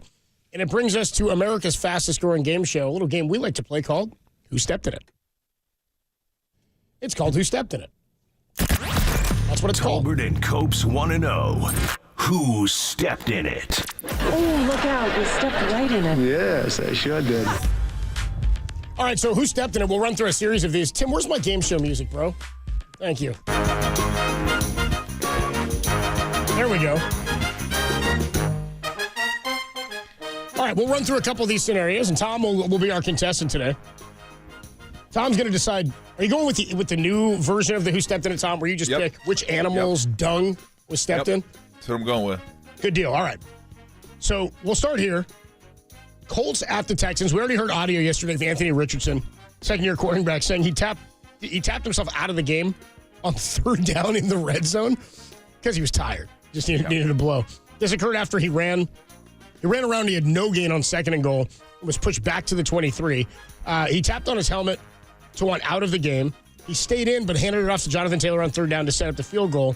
Shane Steichen said Richardson was not benched for this comment on wanting to come out of the game because he was tired. Did Richardson step in this badly here? Your thought? Well, what size of animal dung or what animal are we going with? Oh, man. Let's go. Oh, I'm going to go hippo. I mean, you suck it up. You're the quarterback. You're not the receiver. You're not the running back. You're the quarterback. I have never seen a quarterback tap out. Ever. I just haven't. So you're the leader of the team. You can't. And I kind of believe Steichen, I guess, that comment didn't cause them to bench him. It's more about, having a 50% or sub 50% completion percentage. That probably was the main reason. You said hippo? Is this what you're going with? Yeah, hippo. That's a big one. It's a big dung. It's certainly, as a quarterback, you don't tap out. Hippos can produce up to 400 pounds of waste a day. Yes. Yeah, it's not elephant. It's more than the average human produces in a year, it says. What? More than a human in a year? Hippos can produce up to 400 pounds of waste per day, which is more than the average human produces in a year. Wow. The amount of hippo dung in a pool can fill it up and create a toxic environment for fish. Damn. You want to stick with hippo for Richardson? Well, I could go elephant if elephant's smaller. No, I kind of used elephant as the king of all dungs. Like, unless I wanted to go blue whale, but I'm trying to stay with the land creatures here. And I figured the elephant was the biggest one. The hippo was the second biggest one. I wasn't going to make this the biggest. Dude, hippos are bigger. Elephants produce Okay, about then let me go elephant. Okay, let me go elephant then. A hippo will be the king dung. He'll be the winner. Until you figure out an animal that's bigger. Yeah, until you think of another one. Yeah, unless somebody can find one. But I'll go elephant. That's pretty big. That's pretty big when you just say as a quarterback. Yeah. Tapping out. Yeah, Let's tapping go. out. Get me out of there. Okay, so we'll stick there with the elephant, all right? So look, and Flacco has to stretch for 15 minutes before he can play, so old. Yeah, I know. You got to give him time. You kidding me? Got to get warmed up, dude. Grab the Bengay. Got to get that icy hot. Icy hot. Yeah, exactly. Got a patch for me? Oh, Where's one of those? Here we go. Got any of those copper belts that Jerry's wearing? Any one of those, too? Exactly. Get the roller, roll on it a little bit, get the back. Get a foam roller for me? Okay, so we're sticking with the elephant there. So, by the way, it does say elephants can produce up to 330 pounds of waste a day, but that includes dung and urine. So it's really more like 220. They're going like 100 pounds of urine a day as an elephant. Jesus. That's amazing. Yeah, it is amazing. Moving on here in the Who Stepped in It. I like that we've twisted this because it's like how the game Survivor had to evolve. Hidden immunity idols, and they shaved the number of days, different tribes. We went from just who stepped in it to what did they step in and how much waste was it. Moving on here, the Bears are at the Commanders. Oh, man. This one ended crazy on Sunday. Bears are facing a 3rd and goal From the Bears are facing a 3rd and goal from the 1, down 12-7. They decide to go Refrigerator Perry style, have an offensive lineman, Doug Kramer Jr., in as a fullback. Kramer, dude, he fumbles the ball on the goal line. Did you see this fumble, Tom? I did. He didn't just fumble it; he kicked it. He handed it to me, punted it. He almost kneed it out of his own gut, dude. When they hand him the ball, immediately fumbles it, trying to go Fridge Perry on the goal line. Did Kramer step in it, or did the Bears OC Shane Waldron step in it here? Shane Waldron stepped in it. You kidding me? Give it to your running back. You remember when they gave the Fridge the ball? Anybody remember that? I remember that. I was watching that. Remember what the score was? They're up 30. The game was over at that point. That's when you hand it to linemen. And he wasn't an offensive lineman, by the way. He's a defensive lineman. But that's when you hand it to your lineman to score. Here, we're going to win the game. Let's see if we can get you a touchdown. Not when the game is in the balance. That was absurd. That's another big one. Let's go with the Rhino. That's a big dropping right there. Not one you want to step in. Now we got to look up Rhino, see how much they produce. Stand by, I'll get you. I'm going to guess they're a little lighter than the Hippo, but still, I'm going to say still fairly substantial. It'll clog up your toilet in a heartbeat. Let's put it that way. That's pretty good. Rhinos go about 50 pounds a day. Okay. We're going to need to get a chart in here. That makes the Hippo even more prodigious. Dude, the Hippo is wild. And don't forget, the Hippo can spray, too. Remember that? Yes. It's got the spray like a sprinkler. Oh, man. It's like the one of those deals. Yeah, one of those deals. All right. I'm sorry. What? I apologize to everyone that's watching. Rocket New Era checked in earlier on the YouTube channel. What? Today feels like a Friday show. Some of us it may be. Tolbert and Copes with you. What happened? Moving on to the Bears Commanders. So we're going Rhino 2. My God. Yeah, Rhino. Okay. Rhino. So what was our first one again? Not Hippo. You went with Elephant. Elephant for... Elephant. Yeah, okay. Elephant. Let's see where you come down on this one. More from the Bears-Commanders game. The Bears eventually go up 15-12 with 27 seconds left. And then Bears corner Tyreek Stevenson was caught on tape yelling to Commanders fans while Jaden Daniels is attempting the Hail Mary. The play's going on, and he's yelling to fans. Stevenson gets to the play late as Noah Brown makes the catch, and he was assigned to guard him on the play. So he's talking the trash to the fans. And, dude, eventually had to issue an apology. He took blame for it afterwards. Was like, dude, I don't know what I was doing. Tyreek Stevenson, how big did he step in this? Oh, my gosh. Man, we got some massive dungs today. Yeah. I mean, that one, I got to break out the Hippo for that one. That's huge. How could you not be ready for the play when you're talking to the fans? You have 5 seconds left in the game. Talk to the fans, I don't know, after the game's over. You're going to talk smack to the fans while the play is happening? That is one big pile of shit. I mean, that's unbelievable. I didn't know that. That's wild. Oh, you haven't seen that story? That's been a big one since that game, yeah. Yeah, I did not. And he was assigned to Noah Brown, who caught the game-winning touchdown. Unbelievable. That's a big old pile of dung right there. That's disgusting absurd. Pile of cow dung. Yeah, it's not like the Bears have games they can give away. What is a bear?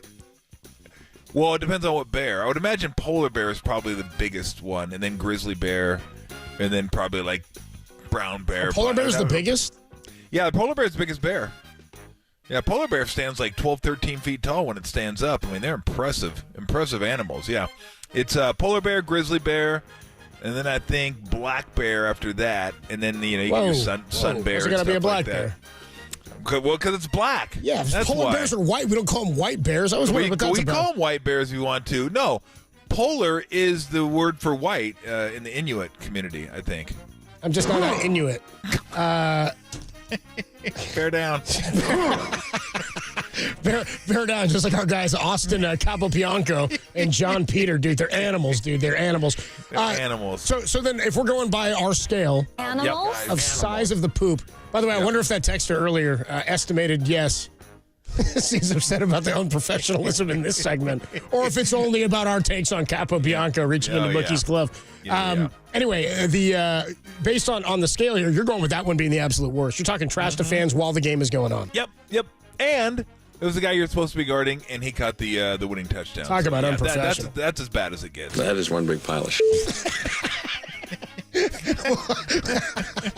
We'll make Tyreek Stevenson the winner for today's Who Stepped In It. Well done, dude. I love this new scale that we're going on.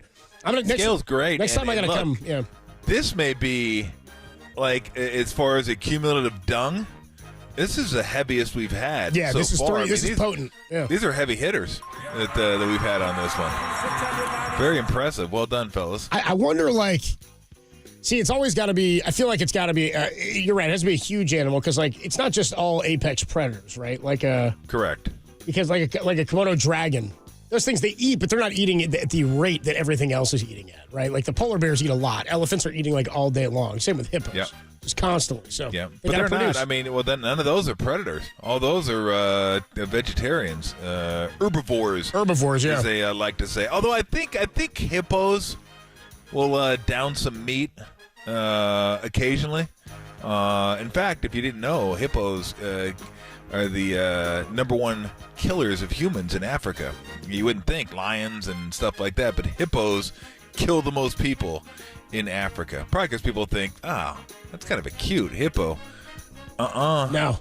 Hippos coming, baby. Well, what's that hippo that everybody They don't loves call right now? hungry hippos for no reason, Copes. It's a great call. There's no, Wu Dang. You seen Wu Dang? Is it Moo Dang or Wu Dang? Moo Dang. Who's he play for? He's on the Hornets, I think. Luol Dang. Muol Dang, dude. Yeah, that's what we're talking about.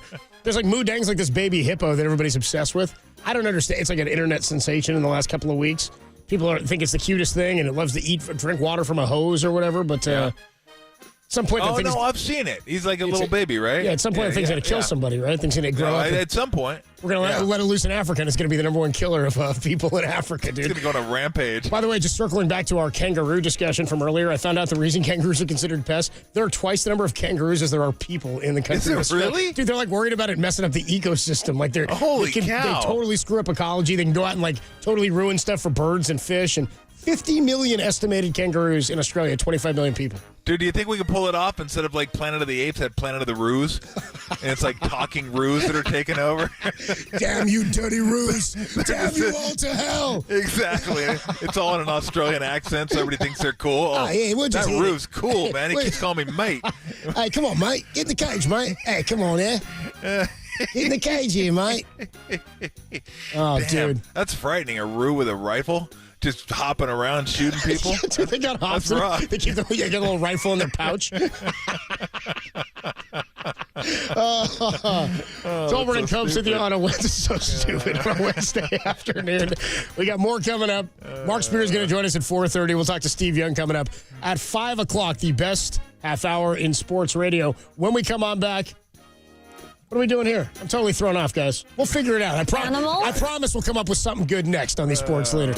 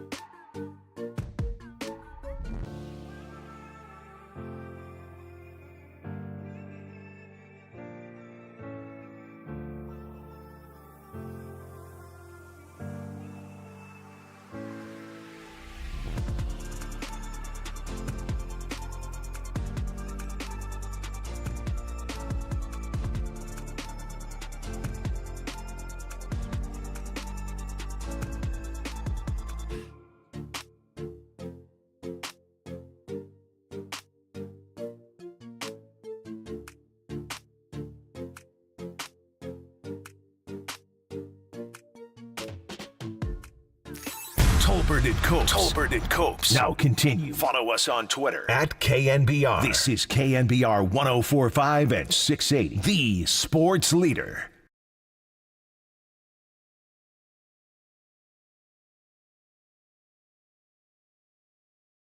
All right, we've had a lot of moving parts today. And my rundown sheet has just now sort of become a suggestion. So we'll catch up with our guy. Yeah, it's a collage now. We'll catch up with our guy, Mark Spears, ESPN and Anscape.com at 4:30 today. And then Steve Young at 5 o'clock this evening. We had to move Dante. I think he's calling a game, and he's had something come up timing-wise. So we're going to move Dante. We'll catch up with him either later this week or yet again next week. John Lynch, 49ers general manager, was on with Murph and Marcus this morning. And they started getting into, it wasn't Marcus, it was Murph and Rod Brooks, who's been filling in for Marcus. Because Marcus was out of the Yankee game yesterday. Was at World Series Game 4 at Yankee Stadium with his dad. So they had a whole conversation with John about guys getting healthy, about the trade deadline, where it is they're going to go. And we'll get you the latest on all that. Here's a few cuts on that. John Lynch was asked what the ideal scenario is for a McCaffrey return against Tampa Bay. I don't know what that workload looks like. We were discussing it yesterday. You and I and Derek, when we were out at Harmonic, like, if they put him in or if he's active for that game against Tampa and you have him on your fantasy roster, you're putting him in, right? Doesn't really matter how many snaps he plays. If you have him, you're playing him. What is an ideal scenario for a McCaffrey return against Tampa? Here's John Lynch.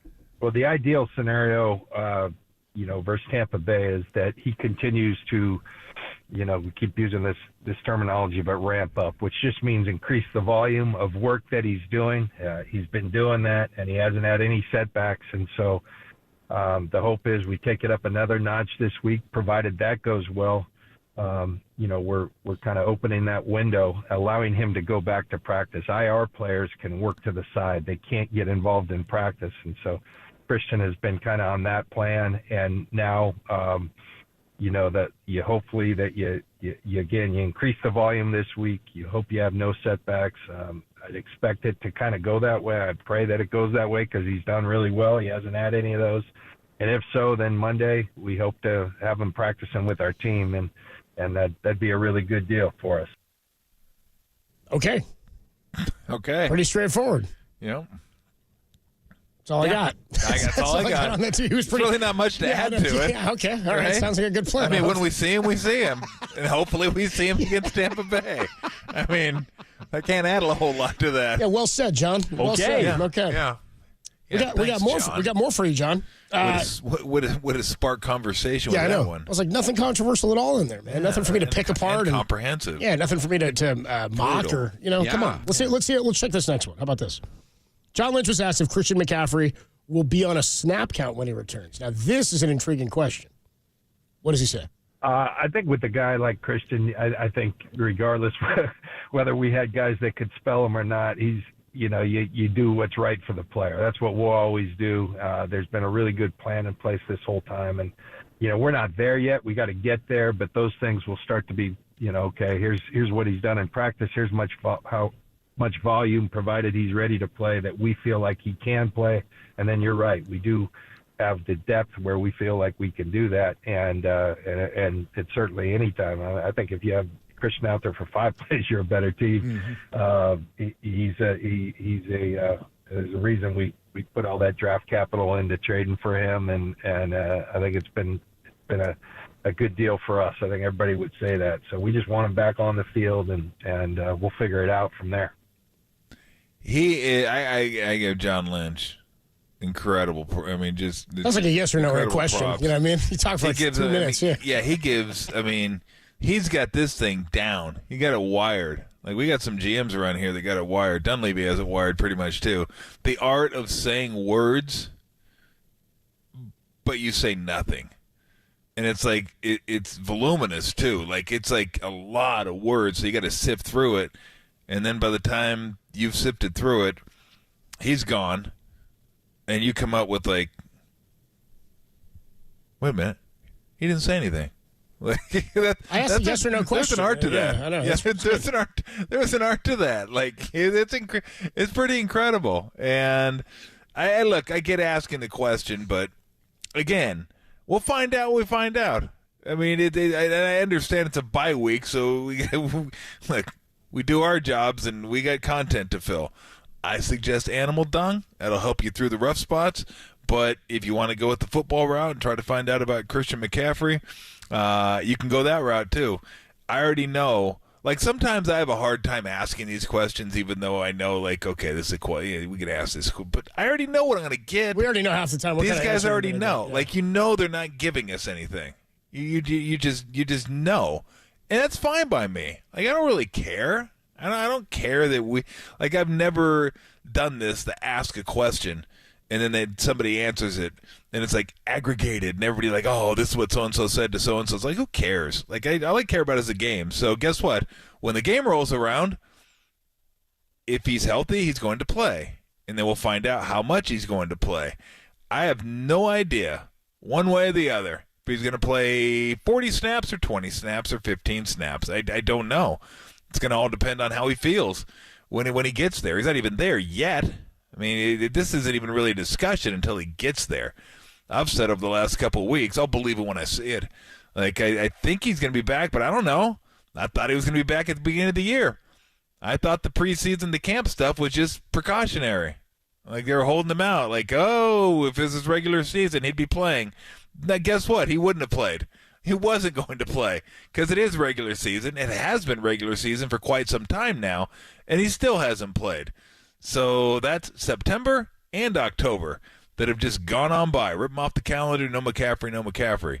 So we'll see.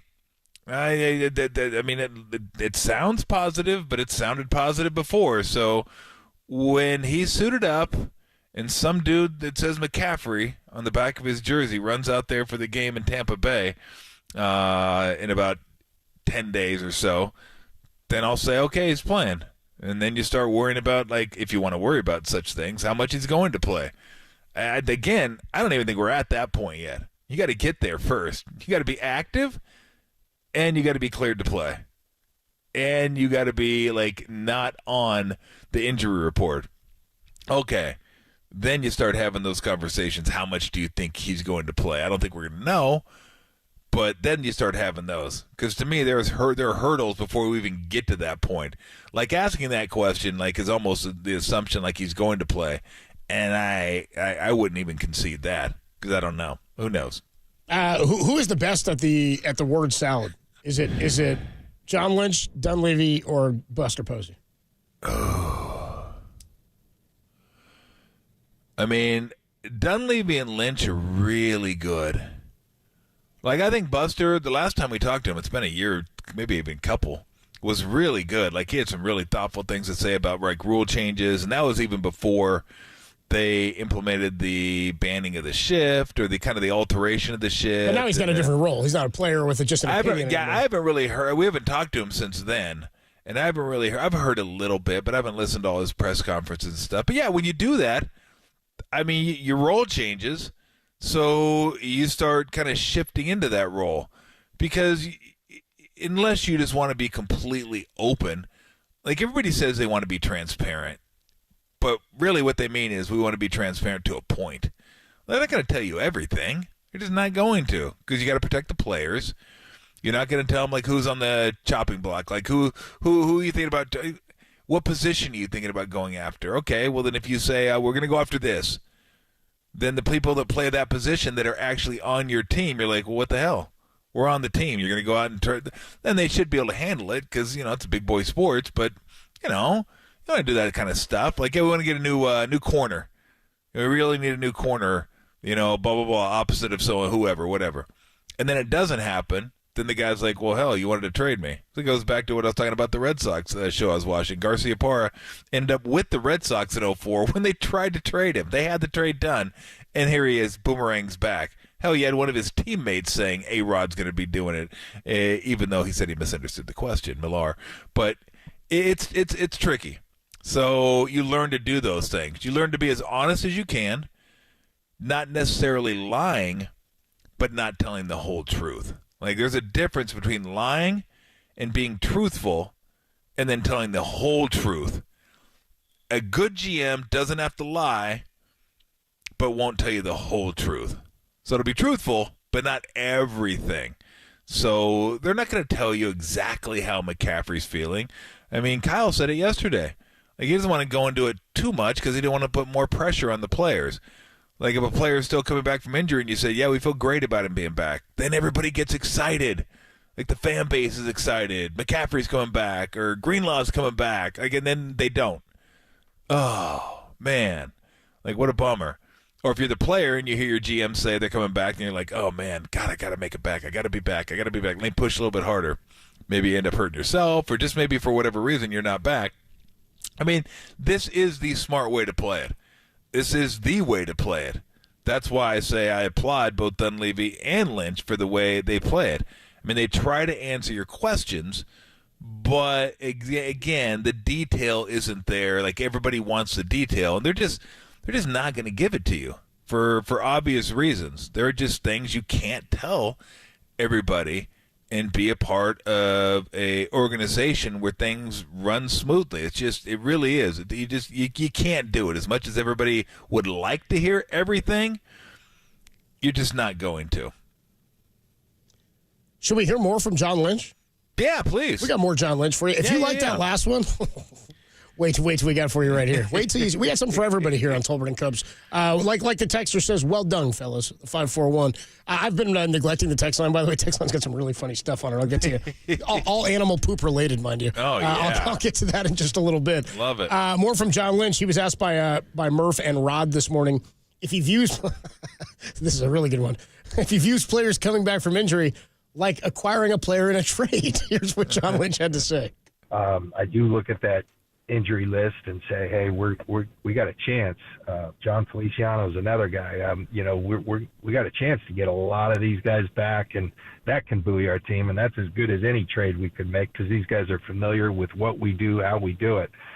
But in saying that, if something comes together, and nothing's imminent right now, I will tell everyone that. But if something does come together here, the trade deadline's on election day. Interesting how they did that. And I know. But if anything comes by then, that makes sense. It can make us a better football team, fits with our financial, position and all those things. And we'll certainly pull the trigger. But I do like the list of guys. Jake Moody, I forgot to talk about our kicker. He's trending well, and there's a chance we have him for Tampa as well. I love, too, that Lynch includes everybody. Even guys the questioner didn't ask about. He just includes everybody. By the way, John Feliciano, he wants to make sure everyone's included. And again, I get it. You don't want to be the GM and talk about four guys. One guy's going, what about me? I'm coming back, too. What do you want the GM to say? Yeah, but you're not that important. Yeah. That's why I didn't mention you. No, I mean, he does a good job of being inclusive. That's great. And he says the same exact thing that Dunleavy will say, that I think Farhan said, that Buster will probably say, is that we're always looking around to see if we could make our team better. If we could do something that makes our team better, then we would be interested. And you think, okay, yeah. And then if you think about it deeper, it's like that answer is basically, well, yeah, no bleep. If you could do something, who wouldn't do something that if they could make their team better, wouldn't do it? I'd like to just stick here we are. I like where we're at now. I don't want to get better. I'm going to try to do something. Bear with me on this one. This is kind of weird. But I'm going to do something that in the short term I think makes us worse. But I think down the road is going to make us better. But we're going to be worse. It's not going to be a good trade. You're not going to like this trade. But you're just going to have to hang in there with me on this. Like, no, of course. You want to make everyone goes into every trade, unless you're tanking. Everyone goes into every trade thinking it's going to make them better. Now, if you're tanking, you think it'll make you better, but you think it's going to make you better down the road. Like, you're not concerned with now. You're concerned with, let's say, 3-4 years from now. So you're making this trade in hopes that you'll be better 3-4 years from now. But if you're not tanking, yeah, of course you want to make your team better now. I mean, that's a given. Like, every team goes into every trade, unless you're a tanker, trying to get better. Tanker. Yeah, exactly. Nearly tank. Anyway. Tanker. You want to make your team better. So, yeah, I mean, of course. I mean, everyone will say that because that's obvious. Is it lying? No, of course not. But is it obvious? Of course it is. I mean, if you think about it, that's the goal of every trade, to make your team better. Yeah, of course. But some teams have larger monetary concerns, cap concerns, stuff like that you have to deal with. And like that's the part of the GM, right?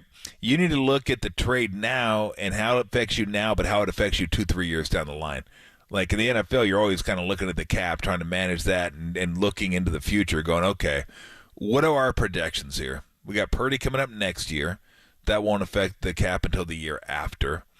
Ayuk will start affecting the cap in a year, probably next year, maybe the year after. But that's the GM, right? Like the coaching staff is now. I want to win now. Like give me the players, let me win now. And then you have the GM who's trying to provide the coach the resources to win now, but also has to pull back a little bit and take a wider view of everything. Like the coach, I always say the coach is micro, the GM's macro. Like if a good GM. Now, if it's a GM who's about to be fired, guess what? He's going to become micro real quick because everyone likes checks and everyone has a mortgage to pay. And we even talked to Bobby Marks about that, and he even said he did it. Yeah, of course. I'm going to make a trade that's not going to be a great trade for us, but I'm trying to save my job. Happens all the time in all sports. Because if you're making $2-3 million a year, wouldn't you want to keep your job? Like, I'm not concerned about 4 years from now when I might not even be here 2 years from now. Like, what do I care? Like Bobby Marks told us. Yeah. Exactly. I don't care about those picks. That's why I'm trading picks from down the road. I'm not going to make it. I care I'm not going to now. be here anyway. Exactly. I won't be here for the picks.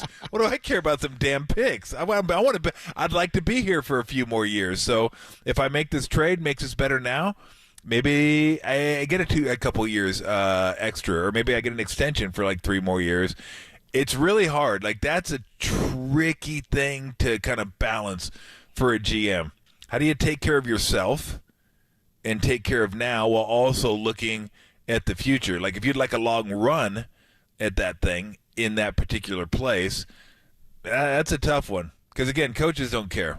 Coaches don't care about like 5 years from now. Coaches want to win now. Because if you're a coach and you don't win, you are going to get fired.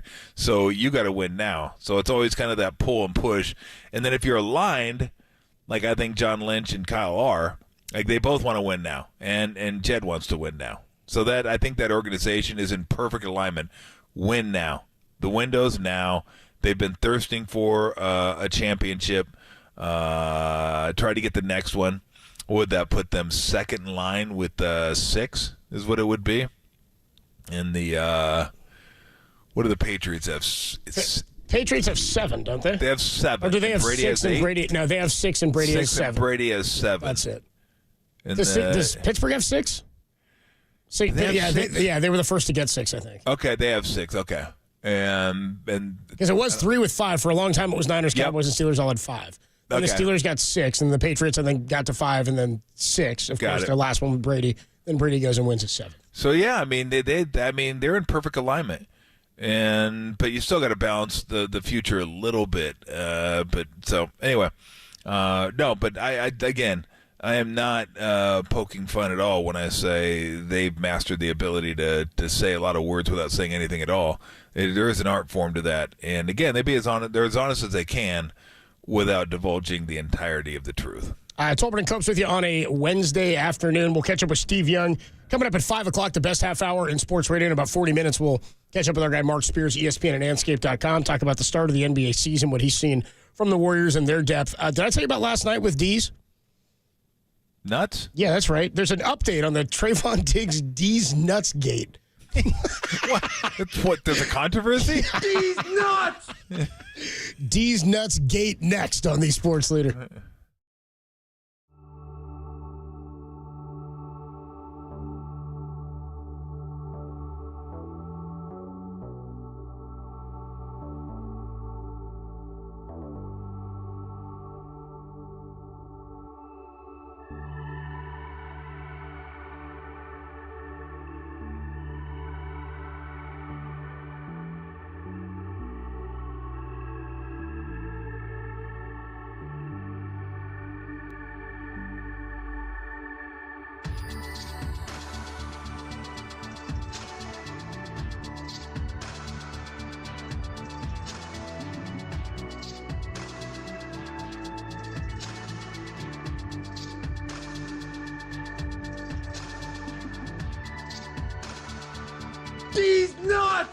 Andrew Wiggins is still listed as questionable for tonight's game versus the Pelicans. For all your Warriors news, listen to KNBR, the sports leader.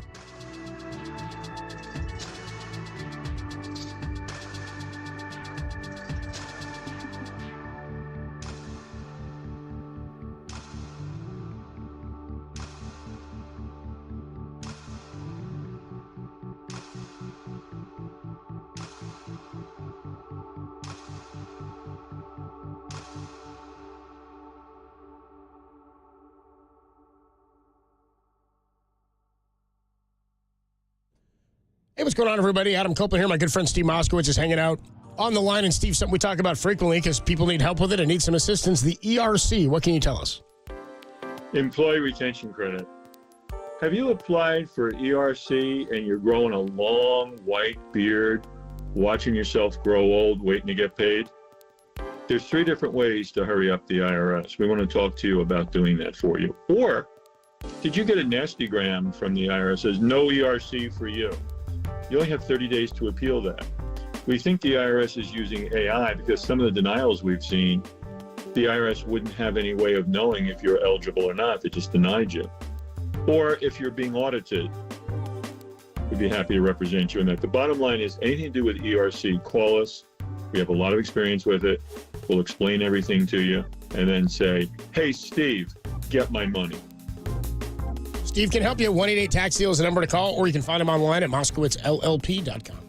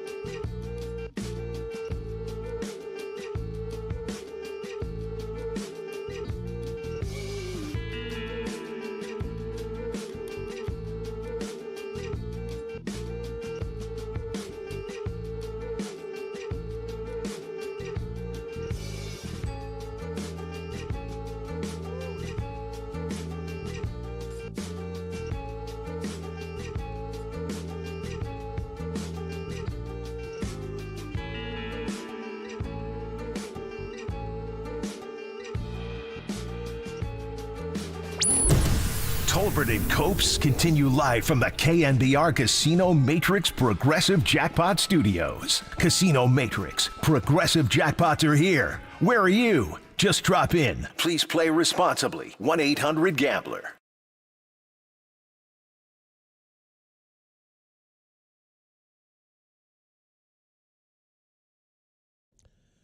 Tolbert and Copes with you Wednesday afternoon. Steve Young, the best half hour in sports radio, is going to join us in about an hour or so at 5 o'clock. Mark Spears joins us at 4:30. We'll talk some hoops as the Warriors get ready for the Pelicans again tonight over at Chase Center. And by the way, we'll be back out at Harmonic Brewing 2 weeks from yesterday, so it's the 12th of November. We'll be back out at Harmonic Brewing for the return of Klay Thompson. And the Warriors, by the way, after today, they'll reevaluate Steph on Friday for the ankle injury, and then they'll hit the road for a 5-game road trip. Houston, Washington, Boston, Cleveland, and OKC. So we'll talk about all that with Mark Spears in about a half hour or so. Yesterday, we were at Harmonic, and I told you about the Trayvon Diggs situation with the Cowboys. After their loss to the Niners on Sunday, he was standing outside the locker room, and a reporter had this interaction with him. We'll play it for you again here. About the reporter, after the reporter questioned him about his hustle on a specific play. Here's what Trayvon Diggs said. How that whole play after you took from that, you don't know football. You can't do nothing that I do. You can't go out there and do nothing. Stay in your lane, buddy. Stop playing with me, bro. Just asking a question, Trayvon. I mean, I'm happy to have you answer the question. How that whole play, that's what you took for that? That's what you got from that? That whole play, that's what you got from that? I'm asking. We can talk about it more. What were you doing? Talk about these nuts is such a funny thing to say. These nuts! So dumb. Guy just doing his job, asking him a question. Mike Leslie is the name of the reporter. Well, they're back at practice, the Cowboys are, after the Sunday night game. And apparently earlier today, Mike Leslie, the reporter, and Trayvon Diggs, they settled it. They broke bread over some nuts. Flavor you want? I got ranch. I got banana pudding. I'll go ranch. I'm not a banana guy. All right, here you go. Which one's you? I'll go with these. Yeah? Banana pudding. You see a fan send some of these to the station, too, man. Cheers. All good. My bad, man. If I misread the play, I appreciate you apologizing. I'm sorry, too. Appreciate you. Thanks, man. Good. David just backed down, did Mike Leslie, huh? Isn't that sweet? Yeah, it was sweet. Yeah, Isn't that sweet? I like the D. Nice moment. I like the D's nuts more. I like that. Yeah, I like that moment more. But anyways, yeah. So I guess he was it. Trayvon Diggs picked up some D's nuts, a couple of different flavors. Gave Mike Leslie an option. Didn't know he wasn't a banana guy. So by the way, banana nuts. What the hell was that about? Banana nuts? I mean, was it banana bread maybe? But it's peanuts, right? Huh. I'm gonna have to look up D's nuts. Is that like an actual thing? Yeah. It's an actual brand now. Somebody checked in earlier and on the text line and said that. I guess when Papa and Lund were on, they said something about that. But they sell them picked up some D's nuts at Costco. They said. Costco. Yeah, you got a whole lot of them. Okay. You run to Steve Young there, picking up 400 boxes of tissue or whatever it was he said he ends up with. Exactly. Speaking of Costco, Mr. Beast Bar D's nuts. The hell. I definitely won't be getting that. Ooh, okay. Here's some D's nuts. Mr. Beast fell on hard times, by the way. This is hot cheddar D's nuts, but this is DEE''S, not even DEEZ. There's D's nuts. What is this going to be? Something I don't know what it is. I'm going to say it anyway because there's no bad words, but I'm not sure what the hell this is. Wait, don't worry about it. It says D's Nuts Pecan Rub. Whoa. And then it says Meat Church. Shut up. What? Meat Church? Meat Church. Is that a place or is that a flavor? Meat Church. I think Meat Church might be the brand. Like Meat Church, D's Nuts. It's got to be. It's got to be some sort of rub that you put on your barbecue. Yeah, there you go. Or put on your. I had yeah, there you go. Meat Church, D's Nuts, honey pecan, or pecan. I think meat. Yeah, it's just a barbecue rub. It's a barbecue brand. Yeah, that's what it looks like. Okay, yeah, it's a barbecue. Meat Church. We're your home for barbecue seasonings and clothing. Okay. Everybody's got a clothing line too now. We strive to produce the coolest barbecue and merchandise on the web. There you go. Meat Church. Speaking of Costco and Costco size. Oh, there it is. Bags of stuff. D's Nuts, but it's the DEE''S. D's Nuts, nanner pudding seasoned. Nanner? Like banana. So yeah, they're like peanuts flavored with vanilla and banana pudding. I've never had that before, although I do. Oh man, I love banana pudding. Banana pudding's like that may be the South. That may be aside from like New Orleans. Take New Orleans out of it because they have a lot of great food. That may be their most valuable, at least for me, contribution to the culinary world. Banana pudding. banana pudding with Nilla, not vanilla, Nilla wafers. Oh, I could crush banana pudding, man. Oh, there's D's nuts. Oh.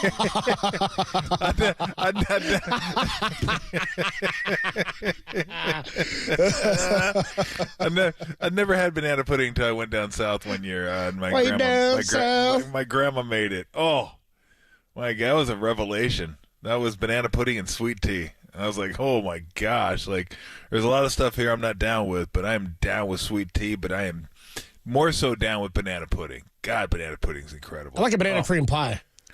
I can go banana cream pie, but there's just something about just all the fluff is gone. Like, you just get the filling of the pie just right there in a little tub. You get the vanilla wafers and the pudding and maybe a little whipped cream on it, not too much, and just, boom, inhale that stuff. A Nation's banana cream pie could kill that, dude, yeah. Oh, those are incredible, Slice of Nation's banana cream pie. But we used to have a barbecue shop in Alameda, since closed because, well, I wasn't big in Alameda. Meat Church shut it down, yeah. Nah, yeah, Meat Church, and they always had banana pudding. So I'd always go there, get some brisket and some links, and then banana pudding every single time. Like Frank Underwood sitting at Freddy's outside in the freezing cold, dude. That's exactly. Eating ribs at 7 a.m. Yep, absolutely. I like to get outside today, Freddie. Talking about falling on hard times. Oh, my goodness. Speaking of Meat Church, on here, I prayed at these nuts. Thank you. We mentioned in Costco earlier.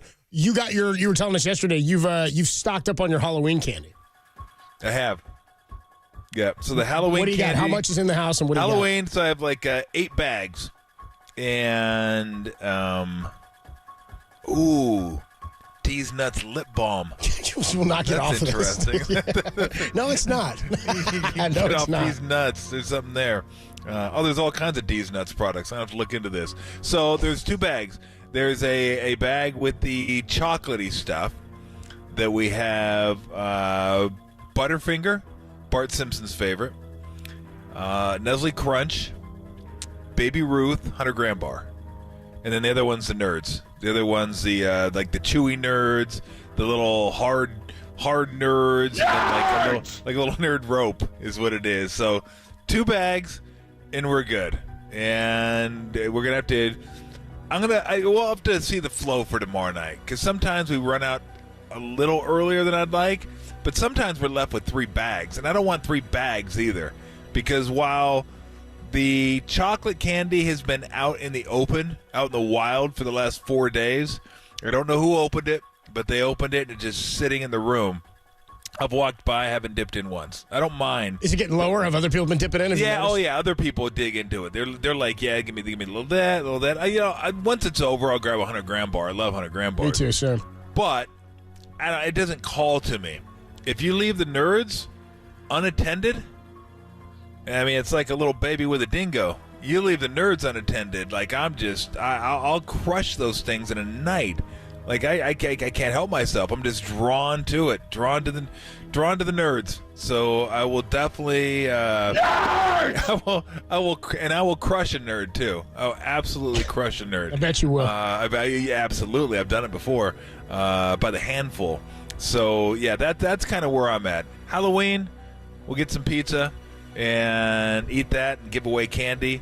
It'll be like 3 nerds for you, 1 nerd for me. Like, I'll pocket a few nerds along the way and make sure I have some after Halloween is over. You know, everybody knows that's my jam. Chalky, fruity, candy, chocolate, nope. Sweet tarts, yep. Gummy worms, yep. Maybe chewy sprees, yep. Sweet tarts, chewy absolutely. Sprees, yeah, nice. Chewy sprees, baby. Those in. Yeah, absolutely. Got to get those. So, yeah, the nerds are nerds call to me for whatever reason. Well, good deal. I've got no candy that I'm giving out. Well, you have now. any people come by though? No, I don't think so. Okay, well, you're good then. I also don't have a door that like hits the street, so I'd be odd if somebody came through like all 3 of the gates they have to get to if they get to my door. We got bigger problems if there's kids knocking on my door tomorrow. We got way bigger issues. Kids are like, what's going on down here? What's back here? Huh? What's happening in this apartment?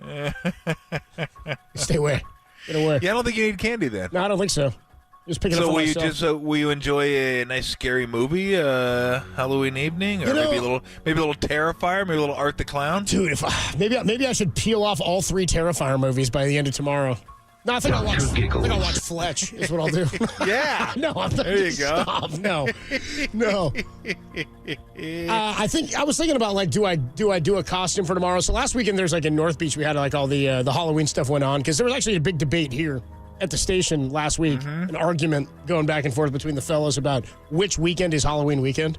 Yep. Is it this past weekend leading up to Halloween on a Thursday, or is it this coming weekend? And the answer has to be last weekend because November 1, you're not still, come on. No. You're doing Halloween parties like November 2nd and 3rd. I'm going to be pissed. I don't need that going on this week. Shouldn't happen. Now, we're on to Thanksgiving. We're on to Cincinnati. We're on to Thanksgiving. Once we hit the first. So Steve's already on to Thanksgiving. I did a little Tony Stark costume this past weekend. Okay. Easy costume. Throw on a blazer. I got some like the yellow or blue lensed glasses, just like little cheap ones. And I got one of those like at the hardware store. You know those like puck lights, the little LED puck lights, or little circular ones. I got one. I was able to put it on a piece of cardboard, staple that to like a tank top under my shirt, get that to light up, and then you're walking around like you get the arc reactor on your chest. Okay. Yeah, worked out. Okay. Worked out. People knew who I was. It was good.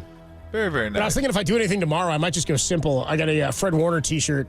I get some football pants on and just do myself as Fred Warner, throw my hair up like Fred Warner with the dreads. Oh, yeah, I can pull that one off. That's an easy one. That'll play. That's an easy one. That'll play. Just start picking people off, forcing fumbles, knocking crap out of people's hands. Yeah, you should do that. Punch it, like punch the candy out of their hand. Yeah, that's a saccaroni, baby. That's a saccaroni. That's it. Yeah, I was thinking about doing something, but I didn't, just because I'm not going to get off till 6. I'll walk around. I'm not sure what time Camila's going out, but I'd like to walk the neighborhood with her and go get some candy with her. I was thinking about getting like a black cowboy hat and a trench coat, like a black trench coat, but then I'd have to get boots. Like, you can't go the whole, like, kind of Wyatt Earp era look with the cowboy hat, maybe like a bolo tie, something like that, the trench coat, black jeans, and then Vans. Like, it just throws everything off. Like, you just, like, look at you, you're Wyatt Earp in Vans. That's all anybody will see. Like, the Vans will just, like, kill the rest. Like, it doesn't matter how good the rest of the costume is. If you blow it on the shoes, it ain't working. It'd be like, hey, who are you, Wyatt Earp? Yep. Why are you wearing flip-flops? Oh, man. Not pulling this off. Yeah, I didn't You're think in shorts? Wyatt Earp in the shorts. Yeah, Wyatt Earp in shorts. Cowboys are finished. You understand me? You know, if I'm wearing shorts, then it just looks like I'm a streaker trying to be Wyatt Earp, right? Yeah. I got the cowboy hat on. It looks like I'm going to pull it open and flash people. And my, oh, my gosh. My dad's friend had a costume. He had a streaker costume. He had a streaker costume. What, were you to open up the trench coat and like you had a fake little... Yes. Fake little hot dog there? Not a fake little one, a fake massive one. Oh, dude, come on. Dude, and he was... Trick or treat, kids. You can't be doing that. No, this was like the 70s, early 80s, so a different time. It's ahead of its time is what it was. Yes. But thank you. But he was doing it to like kids. They were like teenagers. I was like, wow. Even back then, I thought that's a little much, man. This seems wrong. Yeah. This doesn't seem crazy. It doesn't seem right. You'd like walk around and you get to get all the moms and stuff. Oh, come on! I was like, come on, man. Hey, moms. This is like Happy Halloween. Like wild. What the hell's that about? Trick or treat. Can't be doing that. Whoosh. Yeah, that's what I would look like if I wore shorts with the no. Don't think I haven't worn shorts with a trench coat before. I don't think I haven't done that. I just I'm a little cold and I'm like, hey, give me a trench coat. I got shorts on, whatever. But I could go as a like a con man. I could have all the watches, watches on the inside of maybe like some like porn DVDs or something. Like, what do you got? What do you got? You want some DVDs? You want a watch here? Get some watches for you. Got some fake iPhones. I got all kinds of stuff. What do you need? Why would I buy it from porn off you, sir? I have a cell phone right here. It's all when it comes with you on a Wednesday. Lightly used. Wednesday afternoon. How about this? Lightly used. These pages are stuck together. Here's a video, not a magazine. All right, when we come on back. It's from 97. When we come on back, a little bit of coach speak, some of the best sounds from coaches across the NFL. And by the way, we've got a brand new John Gruden nicey video that you got to hear. It's coming up next on the Sports Leader. Oh, there's D's nuts.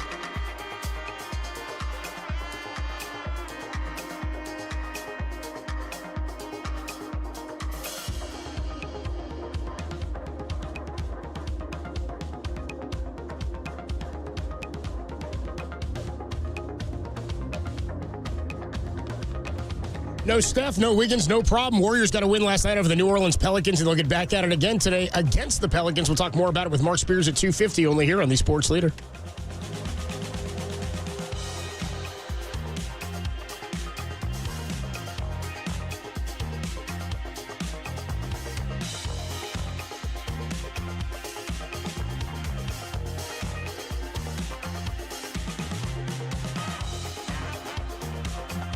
Everybody, Mr. T here for Xfinity. How many devices do you have in your home that hook up to the Wi-Fi at any given time? I mean, think about it. Phones, multiple tablets, computers, TVs, printers. I mean, sometimes even appliances are hooked up to the Wi-Fi. I mean, like everything's hooked up to the Wi-Fi nowadays. You want to make sure whether it's your device, anybody's device, even an appliance, you want to make sure everything's hooked up to the Wi-Fi. What you don't need is to have a dishwasher hooked up to the Wi-Fi and it messes up because the Wi-Fi is messed up because it's not reliable, it's not blazing fast. With Xfinity, I don't have to worry about it. If you have 20, 30, even 40 devices that are hooked up to your Wi-Fi at any given time, no big deal. No big deal. Gamer's good. Streamer's good. Person that's working, they're fine too. How do I know? Because they have gateways. They've engineered their gateways to handle hundreds of devices, like hundreds. So you're good. Now through December 31st, get Xfinity Gig Internet for $25 a month for 12 months with Peacock Premium, a $7.99 a month value included at no extra cost when you add unlimited mobile. Or lock into your internet rate for 2 years for just $5 more a month with a 1-year contract. Early termination fees apply. Make sure your home Wi-Fi can handle everything you throw at it and then some. Call, click, or visit a store today. Xfinity. Bring on the good stuff. Restrictions apply. Requires paperless billing and auto pay. Stored bank account. Taxes, fees, extra. Gig Wi-Fi requires Xfinity Gateway. Xfinity Mobile requires Xfinity Internet. For regulatory apply. Currently $96 a month. Actual speeds vary. Less sports. You'll have high def. You'll have blazing fast, reliable Wi-Fi that everyone can count on. You will love Xfinity.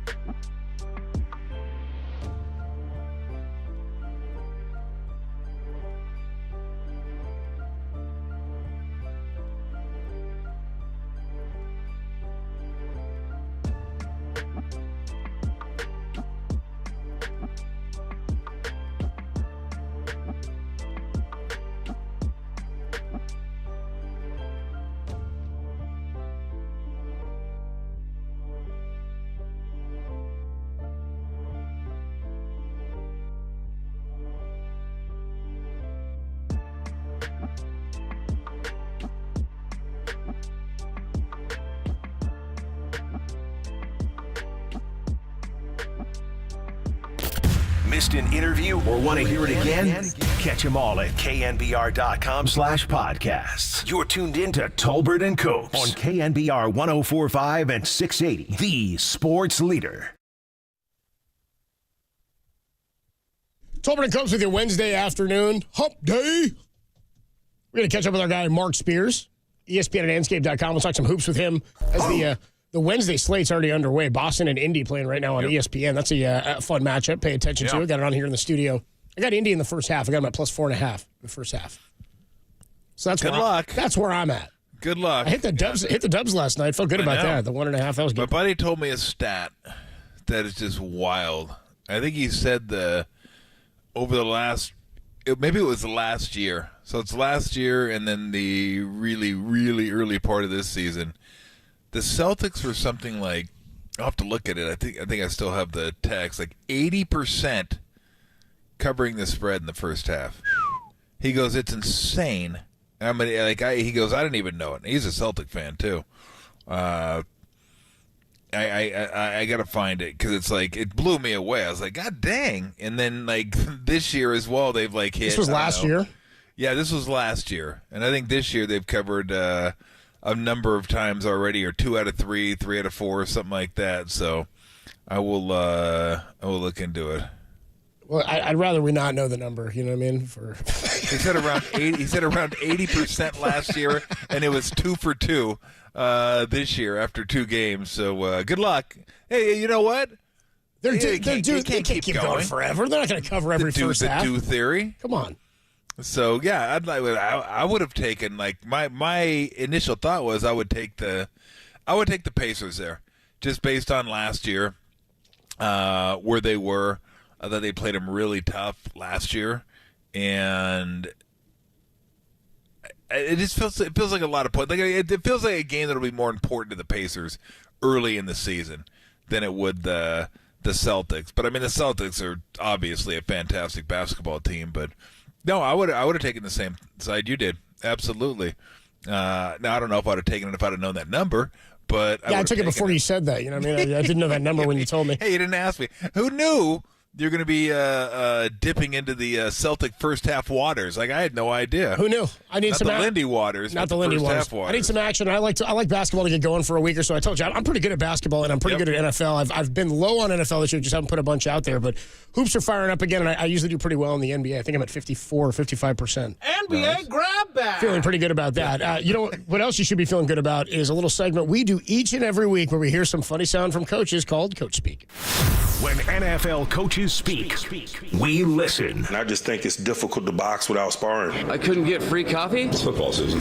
Most players play football in football season. This is Coach Speak with Tolbert and Copes on the Sports Leader. All right, so we're going to start with the Denver Broncos. Bo Nix playing pretty well of late, but you and I were discussing this the other day. Sean Payton is sort of the opposite of what. I mean, really, we just talked about how John Lynch delivers to the media, how Mike Dunleavy does, and how they have this. They're gifted orators in ways that they go about saying stuff and they don't say anything at all. Sean Payton is like the opposite of giving Coach Speak. Like, are you guys looking to make a trade? Well, we're always out there looking to get better. No, Sean Payton just kind of tells you what he thinks about everybody and every team at all times. It's like he's a member of the media still is what you were saying yesterday. So he was asked about first of all, the Carolina Panthers and J.C. Horn. We'll get to what happened with them, but J.C. Horn was yelling at him after the game for running up the score or trying to run up the score. So there was a bunch of drama with the Panthers already this weekend. Sean Payton was asked about the Broncos' defensive performance against the Panthers, and here's what he said. I wish we would have finished better. I said this, it's not a good offense we played. It's just the truth. So we expected that, and we're going to see a lot better teams. Usually coaches are like, look, they're still professionals out there. We got to go out. We got to respect them. Their record is going to say blah, blah. He just said, look, I was happy with this, but we got to finish better. That's not a good offense we played. It's not a good offense we played. It's just the facts, I mean, look, he's absolutely 100% correct, but you're right. You don't hear it very often. I love it. I got a kick out of it. It's just all matter of fact. He's got, you can tell he's like older in the face now. You're like, this guy's been around. He was the young gun coach for a long time, right? Like, he was the young, brilliant offensive mind, and now he's like one of the elder statesmen across the NFL, which is kind of funny. Well, think about it. How long ago did he win the Super Bowl against the Colts? What was that, like 2010? 2014, 15 years ago? 2009. 2009, there you go. Dang, 15 years ago. I mean, that's wild. That is wild. So, yeah, he was the young guy. And here he is, one of the elder statesmen. Maybe he's gotten to that age. You know, you get to a certain age, you're just like, I don't care anymore. I don't care. I'm just going to tell you what I think. I don't care. Yeah, it's kind of it. He just got to a stage where he's just like, yeah, well, F it. Whatever. I don't care. Sean Payton, more from him. He was asked, because, again, after the game, J.C. Horn, DB for the Panthers, was seen, like, yelling at him on the field, like, getting into it with him, because he thought they were trying to run up the score. It was like 28-7 or something, and they went for it. 28-14, they went for it on a fake field goal attempt or something like that. They went for it again on fourth down. He said they were running up the score. Here's what Sean Payton said when asked about J.C. Horn yelling at him for trying to run up the score. Sean, looked like Horn was yelling at you after the game. I coached his father, and so I was yelling back at him, and I think I don't know what the exchange was, but his father I enjoyed coaching, and I enjoyed him. He was frustrated. I think he was yelling at one of our other players, so I like him. I think he's a good player. Anything else? Thanks. I coached his father. Joe Horn, is that his father? How about that? Didn't even know that. I did. That wasn't the one I was expecting, though. I was expecting the one where he says, play better. Anything else? Thanks. Yeah, play better. Play better. Yeah. We weren't trying to run up the score. It was only 20. They were up by like 3 scores or 2 scores at the time. Well, I think it was 21-7 at the time. Maybe that's right? what it was, yeah. And then they went up 28-7. So I think you're up 2 scores. Not that big a deal. Won 28-14. Yeah, wasn't he goes, yeah, we're only up 2 scores. Play better. Niners were up 17 points at the end of that game. I was like, I'd like the Niners to run up a score once or twice, you know? Exactly. I prefer them to run it up a little bit, maybe a couple of times. Make sure you're putting these teams away. Mike McDaniel. I couldn't get free coffee? Mike McDaniel, head coach of the Miami Dolphins, who, by the way, immediately looked different. Even though they lost to Carolina, to the Cardinals, their offense looks already immensely better with the return of Tua Tagovailoa. He was asked how quickly during the week he knows if a player is going to play or not, just based on injury or whatever their status is. How fast do you know, and how early in the week, Mike, do you know? No, I like when I have certainty. I don't like the BS. I think I want our team to win, based upon winning the game. So I think I wouldn't. I'm not. It's hard to say. However, I'm not. It's week to week. It's not like I just know he's not going to be available for this game. So I like to trim the fat sometimes. Bro, what'd you do? What? He just flamed out. What did you do? I want to hear the entire thing one more time, dude, because he just hims and haws. It's ridiculous. Just go ahead. I like to win the game. One more time on what he knows. On winning the game. No, I like when I have certainty. I don't like the BS. I think I want our team to win, based upon winning the game. So I think I wouldn't. I'm not. You just cut him off. That's good. It's hard to say. Winning the game part again, based on winning the. It was like he then was trying to be coy about why he is ever coy. Like it was so weird. Okay, this is. You just like yanked that car right into a Walmart. I want our team to win, based upon winning the games. Okay. All right. He's a head coach of the NFL. Like Scooby-Doo. One of the best offensive minds in the NFL, by the way, right there, Mike McDaniel. All right, this was all by way of just to get to a piece of sound that I wanted to get to in the last couple of days. We love the new John Gruden TikTok video, right? I mean, they're hysterical. Incredible. So, again, he's not really doing any breakdowns. Just sitting in an office or in his chair in a dark room with a camera. He's got a notepad in front of him with some stats written on it. And now this one, he's gone through position groups in the past where he's done the quarterback play and the running back play. Well, this one, he basically just gets into the Lions against the Vikings, the great game that was the NFC North performance by the Lions last Monday Night Football. Is that right?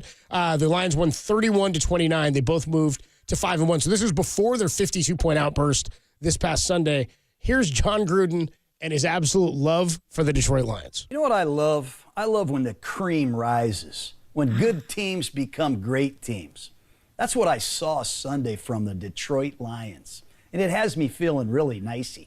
I mean, on the road against a divisional opponent, you win 31-29. Got me feeling nicey. Find a way to win, Jake Bates. 44-yard field goal at the buzzer. Jared Goff, 88%, 22 for 25 with 2 touchdowns. Got me feeling icy. How good does it get, Goff?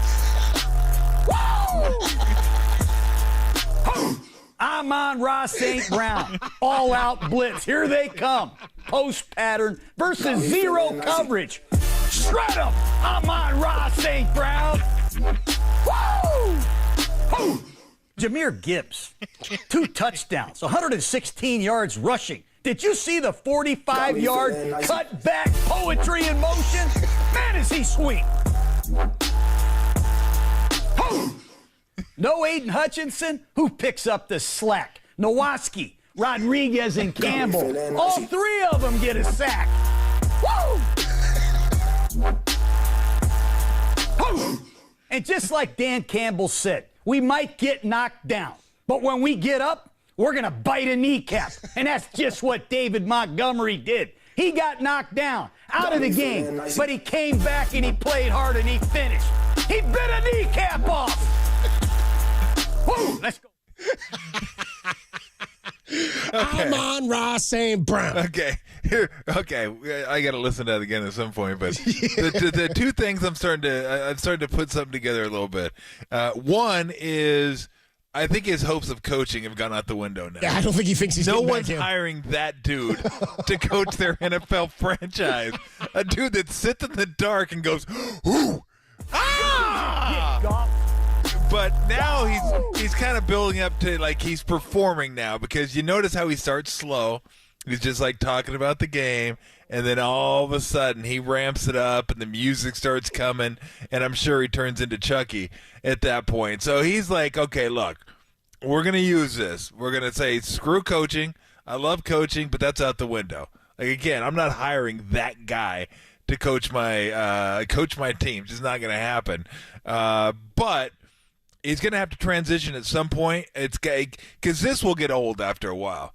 Like, it's funny right now, and it will continue to be funny. If it's going on next season, it's not as good. Yeah. Yeah, because it might be funny next week and the week after and the week after. Like, I don't know when it's going to stop becoming funny. Like, right now, it still kills me. It's still pretty good. Funny. It's just the way he's doing it. It's hysterical. But I'm wondering at some point if it's the same exact thing, same exact music, same exact whoo, just kind of reading stats and saying shred them and this and that.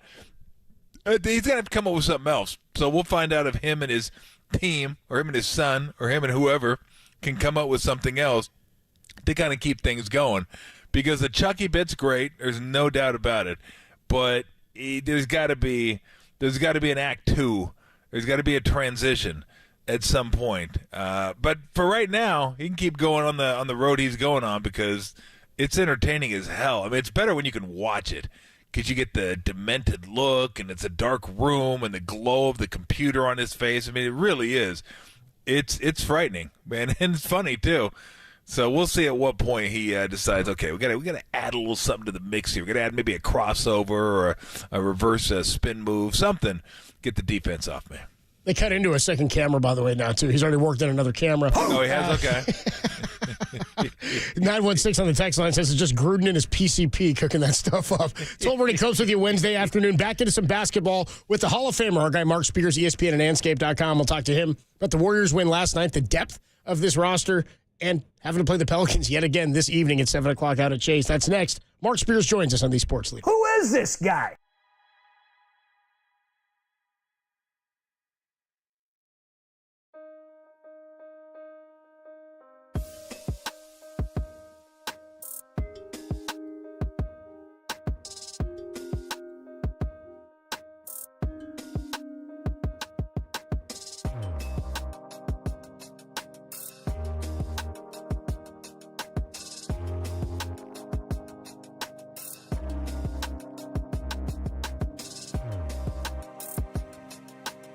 Hey, what's going on, everybody? Adam Copeland here. And if you want to play a role in deciding the future of your country and your city, you have a powerful tool to do that. It's your vote. But remember, you can't vote if you aren't registered. Now is the time to take that action. By the way, it could not be any easier. Simply visit sfelections.gov/register. It only takes a few minutes to complete the registration application. That's sfelections.gov/register to participate in the upcoming November 5th election and encourage your friends and family to do the same.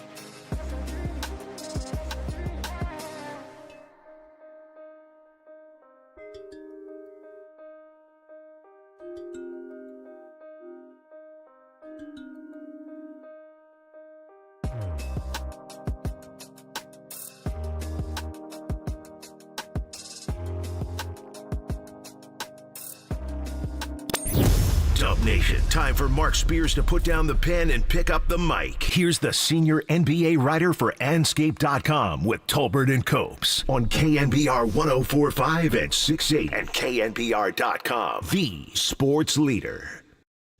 We do it every week with our guy Mark Spears, ESPN and Anscape.com. The Hall of Famer joins us courtesy of the UMA guest line. What's up, Mark? How are you, man? Oh, man, just enjoying some San Diego action at the Breeders' Cup. That's where you were? You're at the Breeders' Cup? Horse racing.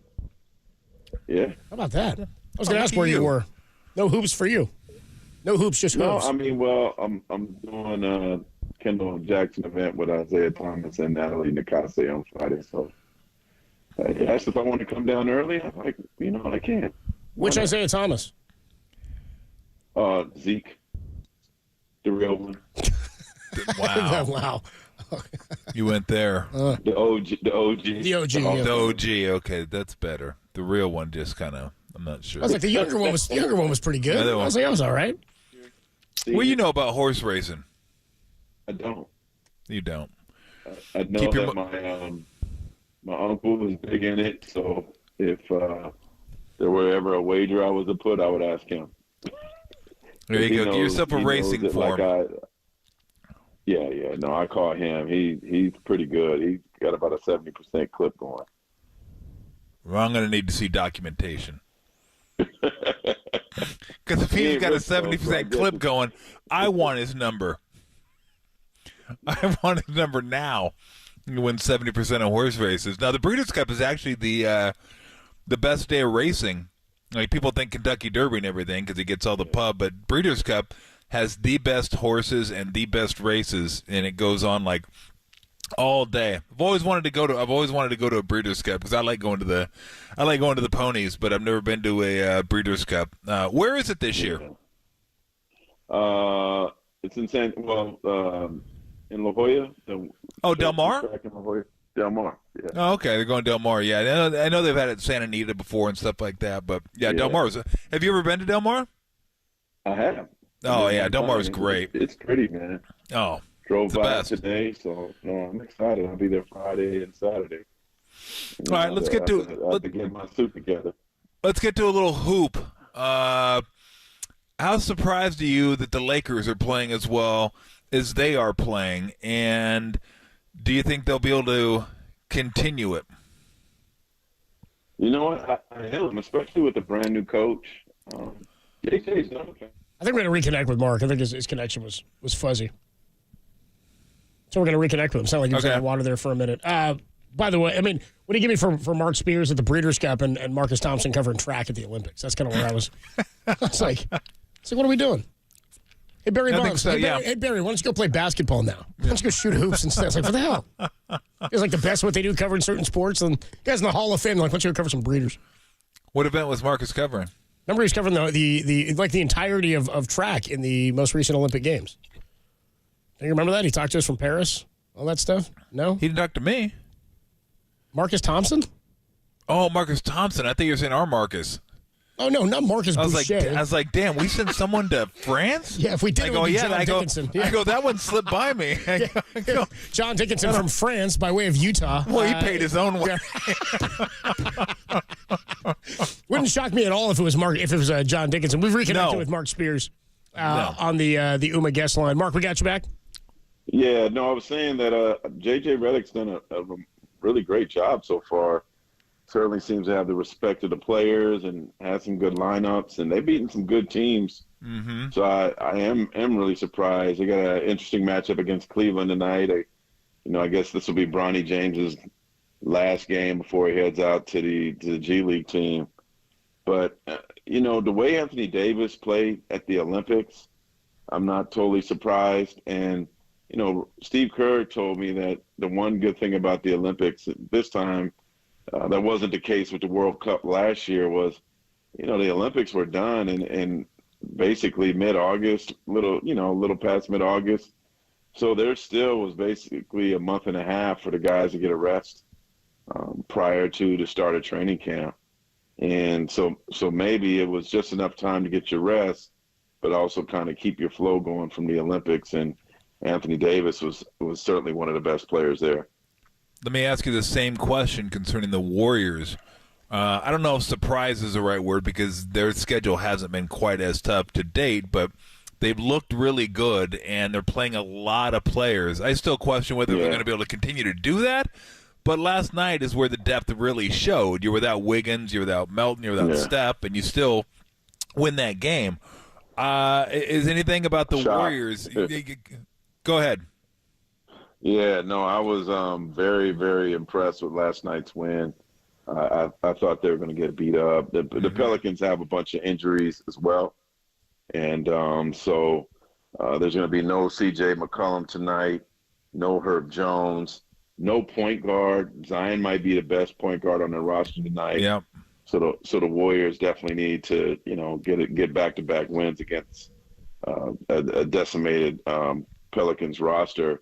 But, when Steph got hurt, I asked Steve, how do you make up for his scoring? And he told me, he said, look, I feel that we have a better ability to take up a loss of Steph, a loss of Draymond than I have in years. Sounded good. I was like, okay, there's some depth, and Kuminga's not playing great. But, Steve certainly is on. That's why he's a coach and I'm not. He was certainly on to something, and, Buddy Hield has been amazing. The way they moved the ball yesterday was just like beautiful old school basketball, just, looking for the open man, getting layups. And, I think Steve's doing a great job with this roster as well, because they, for them to score 14 in the first quarter and come back and win that game, man, that just said a lot about the depth on this team and, how they've gelled pretty quickly already. Yeah. How do you feel about Buddy Hield as a fit? I mean, he's been fantastic. He was incredible last night in the fourth quarter. He's really only had one off-shooting night since he's joined the Warriors, but he looks like a major addition, maybe more so than I thought. Oh, huge addition. Willie Green told me, the Pelicans coach, he said the way the Warriors play offensively is just perfect for Buddy Hield. And so, Buddy is certainly I didn't understand why Philly didn't play him. They finally played him in the postseason last year in a game, and he went nuts. But when you have, Steph's not there now, but when you have Steph on the floor, when they move the ball the way they move the ball, he's going to get a lot of great looks, and he's going to knock it down. And, if he keeps playing like this, not only is he replacing Klay Thompson, who probably was coming off the bench anyway, and even though Klay's gotten off to a pretty good start, Buddy's numbers are better. Buddy right now, there's 78 more games to play or whatever it is, but he looks like he's poised to be a Sixth Man of the Year candidate. So I think you are the perfect person to ask this to, because you're local, but you also see the big picture around the NBA. So you may be able to come up with something that we haven't thought of here with maybe a little wider lens. Why is the Kuminga thing such a big deal? Like Shams last night, benched. I was like, benched? It was like the fourth game of the season. Like, what, Shams, what are you doing? Like, what was that? But, there are people with... Give that to our graphic artists, man. You can blame have to pass on that one. Okay. You're probably right. But why is this... But it does draw people to it, because there is a lot of strong support, and I wouldn't say strong opposition, but people that are saying, hey, hold the brakes. We don't know what this guy is yet. But there's a lot of people, too many in my opinion, that think they know what he is already. It's wild to see a guy that young, that's only fourth game of the season, and it was kind of polarizing. I made fun of the bench thing, but there were people here in the Bay Area. They're like, oh, Steve doesn't know how to coach young guys. They're messing with this guy. They're not going to be able to grow. This guy's not going to be able to grow. It's like, hey, everybody just slow down a little bit. Why do you think he's kind of such a hot button topic? I just think you've seen so many flashes that make you think he's got the ability and to be special, and I believe he does. So one day he looks like an all-star, and then another day you don't notice he's on the floor. Mm-hmm. I think Kuminga needs to have a consistency, a drive, a energy, a boost where you you can't have a game like he had yesterday and tonight be quiet. You know, for him to be averaging 8 points a game when you got your contract up and, you know, entering last night's game and you're trying to prove everybody wrong that you deserve this money, you know, you're just kind of falling into the hands of, you know, why you didn't get paid this money. And so it seems like to me, like he always plays his best basketball when there's some adversity. You know, you're not starting. We're bringing you off the bench. All right, I'm going to prove you wrong. But I think what has to be maddening to the Warriors, what's kind of maddening to me, is that you can't. There's no consistency. He's what I call a box of chocolate player. Like, you just don't know what you're going to get. And I don't know if that consistency will ever be there. And if you're a Warriors fan, you know, you wonder, like, wow, you know, he has so much potential, but what could we have gotten for him, right? Yeah. If you're a Warriors fan, like there's certainly interest in him. Is he worth holding on to? And I think there's no more excuses anymore. This is what, year 4, 3? I think so. I think it's 4. And you played in the G League. So it's not like the NBA's new. Like, you've been here for a while, and you can only go with the youth analogy so long with him. It's time. It's time to be consistent. It's time to be you know, he told me before the season that he wants to be an all-star at Chase Center. Got to be bigger than this. More consistent. Has to be a superstar. So, I mean, he wants to be big, but he has to bring it, and it's never been as consistent his entire career. Yeah. Talking to Mark Spears, nice enough to join us, ESPN and Anscape.com on the UMA guest line. Just circling back to the Cavs and Lakers game tonight, did you see what the Cavs did pregame? The picture of Bronny, welcome back. It wasn't a picture. They did a video tribute to LeBron and a video tribute to Bronny, welcome back to Cleveland.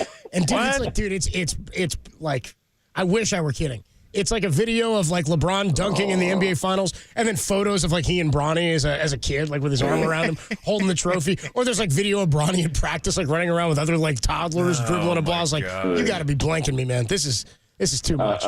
I think it's a ploy to try to convince him to finish his career there, and I thought it was quite interesting that the fact that I don't know, man. I think the NBA has a part of this. Why all of a sudden they're playing Cleveland this early on the road, right? Like, I almost feel like the schedule makers did it this way because this is around the time that you got to be in G League camp, but they just happen to play Cleveland in the second week of the season on the road, so they could. So the whole storybook can come together. This book sucks, though, dude. This book's not very good. Like, that's what I mean. It's like, how to get the whole story. Yeah, when anybody tries to make you a storybook, it's like it doesn't feel. It's all forced. None of it's good. Nobody likes it. It doesn't seem cool to anybody. It's not a good story. Yeah, and I don't know that. I mean, we'll see what happens tonight. I guess they're going to force him to come in. He's, you know, I think it'll be interesting to see his progress with the Lakers because from what I'm hearing, I hear that they're going to bring somebody in to basically be his tutor, so to speak, when he goes and plays in the G League, help him learn how to play point guard, get better. The Lakers are going to exhaust, to me, from what I'm hearing, like all resources to get the best out of Bronny. And so I think this will be his last NBA game for a while. And the next time we may see him play is in Santa Cruz or in Stockton. Well, look, it may be very organic the way he gets in the game tonight. They're losing by 20 right now.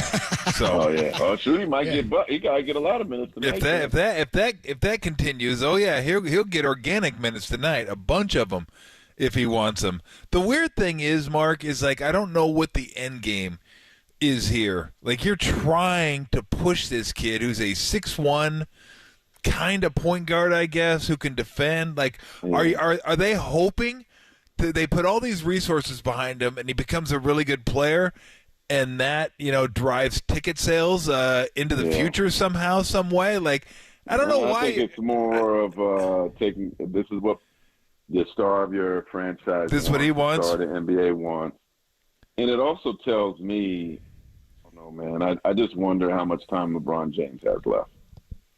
Because to me, I mean, to your point, Tom, like, why was there a sense of urgency? Why did you need to rush this? You know, he certainly could have played another year of college. Yep. He got big NIL money. He could have played somewhere else. But, you know, and perhaps over the course of those last 3 years, he might have made more in NIL money than he will even with $8 million with the Lakers, right? But I don't know. To me, it says that the end for LeBron James isn't too far away, because why else would you be in such a hurry to have your son playing this league when he's not ready? Yeah, it's one of those moments that I remember for all the wrong reasons. Like, I remember Bronny playing with LeBron as some sort of staged play that they put on for us just to get them on the court together and take their picture. And I don't remember it as, like, really cool. I don't remember it like Griffey and Griffey Jr. I remember it. You know how I remember it? There's 3 things in the NBA that I remember for all the wrong reasons. I remember Devin Booker scoring 70 for all the wrong reasons, because they were getting their asses handed to them, and they were fouling at the end so Booker could get the ball back. I remember Allen Iverson scoring like 40 straight, or like 40 in a game, like 8 or 10 straight times. And there was one game they were playing, they were fouling at the end to get him the ball back. And I remember Ricky Davis getting his triple-double by missing a shot on purpose and grabbing a rebound, which the NBA took it back anyway. But, I mean, so you do this, but I don't think people realize when it's not organic, you remember these things, but you remember them for all the wrong reasons. Like, I remember guys going like Kobe's 81. Like, I remember that. I watched the last 3 quarters. That was an incredible game. People were saying, oh, they should have taken him out. I'm like, they were down 17. He brought him back. Let him finish the game. Like, that was organic. That was greatness. That was incredible. Like, Booker scoring 70, there was none of those things. If he had 62, at least I would have said, you know what, they got their ass kicked, but it was legit. Like, he scored legit buckets. I hate when things are contrived, because I will never look at LeBron and Bronny out there on the court together and think that was a cool thing, because it wasn't cool. It was like, it was made up. Well, and then the fact that they entered the game at the same time, so you could get that half-court picture of them. Yeah, that seemed choreographed as well.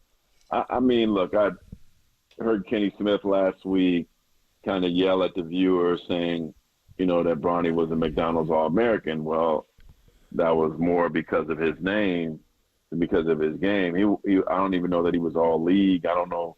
I know he wasn't even the leading scorer on his team. So that was name more than anything. And, he was in the Hoop Summit.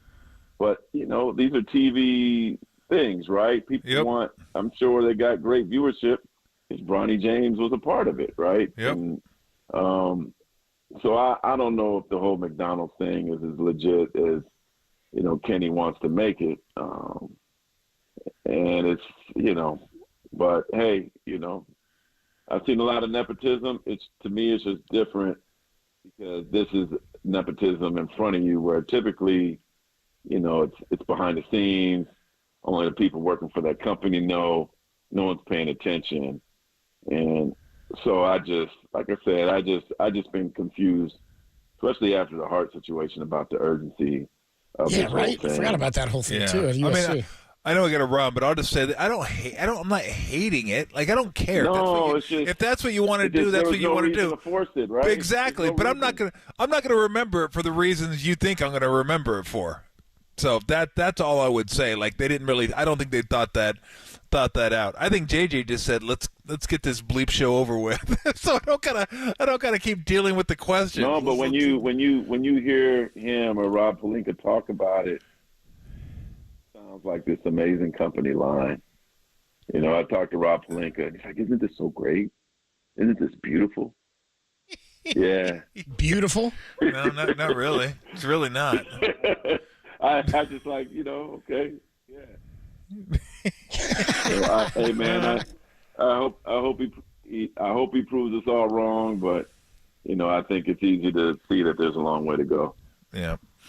Mark, have a lovely time at the Breeders' Cup. You're going to have to let us know how it goes and see if you can get some of those 70% winners. Get some good tickets in your pocket. It'll make the trip more fun. Yeah, man. I'll give you some names from my uncle. I'll text them to you. Okay, yeah. Definitely text them to you. I'll take free winners. I don't care if they're Don't be equine or mad not. if he's wrong now. No, I know. Look, I know the game. I get the game. Not at all. Just don't let him finish in last. Have a good one, Mark. See you, Mark. All right, take care now. Great stuff from Mark Spears, Hall of Famer, ESPN and Anscape.com down at the Breeders' Cup. We are getting ready for the best half hour in sports radio. The Hall of Famer Steve Young joins us for his weekly conversation next, only here on the Sports Leader.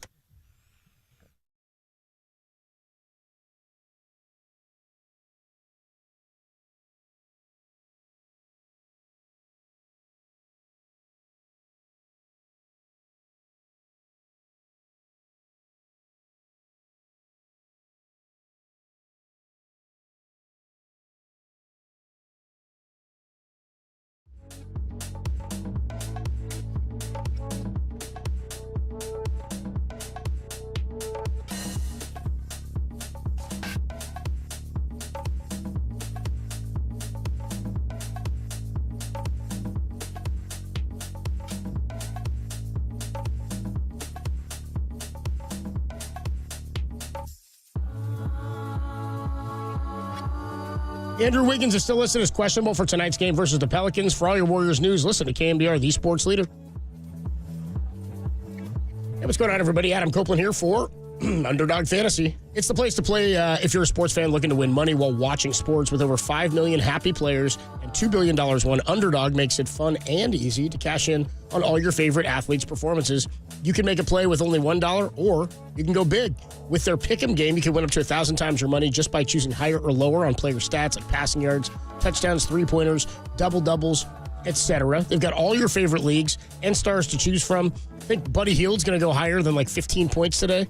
How about that? They play again tonight. He had a great fourth quarter last night. You can create entries with football and basketball or all-in-one sport, mix and match across your other favorite sports for a shot to win real cash prizes and turn your sports opinions into real money. Every dog deserves a second chance. With Underdog's Rescues, you can earn money back and receive a promo in an early if an early injury causes you to lose. With Underdog's Double Flex option, you can take 2 L's and still have your entry be a win. This season, Underdog is going to be running a special promo or bonus almost every single day. Profit boost, where you can pump up your winnings with just a tap when you apply your boost to eligible entries. There's discounts. You'll get adjusted projections on certain player stats to give you a better shot at a W. Download the app and sign up with promo code KNBR and deposit now to get up to $1,000 in bonus cash instantly. That's promo code KNBR. You must be 18 or older and present in the state where Underdog Fantasy operates. Terms apply. Concerned with your play, call 1-800-GAMBLER or visit www.ncpgambling.org.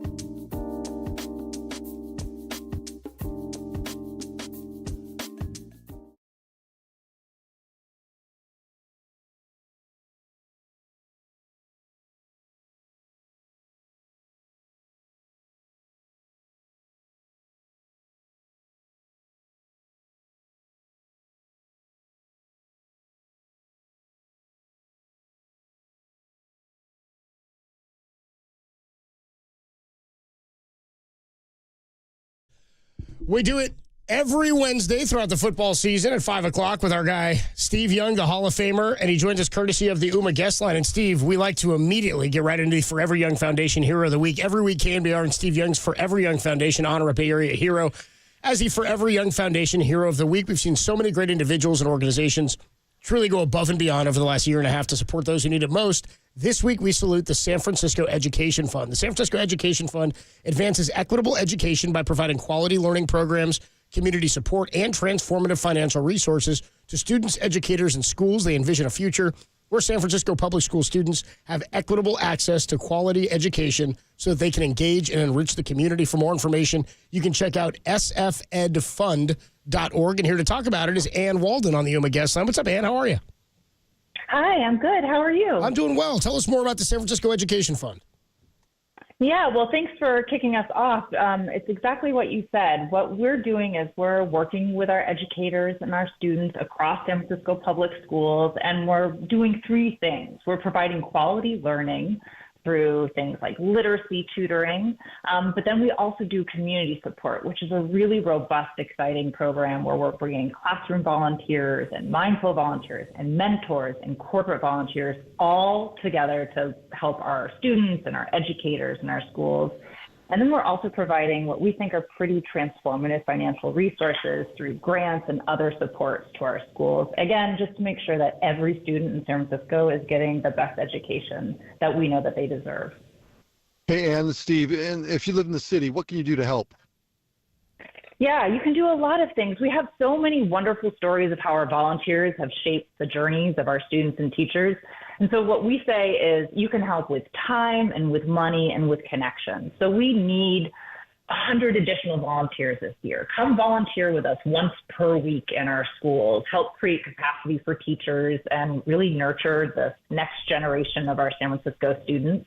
But we also need dollars. We need to fundraise another $200,000 to support the implementation of programs like our Create Joy Educator Grant program, which is amazing, and some of our high-impact tutoring programs. And then we want connections. You can tell your friends about this. Connect us with your companies. Help spread the word. We believe that San Francisco can live up to the promise of excellent public education, but we can only do this when we have the help of our amazing San Francisco community. Fantastic stuff. Again, if you want to get more information, sfedfund.org. Go ahead, Steve. Just a labor of love. Thank you, Ann. Of course. Thank you so much for having us. Thank you, Ann. Appreciate it. Thanks, Ann. And the Steve Young Show, we've gotten going with it now, so I guess we can get to Steve's song, right, Tim?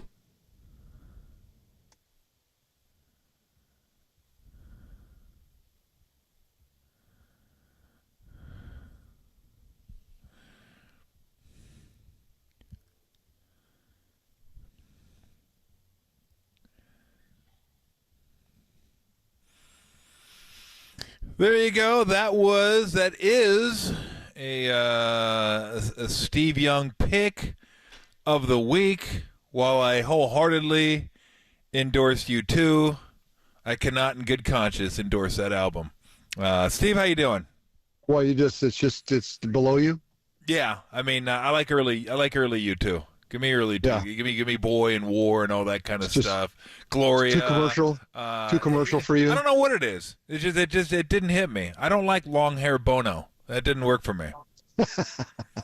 Or Bono, one or the other. It's like Sonny. Is that what we're talking? Steve Bono. I don't like that. I don't like the long hair Steve seriously. Bono. I was just gonna say, like, you are U2, aficionado.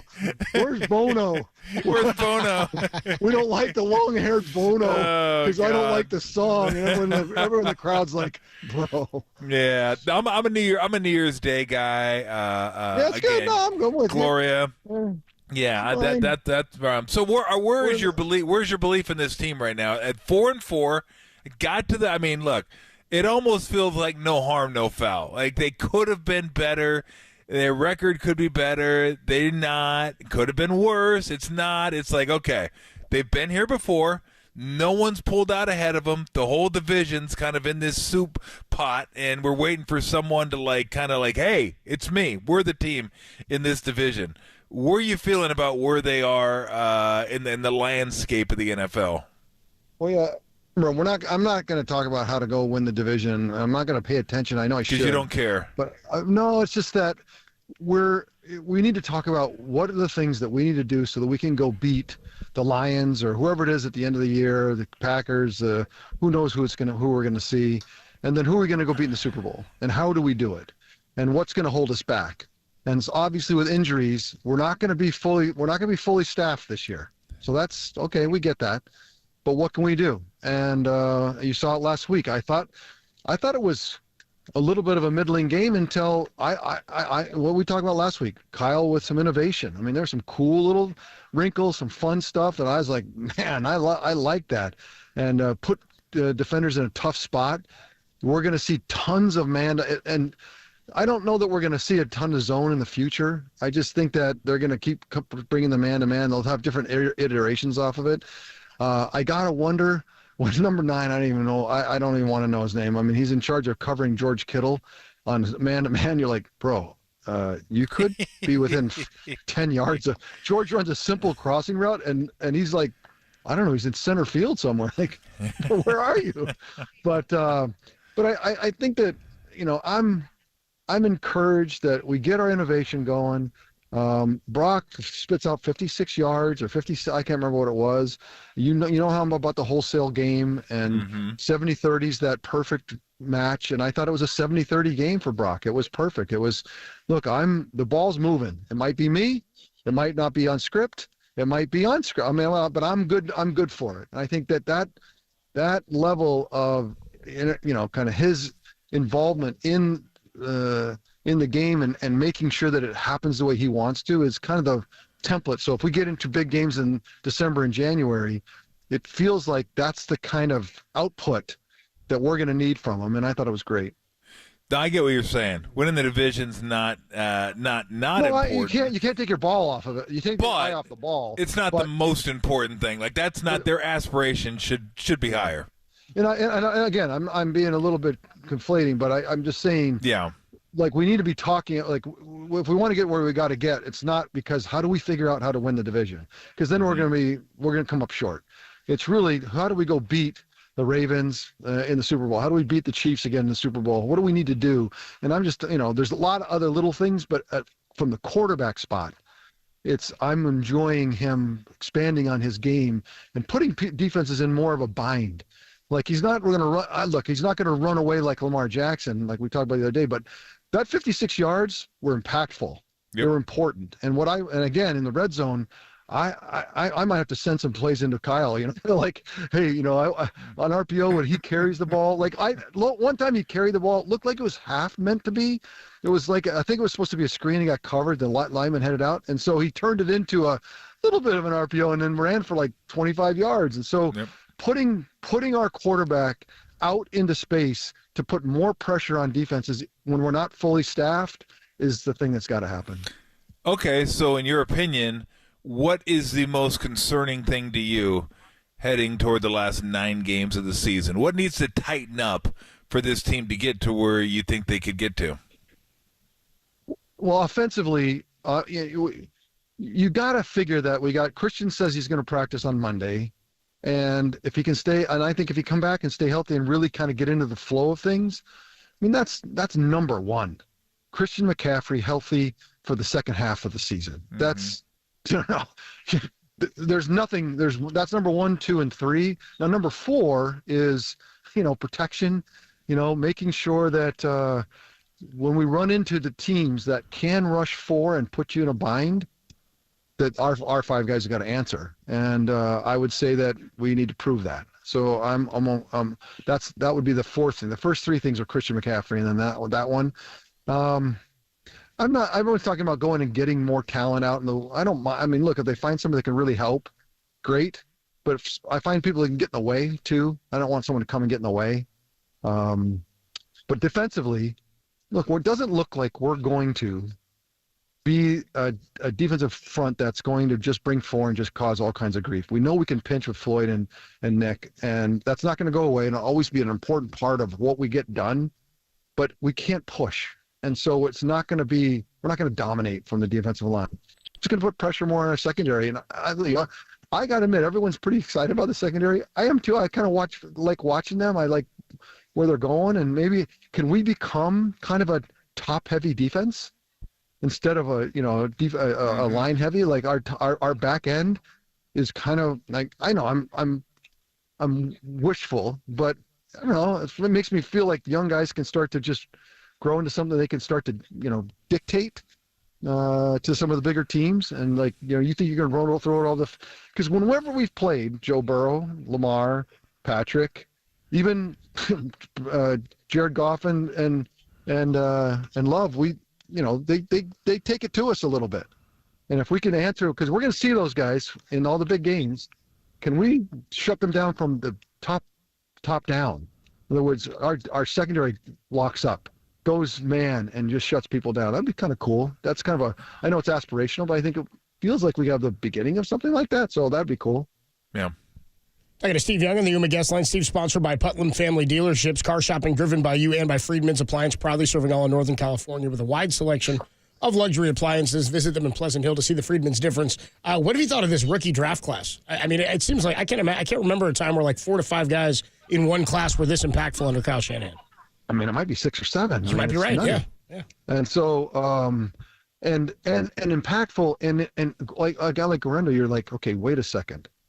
So the size, and then out in space, and he can fly, and wait. So Kyle, another asset to not just line up behind the guard, but kind of put him around, and he could go out wide. Christian was that kind of a player. So if we get that, those 3 guys all healthy would be so much fun for Kyle to toy with, right? And play and put people in a bind. And that could help us make up for Brandon being gone. And in ways that, could make it feel like there's people coming from everywhere, which is what we've been. And we want to recreate that. And so I think Garendo is that kind of a guy. Like watching him, you're like, I want more of that. Well, I don't know whatever that is. I want more of that. And so in that way, rookies making impact, it's kind of fun. Doesn't it feel like? Look, hold on. Let's give credit to John Lynch. that scouting group and the John Lynch, like people always getting on him about for number 1 draft choices, but where he has thrived, in rounds like no one else in rounds 2 through 5. And so, when he hits, we got to take a moment and say, man, if there's a better general manager out there, then have him stand up and scream, because I'd like to hear it. All you got to do is say, be quiet. You have the floor. This is your time. No. Bro, we've been sharing this time for a long. I know better. It has been a while. This is the Tolbert and Young show. I get it. It's been that way for 30 years, bro. We're good. I'm good with it. Adam, we're all good with it. We're good. No. I am resolved and I'm settled about it. I am fine. I knew what I signed up for. Yeah, I knew what I was. Moving on. His name's on the show first. Moving on. I'm good. We're all good with our places in the whole Tolbert ecosystem. We're fine. Oh, the Tolbert. Now I'm an ecosystem. Oh, okay, fantastic. Yeah, I get it.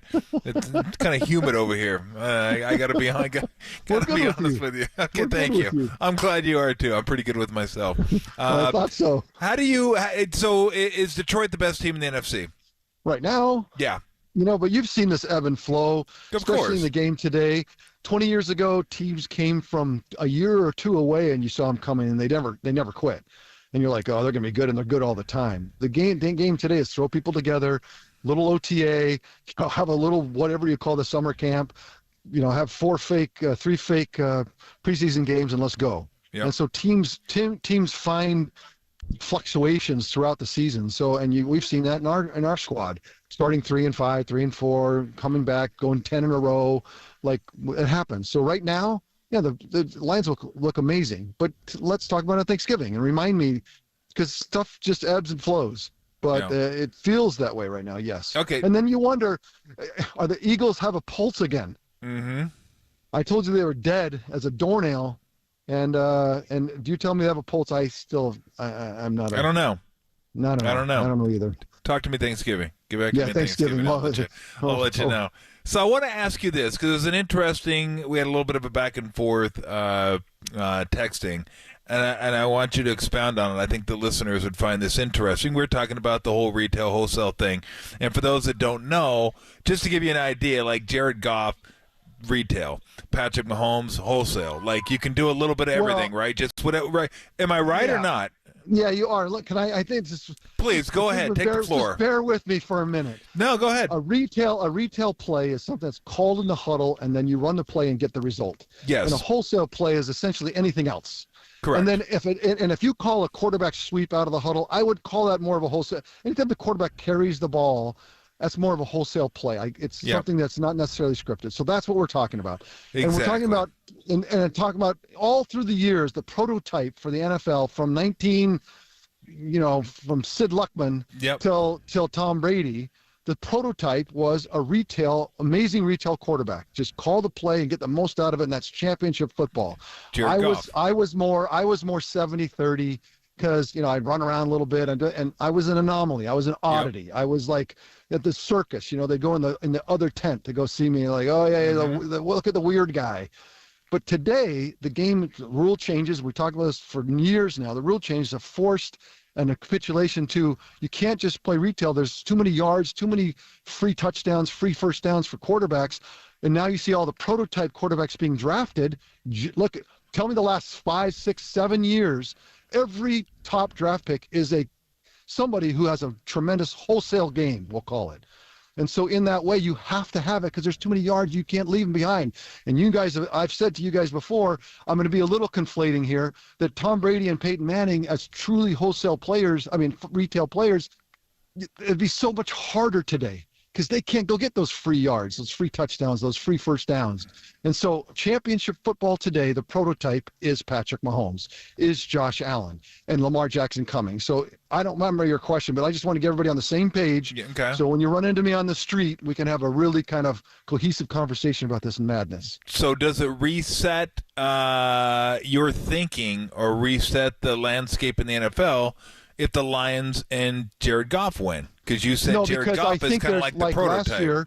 Last year, guy. I think, like last year with Brock had not really developed some of this muscles he's got this year in getting outside and making stuff happen. But if you think about it, against the Packers, a couple of key moments, that wholesale game was vital.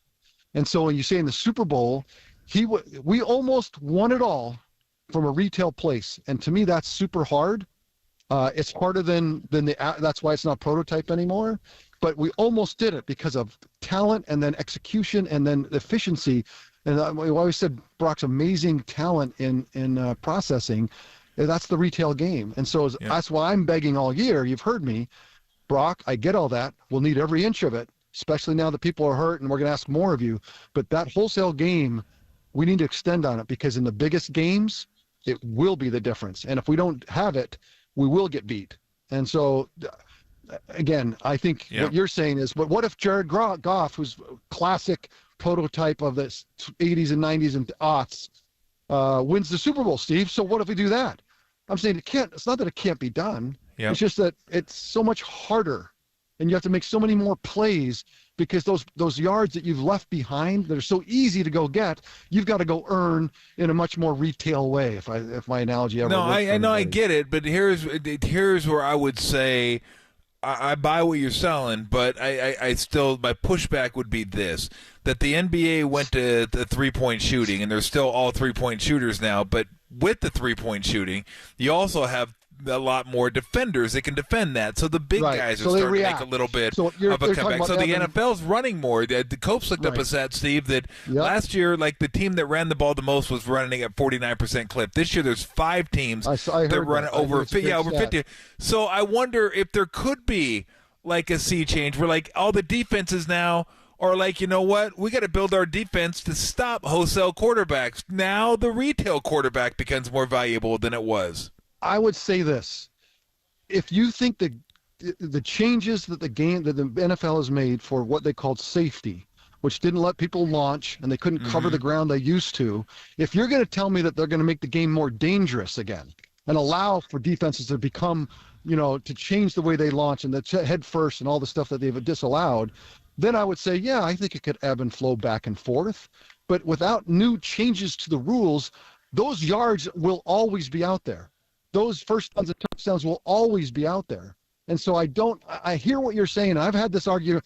I got a conversation with an owner of a team talking about whether we should, about head coaches. And head coaches, well, it ebbs and flows, Steve. And sometimes it's defense and sometimes it's offense. And I said, that's true until they change the rules. And unless you think the game is going to become more dangerous to allow you more, defense and more dominant, it's not going to go that way. So it's never going to change. Now, could it ebb and flow as defenses say to themselves, we are not going to allow people, quarterbacks to throw it all over the field. There's more room. We're going to spread out and force in the running game now because you've spread people out so much that we're going to now run the football because you've now gotten so spread out and you can't defend.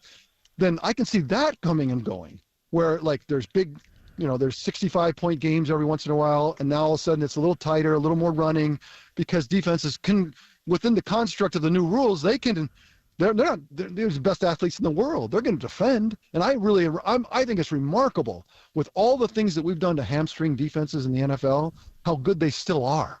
It amazes me how they've adapted. But it's still, in my mind, you still have to cover way more ground. It's not changing. The field's not going to get smaller.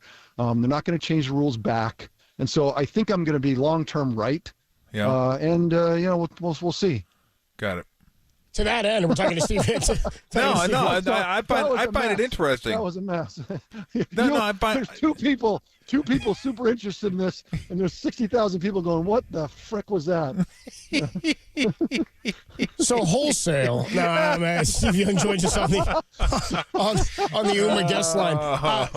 You mentioned Christian McCaffrey potentially next week, Steve. I mean, we're all excited about it. John Lynch this morning was very coy about a snap count. I think we'd all anticipate he'd be on some kind of pitch count or something when he comes on back. But if he's able to go as of next week or as of week 10, I've got the Niners in a much better position, obviously. But based on the pieces that they've discovered this year, you talked about Garendo, talk about what Jordan Mason's been able to do. I'd imagine they'll be able to have one of the best backfields, maybe the deepest in the NFC. And also, I think because of their flexibility and who they are, you could put all three of them on the field at once. I mean, but I think it's that kind of possibility to put defenses in a position where they have something that's going to threaten them. Right now, one thing that Brandon Ayuk did, and I told you this when he was trying to get signed, he gets open quick and he's got a deep threat. He's going to pull the top off, and so there's fear about what he can do. And when defense, that's in the NFL, you better have fear in their system or they're predatory. They just keep creeping and creeping. So we've lost that, and we don't have that. Now, George has his own way to get open. Debo has his own unique ways to get open, but not that. So how do we create fear? And I think we create fear with more incredibly talented people to do things that are unusual against linebackers, against safeties, out of position. And that's what they can do with formation and putting those guys on the field. So I'm like, all three of them at once, probably not. But Garendo and CMC on the field at the same time with Debo and George, I think there's threats that can be created. So I like what we're getting with the backfield, and I think it'd be helpful, not just running the football, but actually threatening in the pass game. I'd have to go back and look last year, but it felt like there were games, or maybe even games coupled together, where I won't say they forgot about Kittle, but he wasn't as involved in the offense as I think a lot of people would have liked to have seen him. This year, that hasn't been the case. He's been involved in literally every single game, and sometimes you forget, Steve, like how dynamic this guy is, because he doesn't cry for the ball. He's not a self-promoter. I mean, he loves to have fun. He's got the whole wrestling deal going on, but he loves to block. He loves to do all the other stuff. You forget sometimes maybe, like, God dang, this guy's fast. He's dynamic. Like, he needs to be involved in, like, every single game plan. That's how good he is. Well, that's how good we were last year. That's how many people we had. Again, the stat, and I'm just going to keep telling people because it's unheard of. You lead the league in yards. You love the yards per attempt, Tom. You keep bringing it up. You lead the league in yards per attempt on passes behind the line of scrimmage against the rest of the league who pass all over the field. Behind all screens and passes behind the line of scrimmage. You lead the league. That is insanity. And that's only because you have so much talent. Defenses are completely baffled, and you can almost do anything. And that's where we were last year. And we ran the table like no other time that you maybe we'll ever see again. It was amazing. And you say, how does George Kittle get lost in that? Because it's like you're lost in this riches of stuff, and I don't think anyone meant for that to happen. Just that's how great everybody is. And how about when George caught the crossing route to make it 20, to set up the score to up 20-10? Mm-hmm. He catches it, and then he goes down the sideline and makes two guys miss and dives for the end zone. I'm like, this guy is not getting older. This guy is not fading. This guy seems like it's getting better. So, I mean, look, this year with not everybody, we need George Kittle to be player. I said that last week. He needs to be player of the month. CMC's got to be player of the month. Debo's got to be player of the month. I mean, that's if we're going to go the distance, that's what's got to come.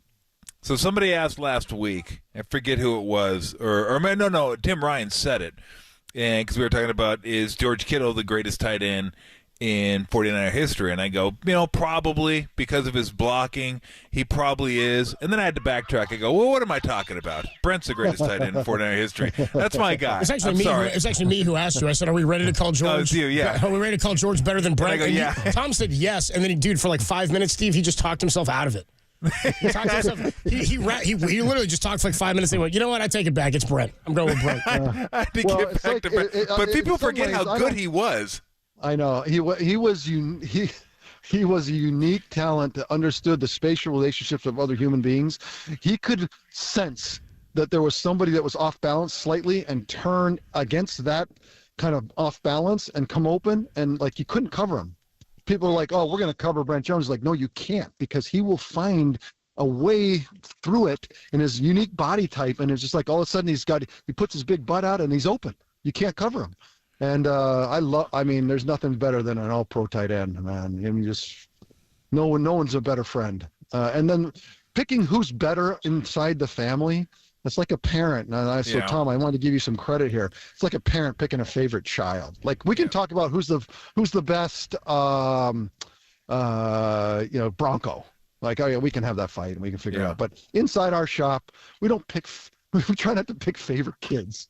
Yeah. Well, no, it was funny one time. You told me who your favorite kid was. I'd never share it with anybody because, we have that type of relationship. But he did tell me. I don't know who Tom's favorite is. I do know that he did forget one of his kids' birthdays, Steve. So, I mean. So that's why, because he doesn't have a favorite. We've whittled it down to two. He doesn't have a favorite. I've got two that I know it could be. He doesn't have a favorite. Oh, my gosh. I do have to ask you this. Because I can't wait. I know you've never done this before. I hope you've never done this before. But what did you think when you found out, crucial part of the field, crucial time of the game, Anthony Richards said, bro, I'm tired. I need to get out of here for a play. What'd you make of that? It's fine. It's funny to me. It's funny. I feel it's like, it's funny. I don't know what to say. It's a chuckle. Funny for me. how? Like, funny like a clown? Funny not ha-ha. Funny more like weird. Like it's a tough game, and it's a tough position, and it's just gritty. It's gritty. And so there's certain things that just are not the grittiness. Like you just can't. You just can't, because then you can't take it back. And I don't know. Do you think he meant to do what ended up kind of perceptually happening? Like, I think he probably just thought, I am tired. I need a little break.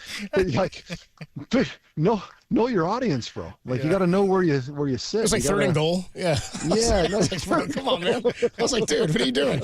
I'm good. I think I'm done on this drive. I'm going to hand it off, and then we're good. Yeah. I need a break.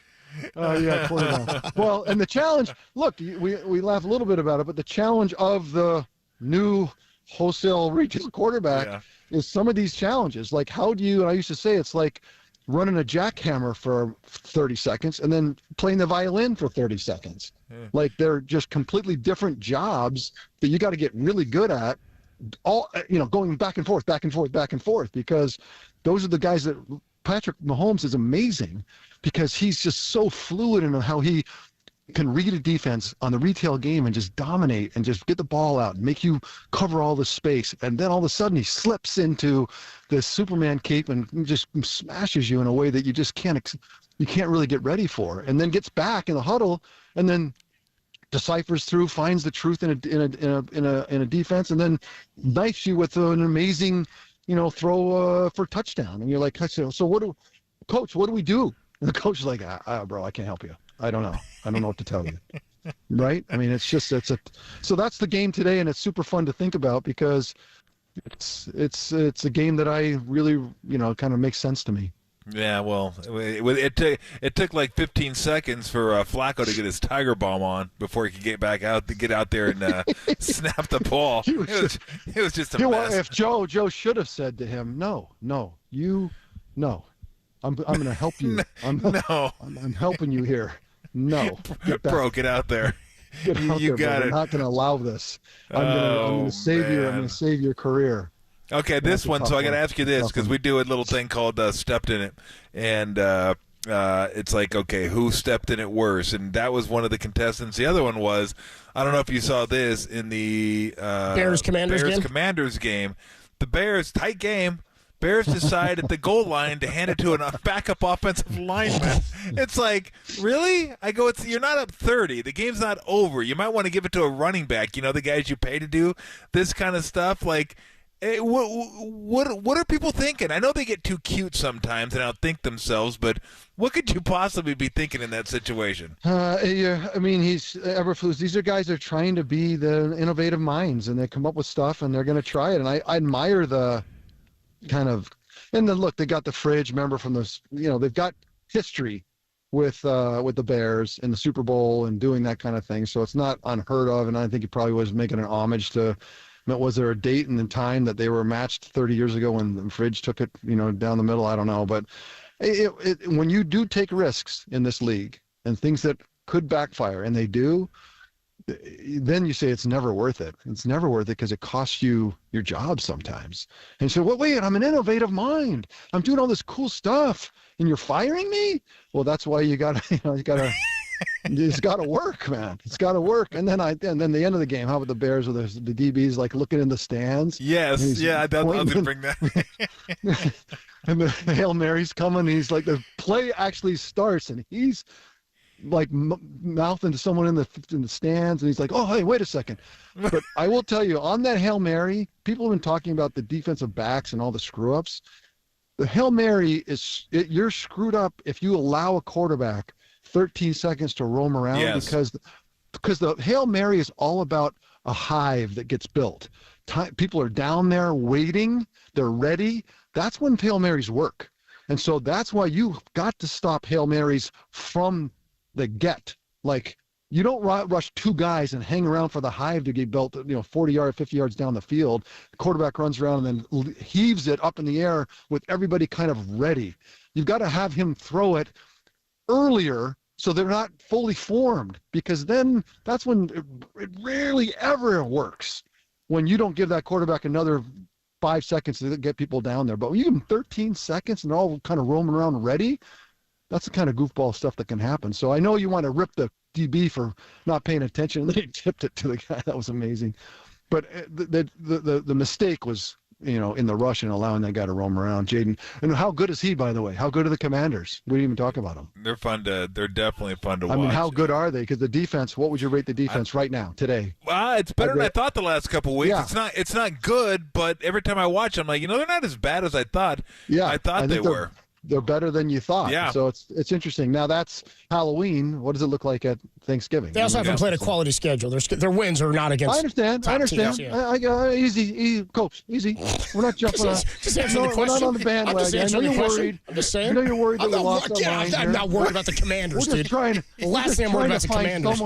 We're trying for someone in the East to play some football. That's what we're like. Who can do it? Somebody. How about this is the Cowboys. This reminds you of the playoff game against the Packers when we won the last minute throw to, and then Mike Holmgren retired and the whole thing fell apart. I was like, this game last week, I felt like Cowboys, like, where are you going to go now? Like, there's going to be some wholesale changes soon. No, there needs to be. Yeah. Before we let you go, what do we have on deck for the kids tomorrow? What kind of candy are you guys giving out? It's tight. Yeah, it's like I saw she got something like a cool, fun, squishy game. So it's like it's not candy. Some of it's not candy. Some of it is, what we'll call bigger, healthier stuff. Like, I don't know, it's still sugar, a lot of sugar. But it's not. You could still stop by. No one would throw an egg at your house for it. It's legit. It's fine. Okay. And then so it's all that. It's all that, and maybe some cans of Luma. Stop. Expiration might be out for that one, bro. Dude, monk fruit doesn't go bad. You should know that. It's amazing how you remember stuff. I love the Luma. detail. You have a detailed mind, bro. I love that. I love that about you. And hey, look, I want to say this, Tom. Thank you for taking the time on air for our philosophical conversation for 10 minutes. I just really means a lot to me that you'd hear me out, like it's a therapy session. And What are you talking about? I love philosophical conversations. I love having those type of conversations. What my favorite conversations is where the game's at now, and where do you think it's going to be in 5 years? So those are the best coaches. The best coaches are the ones that see it coming and start planning for what is coming. Like when the Warriors won, it wasn't just like, oh my gosh, the three-point revolution is here. It was kind of coming, but they jumped ahead of it and they said, okay, let's have a bunch of guys that can shoot threes, but more than that, let's have a bunch of players that can be switchable on defense. So everything you run at us, we're just going to be able to switch it and jam up your entire offense. Well, now everybody does that, so you can't do that anymore. It's not as valuable as it used to be, but back then it was valuable. And those are the coaches that everyone's zagging, they're zigging, and they just have an understanding. That. So I always try to figure that out. Okay, where's the game, and how do you get a jump on it? Where are we going? Where's the game going? Wayne Gretzky, skate to the puck, where it's going to be, right? Exactly. Run to the future, and in that way, name a quarterback that's been drafted who's a retail-only quarterback in the last 5 or 6 years. Like maybe Will Levis, maybe. And how's that going to go? I mean, name somebody that's been drafted in the first, second round that's retail only. They're just not. It's not happening. Mac Jones. There's a couple. Yeah. How's that going? Yeah, how's that going? That's pretty retail. Then there's some legacy guys like Jared who have. I would say that they learned at a more sophisticated era. Slightly, he's I think he's 7 or 8 years old in the league, and I think that pays some dividends as well. But it's hard. His job is hard, and it's only getting harder. So if you think about running to the puck, I think there might be some ebbs and flows in run and pass, but it's not going to change in what the quarterback looks like in the future. So all right, my friend, we will let you go. Enjoy Halloween. Right. You going to dress up at all? I get told. So last week we got all the costumes out from all the years that were all in she had them in plastic bags that were labeled, like Jack Sparrow, the Jack-o'-lantern, and all these in plastic bags. And we're never. It's like one of those things you put in a drawer. You go, oh, let's go sift through the drawer and find something. So she spent all last week taking them out and hanging them up and getting them all so that now they're collated and ready to go. So you just walk in and go, hey, you know what? I think I want to be the Great Pumpkin this year, and you just pull it off the rack. So anything's possible, nice. Tom. Okay. We're wide open, available for whatever could happen tomorrow night. Okay. I'm ready. Got it. Ready. Grab your Cosmo head and throw that on. Cosmo head. There you go. Undefeated Cosmo head, by the way. Can we win it all, Tom? No. I don't think you asked so. Tom. Sorry, you asked Tom. My bad. No. Go ahead, Tom. You can answer. No. I'm going to have to agree with Copes on this. Yeah, that's where I thought we were going. Yeah. I wouldn't be that quick to say it, but down Georgia. You don't see us taking down No, I don't see it. No, I don't. No. I don't see you guys taking down Georgia. How about the Big 12? Can we run it? Can we run the Big 12? We got 4 more to go. Absolutely. I do believe you can win the Big 12. You guys are like the Commanders of college football is kind of the way I see it. I'm not on board yet, Steve. Halloween, we're looking good. So. That's right. Halloween, you're looking good. Happy Halloween, Steve. See you, Steve. See you, boys. See you. Take care. All right, man. Take it easy. Happy Halloween, Steve Areen. It's Opening Comes with you on a Wednesday. We got Larry Krueger coming up at the top of the hour for Niners Nightly from 6 to 7. And Indy's running away with it. I covered my plus 4.5. Easy. You did. By the way, Congratulations. The Yankees went yard back-to-back in the bottom of the first inning off of Jack Flaherty. A 2-run shot by Aaron Judge for my Yankees. A 2-run solo shot for Jazz Chisholm of my New York Yanks. And then after that, they just drove in another run. It's 4-0 Yanks in the. We're going top 3 now. Is that right? Yeah, my Yanks are killing it. Let's go Yanks. Wrapping things up on the other side. Tolbert and Copes on the Sports Leader.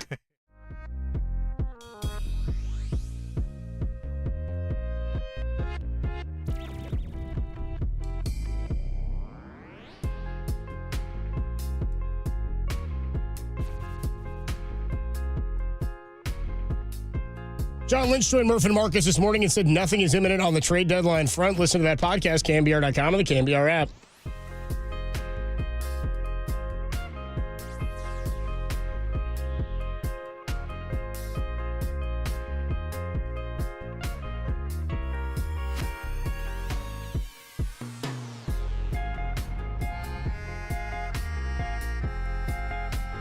What's going on, everybody? Adam Copeland here for Underdog Fantasy. It's the place to play if you're a sports fan looking to win money while watching sports. With over 5 million happy players and $2 billion won, Underdog makes it fun and easy to cash in on all your favorite athletes' performances. You can make a play with only $1, or you can go big. With their Pick'em game, you can win up to 1,000 times your money just by choosing higher or lower on player stats like passing yards, touchdowns, three-pointers, double-doubles, etc. They've got all your favorite leagues and stars to choose from. I think Buddy Hield's going to go higher than like 15 points today. How about that? They play again tonight. He had a great fourth quarter last night. You can create entries with football and basketball or all in one sport. Mix and match across your other favorite sports for a shot to win real cash prizes and turn your sports opinions into real money. Every dog deserves a second chance. With Underdog's rescues, you can earn money back and receive a promo in an early if an early injury causes you to lose. With Underdog's double flex option, you can take 2 L's and still have your entry be a win. This season, Underdog is going to be running a special promo or bonus almost every single day. Profit boost. We can pump up your winnings with just a tap when you apply your boost to eligible entries. There's discounts. You'll get adjusted projections on certain player stats to give you a better shot at a W. Download the app and sign up with promo code KNBR and deposit now to get up to $1,000 in bonus cash instantly. That's promo code KNBR. You must be 18 or older and present in the state where Underdog Fantasy operates. Terms apply. Concerned with your play, call 1-800-GAMBLER or visit www.ncpgambling.org.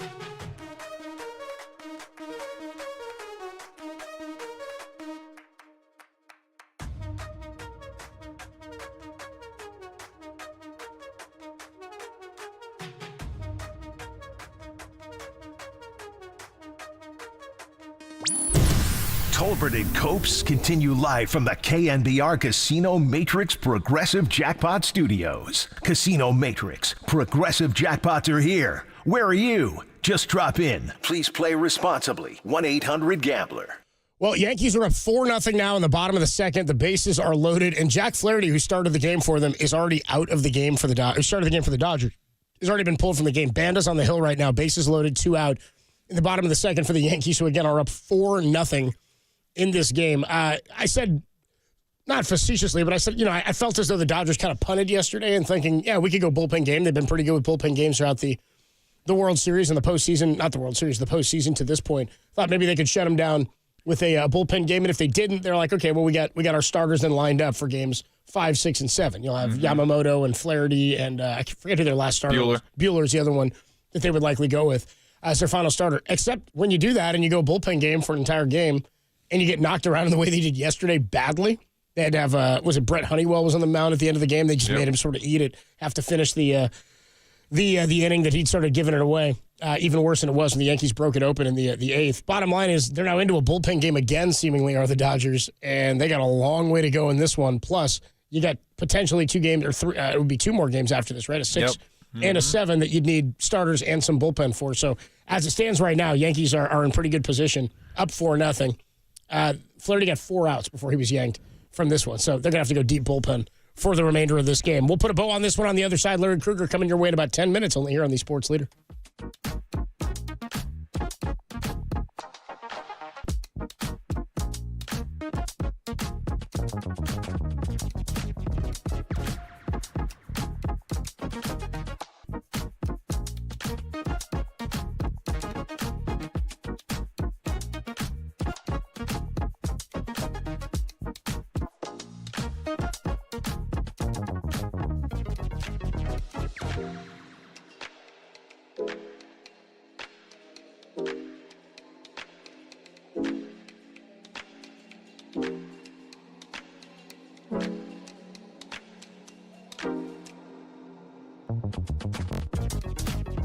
Hey everybody, Mr. T here for Xfinity. How many devices do you have in your home that hook up to the Wi-Fi at any given time? I mean, think about it. Phones, multiple tablets, computers, TVs, printers.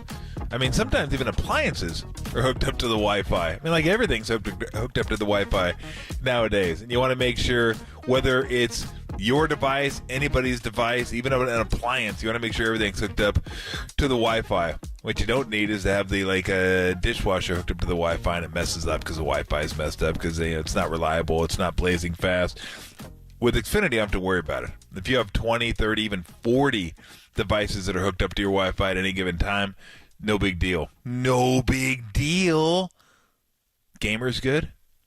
Streamer's good. Person to work in, they're fine too. How do I know? Because they have gateways. They've engineered their gateways to handle hundreds of devices. Like hundreds. So, you're good. Now through December 31st, get Xfinity Gig Internet for $25 a month for 12 months with Peacock Premium, a $7.99 a month value included at no extra cost when you add unlimited mobile. Or lock into your internet rate for 2 years for just $5 more a month with a 1-year contract. Early termination fees apply. Make sure your home Wi-Fi can handle everything you throw at it, and then some. Call, click, or visit a store today. Xfinity, bring on the good stuff. Restrictions apply. Requires paperless billing and auto pay, stored bank account, taxes, fees, extra. Gig Wi-Fi requires Xfinity Gateway. Xfinity Mobile requires Xfinity Internet. For regulatory apply.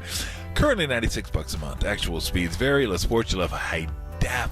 You'll have blazing fast, reliable Wi-Fi that everyone can count on.